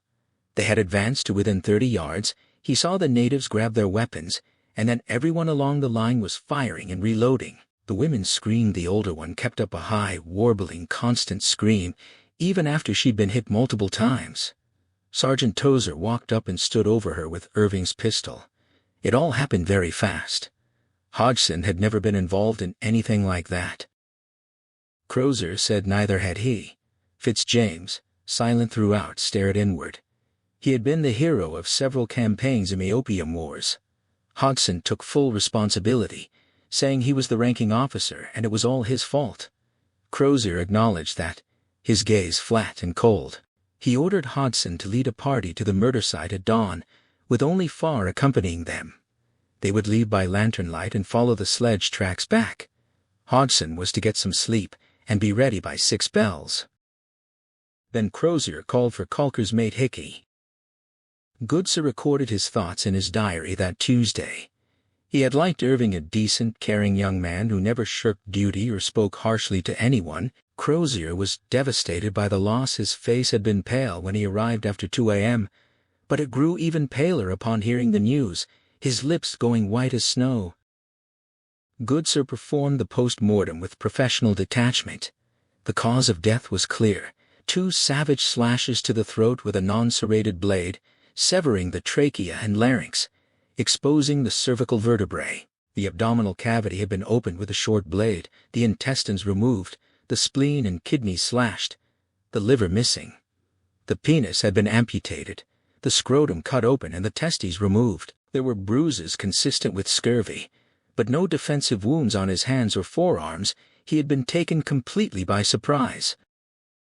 Goodsir opened Irving's stomach and found it full of seal meat, skin, and fatty blubber, barely digested. The Eskimo had fed him before they murdered him. Or perhaps he had bartered his telescope and valise for the food, but that couldn't be, because Hickey had reported seeing them rob and murder him. Seal meat and fish had been on the sledge that brought Irving's body back. The Eskimo must have offered him food, let him eat, then repacked their sled before falling on him with such savagery. Could any race be so treacherous? Goodsir considered another possibility, so heinous he hardly wished to record it, that the Eskimo had not killed Irving at all. But Hickey had clearly stated he saw 6 to 8 natives assaulting the lieutenant, stealing his possessions, though strangely they had not found his pistol or gone through his other pockets. It was still dark and cold, but Crozier was leaving in 20 minutes to take a few men to the murder site. Goodsir finished stitching Irving's body and dressing him in his dress uniform, then went to ask if he could accompany the party. The fog shifted, and for a moment, Harry Pegler thought he was looking at an oversized human brain rising from the frozen ground, gray, convoluted, glistening with ice. Then he realized it was John Irving's entrails. Thomas Farr confirmed this was the spot. Pegler was surprised Crozier had ordered him along. He hadn't been part of either party involved in yesterday's events, but looking at the others chosen for this pre-dawn expedition, Little Johnson, Farr, Goodsir, Levesconte, Thomas, and a Marine Guard under Corporal Pearson, he hoped the captain had chosen men he trusted.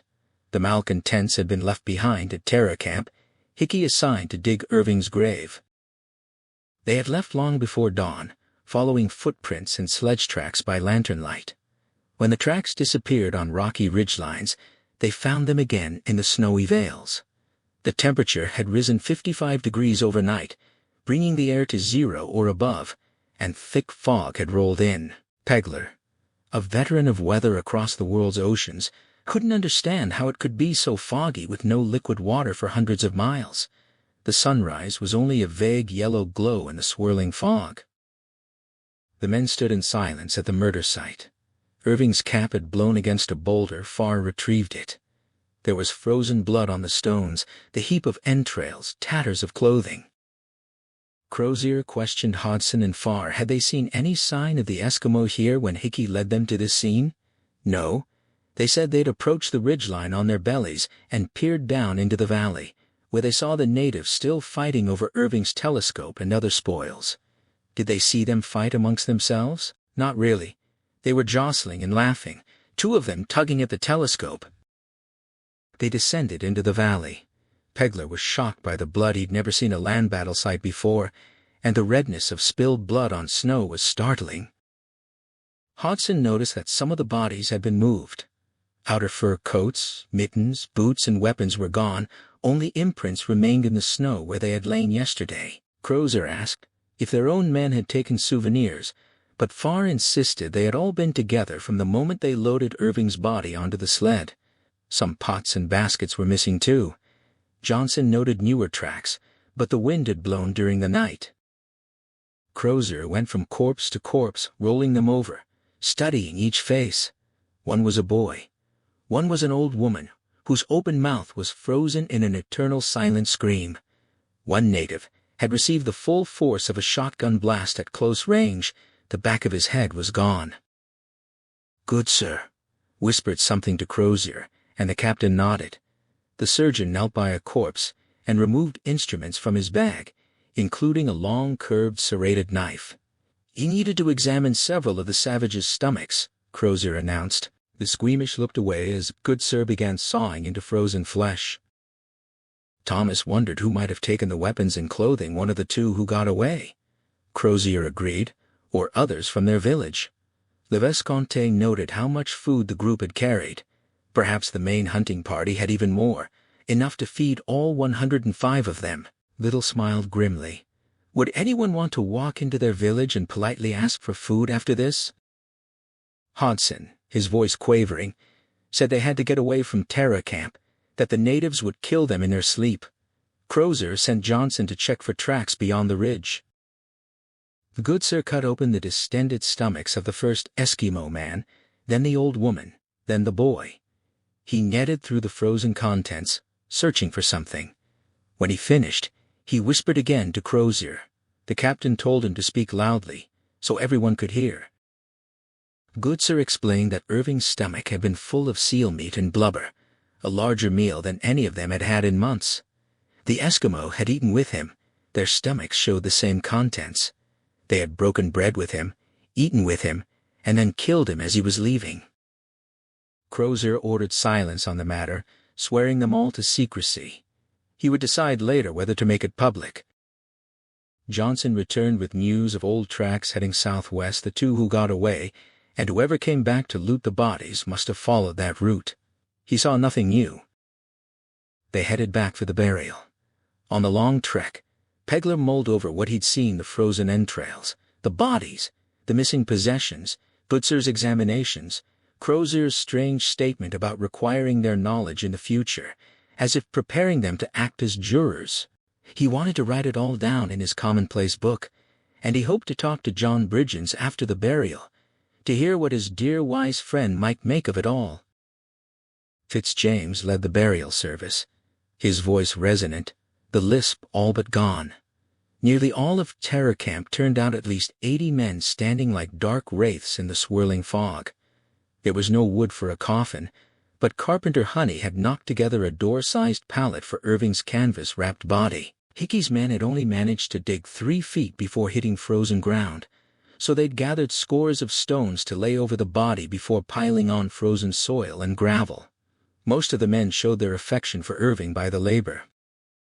Crozier glanced at Hickey, standing with Manson and the flogged gunroom steward Aylmore, surrounded by other malcontents. All had their caps off and comforters pulled up against the cold. Crozier's interrogation of Hickey had been tense. He'd made the caulker's mate strip down to his bare skin in the freezing tent, demanding answers. Why had Hickey volunteered to search for Irving when no one else was worried? Why had he singled out Irving in mutinous talk, calling him a whoremaster and a liar? Hickey denied everything, his teeth chattering, claiming they all looked on Irving like a son. Crozier had finally ordered him to get dressed outside. Fitzjames continued the service. Hodgson and the other pallbearers carefully lowered Irving's pallet. Friends had placed tokens in the shroud: the recovered telescope with its shattered lenses, a gold gunnery medal, a 5-pound note. Irving was buried in his dress uniform. Crozier wondered if the gilt buttons would survive when nothing else remained. There was one other item in the shroud, unknown to anyone else.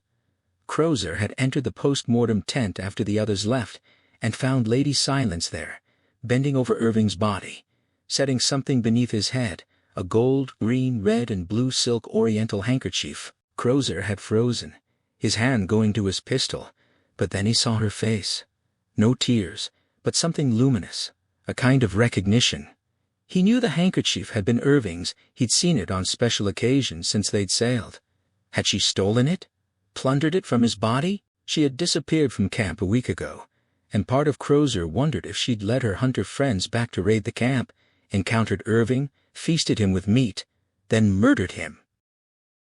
But in that time-stop moment, looking into her eyes, Crozier knew she wept inside for Irving and was returning a gift. He guessed the handkerchief had been presented during Irving's February visit to her snow house, a visit reported with few details. Crozier wondered if they had been lovers. Then Lady Silence was gone, slipping out without a sound. No one had seen her. Crozier went to Irving's body, looked down at the pale face made even whiter by the bright handkerchief beneath his head, then pulled the canvas over him and called for old Murray to sew the shroud. Fitzjames finished the service. Crozier stepped forward to commit the body, reciting from memory, tossing a handful of frozen soil onto the canvas. The ropes were retrieved. Men stamped their feet and filed back to camp. The officers stayed behind to shovel soil and set the first layer of stones together. They wanted Irving buried as best he could be. When the burial was finished, Crozier and Fitzjames walked away from the others, leaving the officers to finish covering the grave. They would eat later for now. They had a 2-mile walk ahead of them to Victory Point, where Graham Gore had left his brass canister and optimistic message in James Ross's old cairn almost a year ago. Crozier intended to leave word there today about what had happened to the expedition in the 10.5 months since Gore's note, and what they planned to do next. They plodded through the fog, the distant bell from one of the ships ringing for dinner somewhere behind them. They had brought both Terror's and Erebus's bells along when they abandoned the ships, dragged across the frozen sea in the whaleboats. As he walked, Crozier hoped to Christ he would have decided on their course of action by the time they reached the cairn. If he hadn't, he feared he might start weeping. Harry Pegler stood with his tin mug of tepid tea, the warmth barely reaching through the chill that had settled into his bones. The meal they'd just shared had been meager. The seals and fish from the Eskimo sledge stretched only so far, especially given that some of it had turned, yet every man had at least tasted the rich blubber alongside the tinned soups. He'd enjoyed it despite knowing the diarrhea it would bring, a familiar and exhausting companion these days. Now walking with John Bridgens along the line of boats drawn up on the ice, the fog wrapped around them, muffling their voices, while strange sounds from the camp's distant tents and the rumble of thunder from the northwest seemed unnaturally amplified. Bridgens asked which boats they'd be taking when the time came to move again, and Pegler explained his guess that Captain Crozier would choose 10 of the 18, since the men were too depleted to haul more. When the old steward wondered why they'd dragged all of them here, Pegler laid out the reasoning. Crozier had wanted options, reserves, and the capacity to carry more supplies should they need to winter here longer. He admitted it would be crowded with only 10 men per boat now, and they'd have to leave stores behind. Bridgens pressed, asking if they'd soon head south with just those 10 boats, and Pegler voiced his desperate hope for it. The conversation shifted as Pegler recounted what he'd witnessed that morning, the sickening details of Goodsir's examinations and the captain's solemn vow of secrecy. Bridgens listened, then made a quiet observation that Crozier might doubt the Eskimo were truly responsible for Irving's death. The thought hit Pegler like a physical blow, his nausea surging as he leaned against a whaleboat for support. The image of that frozen pile of entrails seared into his mind. He'd never entertained any other possibility. Bridgens continued, his voice dropping to a near whisper, as he revealed that Aylmore was spreading sedition, urging the men to kill the officers and divide the rations among themselves, and pushing for a return to the abandoned ship. Pegler's mind felt sluggish with illness, the idea striking him as nonsensical, but he realized he hadn't heard these whispers himself. Bridgens explained that the men didn't trust Pegler not to report them, and while they didn't trust the steward either, he heard everything anyway, because stewards were invisible. He described the irony of the meal they'd just shared, perhaps the last fresh food they would ever eat. Anger and helplessness churned in Pegler's chest as he asked what they could do to warn the captains. Bridgens assured him, with a dismissive wave, that the officers already had their own informants. The cold and nausea that were constant companions now surged through Pegler again, the idea of betrayal among their ranks almost too much to bear. They returned to the boats, and Bridgens asked again which would be taken. Pegler outlined his thoughts. The whaleboats for sure, perhaps the cutters over the heavy jolly boats, and maybe the pinnaces. He smiled at Bridgens's ignorance of nautical details, but the moment passed quickly. Bridgens voiced the grim arithmetic. If the sick recovered, they'd have only 10 men per boat to haul across land, not ice, a far harder proposition. The relays would drain them further, and Pegler doubted they'd ever reach Great Slave Lake. When Bridgens asked why they'd submit to such misery if there was no chance, Pegler shot back, demanding what alternative they had only to wait and die in comfort. His voice rose with bitter intensity as he argued that even a slim chance was worth taking, that at least someone might survive to tell the tale to loved ones. Bridgens responded with quiet, devastating honesty. Pegler was his only loved one, the only person who cared whether he lived or died. The admission cut through Pegler's anger, leaving a raw ache. He grabbed Bridgens' wrist, his voice fierce with a desperate urgency, and extracted a promise to take his diary back to England when the time came. He knew Crozier would order the march soon, that every day of delay weakened them further, and he wanted to say goodbye now, rather than suffer through it later. Bridgens nodded, his eyes downcast. Pegler pulled him into a clumsy, layer-burdened embrace, then turned and walked back toward the camp's small tents. When he paused and looked back, the fog had swallowed Bridgens whole, as if he had never been there at all. The fog swallowed them as they walked, and Crozier drifted somewhere between waking and sleep, his feet carrying him forward while his mind wandered through fragmented images. Fitzjames's hand on his shoulder brought him back sharply, the younger captain pointing out the white boulder near the shore ice, and suggesting Victory Point's cairn lay somewhere to their left. Crozier blinked, disoriented, and insisted he hadn't been sleeping, though his mumbled words about skeletons and table wrappings suggested otherwise. Fitzjames pressed him about the strange phrases and about someone named Memo Moira, but Crozier only pulled off his cap and scarves, letting the cold air sting his face as he demanded to know where the cairn had gone. They spent nearly an hour feeling through the fog like blind men, unwilling to separate lest they lose each other entirely. Crozier muttered darkly that the white thing from the ice must have hidden the cairn to confound them, but Fitzjames offered no reply. When they finally stumbled into it, Crozier knew at once it wasn't where it should be. Ross's cairn, with Gore's message, had stood at the top of Victory Point's rise, not 100 yards west in this shallow valley. The strangeness of it unsettled him, and he wondered aloud about the thunder rolling in from the northwest, a sound he'd never heard this early in the season. He suggested, with bitter irony, that it might be cannon fire from a rescue ship, but Fitzjames begged him to stop, his own nerves frayed. Crozier admitted it was a cruel joke. The ice was solid all the way to Greenland. Searching his pockets, Crozier realized he'd forgotten the brass canister they'd brought for the message, finding only his pistol instead. He'd left the paper behind too, but Fitzjames produced both pen and ink from his waistcoat, suggesting they write on Gore's existing note. They huddled against the cairn's lee side, the fog swirling around them as darkness gathered, and Fitzjames retrieved the tarnished cylinder. Reading Gore's words aloud, he noted the error in the winter date, but Crozier dismissed it as Sir John's exhaustion, the same exhaustion that now plagued them. Gore's cheerful "all well" struck them both as a cruel echo from a vanished world, a lifetime ago.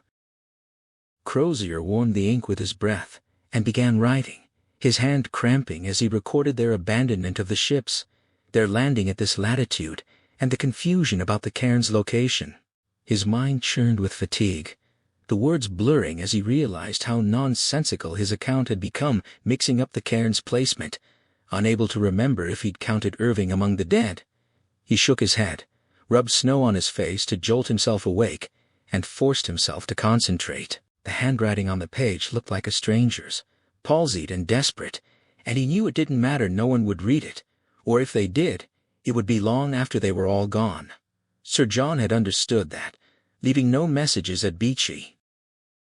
He dipped the pen again, and added the details of Sir John's death and the toll so far, then scrawled his name and rank in the remaining space. Nudging Fitzjames awake, he had the other captain sign, and add his own title. Crozier folded the paper, sealed it back in the cylinder, and returned it to the cairn, fumbling the stones into place. Only then did Fitzjames ask if he'd told them where they were headed, and Crozier realized he hadn't. He'd been about to explain the impossible choices, the death sentence either way, when a sharp hiss from Fitzjames cut him off. Something was circling them in the fog. Heavy footsteps crunched on gravel, and Crozier heard the wet, rhythmic exhalations of a large animal.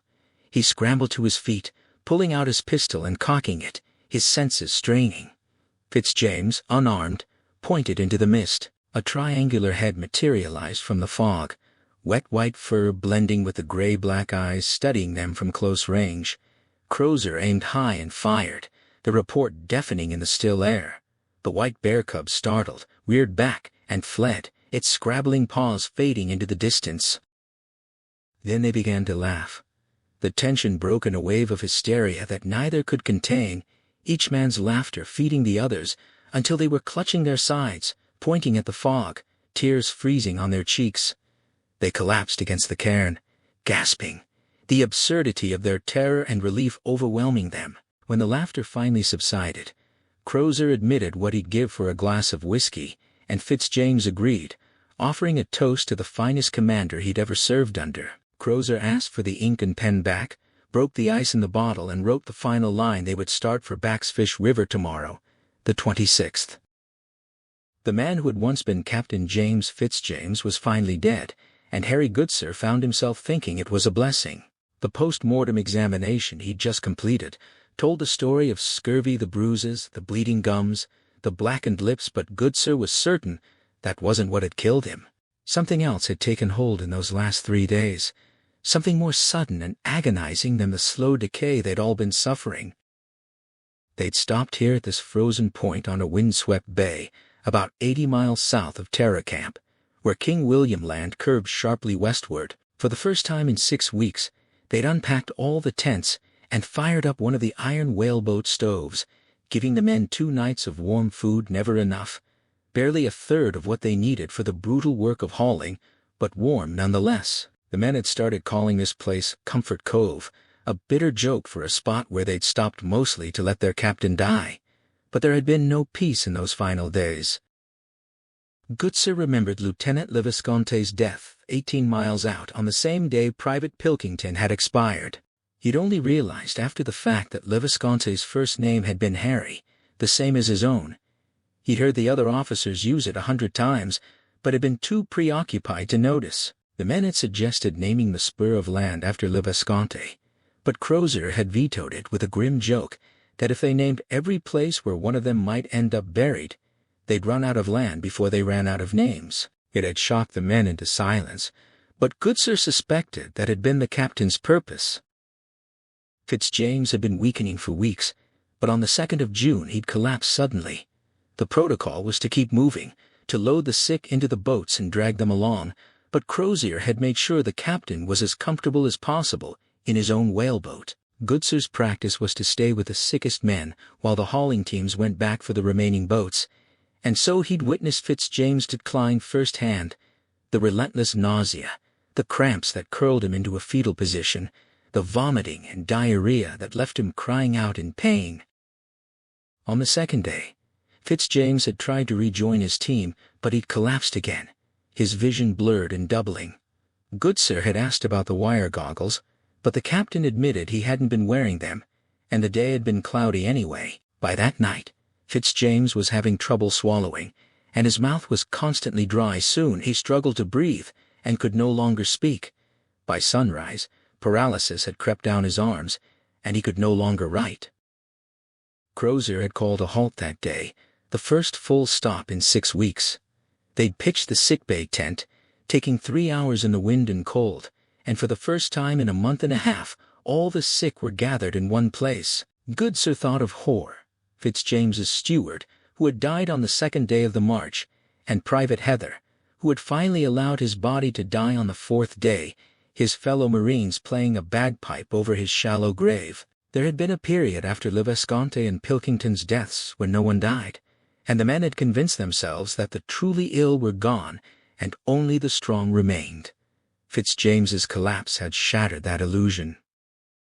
Goodsir had tried everything he had: asafoetida for the spasms, lime water for the stomach, syrup of squills for the swallowing, even Peruvian wine of coca and solutions of hartshorn and camphor.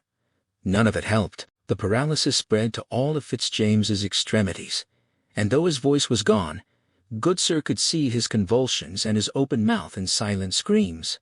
This morning, on the 4th and final day, his lungs began to shut down. They tried to sit him up, hold him upright, even walk him around the tent, dragging his stockinged feet, but nothing worked. In desperation, Goodsir had forced tincture of lobelia down his throat, massaging it past his paralyzed gullet, a respiratory stimulant that Petty had sworn by, but it did no good. The worst part was that Fitzjames had remained fully alert through all of it. Goodsir could see the panic and terror in his eyes, his mind alive while his body died around him, pleading silently for help that Goodsir couldn't give. He'd wanted to administer a lethal dose of pure coca to end the suffering, but his Hippocratic oath and Christian belief had held him back. Instead, he'd gone outside and wept, making sure no one saw. Fitzjames had died at 3:08 that afternoon. His grave was already dug, the covering rocks gathered. All the men who could stand turned out for the service, many weeping as the Marines fired a volley. Goodsir noted the irony. A ptarmigan had flown up from the hill, and the men had groaned not for Fitzjames, but for the lost stew. The bird was 100 yards away and out of range before the Marines could reload. Later, Crozier had beckoned Goodsir outside and asked the question he'd been dreading. Was it scurvy that killed Fitzjames? Goodsir admitted he didn't think so, something more deadly. Crozier whispered that Fitzjames had suspected his steward was poisoning him, and when Goodsir blurted out Bridgen's name, Crozier shook his head. It was Richard Aylmore who'd been serving the officers for the past 2 weeks. Could it have been poison? Goodsir hesitated. To say yes would mean Aylmore's execution at sunrise, the same Aylmore who'd been flogged for his role in the carnival. A friend and confidant of the caulker's mate, a man with a small and resentful soul. He told Crozier it could well have been poison, but not necessarily deliberate. The officers had been eating the largest portions of the last Goldner's canned goods, and there was sometimes an unexplained deadly paralytic poison in food that had gone bad.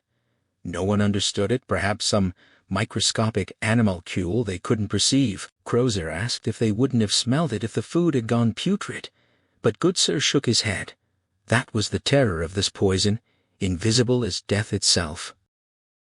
Crozier thought for a long moment, then decided he'd order everyone off the canned foods for 3 weeks, leaving only the rotten salted beef and hard biscuits.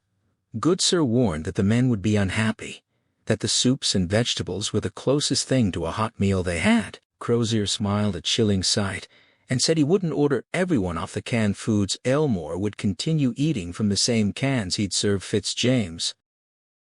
Goodsir returned to the sickbay tent, attended to the sleeping men, and crawled into his sleeping bag with his writing desk on his knees. His handwriting was shaky, and not just from the cold.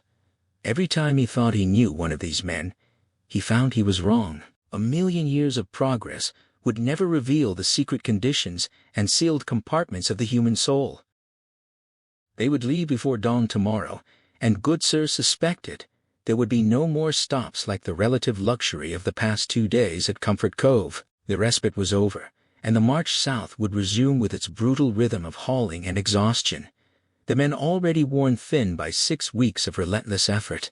He lay in his sleeping bag, the portable writing desk balanced on his knees, the weight of the day's losses pressing down on him, Fitzjames's agonizing death, the creeping suspicion about Aylmore, the dwindling hope that any of them would see England again. The cold seeped through the canvas, and he knew that whatever lay ahead, it would be harder still. When Tom Blanky's third leg snapped off, he knew it was the end. His first one had been a marvel, a single piece of solid English oak carved by Honey, a work of art he'd shown off like a good-humored pirate.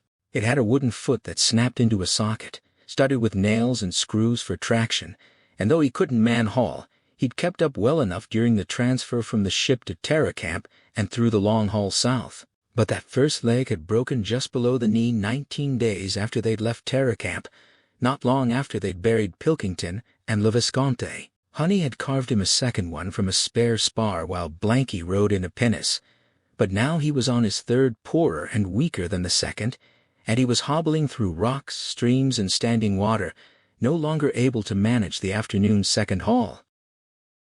He'd become dead weight for the 95 exhausted survivors, and he knew it. What kept him going was the hope that his ice master skills would be needed when they took to the boats. The pack ice showed no signs of breaking up, but Blanky knew it might not open until mid-July or later. If he could last until then, he'd live. He didn't need his leg to travel by boat, and Crozier had already designated him skipper of his own pinnace. Once at sea, they could sail to the mouth of Back's Great Fish River and head upstream. The portages would be hard, especially for him, but nothing compared to the man-hauling nightmare of the past 8 weeks. But Blanky knew a secret that gnawed at even his optimism. The thing on the ice was after him. It had been sighted every day or two, trailing the procession, and while the officers never told the men, Blanky saw them conferring, and knew. Sometimes the men hauling the last boats could see it clearly, a black speck against white ice or a white speck against black rock. James Reed had dismissed it as just a polar bear, but Blanky knew better. This was the terror itself, and only he knew it was coming for him first. The march had taken a terrible toll on everyone, but Blanky's agony was constant, not from scurvy, but from the pain in his stump. By mid-morning of each 16 or 18-hour day, his stump would be streaming blood down the wooden cup and leather harness, soaking through his trousers, and leaving a trail behind. During the first weeks the cold had frozen the blood, but now, with temperatures above freezing, he was bleeding like a stuck pig. He'd hidden it under his greatcoat until the warmth forced him to shed it, and when the men saw the blood pouring, they said nothing. They had their own problems. Crozier and Little often pulled Blanky and Reed aside for their professional opinions on the ice. Once they'd rounded the Cape and turned east again, Reed thought the ice between King William Land and the mainland would break up slower than the pack ice to the northwest. Blanky was more optimistic. The bergs along the southern coast were smaller now, sheltered by the Cape from the relentless river of ice that had poured down from the north. He was still optimistic, in fact, as he had been every day since that dark night in December, when the thing had chased him from Terror into the Seracs. Twice it had tried to kill him, and twice all he'd lost was parts of one leg.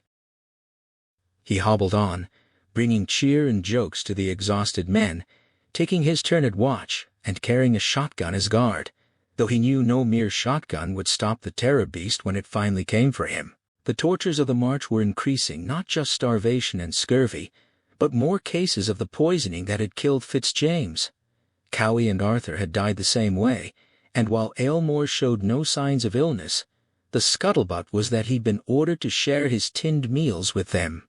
No one could figure why the Goldner tins would kill 3 men but leave Aylmore untouched, unless he wanted their shares of food after they were dead. Blanky tried to help Goodsir as much as he could since Lloyd was too sick to assist.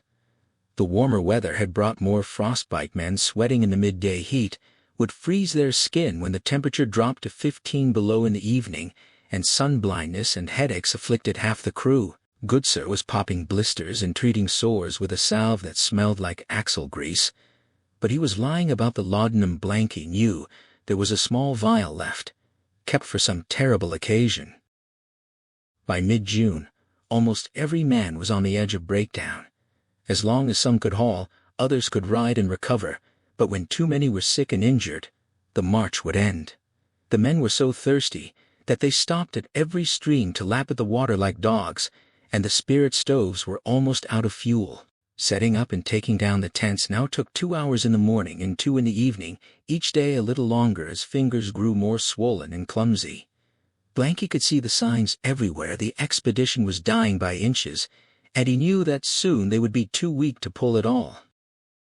Few of the men's minds were truly clear anymore, and Blanky knew his own was no exception.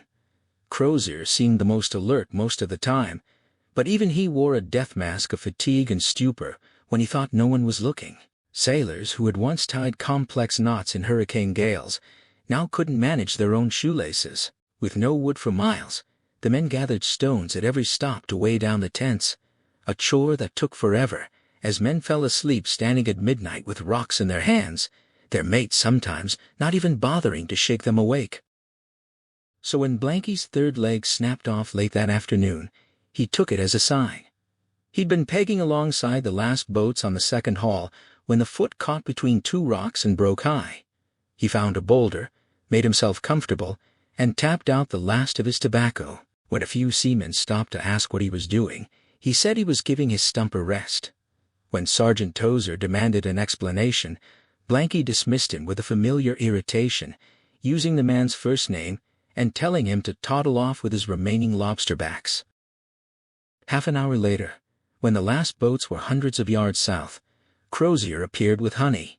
The captain demanded to know what he was doing, and Blanky admitted he thought he'd spend the night there. Crozier snapped that he was being an ass, then asked Honey if he could fix the leg, make a new one by tomorrow if Blanky rode in a boat. Until then, Honey squinted at the broken peg, scowling at the failure of his creation, and said he could turn an extra jolly boat rudder into a new leg. But when Crozier urged him to get moving, Blanky tugged off the wooden cup and harness, revealing the bleeding raw stump with black flesh surrounding the white bone. Crozier recoiled from the smell, and Blanky explained that the black and red lines ran all the way up to his backside and private parts, that Goodsir would have to take the leg off at the hip, and that he'd be lying in a boat like old Private Heather, hauled by men as tired as he was. He said he'd rather rest here, think about his life, before the pain and stink got so bad he couldn't. Crozier sighed and gave him a water bottle, but Blanky refused the moldy biscuit Honey offered. He asked the captain if he ever made it back to England to look up his people in Kent, his Betty and Michael and old Mum, and tell them he was smoking and smiling like a lazy squire when last seen. Crozier offered him a pistol, warning that the thing had been trailing them all morning, but Blanky declined. He knew it was coming for him. He stayed. After midnight, when the thing appeared on the ice 30 paces away, Blanky was out of tobacco, and the water had frozen in the bottle. His gangrenous leg tormented him, but the worst pain was from his phantom limb. The thing reared up on its hind legs, a dark mass of hair and muscle and claws, more than 12 feet tall, its eyes a deeper blackness against the black silhouette. Blanky greeted it with a welcome, told it was late, and threw his broken peg leg at it. The thing didn't dodge it, towered for a moment, then rushed forward like a wraith, arms opening to fill his vision. Blanky grinned fiercely and clamped his teeth down on the stem of his cold pipe. The only thing keeping Francis Crozier moving forward into the 10th week of the boat march was the blue flame burning in his chest. The more battered and exhausted his body became, the hotter and fiercer it burned. Not a metaphor, not optimism, but something alien and almost unwanted, a core of conviction that he would do whatever it took to survive. Sometimes he almost wished it would go out so he could surrender, lie down, and pull the frozen tundra over himself like a child settling into a nap. They had stopped today. The first time in a month they weren't hauling the sledges and boats. They'd pitched the large sickbay tent at a place the men were calling Hospital Camp, a small bay along the southern coast of King William Land. In the past 2 weeks they'd crossed the rugged ice of a huge bay, and now they were headed southeast again, paralleling the coastline toward Back's River. Crozier estimated they were about 90 miles from its mouth, though their progress had slowed to little more than a mile a day on average. Some days they managed 3 or 4, but others, when the terrain was rough, when the weather turned foul, when too many men were too sick to pull, they covered only a few hundred yards. On the 1st of July, after weeks of warming weather, cold and snow had returned with a vengeance. A blizzard blew out of the southeast, driving snow into their faces, adding hundreds of pounds of weight to the sledges. They'd hauled through 3 days of continuous snow, lightning crashing at night while the men cowered in their tents. Now they'd stopped because too many were sick, and Goodsir needed time to tend to them, and because Crozier wanted to send out scouting and hunting parties. They needed food badly. The last of the Goldner canned foods was gone, a mixed blessing. Aylmore, who'd been ordered to continue eating the tinned food, had survived while others died, and when everyone went back to the cans, a seaman named Clausen had died screaming silently from gut pains and paralysis after stealing a can of peaches. At his brief burial, Crozier had quoted from his book of Leviathan: "Life is solitary, poor, nasty, brutish, and short," adding that it was shorter for those who stole from their mates. The men had taken it to heart, immediately renaming the 5 boats they hauled in the afternoon the most hated part of the day: solitary, poor, nasty, brutish, and short. Crozier grinned at that. Their black humor still held an edge. The mutiny, when it came, surprised him. He was trying to sleep in the middle of the day when he heard the shuffle of boots outside his tent. He pulled on his greatcoat, checking the loaded pistol in his right pocket, and the smaller 2-shot in his left. About 25 men had gathered between his tent and the sick bay. He wasn't surprised to see Hickey, Manson, Aylmore, and other resenters in the second row, but the first row shocked him. Lieutenant Hodgson, Reuben Mayle, and Robert Sinclair, all men he'd trusted. Crozier strode toward them so quickly that Hodgson backed into Manson. He demanded to know what they wanted, his voice a hoarse rasp, and Hodgson stammered that they needed to talk about going back. Crozier counted 23 men and noted each face he wouldn't forget. The good news was that if this were an active mutiny, he'd already be dead. They would have acted at midnight, and with only 2 or 3 shotguns among them, the rest of the weapons were out with the hunting parties. He made a mental note: never send all the Marines out at once again. He snapped at Hodgson, asking where they thought they were going. Back to Terror Camp, Hodgson stuttered. Crozier called him a fool. They were at least 65 miles away, and it would be October, solid winter, before they reached it. Sinclair argued. They were closer to the camp than to the river, but Crozier insisted the inlet was less than 50 miles away. Thompson sneered that the mouth of the river was 50 miles down the inlet, more than 100 miles total, but Crozier warned him to watch his tone. Even if it was 50 miles, he said, odds were good there'd be open water, they'd be sailing, not dragging. He ordered them back to their duties.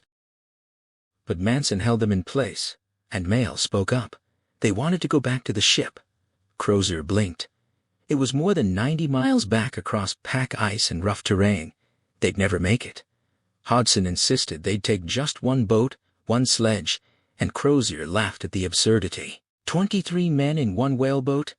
They'd have to let 10 of them die before they reached the camp, and more after that. Sinclair pushed forward, saying they'd use the small boats at Terror Camp to ferry out to Terror itself. Crozier laughed again. Did they think the ice had broken up that much? That Terror was afloat and waiting for them? 300 miles of open water? Even if they got back, the winter freeze would already be setting in. "It's a better gamble than this," Aylmore shouted, his face contorted with rage and exhilaration. Crozier almost said he'd like to go with them, just to see their faces when they found Terror broken up like Erebus. He let the image sink in, then pressed them. Who would man the pumps? How would they navigate without an ice master? Reed was out scouting with Little. He told them to go back to their duties, that he'd try to forget their foolishness, but Hickey stepped forward, high and sharp, insisting that Reed would come with them. He'd have no choice.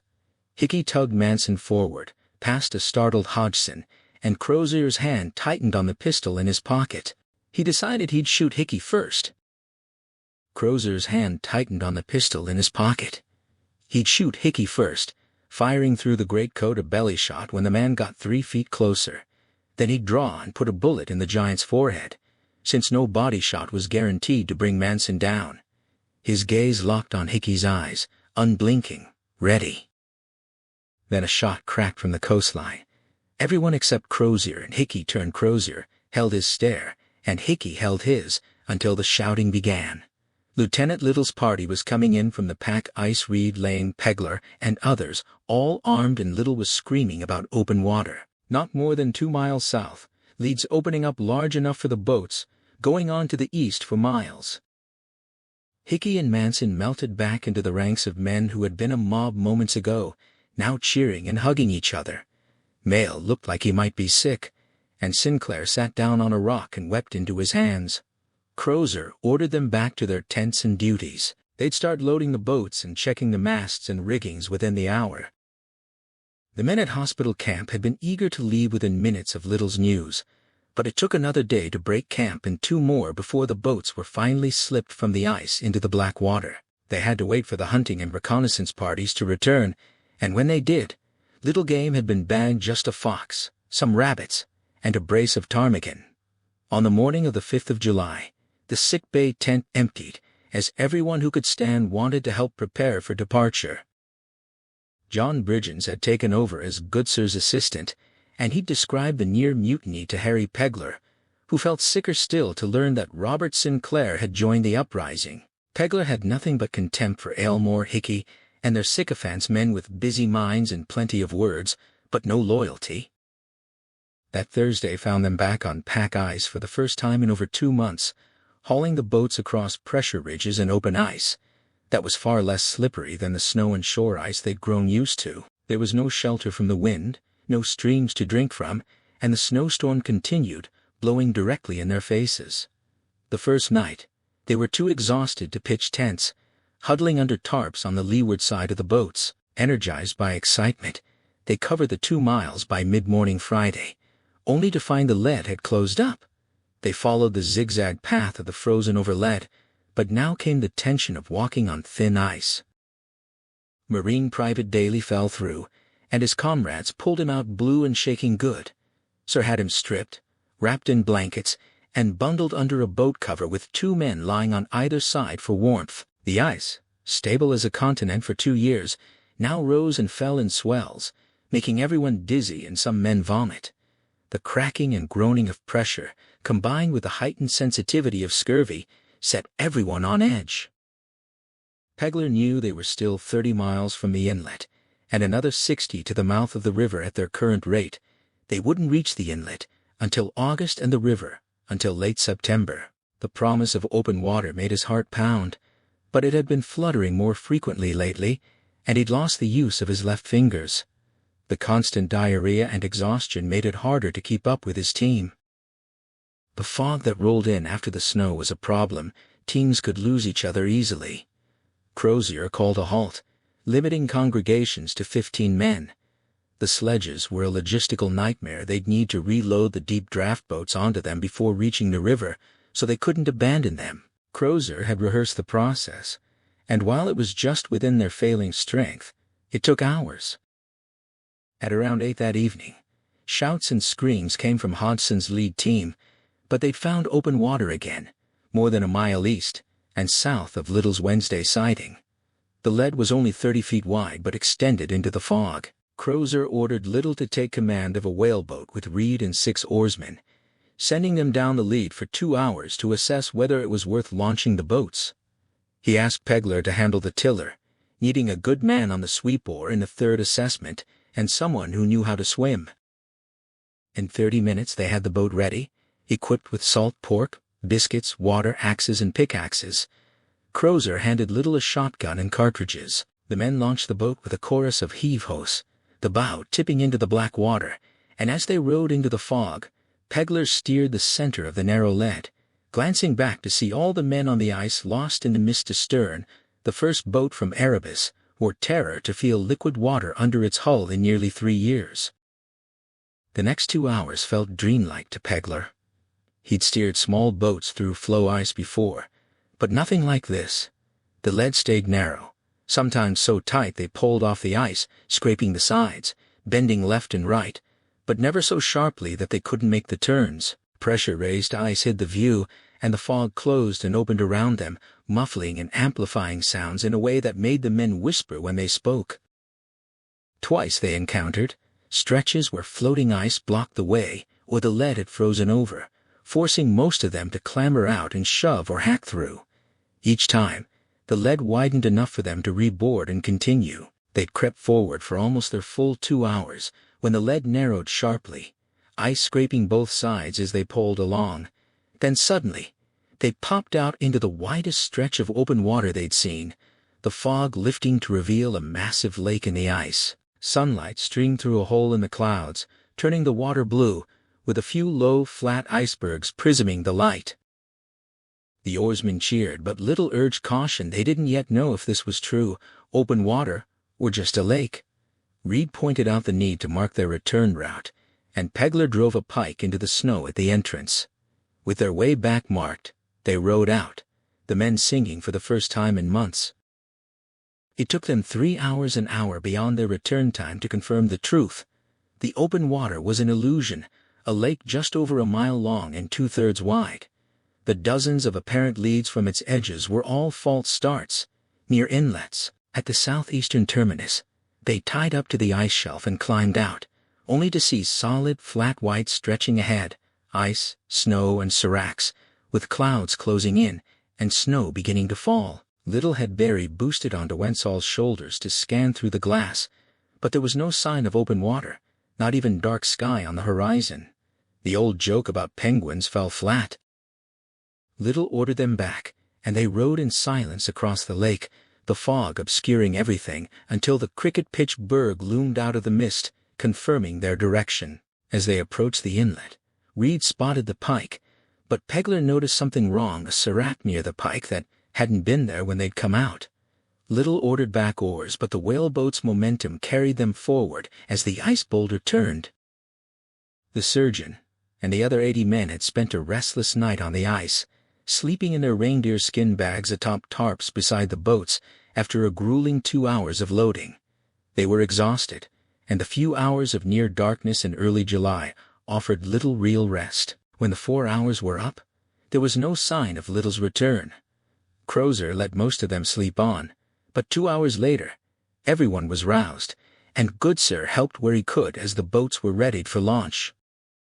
The lead had narrowed overnight with the shifting ice and falling temperatures, making the launch difficult, but eventually all 9 boats were afloat, Crozier's whaleboat in the lead, Couch's whaleboat, second with Goodsir aboard, followed by the 4 cutters and 2 pinnaces, bringing up the rear under DeVoe's command. The fog had lifted into a low-hanging cloud layer that felt oppressive, like moving through a vast frozen ballroom.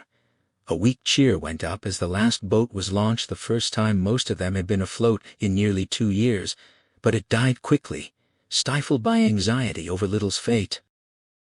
For the first hour and a half, the only sounds were the groaning ice and the labored breathing of the men at the oars. Goodsir, seated near the bow of the second boat, felt useless, little more than dead weight, like the comatose lays whom Bridgens tended each evening. From his position, he overheard the men whispering. Some thought Little was lost, others insisted he was stuck, and a few fantasized that he had sailed all the way to Back's River. The mention of the Eskimos stirred unease.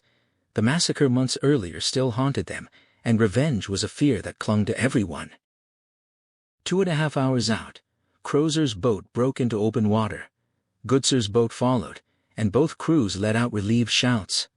A black pike marked the exit point, but the shouts died. As they saw the water, it was red.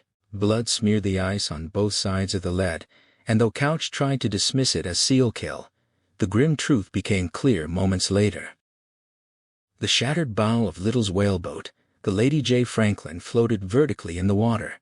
Fragments of wreckage and personal effects bobbed nearby: an oar, a Welsh wig, a mitten. Then Ferrier hooked a floating blue peacoat and recoiled in horror. It was attached to a headless corpse, its fingers like writhing white worms. Goodsir helped pull the remains aboard. Crozier came alongside and demanded identification. Good, Sir checked the pockets and found a red leather tobacco pouch. It was Reed's. The men recognized it immediately, and the sickening reality settled over them. Crozier ordered the body secured and the boats to fan out and search for any survivors. They rowed slowly along the ice shelf, finding only more smears of blood in one spot where a man had been dragged back into the water. Goodsir examined the remains of another victim. Just bones and torn cloth, no head or hands, and confirmed no identification was possible. Couch sent men with a shot bag to collect the remains for burial. As they continued their search, a shout came from the north. A man had been found. Hope surged, but it was quickly crushed. On a floating ice floe, they found Harry Pegler, almost naked, curled into a frozen ball. He had clearly climbed onto the floe and frozen to death, but the tracks around him were massive, 3 or 4 times larger than any white bear's paw prints. The creature had circled him, perhaps watching as he died. Why it hadn't eaten him was a mystery. Crozier noted that the beast had been on 2 legs the entire time. 2 full circuits of the ice lake revealed no escape route except the rapidly closing lead they had come through. They found 2 more bloody swaths where other crew members had been pulled back into the water, but no further remains. The search had yielded only more grief. With the grim task of burial before them, they had little to work with. A piece of soaked canvas from Little's boat became Pegler's shroud. The partial remains from the ice shelf went into a shot bag, and Reed's torso was sewn into an extra blanket. Without proper shot to weigh the bodies down, they scrounged a grapple from the wreckage and scraps of metal from empty food tins. Hauling the 9 boats back onto the sledges drained what little strength they had left, and the men gathered in a crescent at the ice's edge for the service. There was no appetite for a long sermon, and certainly not for the dark irony of Crozier's Leviathan, so it surprised them when he began reciting Psalm 90 from memory, his rasping voice carrying the ancient words of lament and refuge across the frozen silence. The survivors echoed his amen as snow fell softly around them, the black water lapping hungrily below. Goodsir sensed that the words were not just for the dead but for all of them. Until this moment, many had still clung to hope. Now they understood the open water had been a trap. The ice would not release them, and the creature would not let them leave. At Johnson's command they removed their hats, and Crozier spoke again, naming Reed and Pegler and their unknown crewmate, and then asked the Lord to receive the souls of Little and the others lost with him. When the shrouds were dropped into the water, they sank quickly, white bubbles rising like final voiceless pleas before the surface went still. A volley of muskets cracked across the ice. Crozier stared at the black water, his expression unreadable, then turned and ordered them to move. They would haul the sledges another mile before sleeping, heading southeast toward Back's River. The going, he said, would be easier on the ice. He was wrong. The ice proved nearly impossible not just because of the usual obstacles and their worsening hunger and illness, but because of the breaking floes and the thing waiting beneath them. That first night, after covering less than a mile, they pitched tents on the ice, but within 2 hours the entire floe began to bob and crack, sending them scrambling into the dark. Officers shouted them back to calm, insisting there were no visible cracks, and eventually the ice steadied. They crawled back into their tents, only to have the same thing happen again an hour later. The next day's haul was a nightmare of undulating ice, cracks opening beneath them, their progress reduced to moving from floe to floe across a surface that no longer felt solid. That evening, Goodsir sorted through Pegler's belongings, a few scraps of clothing, a horn comb, some books, and a leather notebook. The journal was written in a crude reverse code, its handwriting deteriorating over the months, with fragments that seemed to refer to the evacuation from the ships. Bridgens asked for the comb and the notebook as keepsakes, which Goodsir found odd but granted. Goodsir had dismissed Pegler's journal as the crude scribbling of a semi-literate man, so he was surprised when Bridgens asked for it, and the comb as keepsakes. The old steward was nearly bald. What need had he of a comb? But Bridgens only said they were remembrances, and Goodsir, though puzzled, handed them over. The rest of Pegler's belongings, shirt, socks, trousers, Bible, were left on a pile of discarded items that grew into a small, sad cairn of mortality. The next morning, they began finding more bloody patches on the ice.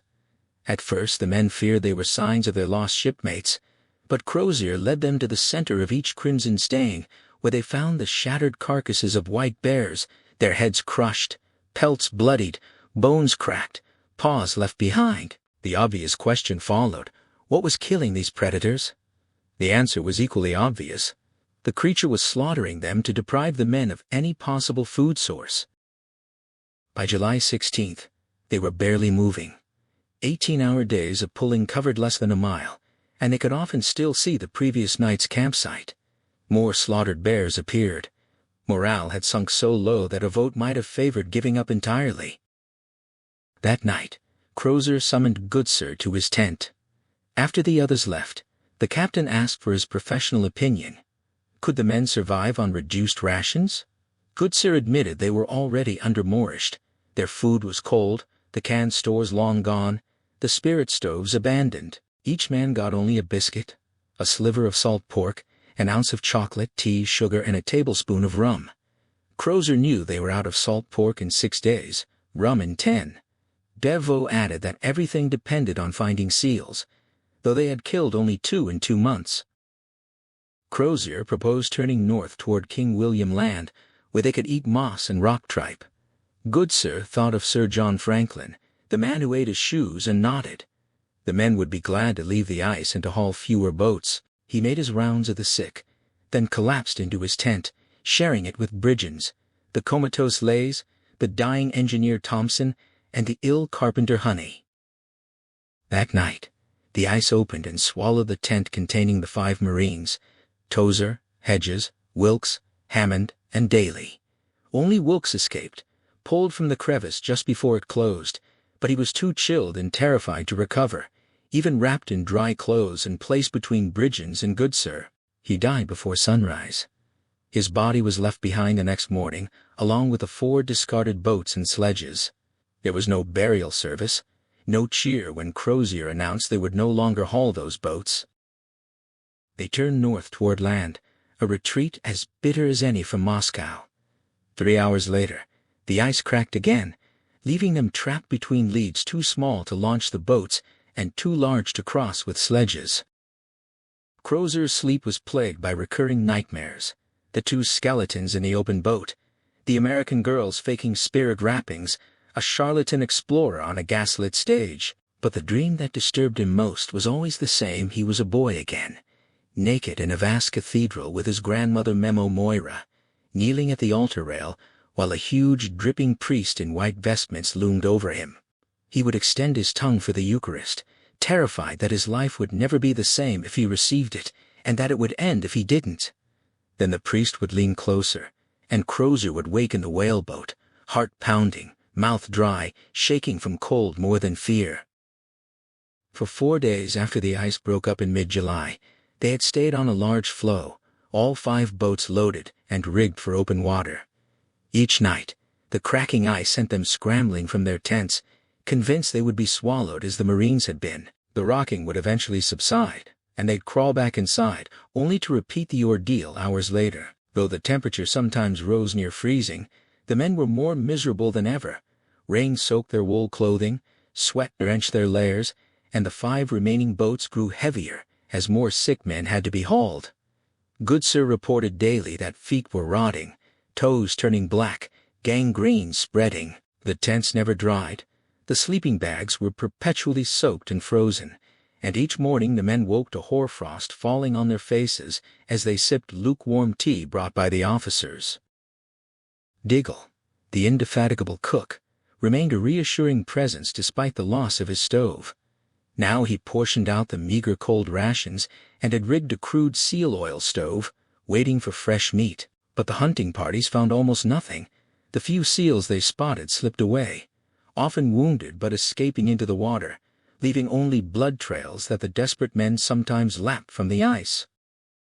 Crozier knew that by mid-July these waters should have been teeming with walruses, seals, whales, bears, and birds, but for the 2nd summer in a row, almost nothing living moved across the ice, only his dwindling men and the relentless creature that stalked them, always glimpsed at a distance, always out of range.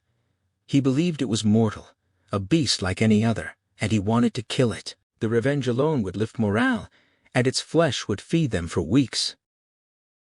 He considered using himself as bait, but they had no fresh kill to lure it in, and anything they caught would be eaten immediately.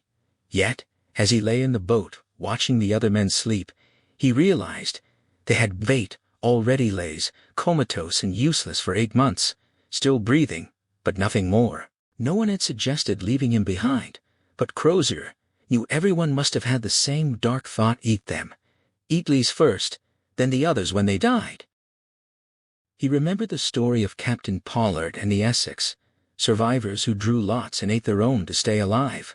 Pollard's nephew had drawn the short straw, and the boy had been shot and butchered.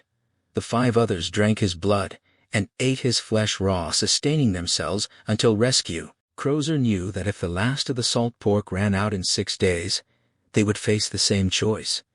He would not kill a man to eat him, not yet, but once dead. Why let the meat rot or be taken by the thing that hunted them?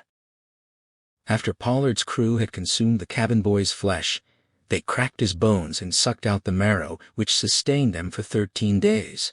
When they were again on the verge of drawing lots, the black man, Barzillai Ray, died of thirst and exhaustion, and his body kept them alive until rescue. Crozier remembered the aftermath. Pollard had gone to sea only once more, was shipwrecked again, and spent his final years as a shunned watchman in Nantucket, speaking to his dead nephew and hoarding food in his rafters. Crozier knew his own men would soon face the same decision. They were too few and too weak to haul boats, and the 4 days of rest on the floe had done nothing to renew their strength. Crozier, Devoe, and Couch kept the men busy with hunting and repairs, but essentially they were trapped, surrounded by tiny leads, fissures, and rotten ice that made any progress impossible. Crozier refused to turn back, but the floes drifted only in circles, not toward the mouth of Back's River. On July 22nd, their floe began breaking up, and Crozier ordered everyone into the boats. For 6 days they floated, tethered together, in patches too small to navigate. Crozier took what sextant readings he could, and estimated they were about 85 miles northwest of the river's mouth. On the morning of July 26th, he saw land to both north and south, and realized King William Land was an island. They were in a strait, and they had completed the Northwest Passage. He announced this to the men, but the cheer was weak. The leads continued to open only northward, away from their goal. Life in the boats was as miserable as on the ice, crowded, wet, degrading. On July 28th, they spotted a maze of leads leading to a point of land and rowed for 18 hours, landing on a rocky shore just after 11 that night. They were too exhausted to set up tents or sleeping bags. They collapsed on the stones, huddled together for warmth. Crozier didn't even set a watch. Before sleeping, he took a sextant reading and calculated they had covered only 46 miles in 25 days, and were now even farther from the river than before, about 35 miles northwest of the inlet, over 900 miles from Great Slave Lake. He stowed his instruments, found a sodden blanket, and fell asleep next to Devoe. He dreamed again of Memo Moira and the priest in dripping vestments, and in his sleep, on that unknown shore, he extended his tongue to receive the body of Christ. John Bridgens had always secretly measured his life against literature. In his youth, he had seen himself in the characters of Boccaccio and Chaucer, not always heroic ones, and his attitude toward the world had been one of defiant irreverence. In his 20s, he identified most with Hamlet, frozen between thought and action, paralyzed by a consciousness that made him think about everything, even thought itself. He had considered suicide many times, but the fear that consciousness might continue beyond death kept him from acting. Books and a sense of irony had saved him. In his middle years, he thought of himself as Odysseus, not for the wandering, but for the craft and guile that allowed him to remain invisible. He used that craft like a shield, deflecting the world's violence. Once aboard the Beagle, he had mentioned this analogy to the ship's naturalist, Mr. Darwin, while they played chess. Darwin had seen through him, noting that he doubted Bridgens had a Penelope waiting at home. After that, Bridgens had been more circumspect, learning that hubris would always be punished. Now, in these last days, he felt most like King Lear, and it was time for the final act. They had stayed 2 days at the mouth of the river, filling their water casks but catching no fish. No animals came to drink. The only blessing was that the river valley offered some shelter from the wind and lightning storms. They had hoped to dry their tents and clothes in the sunlight, but the sun never came, only drizzle, and one brief day of blue sky that left most of them sunburned. Goodsir's medical supplies were nearly exhausted, a few purgatives, some stimulants for scurvy, a bit of opium and mandragora, and only sulfate of copper and lead left for wounds. Bridgens had administered most of that to the men who had stripped off their shirts while rowing and suffered severe sunburn. But now, there was no sunlight to dry anything. The men stayed wet and moaned through the nights, shaking with cold and burning with fever. Reconnaissance showed they had passed a deep bay to the northwest, and that the island curved back to the northeast only 10 miles ahead.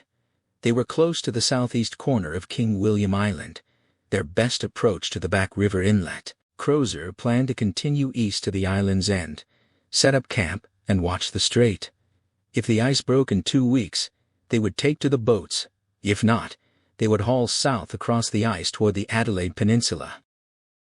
The endgame had always been Bridgens' weakest skill.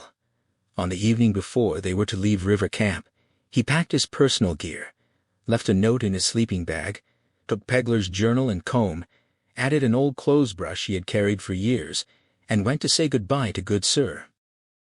The surgeon was shocked and demanded an explanation. Bridgens said he just wanted to take a stroll.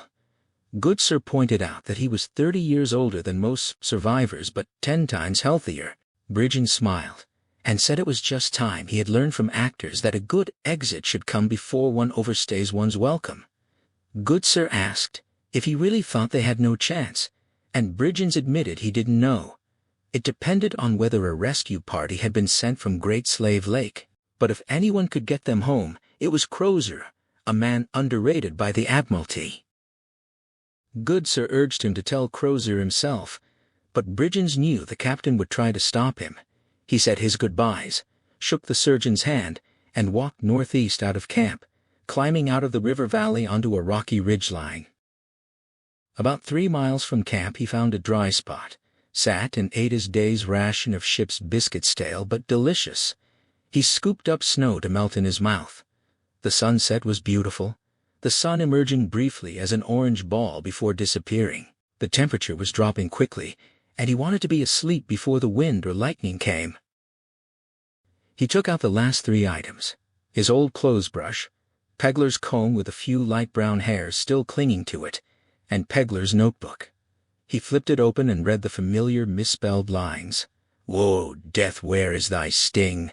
The grave at Comfort Cove, for who has any doubt now the dire sad."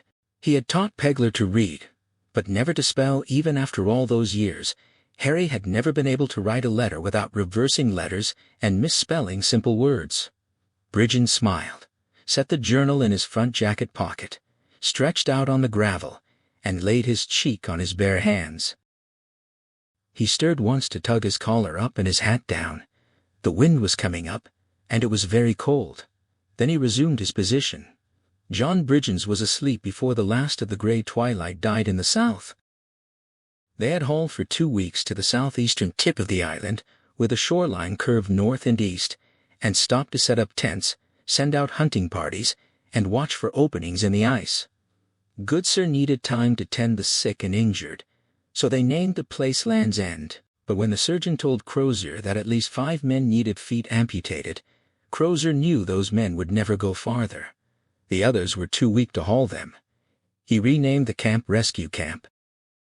The plan, discussed only between Crozier and Goodsir, was for the surgeon to stay behind with the amputees, and any too sick to continue. Crozier, Devoe, Couch, and the healthiest men would sail south when the ice relented, travel light up back river, and return with a rescue party. Crozier knew the chances were almost nil, and that Goodsir had essentially signed his death warrant. Neither man spoke of it. The morning of the muster, Goodsir was performing the last amputation on Mr. Diggle. Crozier carried 2 pistols now, having learned not to leave the camp vulnerable to malcontents like Hickey, Aylmore, and Manson. He also distrusted Hodgson, Mayle, and Sinclair since the near mutiny at Hospital Camp. The view from Rescue Camp was bleak. The sky had been overcast for 2 weeks, and the strait to the south was a jumble of shattered icebergs, pressure ridges, and razor-edged seracs. The ice groaned and exploded, occasionally opening tiny leads that closed just as quickly. Crozier told himself it was only August 13th time enough, if a miracle came, to cross the strait and reach Back River. But winter was fast approaching. When the screaming started from the surgical tent, Crozier went to assemble the men. Diggle died of blood loss complications immediately after the amputation, just before muster was called. The survivors gathered in the outline of a ship's deck, ragged and hollow-eyed.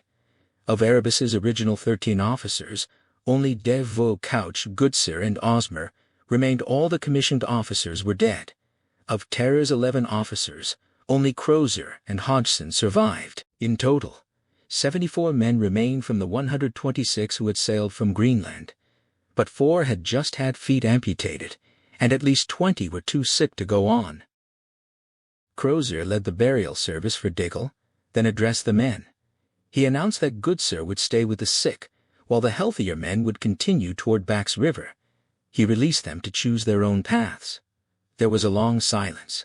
Then Hodgson stepped forward, speaking for those who wanted to head back. Crozier studied Hodgson, knowing the young lieutenant was a front for Hickey and the others. When asked where they wanted to go, Hodgson said back to the ship.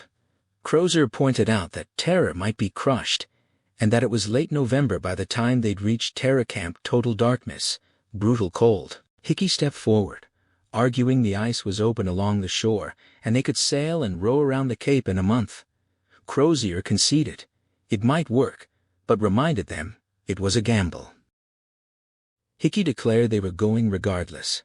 Crozier, seeing this as a chance to be rid of the malcontents, asked how many were with them. One by one they stepped forward.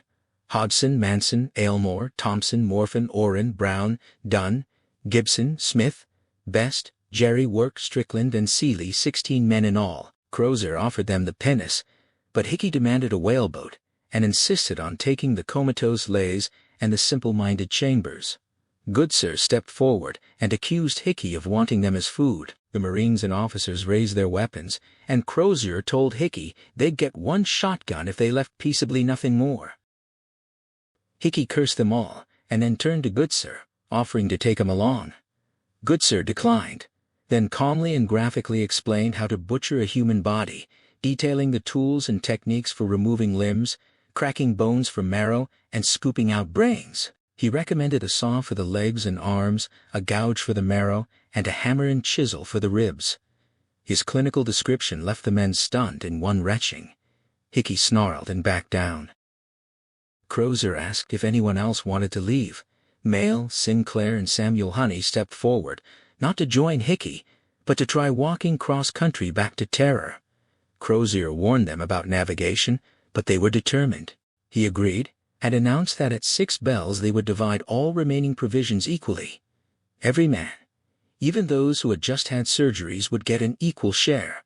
From then on, each man would be responsible for his own rations. He told Hickey's group to prepare the pinnace for departure at dawn, and he didn't want to see their faces until the dividing up. The great dividing up had been a sad, exhausting affair, stretching into the evening as men searched every boat and tent, mistrusting one another, convinced someone was hiding food. Thomas Honey died that night, and Goodsir helped sew him into his sleeping bag, then watched as his body was carried to a snowdrift where Diggle's body already lay. Goodsir wondered if they were preserving the corpses for future food, a thought that horrified him, especially since he had found himself salivating while describing human anatomy to Hickey and the men. The next morning only a handful turned out to see Hickey's group leave. Goodsir missed the departure of Mayle, Sinclair, and Honey, who had left before dawn on foot, carrying only rucksacks and a shotgun. Hickey's men, in contrast, had loaded their pinnace heavily, including a bag of chocolate that Diggle had hidden away. They left in silence, disappearing over the rise within 20 minutes. Goodsir told Couch he was thinking about Private Heather's body, left under canvas near River Camp, a potential food cache for Hickey's group. He hoped they wouldn't find Bridgen's body. That afternoon, Crozier called a meeting to discuss guarding against Hickey's return and their own options. Goodsir admitted that Jobson, Helpman, and Thompson would die within days, and of the 18 men who might stay with him, only 3 or 4 could hunt. Most would be dead by mid-September. Crozier suggested an alternative. The Bax River party could stay at rescue camp another week or 10 days, hoping the ice would break up so they could all leave together, even the dying. Couch pointed out they now had only 53 souls for 4 boats, with more deaths expected. Crozier decided to leave the tents behind, as they were waterlogged and heavy. They would shelter under the boats or boat covers. He also planned to leave most of the water casks, keeping only 1 small cask per boat, and revealed that the officers had hidden a bit of spirit stove fuel. Goodsir, who had resigned himself to death, felt a flicker of hope, but resisted it. Crozier asked what they needed to survive the 3-month journey upriver, and Goodsir said fresh food, meat, fat, even animal blood. He had no idea why it worked, but he was certain it was their only defense against scurvy. Crozier joked that he had brought extra boots to eat, and the group dissolved into laughter. Then Crozier announced that Desvaux would take a group of their ablest men south across the ice the next day to scout for open water. If a lead opened within 5 miles, they would all leave. Even the amputees would pull with a will if they knew rescue was close. Goodsir stared out at the chaotic, pressure-ridged ice stretching south under low gray clouds, and asked if they could really haul seals and walruses back across that frozen nightmare. Desvaux answered with a broad grin. Johnson then offered that they had one thing to be thankful for: the creature from the ice seemed to have lost interest in them. No one had seen or heard it since before River Camp. All 8 men, including Johnson, reached out and rapped their knuckles on the nearest boat's wood. Young Robert Golding burst into camp at sunset, shaking and barely able to speak. He told Crozier that Desvaux had sent him with a message: Lady Silence and the creature from the ice were both dead. Desvaux wanted Crozier and Goodsir to come see the bodies, and he wanted it done that night while the moon was up. Crozier, suspicious, still ordered Lane and Goddard to come along with their shotguns. They followed Golding through the ice maze, guided by bamboo wands. When they reached the Polinia, there was no one there. Lane shouted, and a muffled reply came from nearby. Crozier sent Lane and Goddard ahead, and they were ambushed, their skulls slammed together. Thompson pinned Crozier's arms and held a knife to his throat. Golding grabbed Goodsir. Aylmore appeared, and Manson dragged the unconscious Lane and Goddard into the clearing. Hickey was waiting.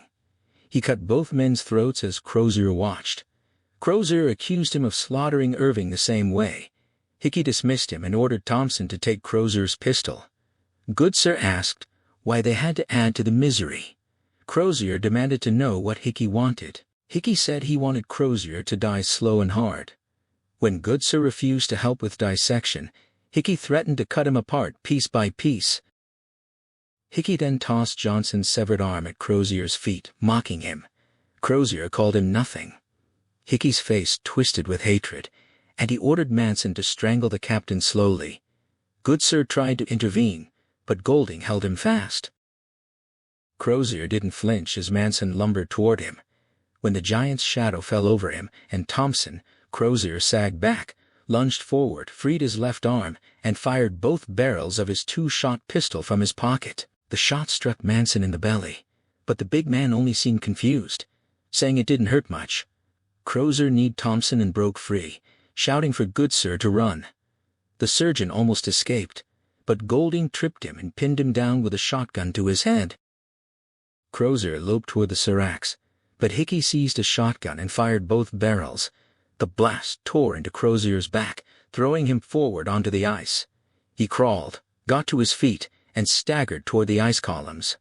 Hickey pulled Crozier's own pistol from Aylmore, took aim, and fired. The bullet spun Crozier around and dropped him to his knees. Hickey fired again, and Crozier fell onto his back. A third shot tore through his leg, but he made no sound. Manson's stomach started to hurt, and Hickey ordered Goodsir to give him something for the pain. Goodsir offered morphine, but Hickey threatened to shoot him if he tried anything.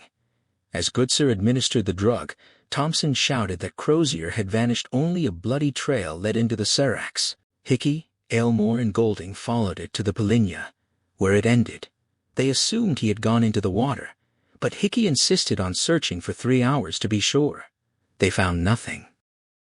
Meanwhile, Golding hacked Lane and Goddard's bodies into pieces, making a bloody mess of it. Hickey laughed, and they filled gunny sacks with the meat. They untied Goodsir, who was shaking, and told him it was time to go. Goodsir warned that Desvaux would come after them, but Hickey was certain they wouldn't, and even if they did, they now had weapons. When Goodsir refused to carry a sack of meat, Manson knocked him down and forced him to take it. They left, Goodsir in tow, as the camp faded behind them. First Mate Charles Desvaux couldn't suppress his grin as he and his 8 men trudged back toward rescue camp on that Saturday morning. For the first time in what felt like an eternity, he was bringing nothing but good news. The ice had opened up just 4 miles out, and they'd spent a full day following the lead south until the strait had become open water all the way to the Adelaide Peninsula and likely beyond to the inlet of Back River. From the top of an iceberg at their farthest point, he'd seen the low hills of the peninsula less than 12 miles away. They couldn't go further without a boat, but the sight had made him grin then, and it made him grin now. Everyone could leave this place. Everyone had a chance. Even better, they'd spent 2 days hunting seals on the floes at the edge of the open water, gorging themselves on meat and blubber until their bodies, starved for fat after weeks of biscuits and salt pork, had rebelled and made them sick. But the vomiting only sharpened their hunger, and they'd laughed and eaten again almost immediately. Each man was now dragging a seal carcass behind him as they followed the bamboo wands through the last mile of coastal ice. The 46 men waiting at rescue camp would eat well tonight.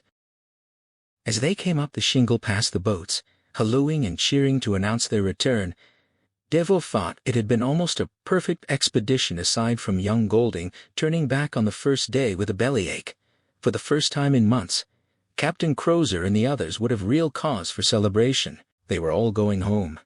If they left today, the healthy men could man-haul the ill in the boats just 4 miles along the trail Desvaux had charted, be afloat within 3 or 4 days, and reach the mouth of Back's Great Fish River within the week. The leads might well have advanced even closer to shore by now. But then filthy, ragged figures emerged from their tents, abandoning their desultory chores to stare at Desvaux's party. The cheering died as the returning men took in the dour, haunted faces of the men facing them. The camp survivors could see the seals being dragged, yet they showed no reaction. Mates Couch and Thomas came down the shingle to meet them, and Desvaux felt his grin falter as he asked the question he already feared the answer to. Inside the oversized tent that had once served as Dr. Goodsir's hospital, Desvaux learned the truth.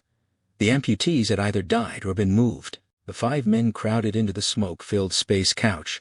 Thomas, Desvaux, Joseph Andrews, and Thomas Farr were the last officers left alive and well enough to walk from the entire expedition.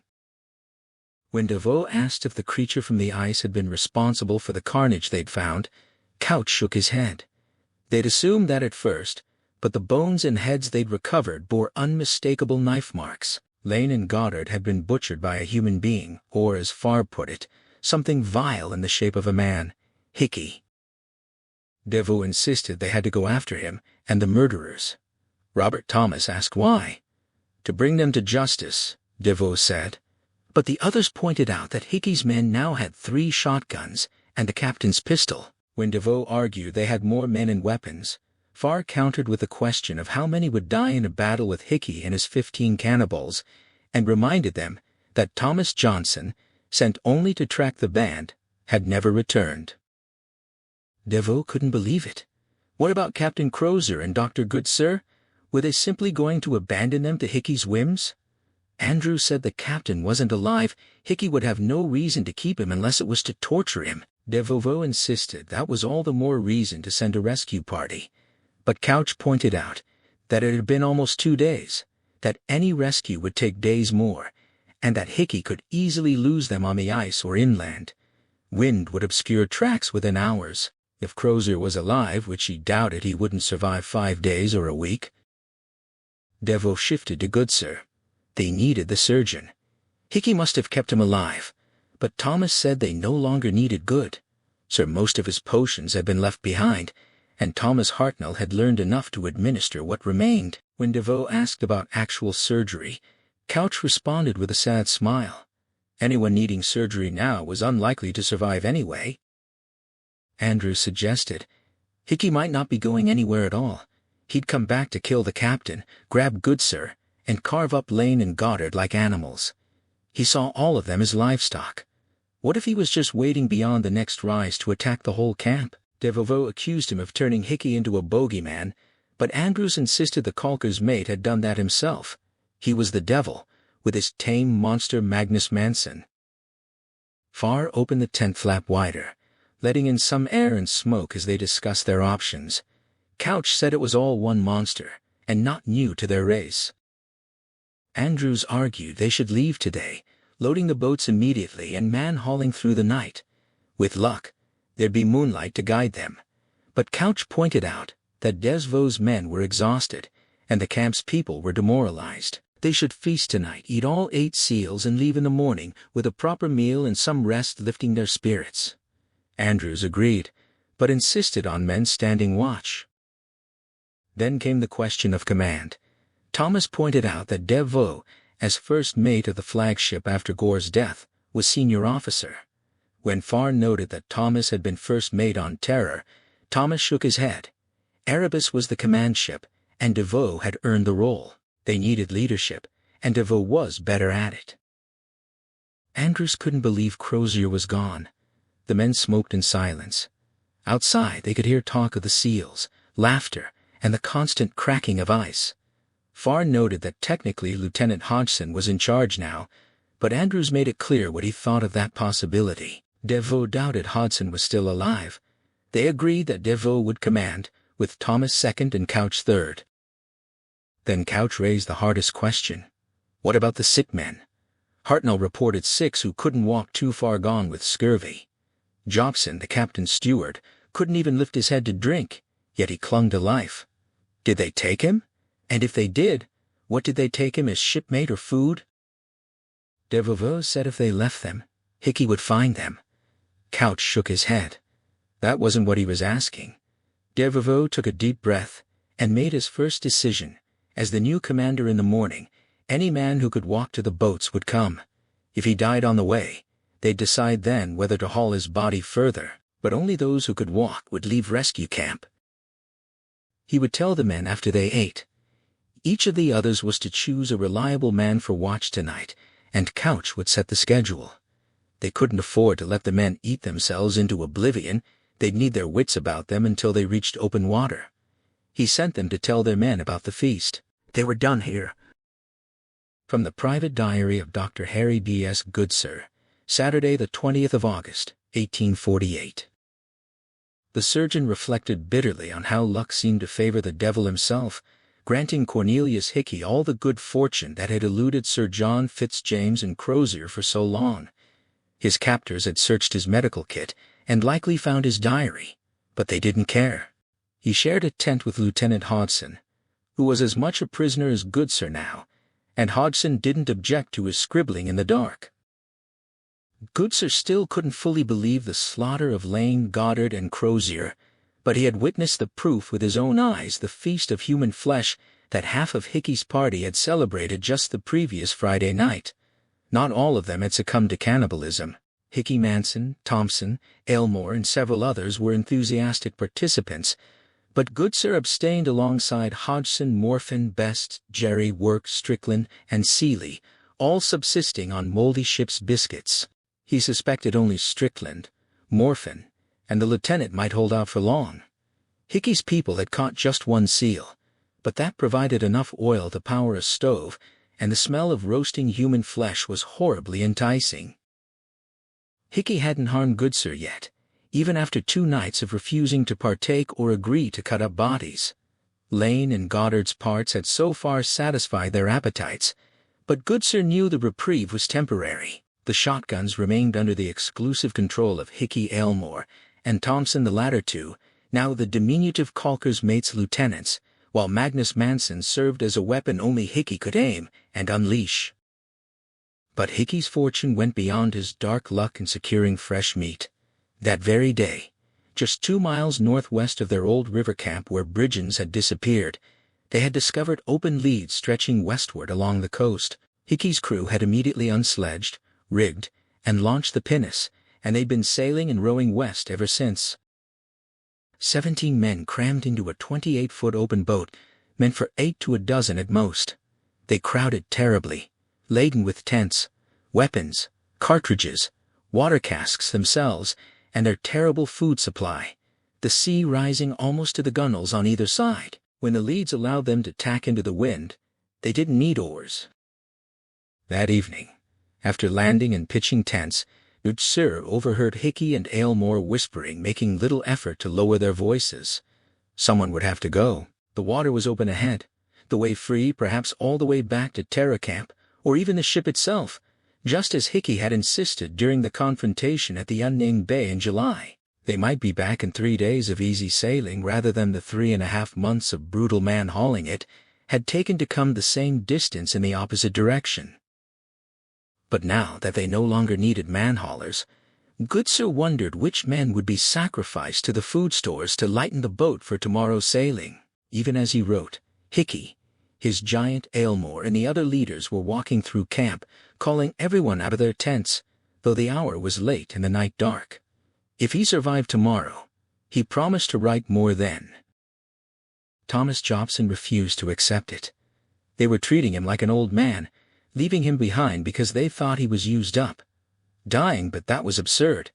He was only 31 years old. Today, the 20th of August, was his birthday. None of them except Captain Crozier had even known, and the captain had stopped coming to see him for some unknown reason. His teeth had fallen out from scurvy. Most of his hair was gone, and he bled from his gums, eyes, hairline, and anus. But he was not an old man. He was 31, and they were leaving him to die on his birthday. He had dim memories of revelry the previous afternoon and evening, fragments of shouting and laughter and the smell of roasting food, though he'd been shifting in and out of fevered consciousness. When he'd wakened in the twilight, someone had left a plate of oily sealskin, blubber, and almost raw seal meat. He'd vomited. Nothing came up, since he hadn't eaten in days, and shoved the plate out the tent door. He'd understood they were leaving when crewmate after crewmate came by his tent later that evening, saying nothing, not showing their faces, each shoving 1 or 2 rock-hard, half-green ship's biscuits beside him, stacking them like white stones for his burial. Too weak to protest, too preoccupied with his dreams, he knew these few stale lumps were all he'd received for years of faithful service to the Navy, the Discovery Service, and Captain Crozier. This Sunday morning he awoke clearer than he'd been in days or weeks, only to hear his shipmates' preparations to leave forever. Shouting echoed from the boats as the whaleboats were righted, the cutters readied on their sledges, all 4 loaded. He couldn't believe they were abandoning him. Hadn't he stayed by Captain Crozier's side 100 times during the captain's illnesses, low moods, and drunken bouts? Hadn't he quietly hauled pails of vomit from the captain's cabin in the middle of the night and wiped the Irish drunkard's arse when he shat himself in fever deliriums? Perhaps that's why the bastard was leaving him to die. He forced his eyes open and tried to roll over in his sodden sleeping bag. The weakness radiating from his center consumed him. His head threatened to burst with pain, the earth pitched against him like a ship in high seas, and his bones ached. He tried to shout for them to wait, but the sound was only a silent thought. He had to do better catch up before they pushed the boats onto the ice, show them he could man-haul, maybe even force down some of their reeking seal meat. He couldn't believe they were treating him like a dead man. He had a good naval record, excellent experience as a steward, a family and a home in Portsmouth. If Elizabeth and his son Avery were still alive and not evicted from the home they'd rented, with his advance pay of £28 against his first year's salary. Rescue camp now seemed empty except for low moans from nearby tents or the wind itself. The usual sounds of camp boots on gravel, soft cursing, laughter, small talk, shouts, hammers, saws, pipe tobacco were all absent. The men were really leaving. Using every ounce of strength he possessed, and some he knew he didn't, Jobson pulled his sleeping bag down past his shoulders and began creeping out. Strands of frozen sweat, blood, and other fluids had to be ripped free of flesh and wool before he could crawl toward the tent opening. Moving what felt like miles on his elbows, he collapsed through the flap and gasped at the cold air. He'd grown so used to the dim, stuffy tent that this openness made his lungs labor and filled his eyes with tears. He soon realized the sun's glare was illusory. The morning was dark and thickly fogged, with icy vapor moving between the tents like the spirits of dead men left behind. It reminded him of the fog on the day they'd sent Lieutenant Little Ice Master Reed, Harry Pegler, and the others forward down the first open lead to their deaths. Crawling over the biscuits and seal meat left for him like offerings to some pagan idol, he pulled his unresponsive legs out through the tent opening. He saw 2 or 3 tents nearby and briefly hoped the absence of men was temporary, that they were busy near the boats and would soon return. But then he saw that most of the Holland tents were gone, collapsed, with rocks tossed atop them. He was confused if they were leaving. Wouldn't they bring the tents? None of it made sense to his sick, hallucinatory mind. The fog shifted, and he could see 50 yards to where the men were pulling and pushing the boats onto the ice. At least 10 men per boat, all or almost all of the survivors were leaving him and the other sick men behind. He wondered how Dr. Goodsir could leave him. When was the last time the surgeon had lifted his head to feed him or clean him? Young Hartnell yesterday?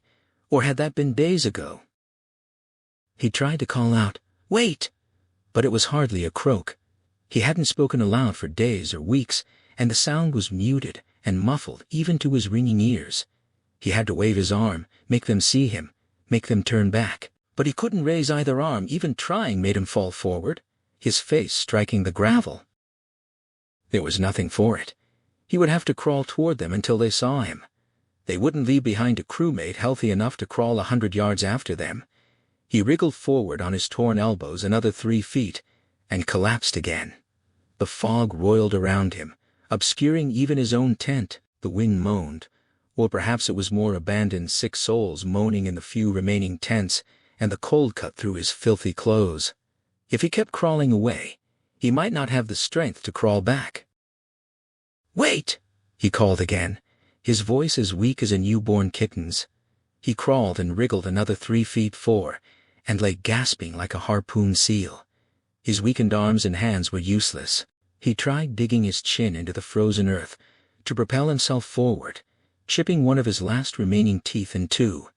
His body was simply too heavy, attached to the earth by great weights. "I am only 31 years old," he thought fiercely. "Today is my birthday." "Wait, wait, wait, wait!" Each syllable weaker than the last. Panting, gasping, his remaining strands of hair dabbing crimson streaks onto the stones, he lay on his belly, dead arms at his sides, painfully cocking his neck to see straight ahead. The fog swirled and lifted. He could see 100 yards past the boats, out onto the ice where 40-some men in 4 boats.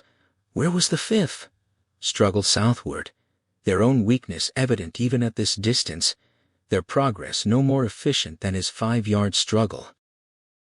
"Wait!" This last shout took the penultimate ounce of his draining energy, but it came out as a man's voice, not a kitten's mewl. But it was too late. The men in boats were 100 yards out and disappearing fast, black, staggering silhouettes against an endless gray, and the cracking ice and wind would have covered a rifle shot, much less a solitary voice left behind. For an instant, the fog lifted more, and a benevolent light fell on everything, as if the sun were coming out to melt the ice and bring green tendrils and hope. But then the fog closed in and swirled around Jobson, blinding him, binding him with its cold gray fingers. And then the men in boats were gone, as if they had never existed. Cornelius Hickey despised kings, and queens saw them as blood-sucking parasites on the body politic, but he discovered he didn't mind being one at all.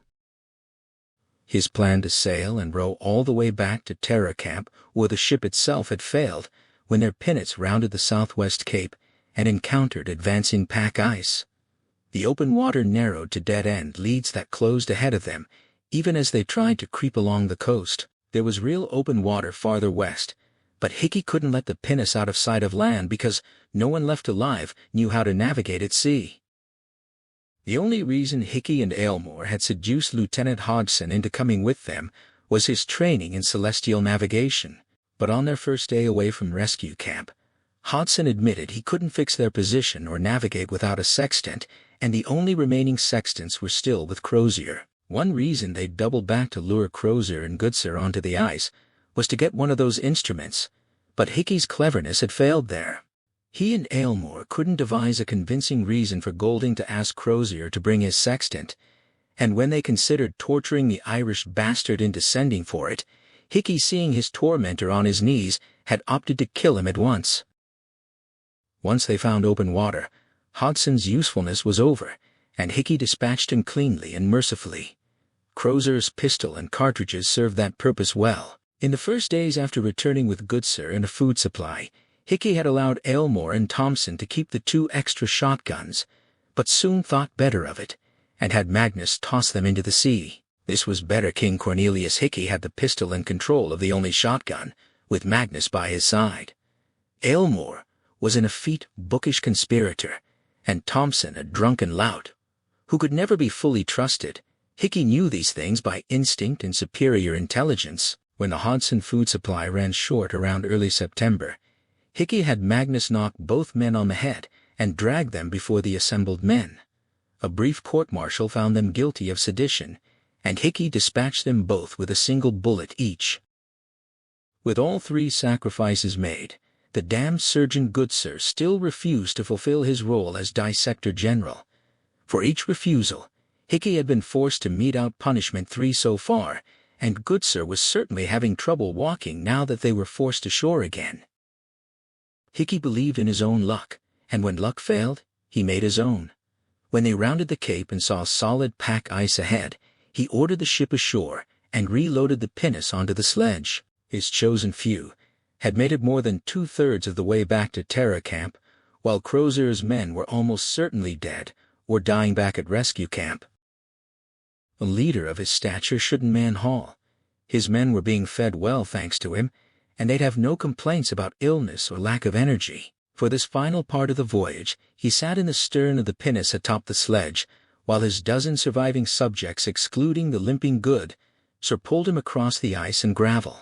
Magnus Manson rode with him, not just as his consort and Grand Inquisitor, but because the giant was having stomach pains again.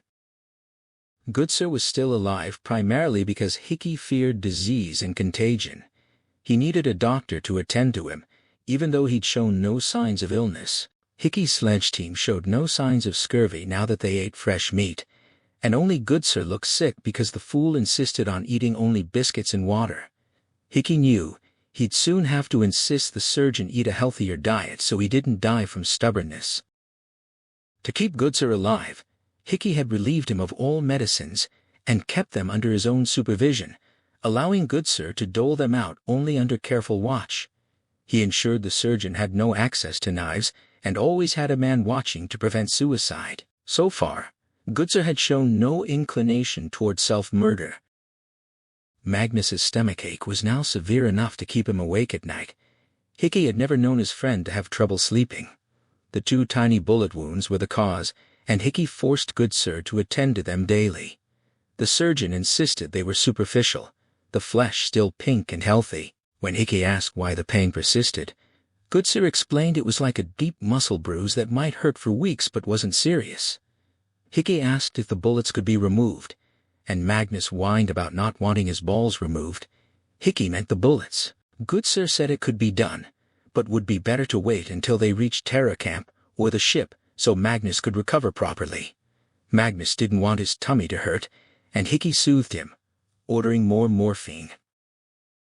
On this Friday, the 8th of September, all was right with King Hickey's world. His 11 dray animals were well, pulling hard each day. Magnus was happy, riding in the bow like an officer, and there was enough morphine to last until they reached their destination. Goodsir was alive and limping along. The weather was good, growing colder, and there was no sign of the creature that had preyed on them. They had enough Aylmore and Thompson food stores for a few more days of stew human fat burned as fuel, though less efficiently than whale blubber. Hickey planned a lottery for another sacrifice before they reached terror camp. They could go on shorter rations, but a short straw lottery would instill terror in his dray animals and reaffirm who was king. With one last public sacrifice, any hidden will to resist would be broken. The Friday was beautiful. Temperatures in the pleasant 20s, a blue sky growing bluer to the north. The heavy boat sat high on the sledge, runners hissing across ice and gravel. In the bow, Magnus, recently dosed, smiled and hummed, holding his belly. It was less than 30 miles to Terror Camp and John Irving's grave near Victory Point, and less than half that to Le Visconte's grave along the coast. With the men strong, they covered 2 to 3 miles each day, and would do better with improved diet. To that end, Hickey tore a blank page from one of the Bibles Magnus had insisted on gathering the gentle idiot couldn't read, and tore it into 11 equal strips. Hickey would be exempt from the lottery, as would Magnus and the surgeon. Tonight, when they stopped, Hickey would have each man write his name or sign on a slip. Goodsir would confirm each signature was true. Then the names would go into the king's pea-coat pocket, ready for the solemn ceremony to come. From the personal diary of Dr. Harry D.S. Goodsir, dated somewhere between the 6th and 8th of October 1848. The surgeon had taken the final draft and knew its full effect would come in minutes. Until then, he would catch up on his diary. In these last days, he'd been recalling how young Hodgson had confided in him weeks ago, on that last night, before Hickey shot him. The lieutenant had whispered apologies for disturbing him, insisting he had to tell someone he was sorry. Goodsir had replied that he wasn't a papist or a confessor, urging him to sleep, but Hodgson persisted, apologizing for betraying the captain and allowing Hickey to take Goodsir captive, expressing deep regret. Goodsir lay silent, giving the boy nothing. Hodgson admitted he'd been convinced Hickey murdered Lieutenant Irving and had been terrified of him. When Goodsir asked why he'd thrown in with Hickey if he thought him a monster, Hodgson whispered that he was afraid and wanted to be on the terrible man's side, then began to weep. Goodsir said shame on him, but put his arm around the boy and patted his back until he fell asleep. The next morning, Hickey assembled everyone and had Magnus force Hodgson to kneel while he brandished his pistol, announcing he would brook no shirking, explaining how the good men would eat and live while shirkers died. Then he set the long-barreled weapon to the base of Hodgson's skull and blew his brains out onto the gravel. The boy was brave at his end, showing no fear, his last words telling Hickey he could go to hell. Goodsir wished his own end would be so brave, but knew it wouldn't be. Hickey's theatricals continued. He had Magnus strip the boy naked and leave his corpse before the assembly. The sight hurt Goodsir's chest. Hodgson was thinner than he'd thought possible, arms mere sheaths over bone, ribs and pelvis pressing outward, flesh mottled with bruises. Yet Hickey called Goodsir forward, handed him shears, and insisted he begin dissecting the lieutenant before the assembled men. Goodsir refused. Hickey asked again pleasantly. Goodsir refused again. Hickey then ordered Magnus to strip Goodsir as naked as the corpse. Once Goodsir was without clothing, Hickey paced before the men, pointing at his naked features, proclaiming there was no room for shirkers. While they needed the surgeon for the men's health, he must be punished for refusing to serve the common good. Twice he'd refused that morning. They would remove 2 unessential appendages as a sign of displeasure. Hickey prodded different parts of Goodsir's anatomy with the pistol barrel, then raised his hand, but declared a surgeon needed his fingers, saving those for last. He announced the surgeon didn't need his pizzle or bullocks, prodding those parts with the cold barrel. The men laughed. But today, they would be merciful. Magnus would lop off 2 of Goodsir's toes. When the giant asked which 2, Hickey told him to choose. The assembled men laughed again. Goodsir sensed their disappointment that such banal things as mere toes were being removed, but they enjoyed seeing Magnus as master of his phalangeal fate. Magnus chose the 2 big toes. The audience laughed and applauded. The shears were applied quickly, and Magnus's great strength worked to Goodsir's advantage in the procedure. There was more laughter and interest as the medical kit was brought, and Goodsir tied off arteries, stemmed the bleeding as best he could while feeling faint, and applied preliminary dressings. Magnus carried him back to his tent with a mother's gentleness. That was also the day Hickey thought to relieve Goodsir of his more efficacious medicinal bottles, but before that morning, Goodsir had already poured the majority of his morphine, opium, laudanum, Dover's powders, poisonous mercury calomel, and mandragora into a single opaque bottle marked sugar of lead, and hidden it. He then used water to bring the visible levels back up. The irony was that each time he dosed Magnus for his tummy aches, the giant received more water than medicine, not noticing the loss of efficacy, a reminder of the importance of belief in the medical process. Since Hodson's demise, Goodsir had refused again, losing 8 more toes, 1 ear, and his foreskin. The last operation created so much mirth among the assembled men that it might have been a circus performance. He knew why Hickey never made good on threats to remove his male member or testicles. The caulker's mate had seen enough shipboard injuries to know bleeding from such wounds often couldn't be stopped, and Hickey didn't want him dead. Walking had been very difficult since the loss of his toes. He'd never understood how essential digits were for balance. The pain had been significant. He confessed he'd considered drinking from his hidden bottle many times, but never had not until this hour. He thought the effect would be more rapid, but his feet were now numb, and his legs going numb up to the patella. He'd just drunk more of the final draught, suspecting cowardice for not drinking it all at once. The mixture was potent and intoxicating. For the first and only time in his medical career, he had not served a patient to the utmost of his ability. His initial diagnosis of Magnus's twin gunshot wounds had been a lie. The bullets had penetrated skin, flesh, muscle, and stomach lining. He'd known they were in the belly, spleen, or liver, and that survival depended on exploratory and removal surgery. He'd lied. If there was a hell, he deserved the worst of it. He didn't care. When the storm struck about a month ago, he'd thanked God. It had seemed they were actually going to reach Terror Camp, less than 20 miles away, progressing 3 or 4 miles a day in near-perfect weather until the storms hit with their terrible winds day and night. Even the men who could walk, couldn't pull harnesses were abandoned. Tents blew away. Temperatures dropped 50 degrees. Winter had struck like God's hammer, and Hickey could do nothing but shoot half the men to feed the other half. Some ran into the blizzards and died. Some stayed and were shot. Some froze to death. Some ate others and died anyway. Hickey and Manson sat up there in their boat in the wind. Goodsir thought but didn't know that Magnus was no longer living. He'd killed him. He'd killed the men he left behind at rescue camp. He was so sorry. He'd written a note pinned to his chest, a warning that the mortal remains of Dr. Harry D.S. Goodsir were poisoned, that eating the bones and flesh would kill. The poison was moving through his torso, now, deadening his limbs, turning his surgeon's fingers to unfeeling sticks. He was so glad. He wished his brother were here.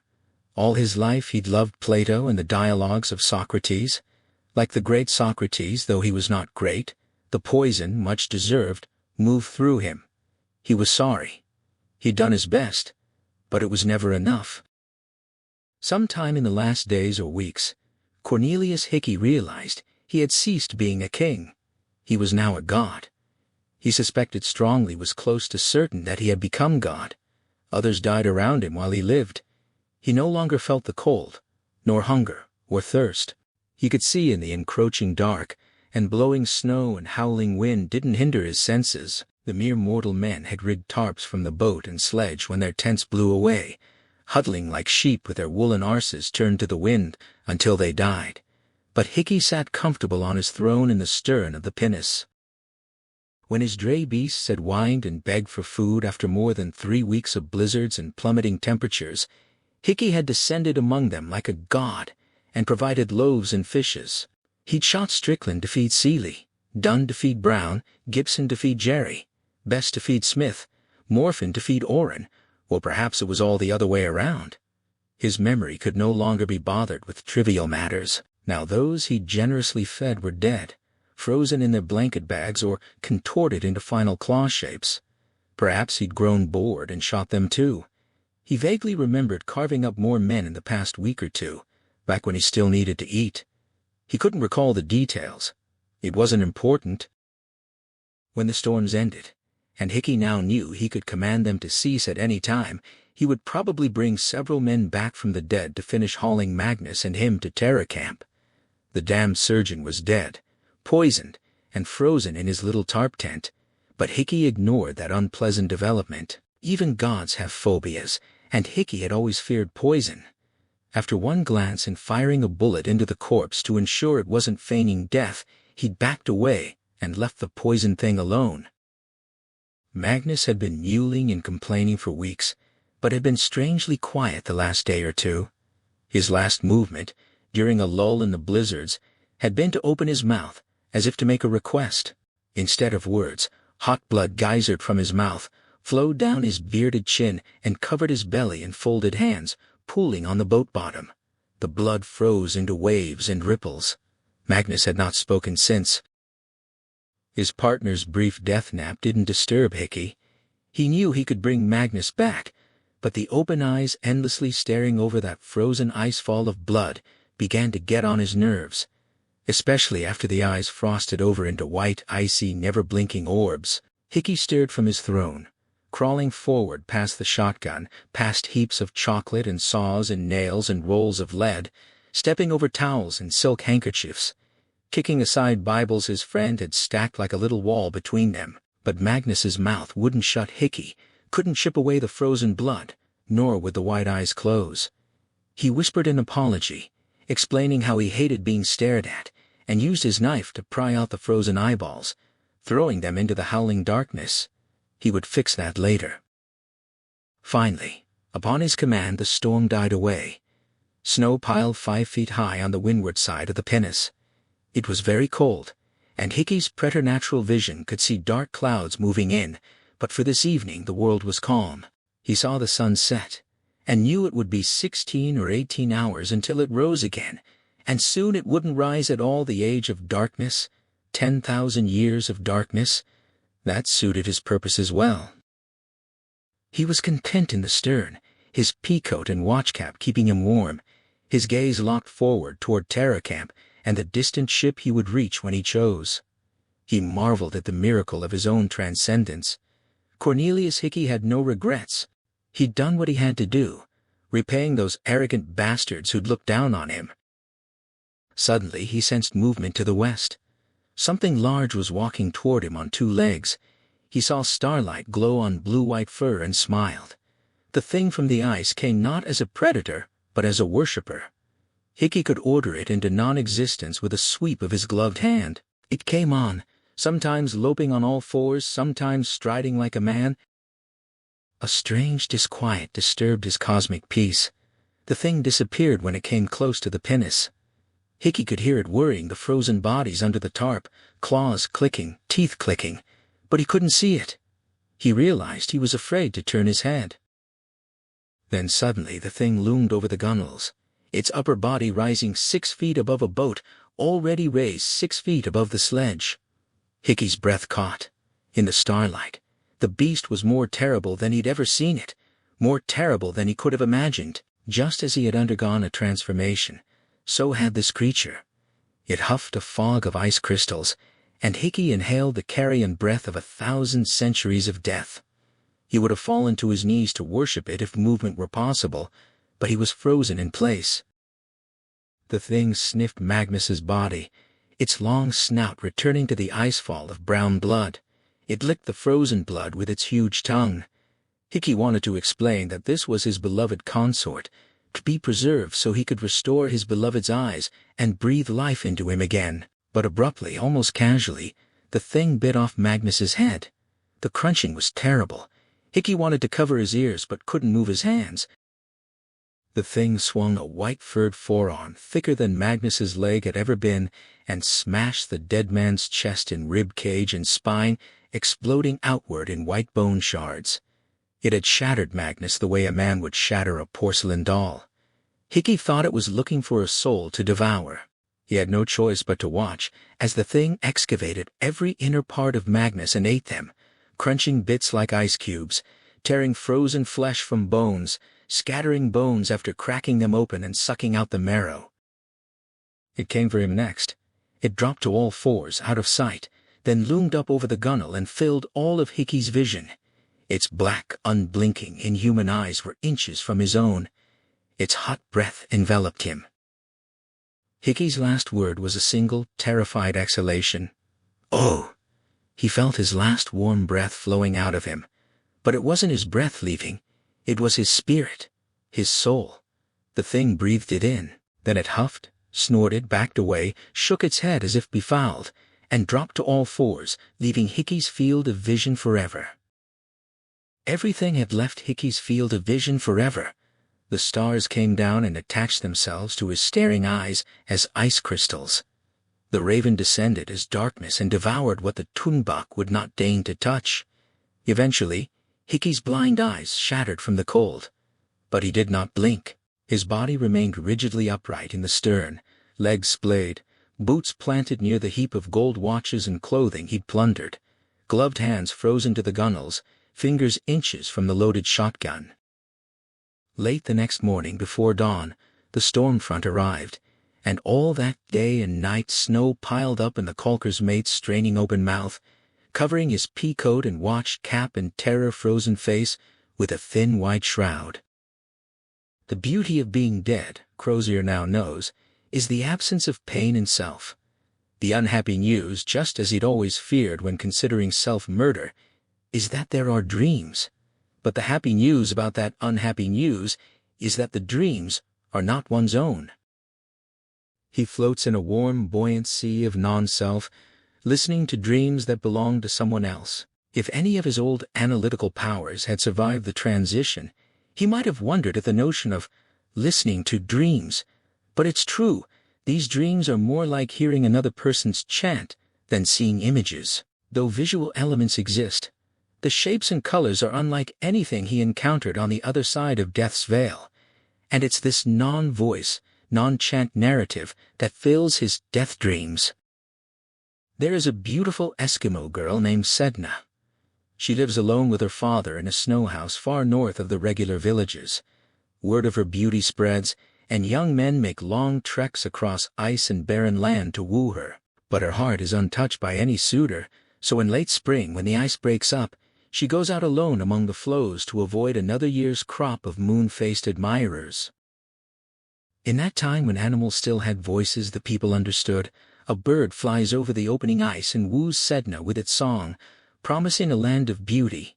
No hunger, fine caribou skin tents, soft bear skins, an oil-filled lamp, and bright feathers. Sedna believes the bird suitor, weds him, and travels many leagues to the land of the bird people.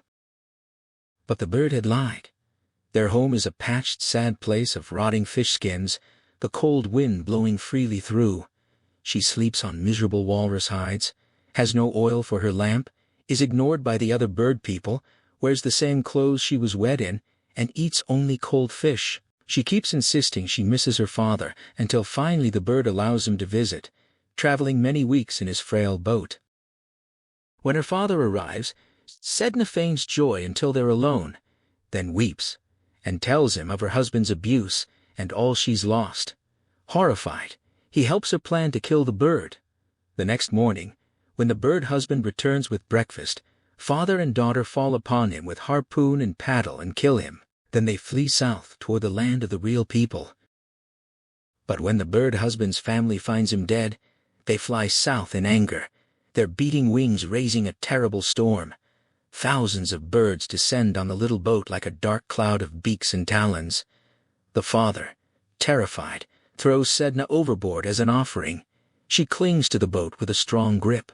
He cuts off the first joints of her fingers. They fall into the sea and become the first whales, her fingernails becoming white whalebone. Still she clings. He cuts off her fingers at the second joint. They become the seals. Still she clings. When he cuts off the final stumps, they become the walruses, with no fingers left, only curved bone stumps like her dead husband's talons. Sedna finally falls into the sea and sinks to the bottom of the ocean, where she resides to this day. Sedna is mistress of all whales, walruses, and seals. If the real people please her, she sends the animals and tells them to allow themselves to be caught. If they displease her, she keeps the animals with her in the dark depths, and the real people suffer and starve. What in the goddamned hell, thinks Francis Crozier. It is his self-voice that interrupts the slow, no-self flow of the dream listening. As if summoned, the pain rushes in. "Mine men!" He tries to shout, but he's too weak to say it aloud, too weak even to remember what the words mean. He cries out again, and it emerges as a moan. She is torturing him. He doesn't awaken all at once, but through a series of painful attempts to open his eyes, stitching together tatters of awareness over hours and even days, always propelled up from death sleep by pain and those two empty syllables, "my men," "Fansia Gong," until he's finally conscious enough to remember who he is, where he is, and who he's with. She is torturing him. The Eskimo girl he knew as Lady Silence keeps cutting into his chest, arms, side, back, and leg with a sharp, heated knife. The pain is incessant, intolerable. He lies near her in a small space, a tent of skin stretched over curved sticks or bones, not a snow house with flickering oil lamps illuminating her bare upper body, and, when he looks down, his own bare, torn, bleeding flesh. He thinks she must be slicing him into strips. He tries to scream, to bat her arm away, but he's too weak for either. Her brown eyes acknowledge that he's alive again, then return to studying her work. He manages the weakest moan, then falls into darkness, not back to the pleasant no-self of dream listening, but into black wave surges in a sea of pain. She feeds him broth from an emptied Goldner tin, the taste of sea animal blood. Then she cuts strips of seal meat and blubber with a curved ivory-handled blade, holding the slab in her teeth and slicing close to her lips, chewing the pieces and pressing them between his torn lips. He tries to spit them out. He doesn't want to be fed like a baby bird, but she retrieves each blob and presses it back.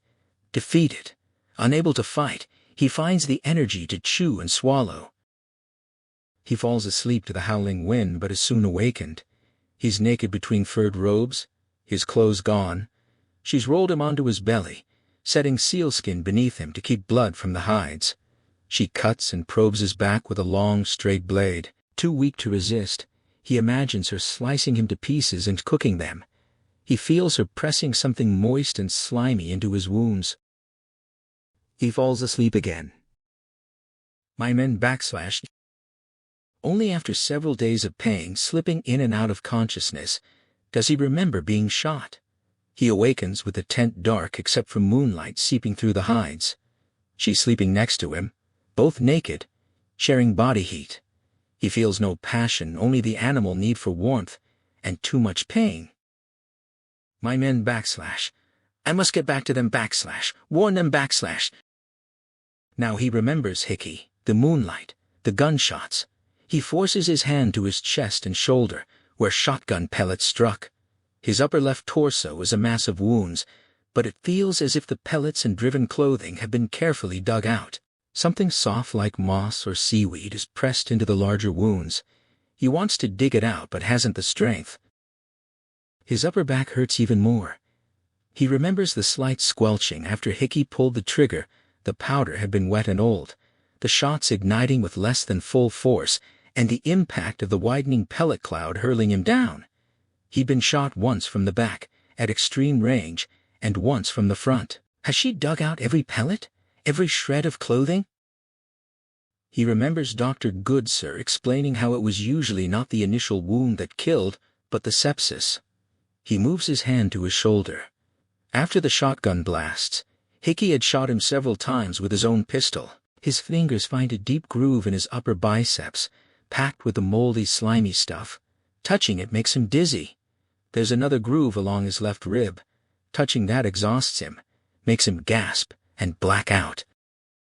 When consciousness returns, he realizes she's dug a bullet out of his side and dressed it. The pain when he breathes, the soreness and swelling in his back, tells him a bullet broke a rib, was deflected, and lodged near his left shoulder blade. She must have extracted it. It takes the rest of his energy to touch his most painful wound. He doesn't remember being shot in his left leg, but the pain in the muscle above his knee tells him a third bullet passed through. He can feel both entrance and exit holes, 2 inches higher, and he'd have lost his leg, and likely his life. No wonder I'm burning up from fever. I'm dying of sepsis. Then he realizes the heat may not be fever. These robes insulate so well, and her naked body next to his pours out so much heat that he's completely warm for the first time in months, years. He pushes back the top robe to let in cooler air. She stirs but doesn't waken. In the dim light, she looks like a child, perhaps one of his cousin Albert's younger daughters. Remembering playing croquet on a green lawn in Dublin, he falls asleep. She's in her parka, kneeling, string dancing between her splayed fingers, a child's cat's cradle game. He watches dully. The same 2 patterns appear. The first with 3 bands creating 2 triangles and a peaked dome. The second, with her right hand pulled away, a looped figure with 4 flippers and a string loop head. He doesn't understand. He shakes his head. She stares, then undoes the pattern and sets the string in the ivory bowl. She crawls out through the tent flaps. Shocked by the cold air, he tries to crawl to the opening. He needs to see where he is.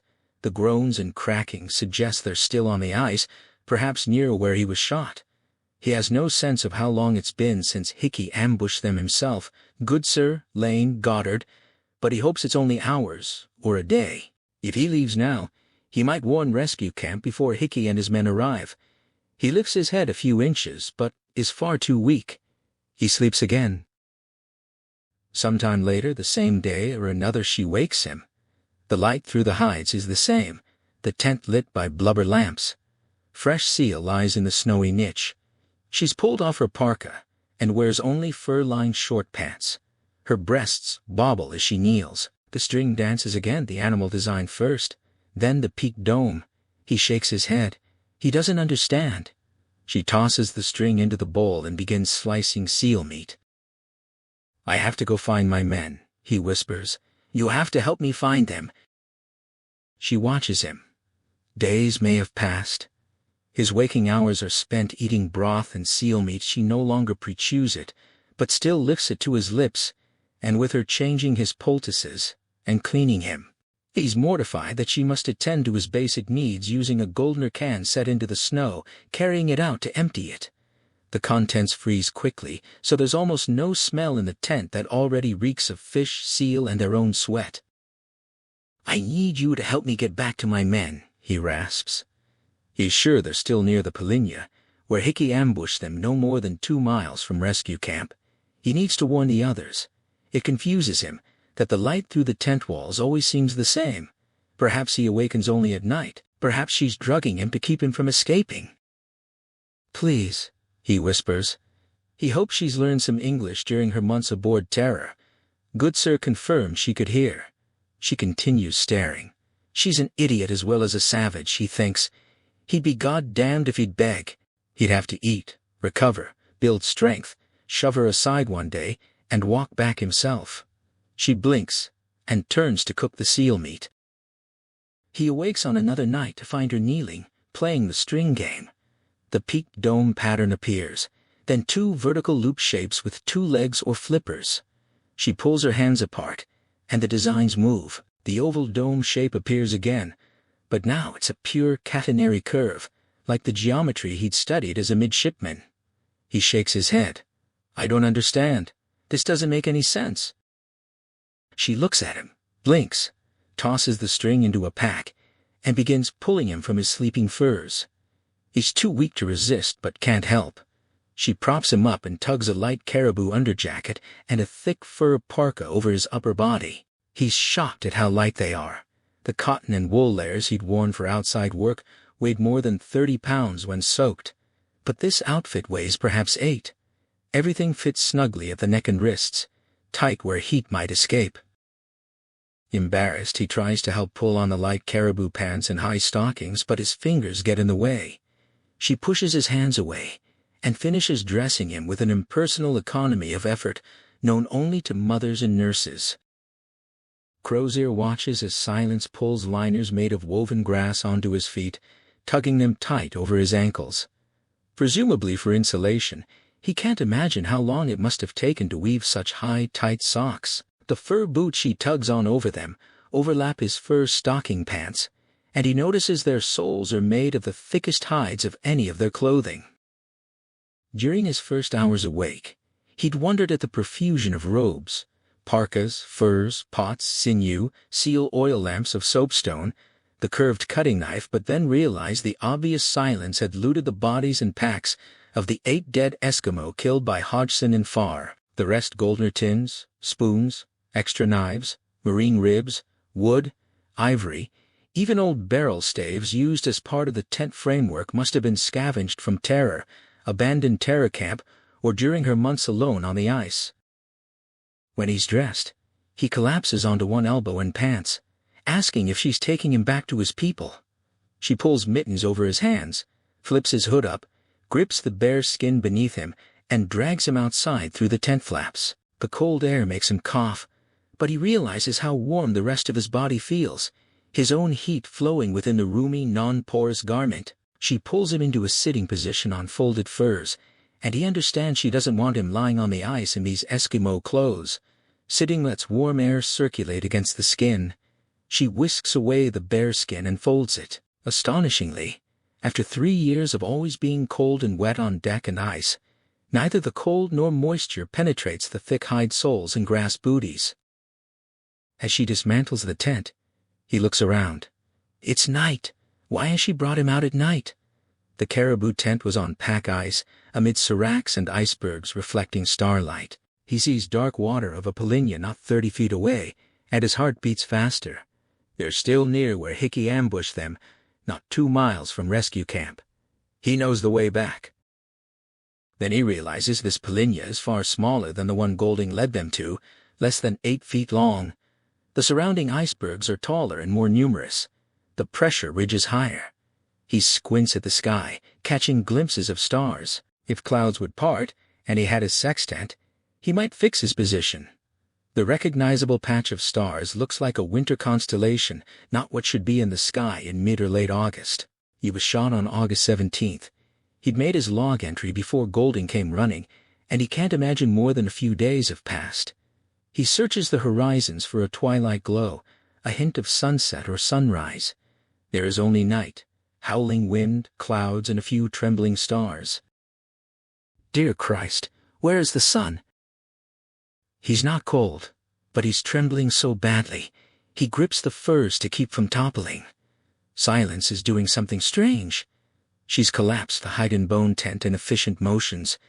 The outer covers are sealskin, and now kneels on one cover, slicing it down the middle with her half-moon blade. She hauls the halves to the Polinia, wets them thoroughly, returns to the tent site, pulls frozen fish from the storage area, and lays a line of fish along each half of the quickly freezing cover. He has no clue what she's doing, some insane heathenish ritual, but she's cut up their tent cover even if rebuilt. It won't hold out wind and cold.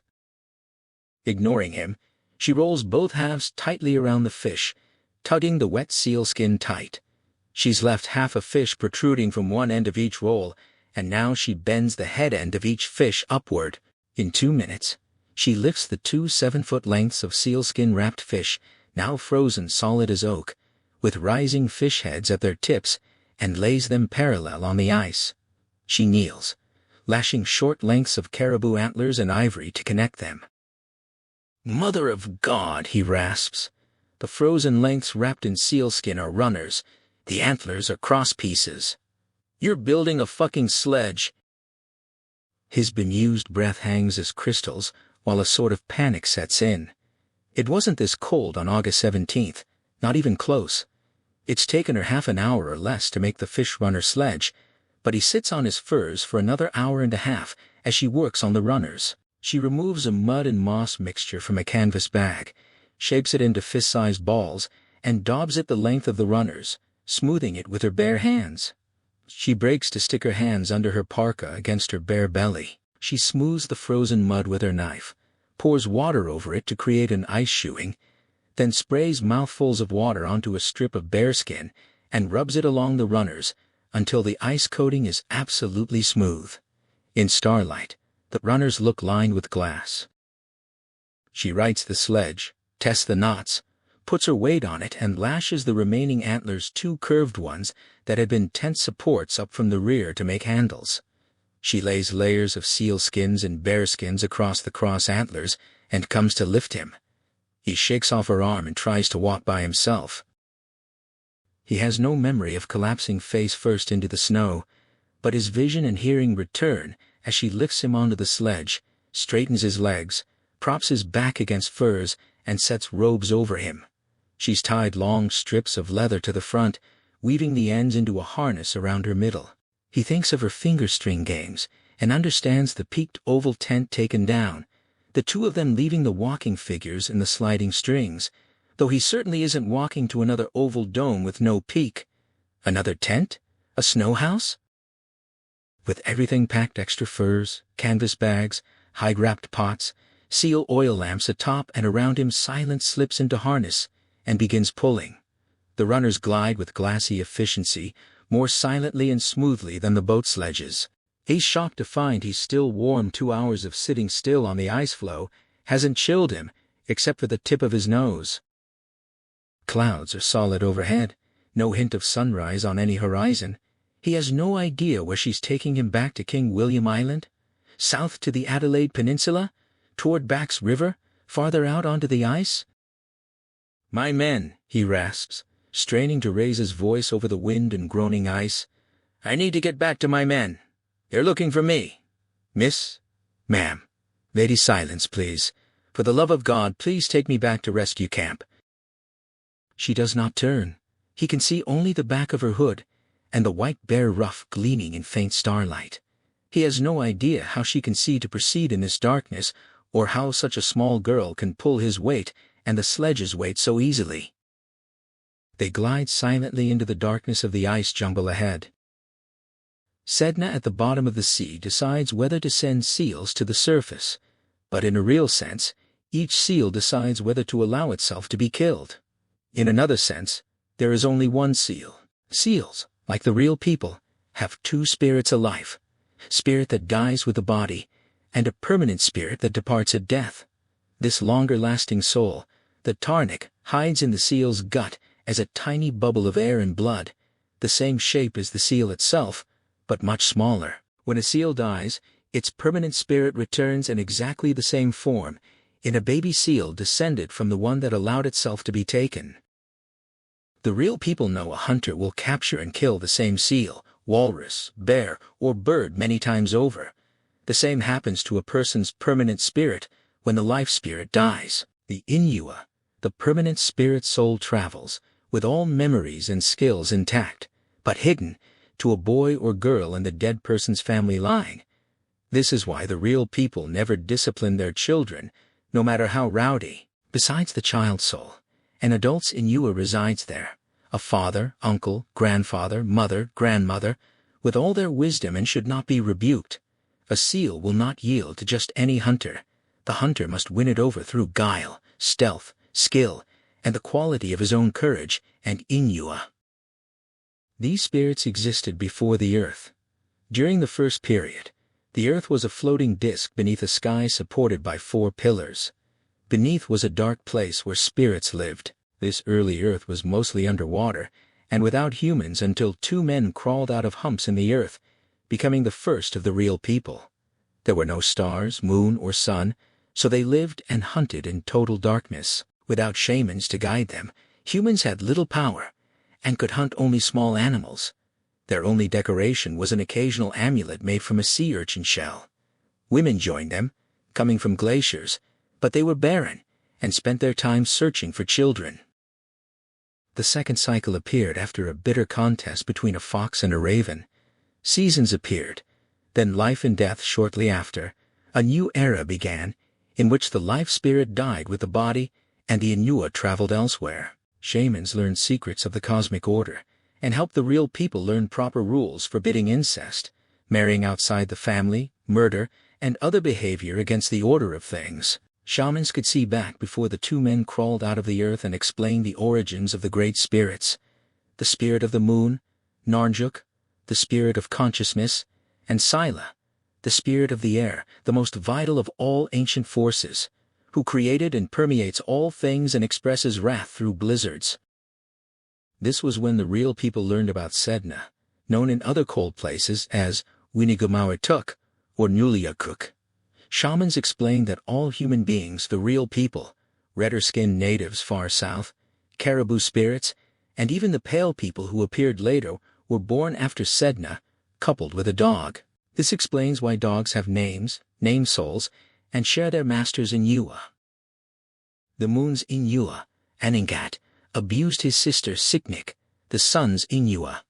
Aningat's wife, Ulalernak, loved to disembowel victims and disliked shamans meddling in spirit matters, punishing them by making them laugh uncontrollably to this day. Shamans may be seized by such laughter and die from it. The real people know of these three most powerful spirits: the all-pervasive spirit of the air, the spirit of the sea who controls all sea animals, and the spirit of the moon.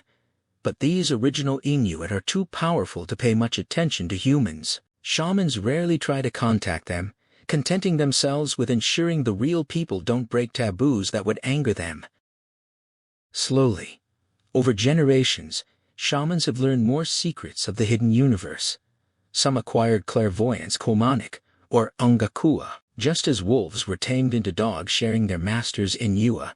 Shamans with thought-hearing or thought-sending learned to tame smaller spirits, called Turngat, which helped them see the spirit world, look back to before humans, and see into other minds to discover faults. These helping spirits taught shamans their language, Irinaliotiti, so shamans could address ancestors and more powerful Inuit.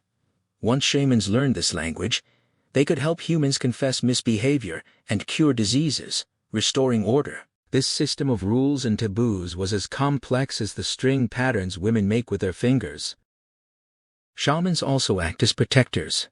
Some minor evil spirits roam among the real people, bringing bad weather, but shamans learned to consecrate sacred knives and kill these tupilate.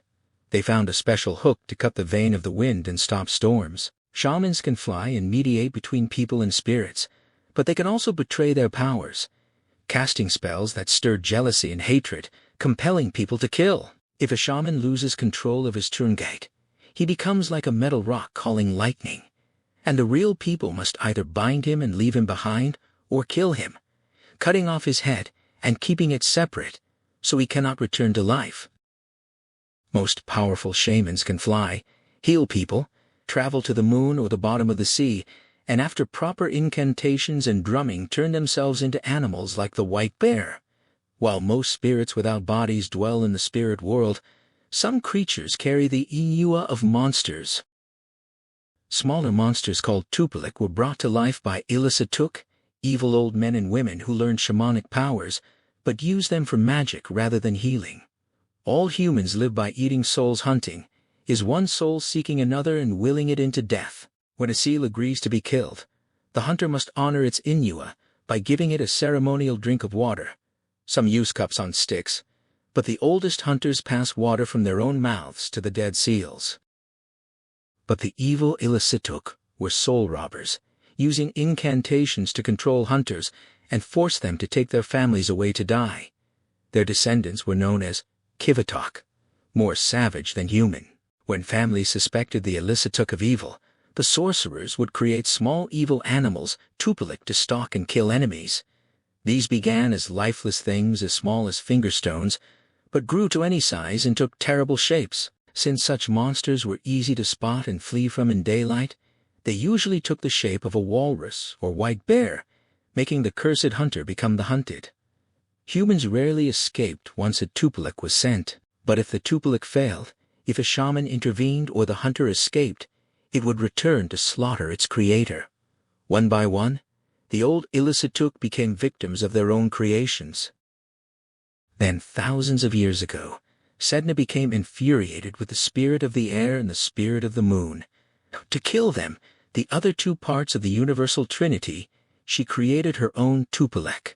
This spirit-animated killing machine was so terrible, it had its own name, soul, and became a thing called Tunbak.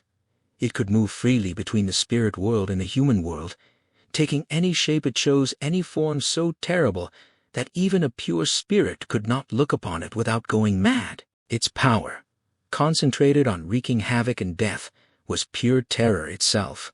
Sedna also granted it command of the innumerable smaller evil spirits abroad. One-on-one, the Tunbak could have killed either the spirit of the moon or Scylla, the spirit of the air. But it was not as stealthy as smaller Tupelek. Scylla sensed its murderous presence stalking her, knowing she could be destroyed, and that her destruction would throw the universe into chaos. She called on the spirit of the moon to help. He was not interested. She then beseeched Narjuk, the spirit of consciousness, one of the oldest Inua deep spirits, who agreed to help. Together, in a battle lasting 10,000 years that left craters and vacuums in the spirit world, Scylla and Narjuk defeated the Tunbak's attack. As all failed Tupelek do, the Tunbak turned back to destroy its creator Sedna. But Sedna, having learned hard lessons, had built a secret weakness into it. She activated it with her own spirit world Aranaliorahit, and instantly the Tunbak was banished to the surface of the earth, never to return to the spirit world or the deep sea. Sedna was safe. The earth and its denizens were no longer safe. She banished the Tunbak to the coldest, emptiest part of the earth, the perpetually frozen north, because only the north had shamans with experience dealing with angry evil spirits. Deprived of its spirit form, the Tunbak changed into the most terrible living thing it could find, the white northern bear. But to the bear, as a bear is to one of the real people's dogs.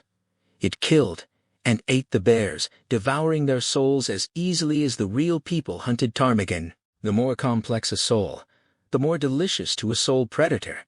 And the Tunbak soon learned it enjoyed eating men more than bears, more than walruses, more than even the large, gentle souls of orcas. For generations it gorged on human beings. Villages were abandoned, fleets of kayaks vanished, sheltered places once filled with laughter fell silent as people fled south. But there was no fleeing. Sedna's ultimate Tupelek could outswim, outrun, outthink, outstalk, and outfight any human alive. It commanded the bad spirits to move glaciers south, following the humans who'd fled into Greenlands so the white-furred Tunbak would be comfortable and concealed as it continued to eat human souls. Hundreds of hunters were sent out from the real people villages to kill the thing, and none returned alive. Sometimes, the Tunbak taunted the families by returning parts of their bodies, heads, legs, arms, torsos mixed together so they couldn't even perform proper burials. Sedna's monster soul-eater seemed as if it might devour every human soul on earth. But as Sedna had hoped, the shamans of the hundreds of groups huddled around the cold north sent verbal messages, then met in Angakkuit enclaves. They talked, prayed to friendly spirits, conferred with helping spirits, and eventually devised a plan. They could not kill this god who walked like a man, even Scylla, and Sedna could not kill the Tupelek Tunbak. But they could contain it, keep it from coming south and destroying all humans. The best shamans chose the best men and women with clairvoyant thought-hearing and thought-sending, reading them like sledge dogs to create a stronger, smarter generation. They called these beyond shamanic children the XIII, spirit governors of the sky, and sent them north with their families to stop the Tunbak. These spirit governors could communicate directly with the Tunbak, not through the language of helping spirits, but by touching its mind and life soul directly. They learned to summon the Tunbak with throat singing. Devoting themselves to communicating with it, they agreed to allow the jealous monster to deprive them of speech with other humans. In exchange for it no longer preying on human souls, they promised that humans would no longer make dwellings in its northernmost domain, would honor it by never fishing or hunting within its kingdom without permission. All future generations would help feed its voracious appetite, bringing fish, walruses, seals, caribou, hares, whales, wolves, and even its smaller cousins, the white bears, for it to feast on. No kayak or boat would trespass on its sea domain unless bringing food, singing throat songs, or paying homage. The XIII knew through forward thoughts that when the pale people the Kabluna finally invaded the Tunbak's domain, it would begin the end of times.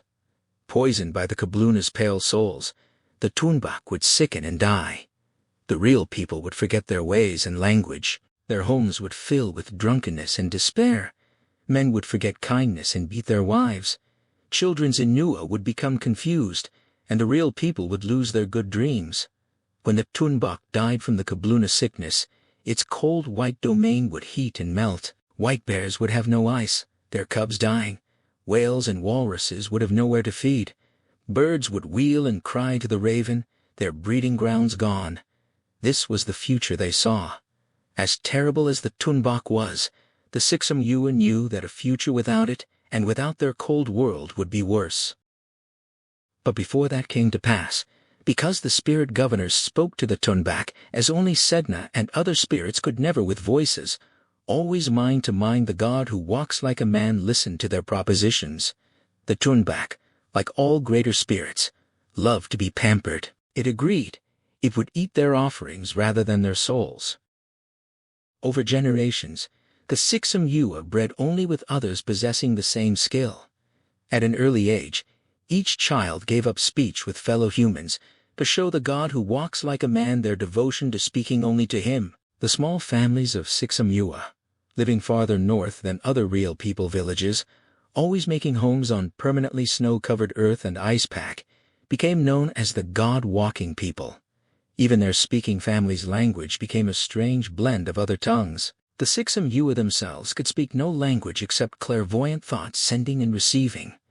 Still human, still loving their families, they communicated with other real people using sign language, the men with a special sign language, the women with string-shaped games their mothers taught them. Before leaving the village to find the man she must marry, the man her father and she had dreamed of, back when the paddles were clean, her father took a dark stone, Amma, and marked each paddle. He knew he would not return alive from the ice. They had both seen it in their XIII dreams, the only true dreams. He, her beloved Aja, would die out there at the hands of a pale person. Since coming off the ice, she'd looked for that stone in hills and riverbeds but never found it. Upon returning to her people, she would find the paddle on which the Alma made its gray mark. Birth was a short line at the blade tip, but longer, and above this, death was drawn parallel. "Come again," shouts the raven. Crozier awakens with a splitting headache, as he does most mornings. With his back, chest, arms, and shoulders peppered by shotgun blasts and 3 bullet wounds in his body, one would think he'd notice other pains first, and those agonies descend quickly enough. But it's the terrible headaches he notices first. It reminds him of all the years he drank whiskey every night and regretted it every morning after. Sometimes he wakes, as he did this morning, with nonsense syllables echoing in his aching skull, vowel-heavy clucking noises like children making up sounds for a jumping rope song, yet they seem to mean something in those few painful seconds before he's fully awake. He feels mentally tired all the time these days, as if he spent his nights reading Homer in Greek, though he's never attempted to read Greek, and always left that to scholars and book-obsessed souls like the old Steward Bridgens. This dark morning he's awakened in their snow house by Silence, using string shapes between her fingers to tell him it's time to go seal hunting. She's already dressed and disappears out the entrance tunnel as soon as she's finished communicating. Grumpy that there's no breakfast, Crozier dresses, pulling on his parka and mittens last, and crawls downhill out through the entrance passage facing south, away from the wind. Outside in the dark, he gets carefully to his feet. His left leg still sometimes refuses his weight in the morning, and looks around. Their snow house glows slightly from the blubber lamp left burning to keep the temperature up inside while they're away. He remembers the long sledge voyage that brought them here, watching in awe as Silence spent hours digging out and constructing this snow house. Since then, the mathematician in him has spent hours admiring the catenary curve of the thing and the precision with which she cut the snow blocks in starlight, and the near perfection of the rising inward tilting walls. Even as he watched from beneath his furs that long night, I'm as useless as tits on a boar, he'd also thought the thing should fall. The upper blocks were almost horizontal, the last block she'd cut had been trapezoidal, and she'd shoved that final key block out from the inside, trimmed the edges, and tugged it into position from within. Then she'd climbed onto the almost dome, scrambled to the top, jumped up and down, and slid down its sides. At first he thought she was acting like a child, but then he realized she was testing the strength and stability of their new home.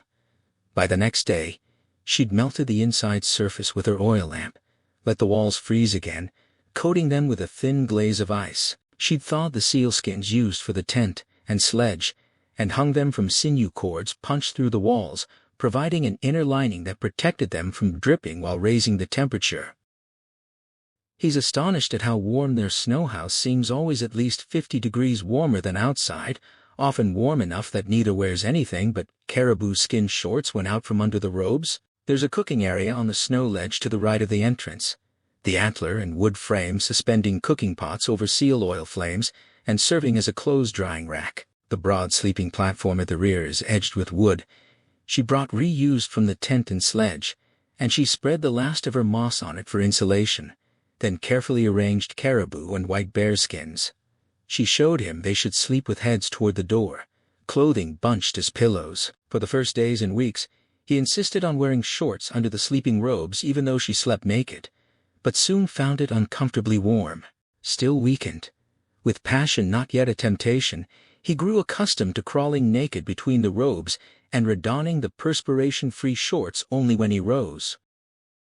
Whenever he awakens naked and warm next to her in the night, he tries to remember all the months aboard Terror when he was always cold, always wet, the lower deck dark and dripping and reeking of paraffin and urine. The hull and tents were even more miserable. Now, outside, he pulls his roughed hood forward against the deep cold and looks around. It's dark, of course. It took him a long time to accept that he'd been unconscious or dead. For weeks between being shot and his first awareness of being with Silence, but there'd been only the shortest dim glow in the south during their long sledge trip, so it's now at least November. He's tried keeping track of days since they came to the snow house, but with perpetual darkness without, and their strange sleeping cycles within, sometimes sleeping 12 hours or more at a stretch, he can't be sure how many weeks have passed. Storms often keep them inside for unmeasurable days and nights, subsisting on cold-stored fish and seal. The constellations wheeling around are winter constellations, the air so cold the stars dance and shake just as they have all those years he's watched them from Terror's deck. The only difference now is that he's not cold and he doesn't know where he is.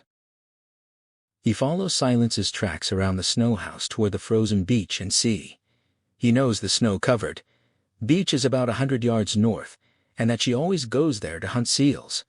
But knowing basic directions doesn't tell him where he is. From rescue camp, the frozen straits were always south.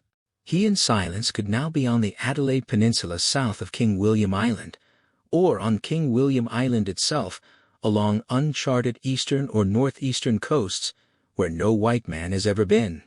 He has no memory of her transporting him after he was shot, only the haziest recall of the journey before she built the snow house.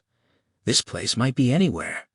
They might be on one of the islands in the James Ross Strait, or on some uncharted island off the east or west coast of Boothia. On moonlit nights, he can see hills inland larger than any he's seen on King William Island, and their campsite is more sheltered from the wind than any place he's ever found. He thinks of the hundreds of times he's tried to communicate his need to leave, to find his men, to get back to them. She always looks at him without expression. He's come to believe she understands him. If not his words, then the emotions behind his pleas, but she never answers. Her understanding of things, and his own growing understanding of the complex ideas behind the dancing string designs, borders on the uncanny. He sometimes feels so close to her that he awakes not knowing which body is his and which hers. Other times, he can hear her shout to him across the dark ice to come quickly, or bring an extra tool, even though she has no tongue and has never made a sound in his presence. Sometimes, he thinks it's her dreams. He dreams every night, and wonders if she shares his nightmare of the priest in white vestments looming over him. But she will not lead him back to his men. 3 times he's left on his own, crawling out as she sleeps, bringing seal blubber and a knife. 3 times, he's become lost twice in the interior, once far out on the sea ice. Each time he's walked until he could walk no more, perhaps for days, then collapsed, accepting death as punishment for abandoning his men. Each time she's found him, bundled him onto a bearskin, and silently pulled him back, warming his frozen hands and feet against her naked belly and not looking at him while he weeps.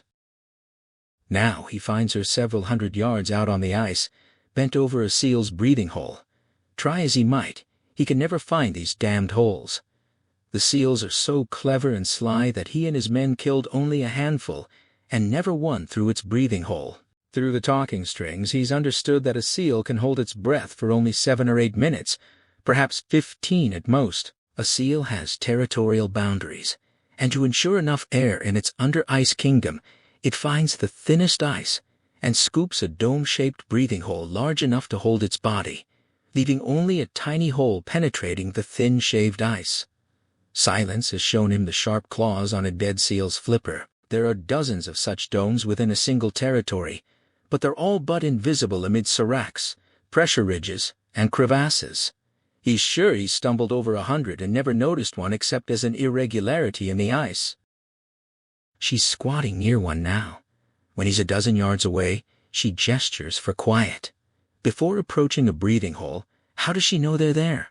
She sets down small caribou skin squares, retrieving each after every step, setting her thick booted feet carefully to avoid crunching. Next to the dome, moving in slow motion, she pushes forked antlers into the snow and sets her knife, harpoon, and lines on them for silent retrieval. Crozier has tied sinew thongs around his arms and legs to keep his clothes from rustling, but he knows he'd sound like a collapsing tower of tin cans to any seal below, so he strains to see the ice, finds the caribou skin she's left for him, and slowly kneels on it.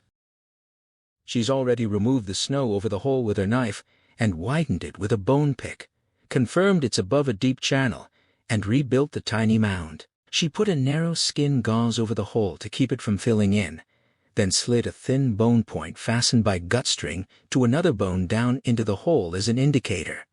Now she waits. He watches. Hours pass. The wind comes up. Clouds obscure the stars. Snow blows across the ice. She stands hunched over the breathing hole, her parka and hood slowly covered with snow, the harpoon in her right hand supported by the forked antler. He's seen her catch seals in other ways. She hews 2 holes in the ice, and, with his help using one of 2 harpoons, beguiles the seal through curiosity. He moves the prepared harpoon head near her hole under the ice, vibrating 2 small bones with split feather shafts. Eventually, the seal cannot resist and pops up to investigate. In full moonlight, he's watched her move across the ice on her belly, pretending to be a seal, arms like flippers. He can't even see the seal's head until there's an impossibly fast motion of her arm, and then she's pulling back the harpoon attached to her wrist, a dead seal on the other end. Crozier stays on his caribou pad for hours, watching Silence bent over the almost indiscernible dome. Every half hour, she reaches back to her antler twigs and removes a strange instrument, a curved bit of driftwood, about 10 inches long with 3 bird claws attached, and scratches so lightly at the ice over the breathing hole that he can't hear it, even from a few feet away. But the seal must hear it clearly enough, even if the animal is hundreds of yards away at another breathing hole. Eventually, it's overcome by the curiosity that will doom it. He has no idea how Silence can see the seal to harpoon it. In summer, sunlight, or autumn light, its shadow might be visible under the ice. But in starlight? By the time her warning device vibrates, the seal could have turned and dived deep. Can she smell its presence? Sense it in some other way? He's half frozen lying on the caribou pad rather than sitting upright and dozing when her bone and feather indicator must vibrate. He comes awake instantly as she blurs into action. She lifts the harpoon from its butt rest and flings it straight down through the breathing hole in less time than it takes him to blink awake. Then she leans back, pulling hard on the cord, disappearing through the ice. Crozier struggles to his feet. His left leg aches abominably and refuses his weight, and hobbles to her side as quickly as he can. He knows the trickiest part of the seal hunt is pulling the thing up before it can writhe off the barbed ivory head if injured, or tangle in ice and slip away if dead. Speed is of the essence. Together they wrestle the heavy animal up through the hole, Silence pulling the cord with one surprisingly strong arm while hacking away at the ice with her knife to enlarge the hole. The seal is dead, but more slippery than anything he's ever encountered. He gets his mittened hand under the base of a flipper, taking care to avoid the razor-sharp claws, and heaves to leverage the dead animal onto the ice, gasping and cursing and laughing, relieved from his duty to remain silent. She's silent, except for the occasional soft hiss of breath. When the seal is safe on the ice, he stands back, knowing what will come next. The seal lies with its black eyes unblinking and vaguely censorious, its open mouth leaking a trace of black-looking blood. Panting, Silence goes to her knees, then all fours, then lies on her belly with her face next to the dead seal's. Crozier takes another silent step back. Strangely, he feels much as he did as a boy in Memo Moira's church. Reaching under her parka, she pulls out a tiny stopped ivory flask and fills her mouth with water kept liquid against her bare breasts under the fur. She leans forward and sets her lips to the seal's in a strange parody of a kiss, opening her mouth even as she passes the liquid water from her mouth to the seal's. Crozier knows that if the seal's living soul, not quite departed, is pleased with the workmanship of the harpoon, pleased with Silence's stealth and patience, and especially if it enjoys the water from her mouth, it will go tell the other seal souls to come to this hunter. He doesn't know how he knows this. She's never signed it, but it's true, as if the knowledge comes from the headaches that plague him every morning. The ritual over, Silence gets to her feet, brushes off snow, gathers her instruments and harpoon, and together they drag the dead seal 200 yards to their snow house. They eat all evening. He can never get his fill of fat and blubber. Their faces are both greasy by the end, and he points to his face, then hers, and bursts into laughter. She never laughs, of course, but he thinks he sees the slightest hint of a smile before she scrambles down the entrance passage and returns naked except for her caribou shorts, with fresh handfuls of snow for them to wipe their faces with, then wipe again with soft caribou skins. They drink icy water, heat, and eat more seal, drink again, go outside to separate places, drape their damp clothing over the drying rack, wash their hands and faces, brush their teeth with fingers and string-wrapped twigs, and crawl naked under the sleeping robes. Crozier has just dozed off when he awakens to the feel of Silence's small hand on his thigh and private parts. He reacts immediately, stiffening and rising. He has not forgotten his previous physical pain, and scruples about having relations. These details simply aren't in his mind as her small but urgent fingers close around him. They're both breathing hard. She flings her leg over his thigh and rubs up and down. He cups her warm breasts and reaches down to fiercely grab her round behind, pulling her crotch tighter against his leg. He's almost absurdly hard and pulsating, his swollen tip vibrating like the seal indicator feathers at every fleeting contact with her warm skin. His body is like the curious seal, rising quickly toward the surface of sensations.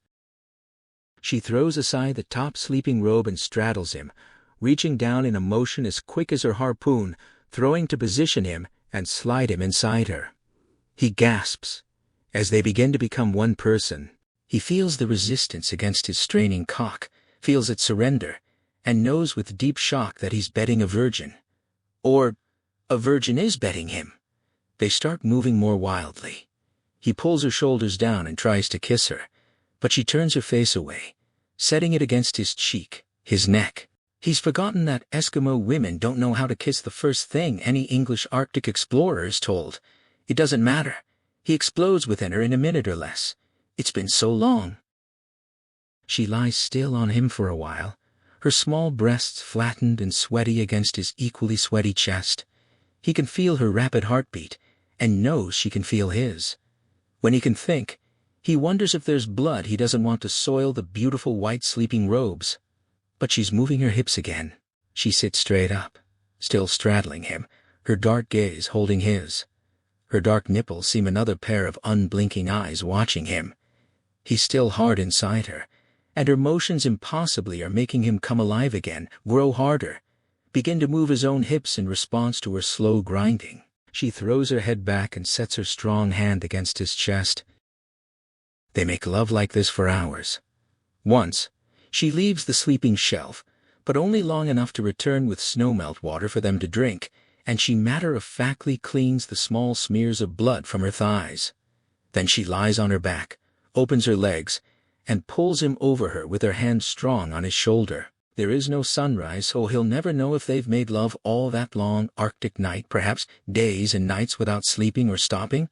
But sleep they eventually do. Moisture from their sweat and breathing drips from the exposed snow-house walls, and it's so warm that for the first half hour after they fall asleep, they leave the top sleeping robe off. After Raven made land when the world was still dark, he heard the two men dream about light. But there was no light. Everything was dark, as it had always been. No sun, no moon, no stars, no fires. Raven flew inland until he found a snow house where an old man lived with his daughter. He knew they were hiding light, hoarding a bit of it, so he entered, crawling up through the passage and looking up through the catach. Two skin bags hung there, one holding darkness, the other holding light. The daughter sat awake while her father slept. She was blind. Tulunigrak used his thought-sending to make the daughter want to play. She cried out to play with the ball, waking the old man. He took down the bag holding the daylight, the light wrapped in caribou skin, made warm by the daylight inside wanting to get out. Raven used his thought-sending to make the girl push the daylight ball toward the catach. The father cried out, but too late. The ball went down the catach, bounced down the passage. Raven was waiting. He caught the ball and ran out, running with the daylight ball. Raven used his bill, tearing the skin ball, tearing at daylight. The man from the snow house chased him through willows and ice, but the daylight man was no man. He was a falcon. Peregrine screamed that he would kill the trickster and flew down on Raven, but not before Raven tore the skin ball open. Dawn rose. Light spilled everywhere. Dawn rose Quagana Salafan Siagaun. The falcon shrieked for darkness. Raven cried for light everywhere. They went on shouting night, daylight, darkness, light. Raven cried for daylight for the earth and for the real people. It would be no good if they had one but not the other. So Raven brought daylight to some places, and Peregrine kept darkness fast in others. The animals fought, the two men fought, throwing light and darkness at one another. Daylight and night came into balance. Winter follows summer. Two halves. Light and darkness complete one another. Life and death complete one another. You and I complete one another. Outside, the Tunbach walks in night.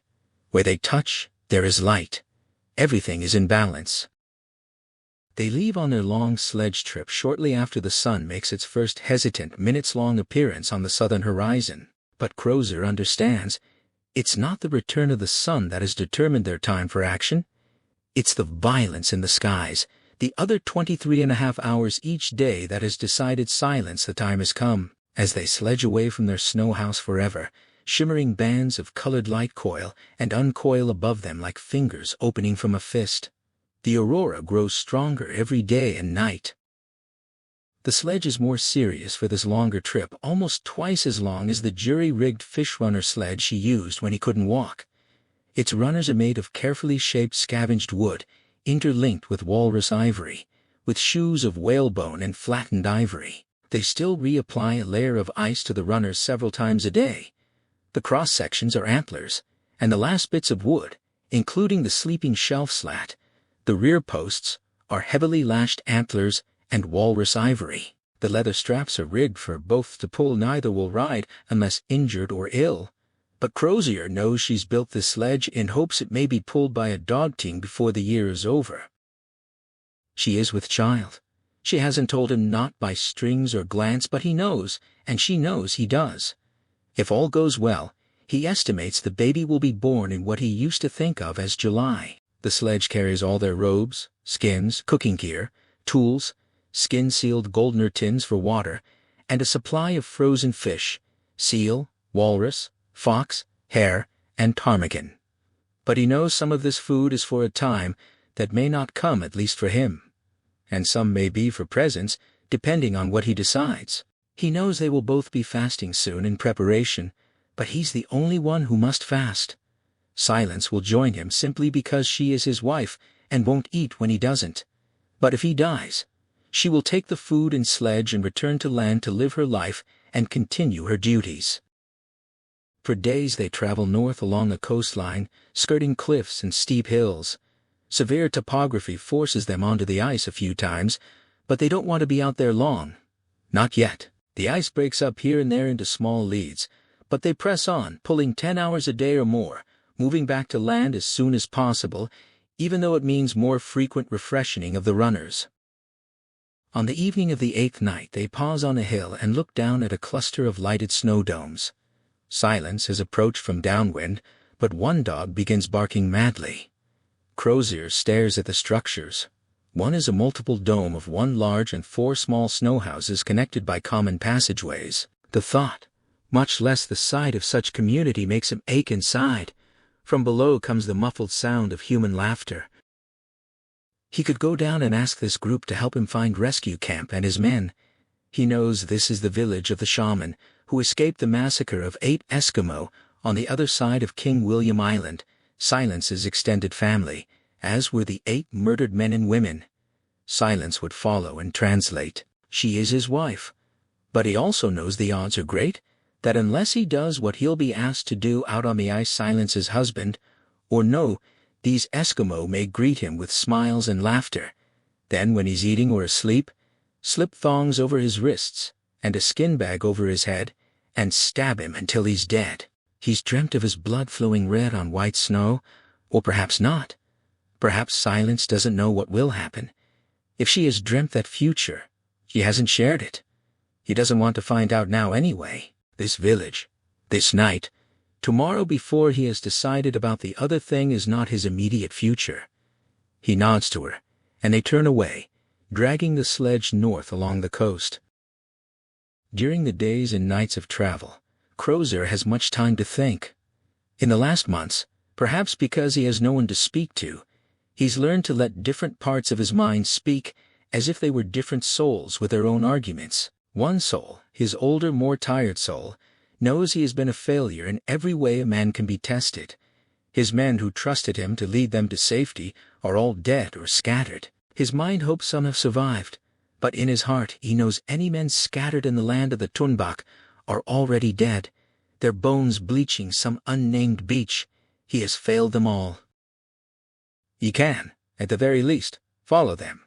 He doesn't know where he is, though he suspects they've wintered on the western coast of a large island northeast of King William Island, at almost the same latitude as Terror Camp and Terror herself. If he wanted to return to Terror, he'd have to travel west across this sea, and perhaps across more islands, then across all of northern King William Island and 25 more miles out onto the ice.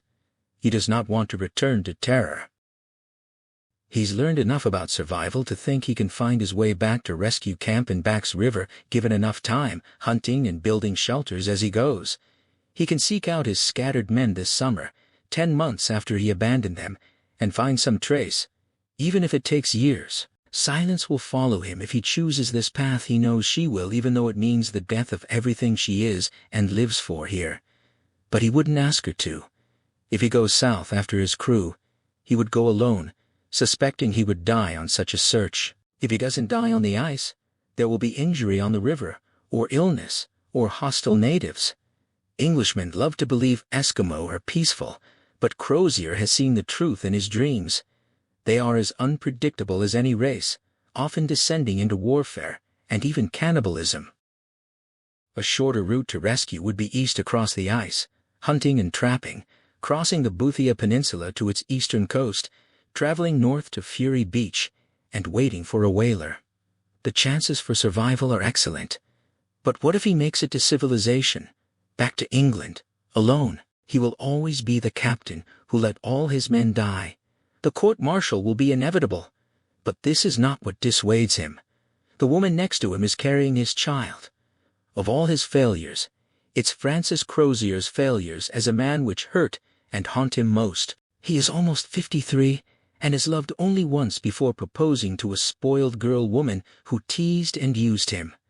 Now every morning and often in the night, he awakens next to Silence, after sharing her dreams, feeling her warmth, feeling himself responding. Every day they go out into the cold and fight for life together, preying on other souls, so their two life spirit souls can live a while longer. She is carrying his child, but that is irrelevant to the decision he must make.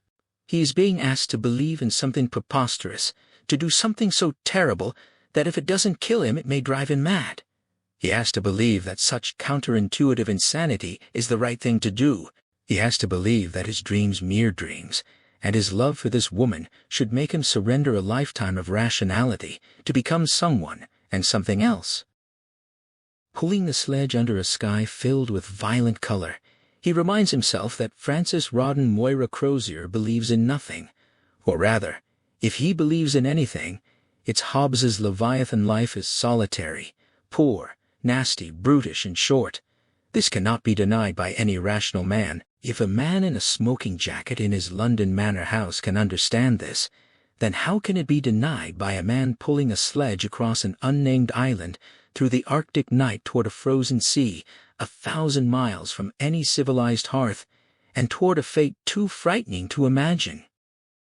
On their 5th day, they come to the end of the island, and silence leads them northeast out onto the ice. The going is slower, inevitable pressure ridges and shifting flows, and they work much harder, traveling slowly so as not to break the sledge. The sun rises for 30 minutes or so each day. His watch disappeared with his clothing, after Hickey shot him, and Silence rescued him, however she did that. She's never told him. That was the first time he died, he thinks. Now he's being asked to die again, to die as what he was in order to become something else. How many captains who have watched their men die would want such a chance? He could disappear. He can see the massive scars on his body, each night bullet and shotgun pellet scars on his back, an explanation for a lifetime of silence. He can hike east across Boothia, hunt and fish in the rich warming waters, hide from rescue ships, wait for an American whaler. If it takes 2 or 3 years, he can survive that long. Then, instead of going home to England, has England ever been home? He can tell his rescuers he has no memory, show his wounds as evidence, and go to America to start a new life. How many men get such a chance? Many would want it. Would Silence go with him? Bear the stares and whispers of civilized Americans, trade her furs for calico dresses, be the ultimate stranger in the ultimate strange land? She would. He knows this, and she would die soon, of misery and strangeness and all the vicious petty thoughts that would pour into her like poison. He knows this too. But Crozier could raise his son in America, perhaps captain a private sailing ship. He's been a failure as a Royal Navy captain, as an officer, as a gentleman, but no one in America would need to know that.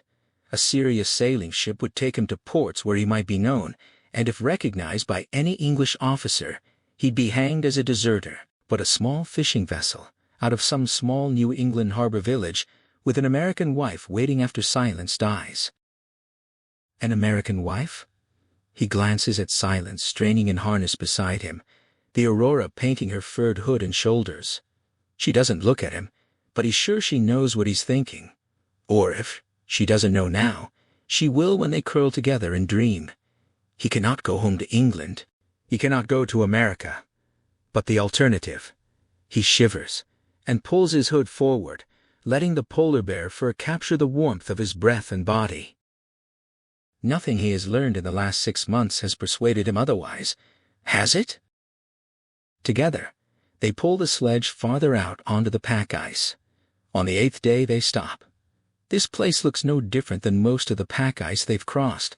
A bit flatter, perhaps, fewer large ice blocks and pressure ridges, but essentially just pack ice. Crozier can see a few small polynyas in the distance, their dark water like blemishes in the white ice, and the ice is broken here and there into small impermanent leads. If the spring breakup isn't actually coming 2 months early, it's doing a good impersonation, but he's seen such false spring thaws many times and knows the real breakup won't begin until late April or later. In the meantime, they have patches of open water and seal breathing holes galore, perhaps even the chance to hunt walrus or narwhal, but Silence isn't interested in hunting. Both get out of their harness and look around. They've stopped hauling in the brief interlude of midday southern twilight. Silence steps in front of him, removes his mittens. than her own. The wind is very cold. Their hands shouldn't be exposed for more than a minute, but in that minute she holds his hands in hers and looks at him. She moves her gaze east, then south, then back at him. The question is clear. Crozier feels his heart pounding. He cannot remember any time in his adult life, certainly not the night Hickey ambushed him, when he's felt so frightened. "Yes," he says. She puts her mittens back on and begins unpacking the sledge. As he helps her unpack and break down parts of the sledge itself, he wonders again how she found this place. He's learned that while she sometimes navigates by stars or moon, more often she pays attention to the landscape, counting the mathematically precise snow ridges created by wind. Like her, he's begun measuring time not in days but in sleepings. Out here on the ice he's shared some of her awareness of hummocked ice, old winter ice, pressure ridges, thick pack ice, dangerous new ice. He can see a lead many miles away by the darkening of clouds above it. He avoids invisible fissures and rotten ice without actively noticing. But why this place? How did she know to come here for what they're about to do? I am about to do it, he realizes, and his heart pounds more wildly, but not yet. In the quickly dimming light they connect slats and vertical posts to build a crude tent frame.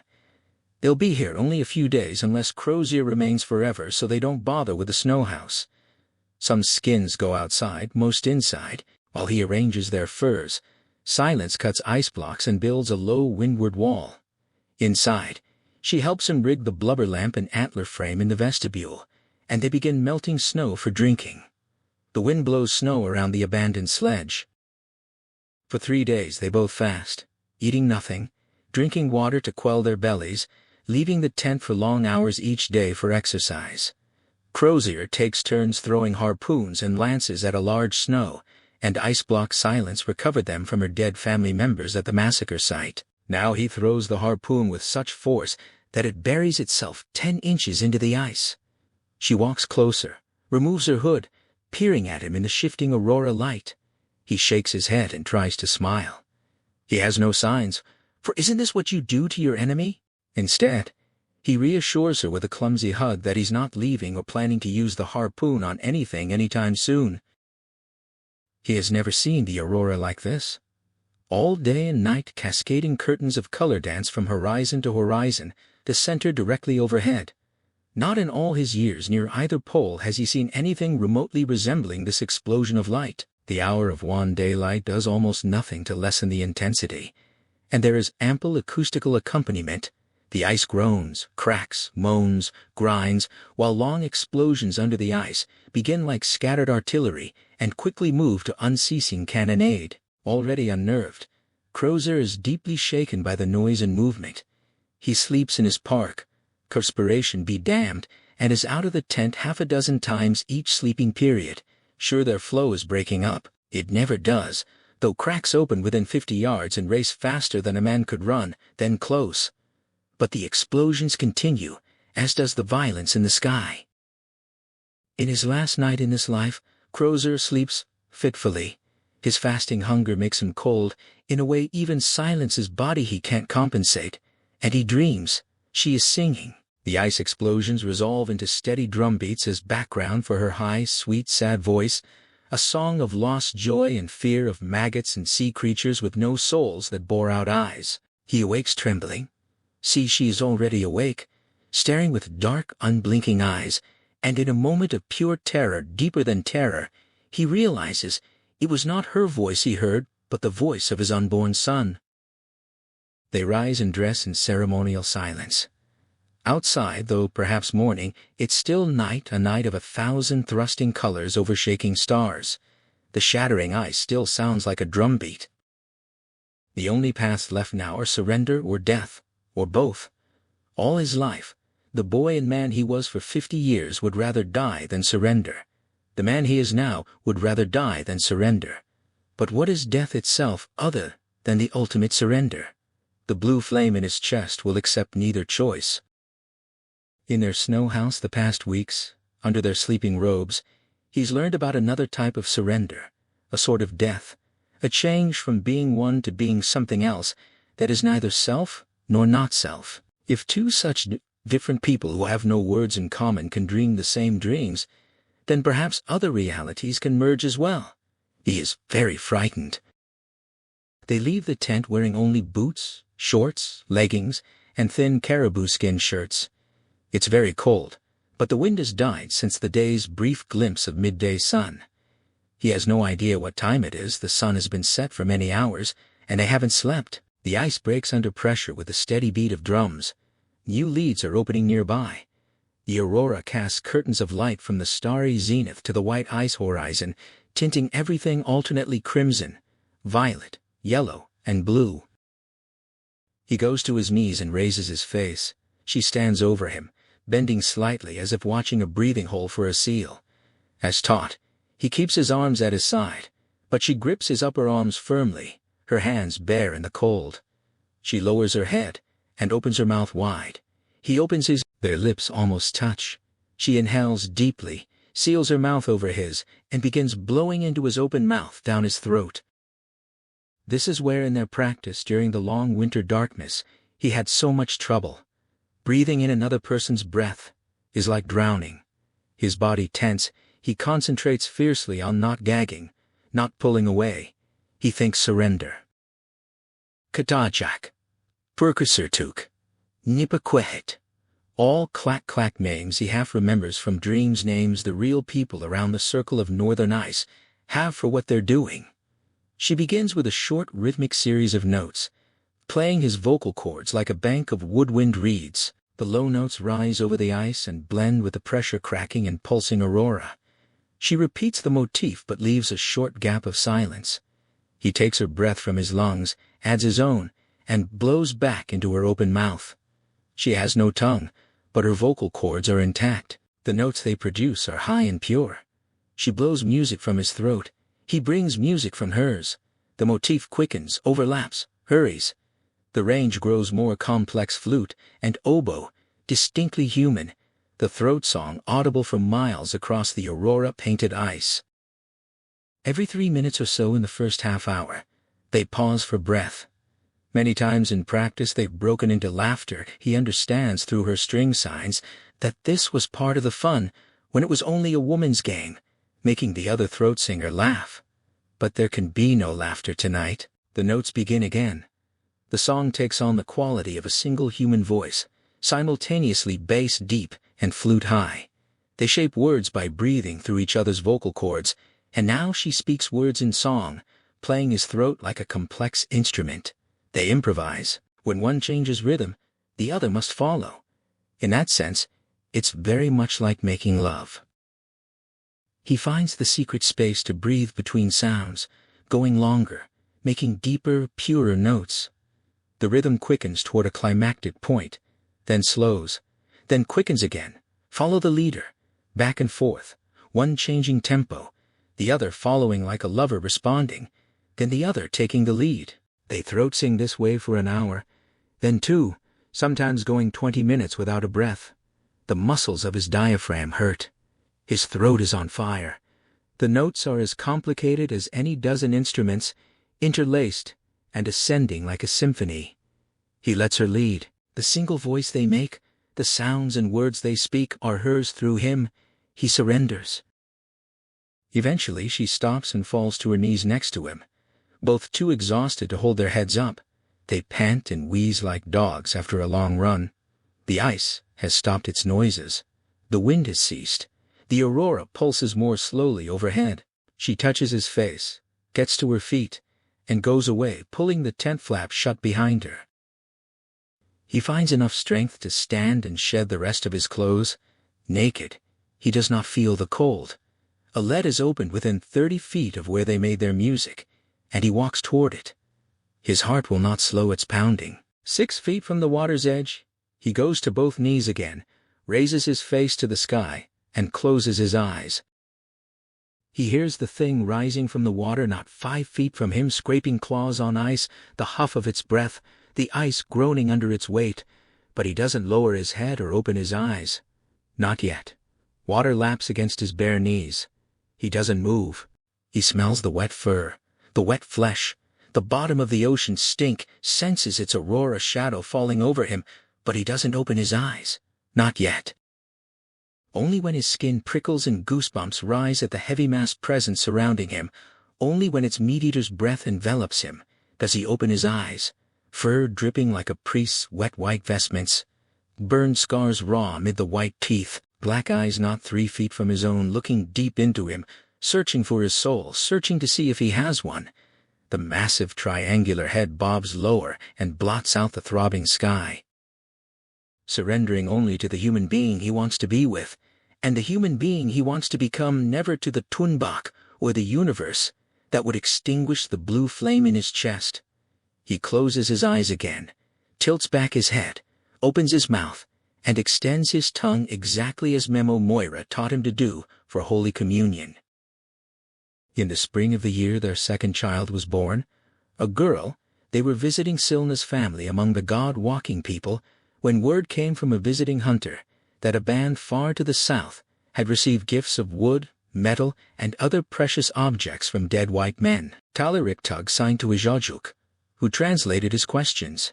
It sounded like treasure from the ship's boats, knives, forks, other artifacts.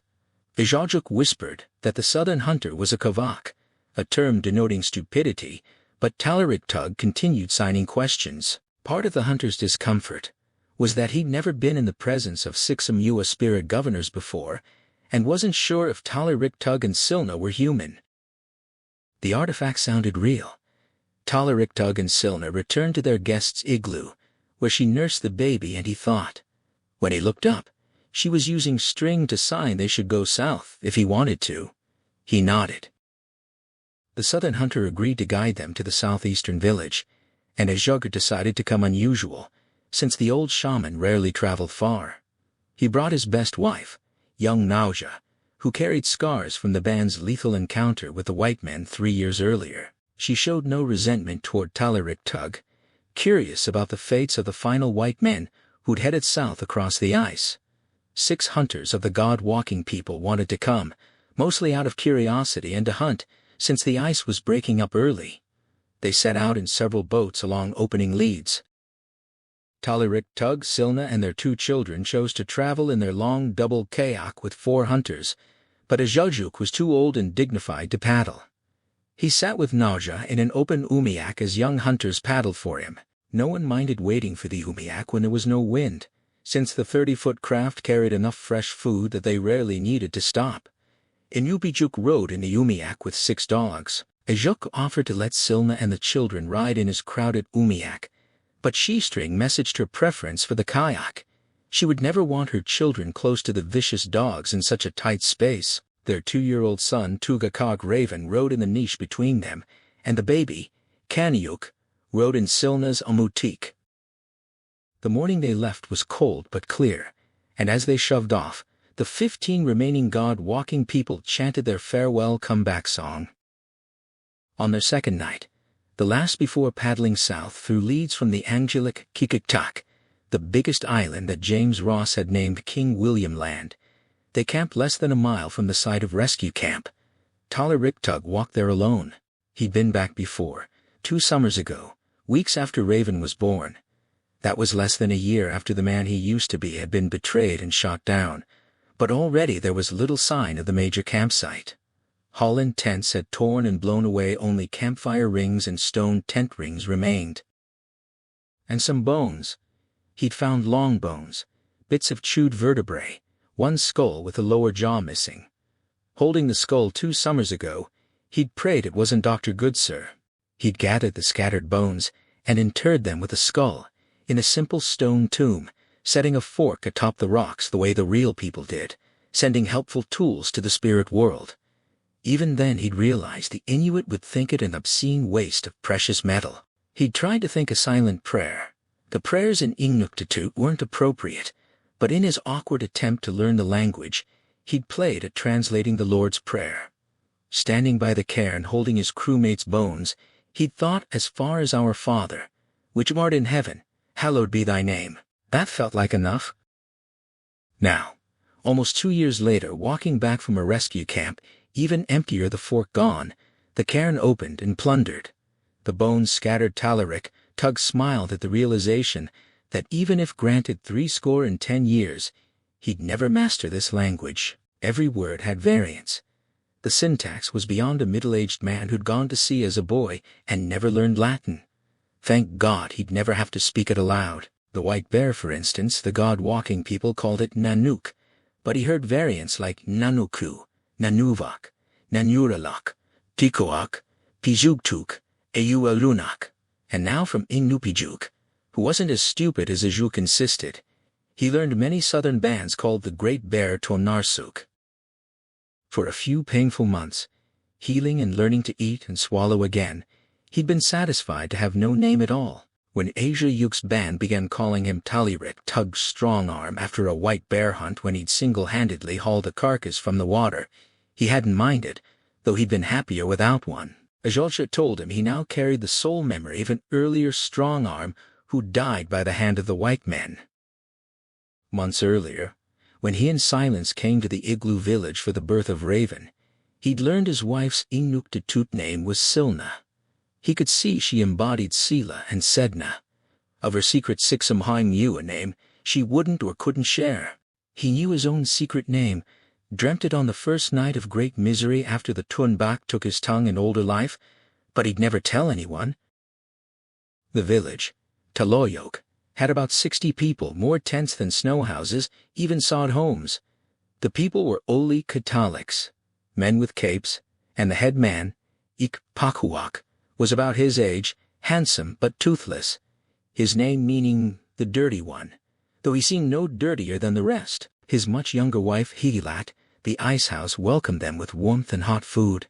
They served muskox steak, which Tallyriktug enjoyed but which the Netzilik seal people had to choke down.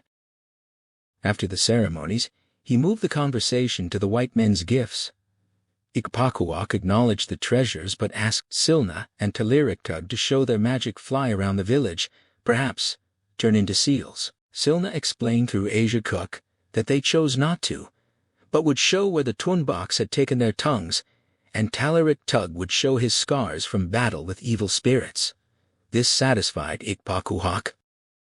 Then the treasures were brought out: pieces of wood, gold buttons with naval anchor motifs, a fragment of an embroidered undervest, a gold watch with the initials CFDV, Charles de Vaux, a silver pencil case, a gold medal citation once presented to Sir John Franklin, silver forks and spoons with officers' crests, a small china plate with Sir John's name, a surgeon's knife, and a mahogany portable lap writing desk that Tallyriktug recognized as his own.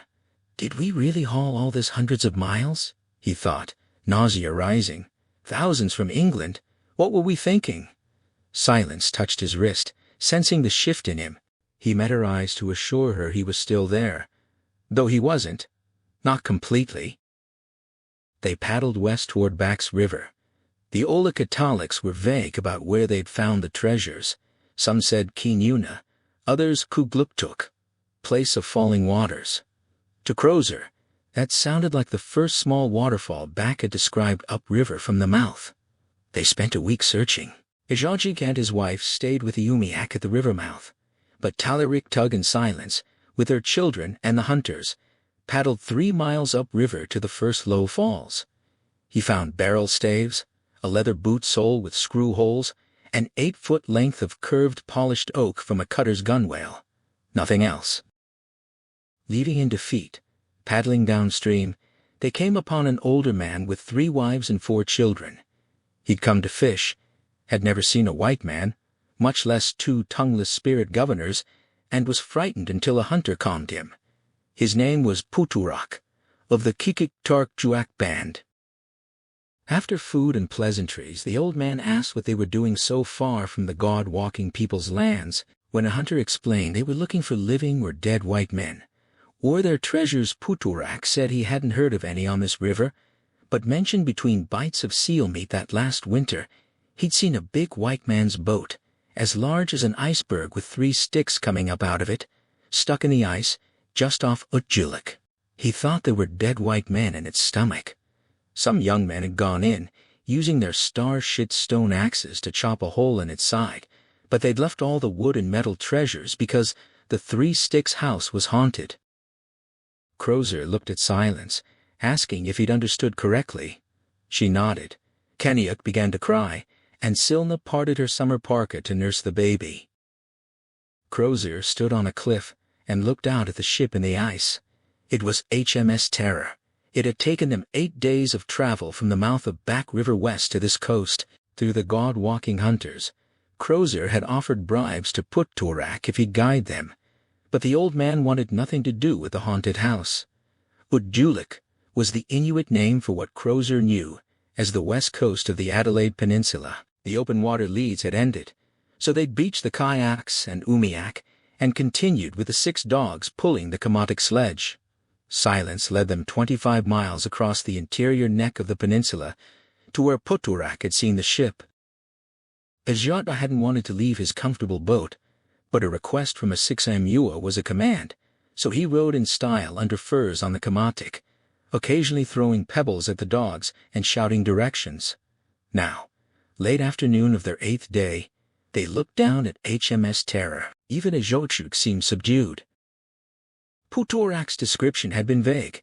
The 3-stick house was a certain number of hours' walk west of 2 fingers, 2 narrow points along the coast near the north end of a large island. Crozier and his band of 10 had walked due west, crossed 2 small islands, and found a cliff dropping almost 100 feet to the ice pack. 2 or 3 miles out, the 3 masts of HMS Terror rose at a raked angle toward the low clouds. He wished for his old telescope, but didn't need it to identify his old command. The ice was smoother. Here a string of smaller islands created a natural seawall sheltering the patch of sea from northwest winds. How Terror had ended up almost 200 miles south of where she'd been frozen was beyond speculation. The real people approached with obvious anxiety. Put-Turak's talk of ghosts had worked its effect. Ajotchuk muttered incantations, and when a shaman gets nervous, everyone gets nervous. Only Silence walked next to Crozier at the lead, carrying both children. Terror listed 20 degrees to port, her bow northeast, masts raking northwest, too much starboard hull showing. 1 anchor was deployed, the port bow anchor, its hawser disappearing into thick ice. Crozier was surprised a prudent captain seeking safe harbor would have brought the ship into the strait east of the large island, sheltered by the cliffs. But Terror was 2.5 miles out, exposed to northwest storms. A walk around the ship solved the mystery of why Put-Turak's band had chopped through the hull. All top deck hatches were battened and sealed. Crozier returned to the man-sized hole. Star shit was what the real people called falling stars and the metal they used. He wished he had such a blade. He carried only a walrus ivory work knife. The dogs behind them were barking and howling. They didn't like this place. Crozier signed to Silence to ask if anyone wanted to come with him. None did. He signed that he'd see her in a few minutes. She smiled and signed back not to be stupid. She and the children were coming with him. He squeezed in, and she followed, carrying Raven and Kauniuk.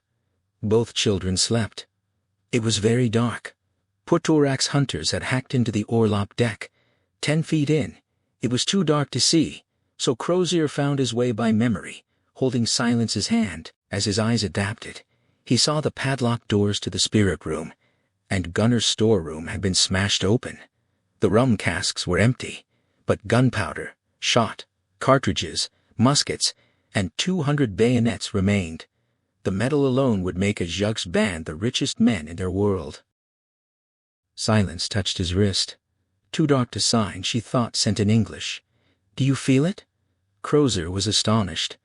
It was the first time they'd shared thoughts and words while awake. He thought, sent back, that yes, he did. This place was bad.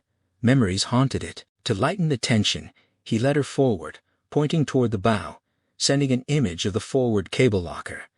She sent back that she was always waiting for him there. His body shook with emotion. They went up the main ladder to the lower deck. It was brighter daylight came through the Preston patent illuminators, their curved glass opaque with ice but not covered with snow. The deck looked empty. Hammocks folded. Mess tables cranked up. Sea chests stowed. The Fraser's patent stove was cold. Crozier tried to recall if Mr. Diggle was still alive when he'd been shot. It was the first time he'd thought that name in a long time.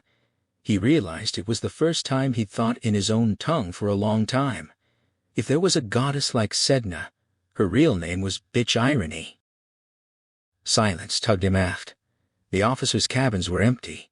Crozier wondered who could have reached Terror and sailed her south. Devoe and his men would have continued south toward Back River. Hickey's men? For Goodsir's sake, he hoped so. But he didn't believe it except for Hodgson. There was hardly a man who could navigate. That left the three who'd hiked overland: Reuben Mayle, Robert Sinclair, Samuel Honey. Could a forecastle captain, a foretop captain, and a blacksmith sail Terror almost 200 miles through a maze of leads? He felt dizzy and nauseated, thinking of their names and faces. He could almost hear their voices. Puturak had been right. This place was home to resentful ghosts. There was a corpse in Francis Crozier's bunk, the only dead body on board. Why had he died in Crozier's bunk? He was about Crozier's height, dressed in pea-coat and watch-cap on for full summer. His hands, wrists, and neck were brown and mummified, but his face was worse. Eyes like brown marbles, hair and beard wild and long, lips shriveled, teeth impossibly long 3 inches, like a rabbit's or rat's teeth that keep growing until they cut the creature's throat. Not the first impossible thing he'd seen.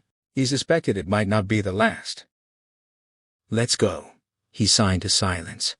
He didn't want to thoughts and where things were listening. He used a fire axe to hack through the sealed main hatch, threw the axe aside, clambered up, and helped Silence up the ladder. Raven was fussing awake, but Silence rocked him, and he began snoring softly again. Crozier signed for her to wait, and went below. He brought the heavy theodolite and manuals up, took a quick sun reading, and jotted bearings in the margin of a salt-stained book. Then he carried them below and tossed them aside, knowing that fixing the ship's position one last time was perhaps the most useless thing he'd ever done, but he'd had to do it. In the dark gunner's storeroom, he split open 3 kegs of gunpowder, pouring the first on the orlop deck and down the ladder into the hold deck. He would not go down there the second across the lower deck, and especially inside his own cabin, and the third in black trails along the canted upper deck, where Silence waited with the children. Jacques and the others had come around to the port side, watching from 30 yards away. The dogs howled and strained, but the hunters had staked them. He wanted to stay in the open air, but made himself go below again. Carrying the last keg of lamp oil, he spilled a trail on all 3 decks, dousing his cabin's door and bulkhead. He hesitated at the entrance to the great room, where hundreds of book spines stared back at him, but they carried the dark inua of the death ship now. Almost weeping, he dashed lamp oil across them. When he finished on the upper deck, he flung the empty cask far out over the ice. One last trip below, he promised with his fingers. "Go to the ice now with the children, my beloved." The lucifer matches were where he'd left them in his desk drawer 3 years earlier. For a second, he was sure he heard the bunk creak and frozen blankets stir as the mummified thing reached for him, dry tendons stretching, brown fingers with 2 long yellow nails slowly rising. He did not turn to look. He did not run. He carried the matches and left his cabin slowly, stepping over lines of black powder and whale oil-stained deck boards. He went down the main ladder to throw the first match. The air was so bad the match almost refused to light. Then the gunpowder lit with a whump, ignited an oil-soaked bulkhead, and raced forward and aft in the dark. Knowing the orlop deck fire alone would have been enough, the timbers dried to tinder, he still lit the powder on the lower deck and upper deck. Then he jumped 10 feet to the ice ramp on the west side, cursing as his left leg announced its pain. He limped out onto the ice to join the others. The ship burned for almost an hour and a half before it sank in incredible conflagration. He didn't need the gunpowder or oil. The timbers were so leached of moisture that the entire ship went up like the incendiary bombs it had been designed to launch decades ago. Terror would have sunk anyway when the ice thawed. The axe hole was its death wound. But that wasn't why he burned it. He couldn't have explained why it had to be burned. He didn't want British rescuers pouring over the abandoned ship, carrying tales home, and whatever had taken possession of the ship was as virulent as plague. He'd seen it with his soul and smelled it with all his senses. The real people cheered when the burning masts collapsed. They'd been forced back 100 yards, Terror burned its own death hole in the ice, and soon after the mast fell, the ship hissed and bubbled its way to the depths. The fire woke the children, and the flames heated the air so much that everyone, his wife, scowling Azyuk, Noja, the hunters, grinning and Mupijuk, even Talariktug took off their outer parkas and piled them on the kamatik. When the show was over and the ship was sunk, and the sun sinking south, their shadows leapt long across the graying ice. They stayed to point and enjoy the steam and celebrate the burning debris. Then they turned back toward the big island, and the smaller islands, planning to cross to the mainland before making camp. The sunlight until after midnight helped their march. All wanted to be off the ice and away from this place before the few hours of darkness came. Even the dogs pulled harder when they passed the smaller island. Ajaljuk was snoring under his robes, but both babies were wide awake and ready to play. Teldriktug took the squirming Kanyuk in his left arm and put his right arm around Silna. Raven, still carried by his mother, petulantly tried to slap her arms away, wanting to walk on his own. Talariktug wondered, not for the first time, how a father and mother without tongues would discipline a headstrong boy. Then he remembered. He now belonged to one of the few cultures that didn't discipline their children.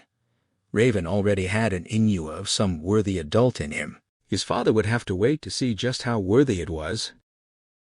The Francis Crozier Inua still alive in Talariktug had no illusions about life being anything but poor, nasty, brutish, and short.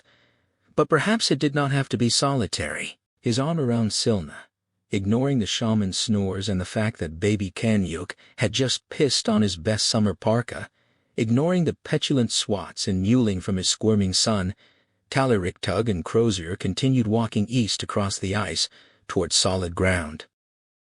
The end. Thank you for listening. Dan Simmons poured his fascination with polar exploration into this tale, but the creative process was far from straightforward. He originally wanted to write a frightening story set in Antarctica, before a footnote about the lost Franklin expedition sparked the idea for the Terror.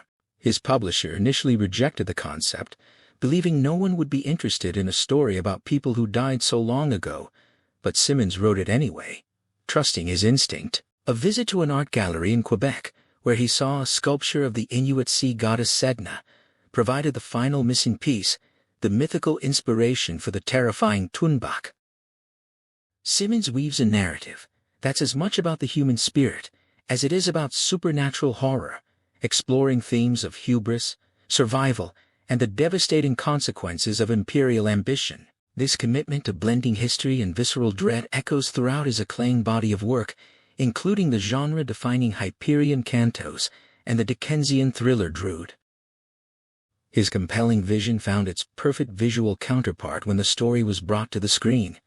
The 2018 AMC series, produced by the legendary Ridley Scott, was a labor of love. Showrunner Dave Kanajanik assembled a cast featuring Jared Harris as the stoic and haunted Captain Francis Crozier, Kieran Hines as the ill-fated Sir John Franklin, and Tobias Menzies as the charismatic Captain James Fitzjames. It was a brutal shoot, with actors and crew enduring freezing conditions to authentically capture the oppressive claustrophobia of the ice-locked ships, a physical toll that mirrored the ordeal of the real-life expedition.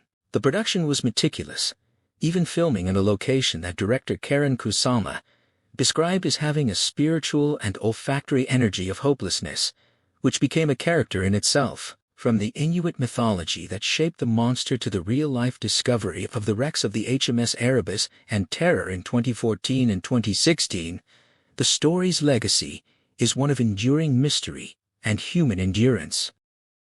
If this story has stirred something in you, we invite you to share your thoughts and interpretations in the comments below. And for those wanting to explore the full chilling depth of this world, we encourage you to discover Dan Simmons' powerful novel. To experience more stories that linger long after the final word, please consider subscribing. In the end, stories like the Terror remind us that the greatest mysteries are not always the ones we solve, but the ones that continue to ask us to feel.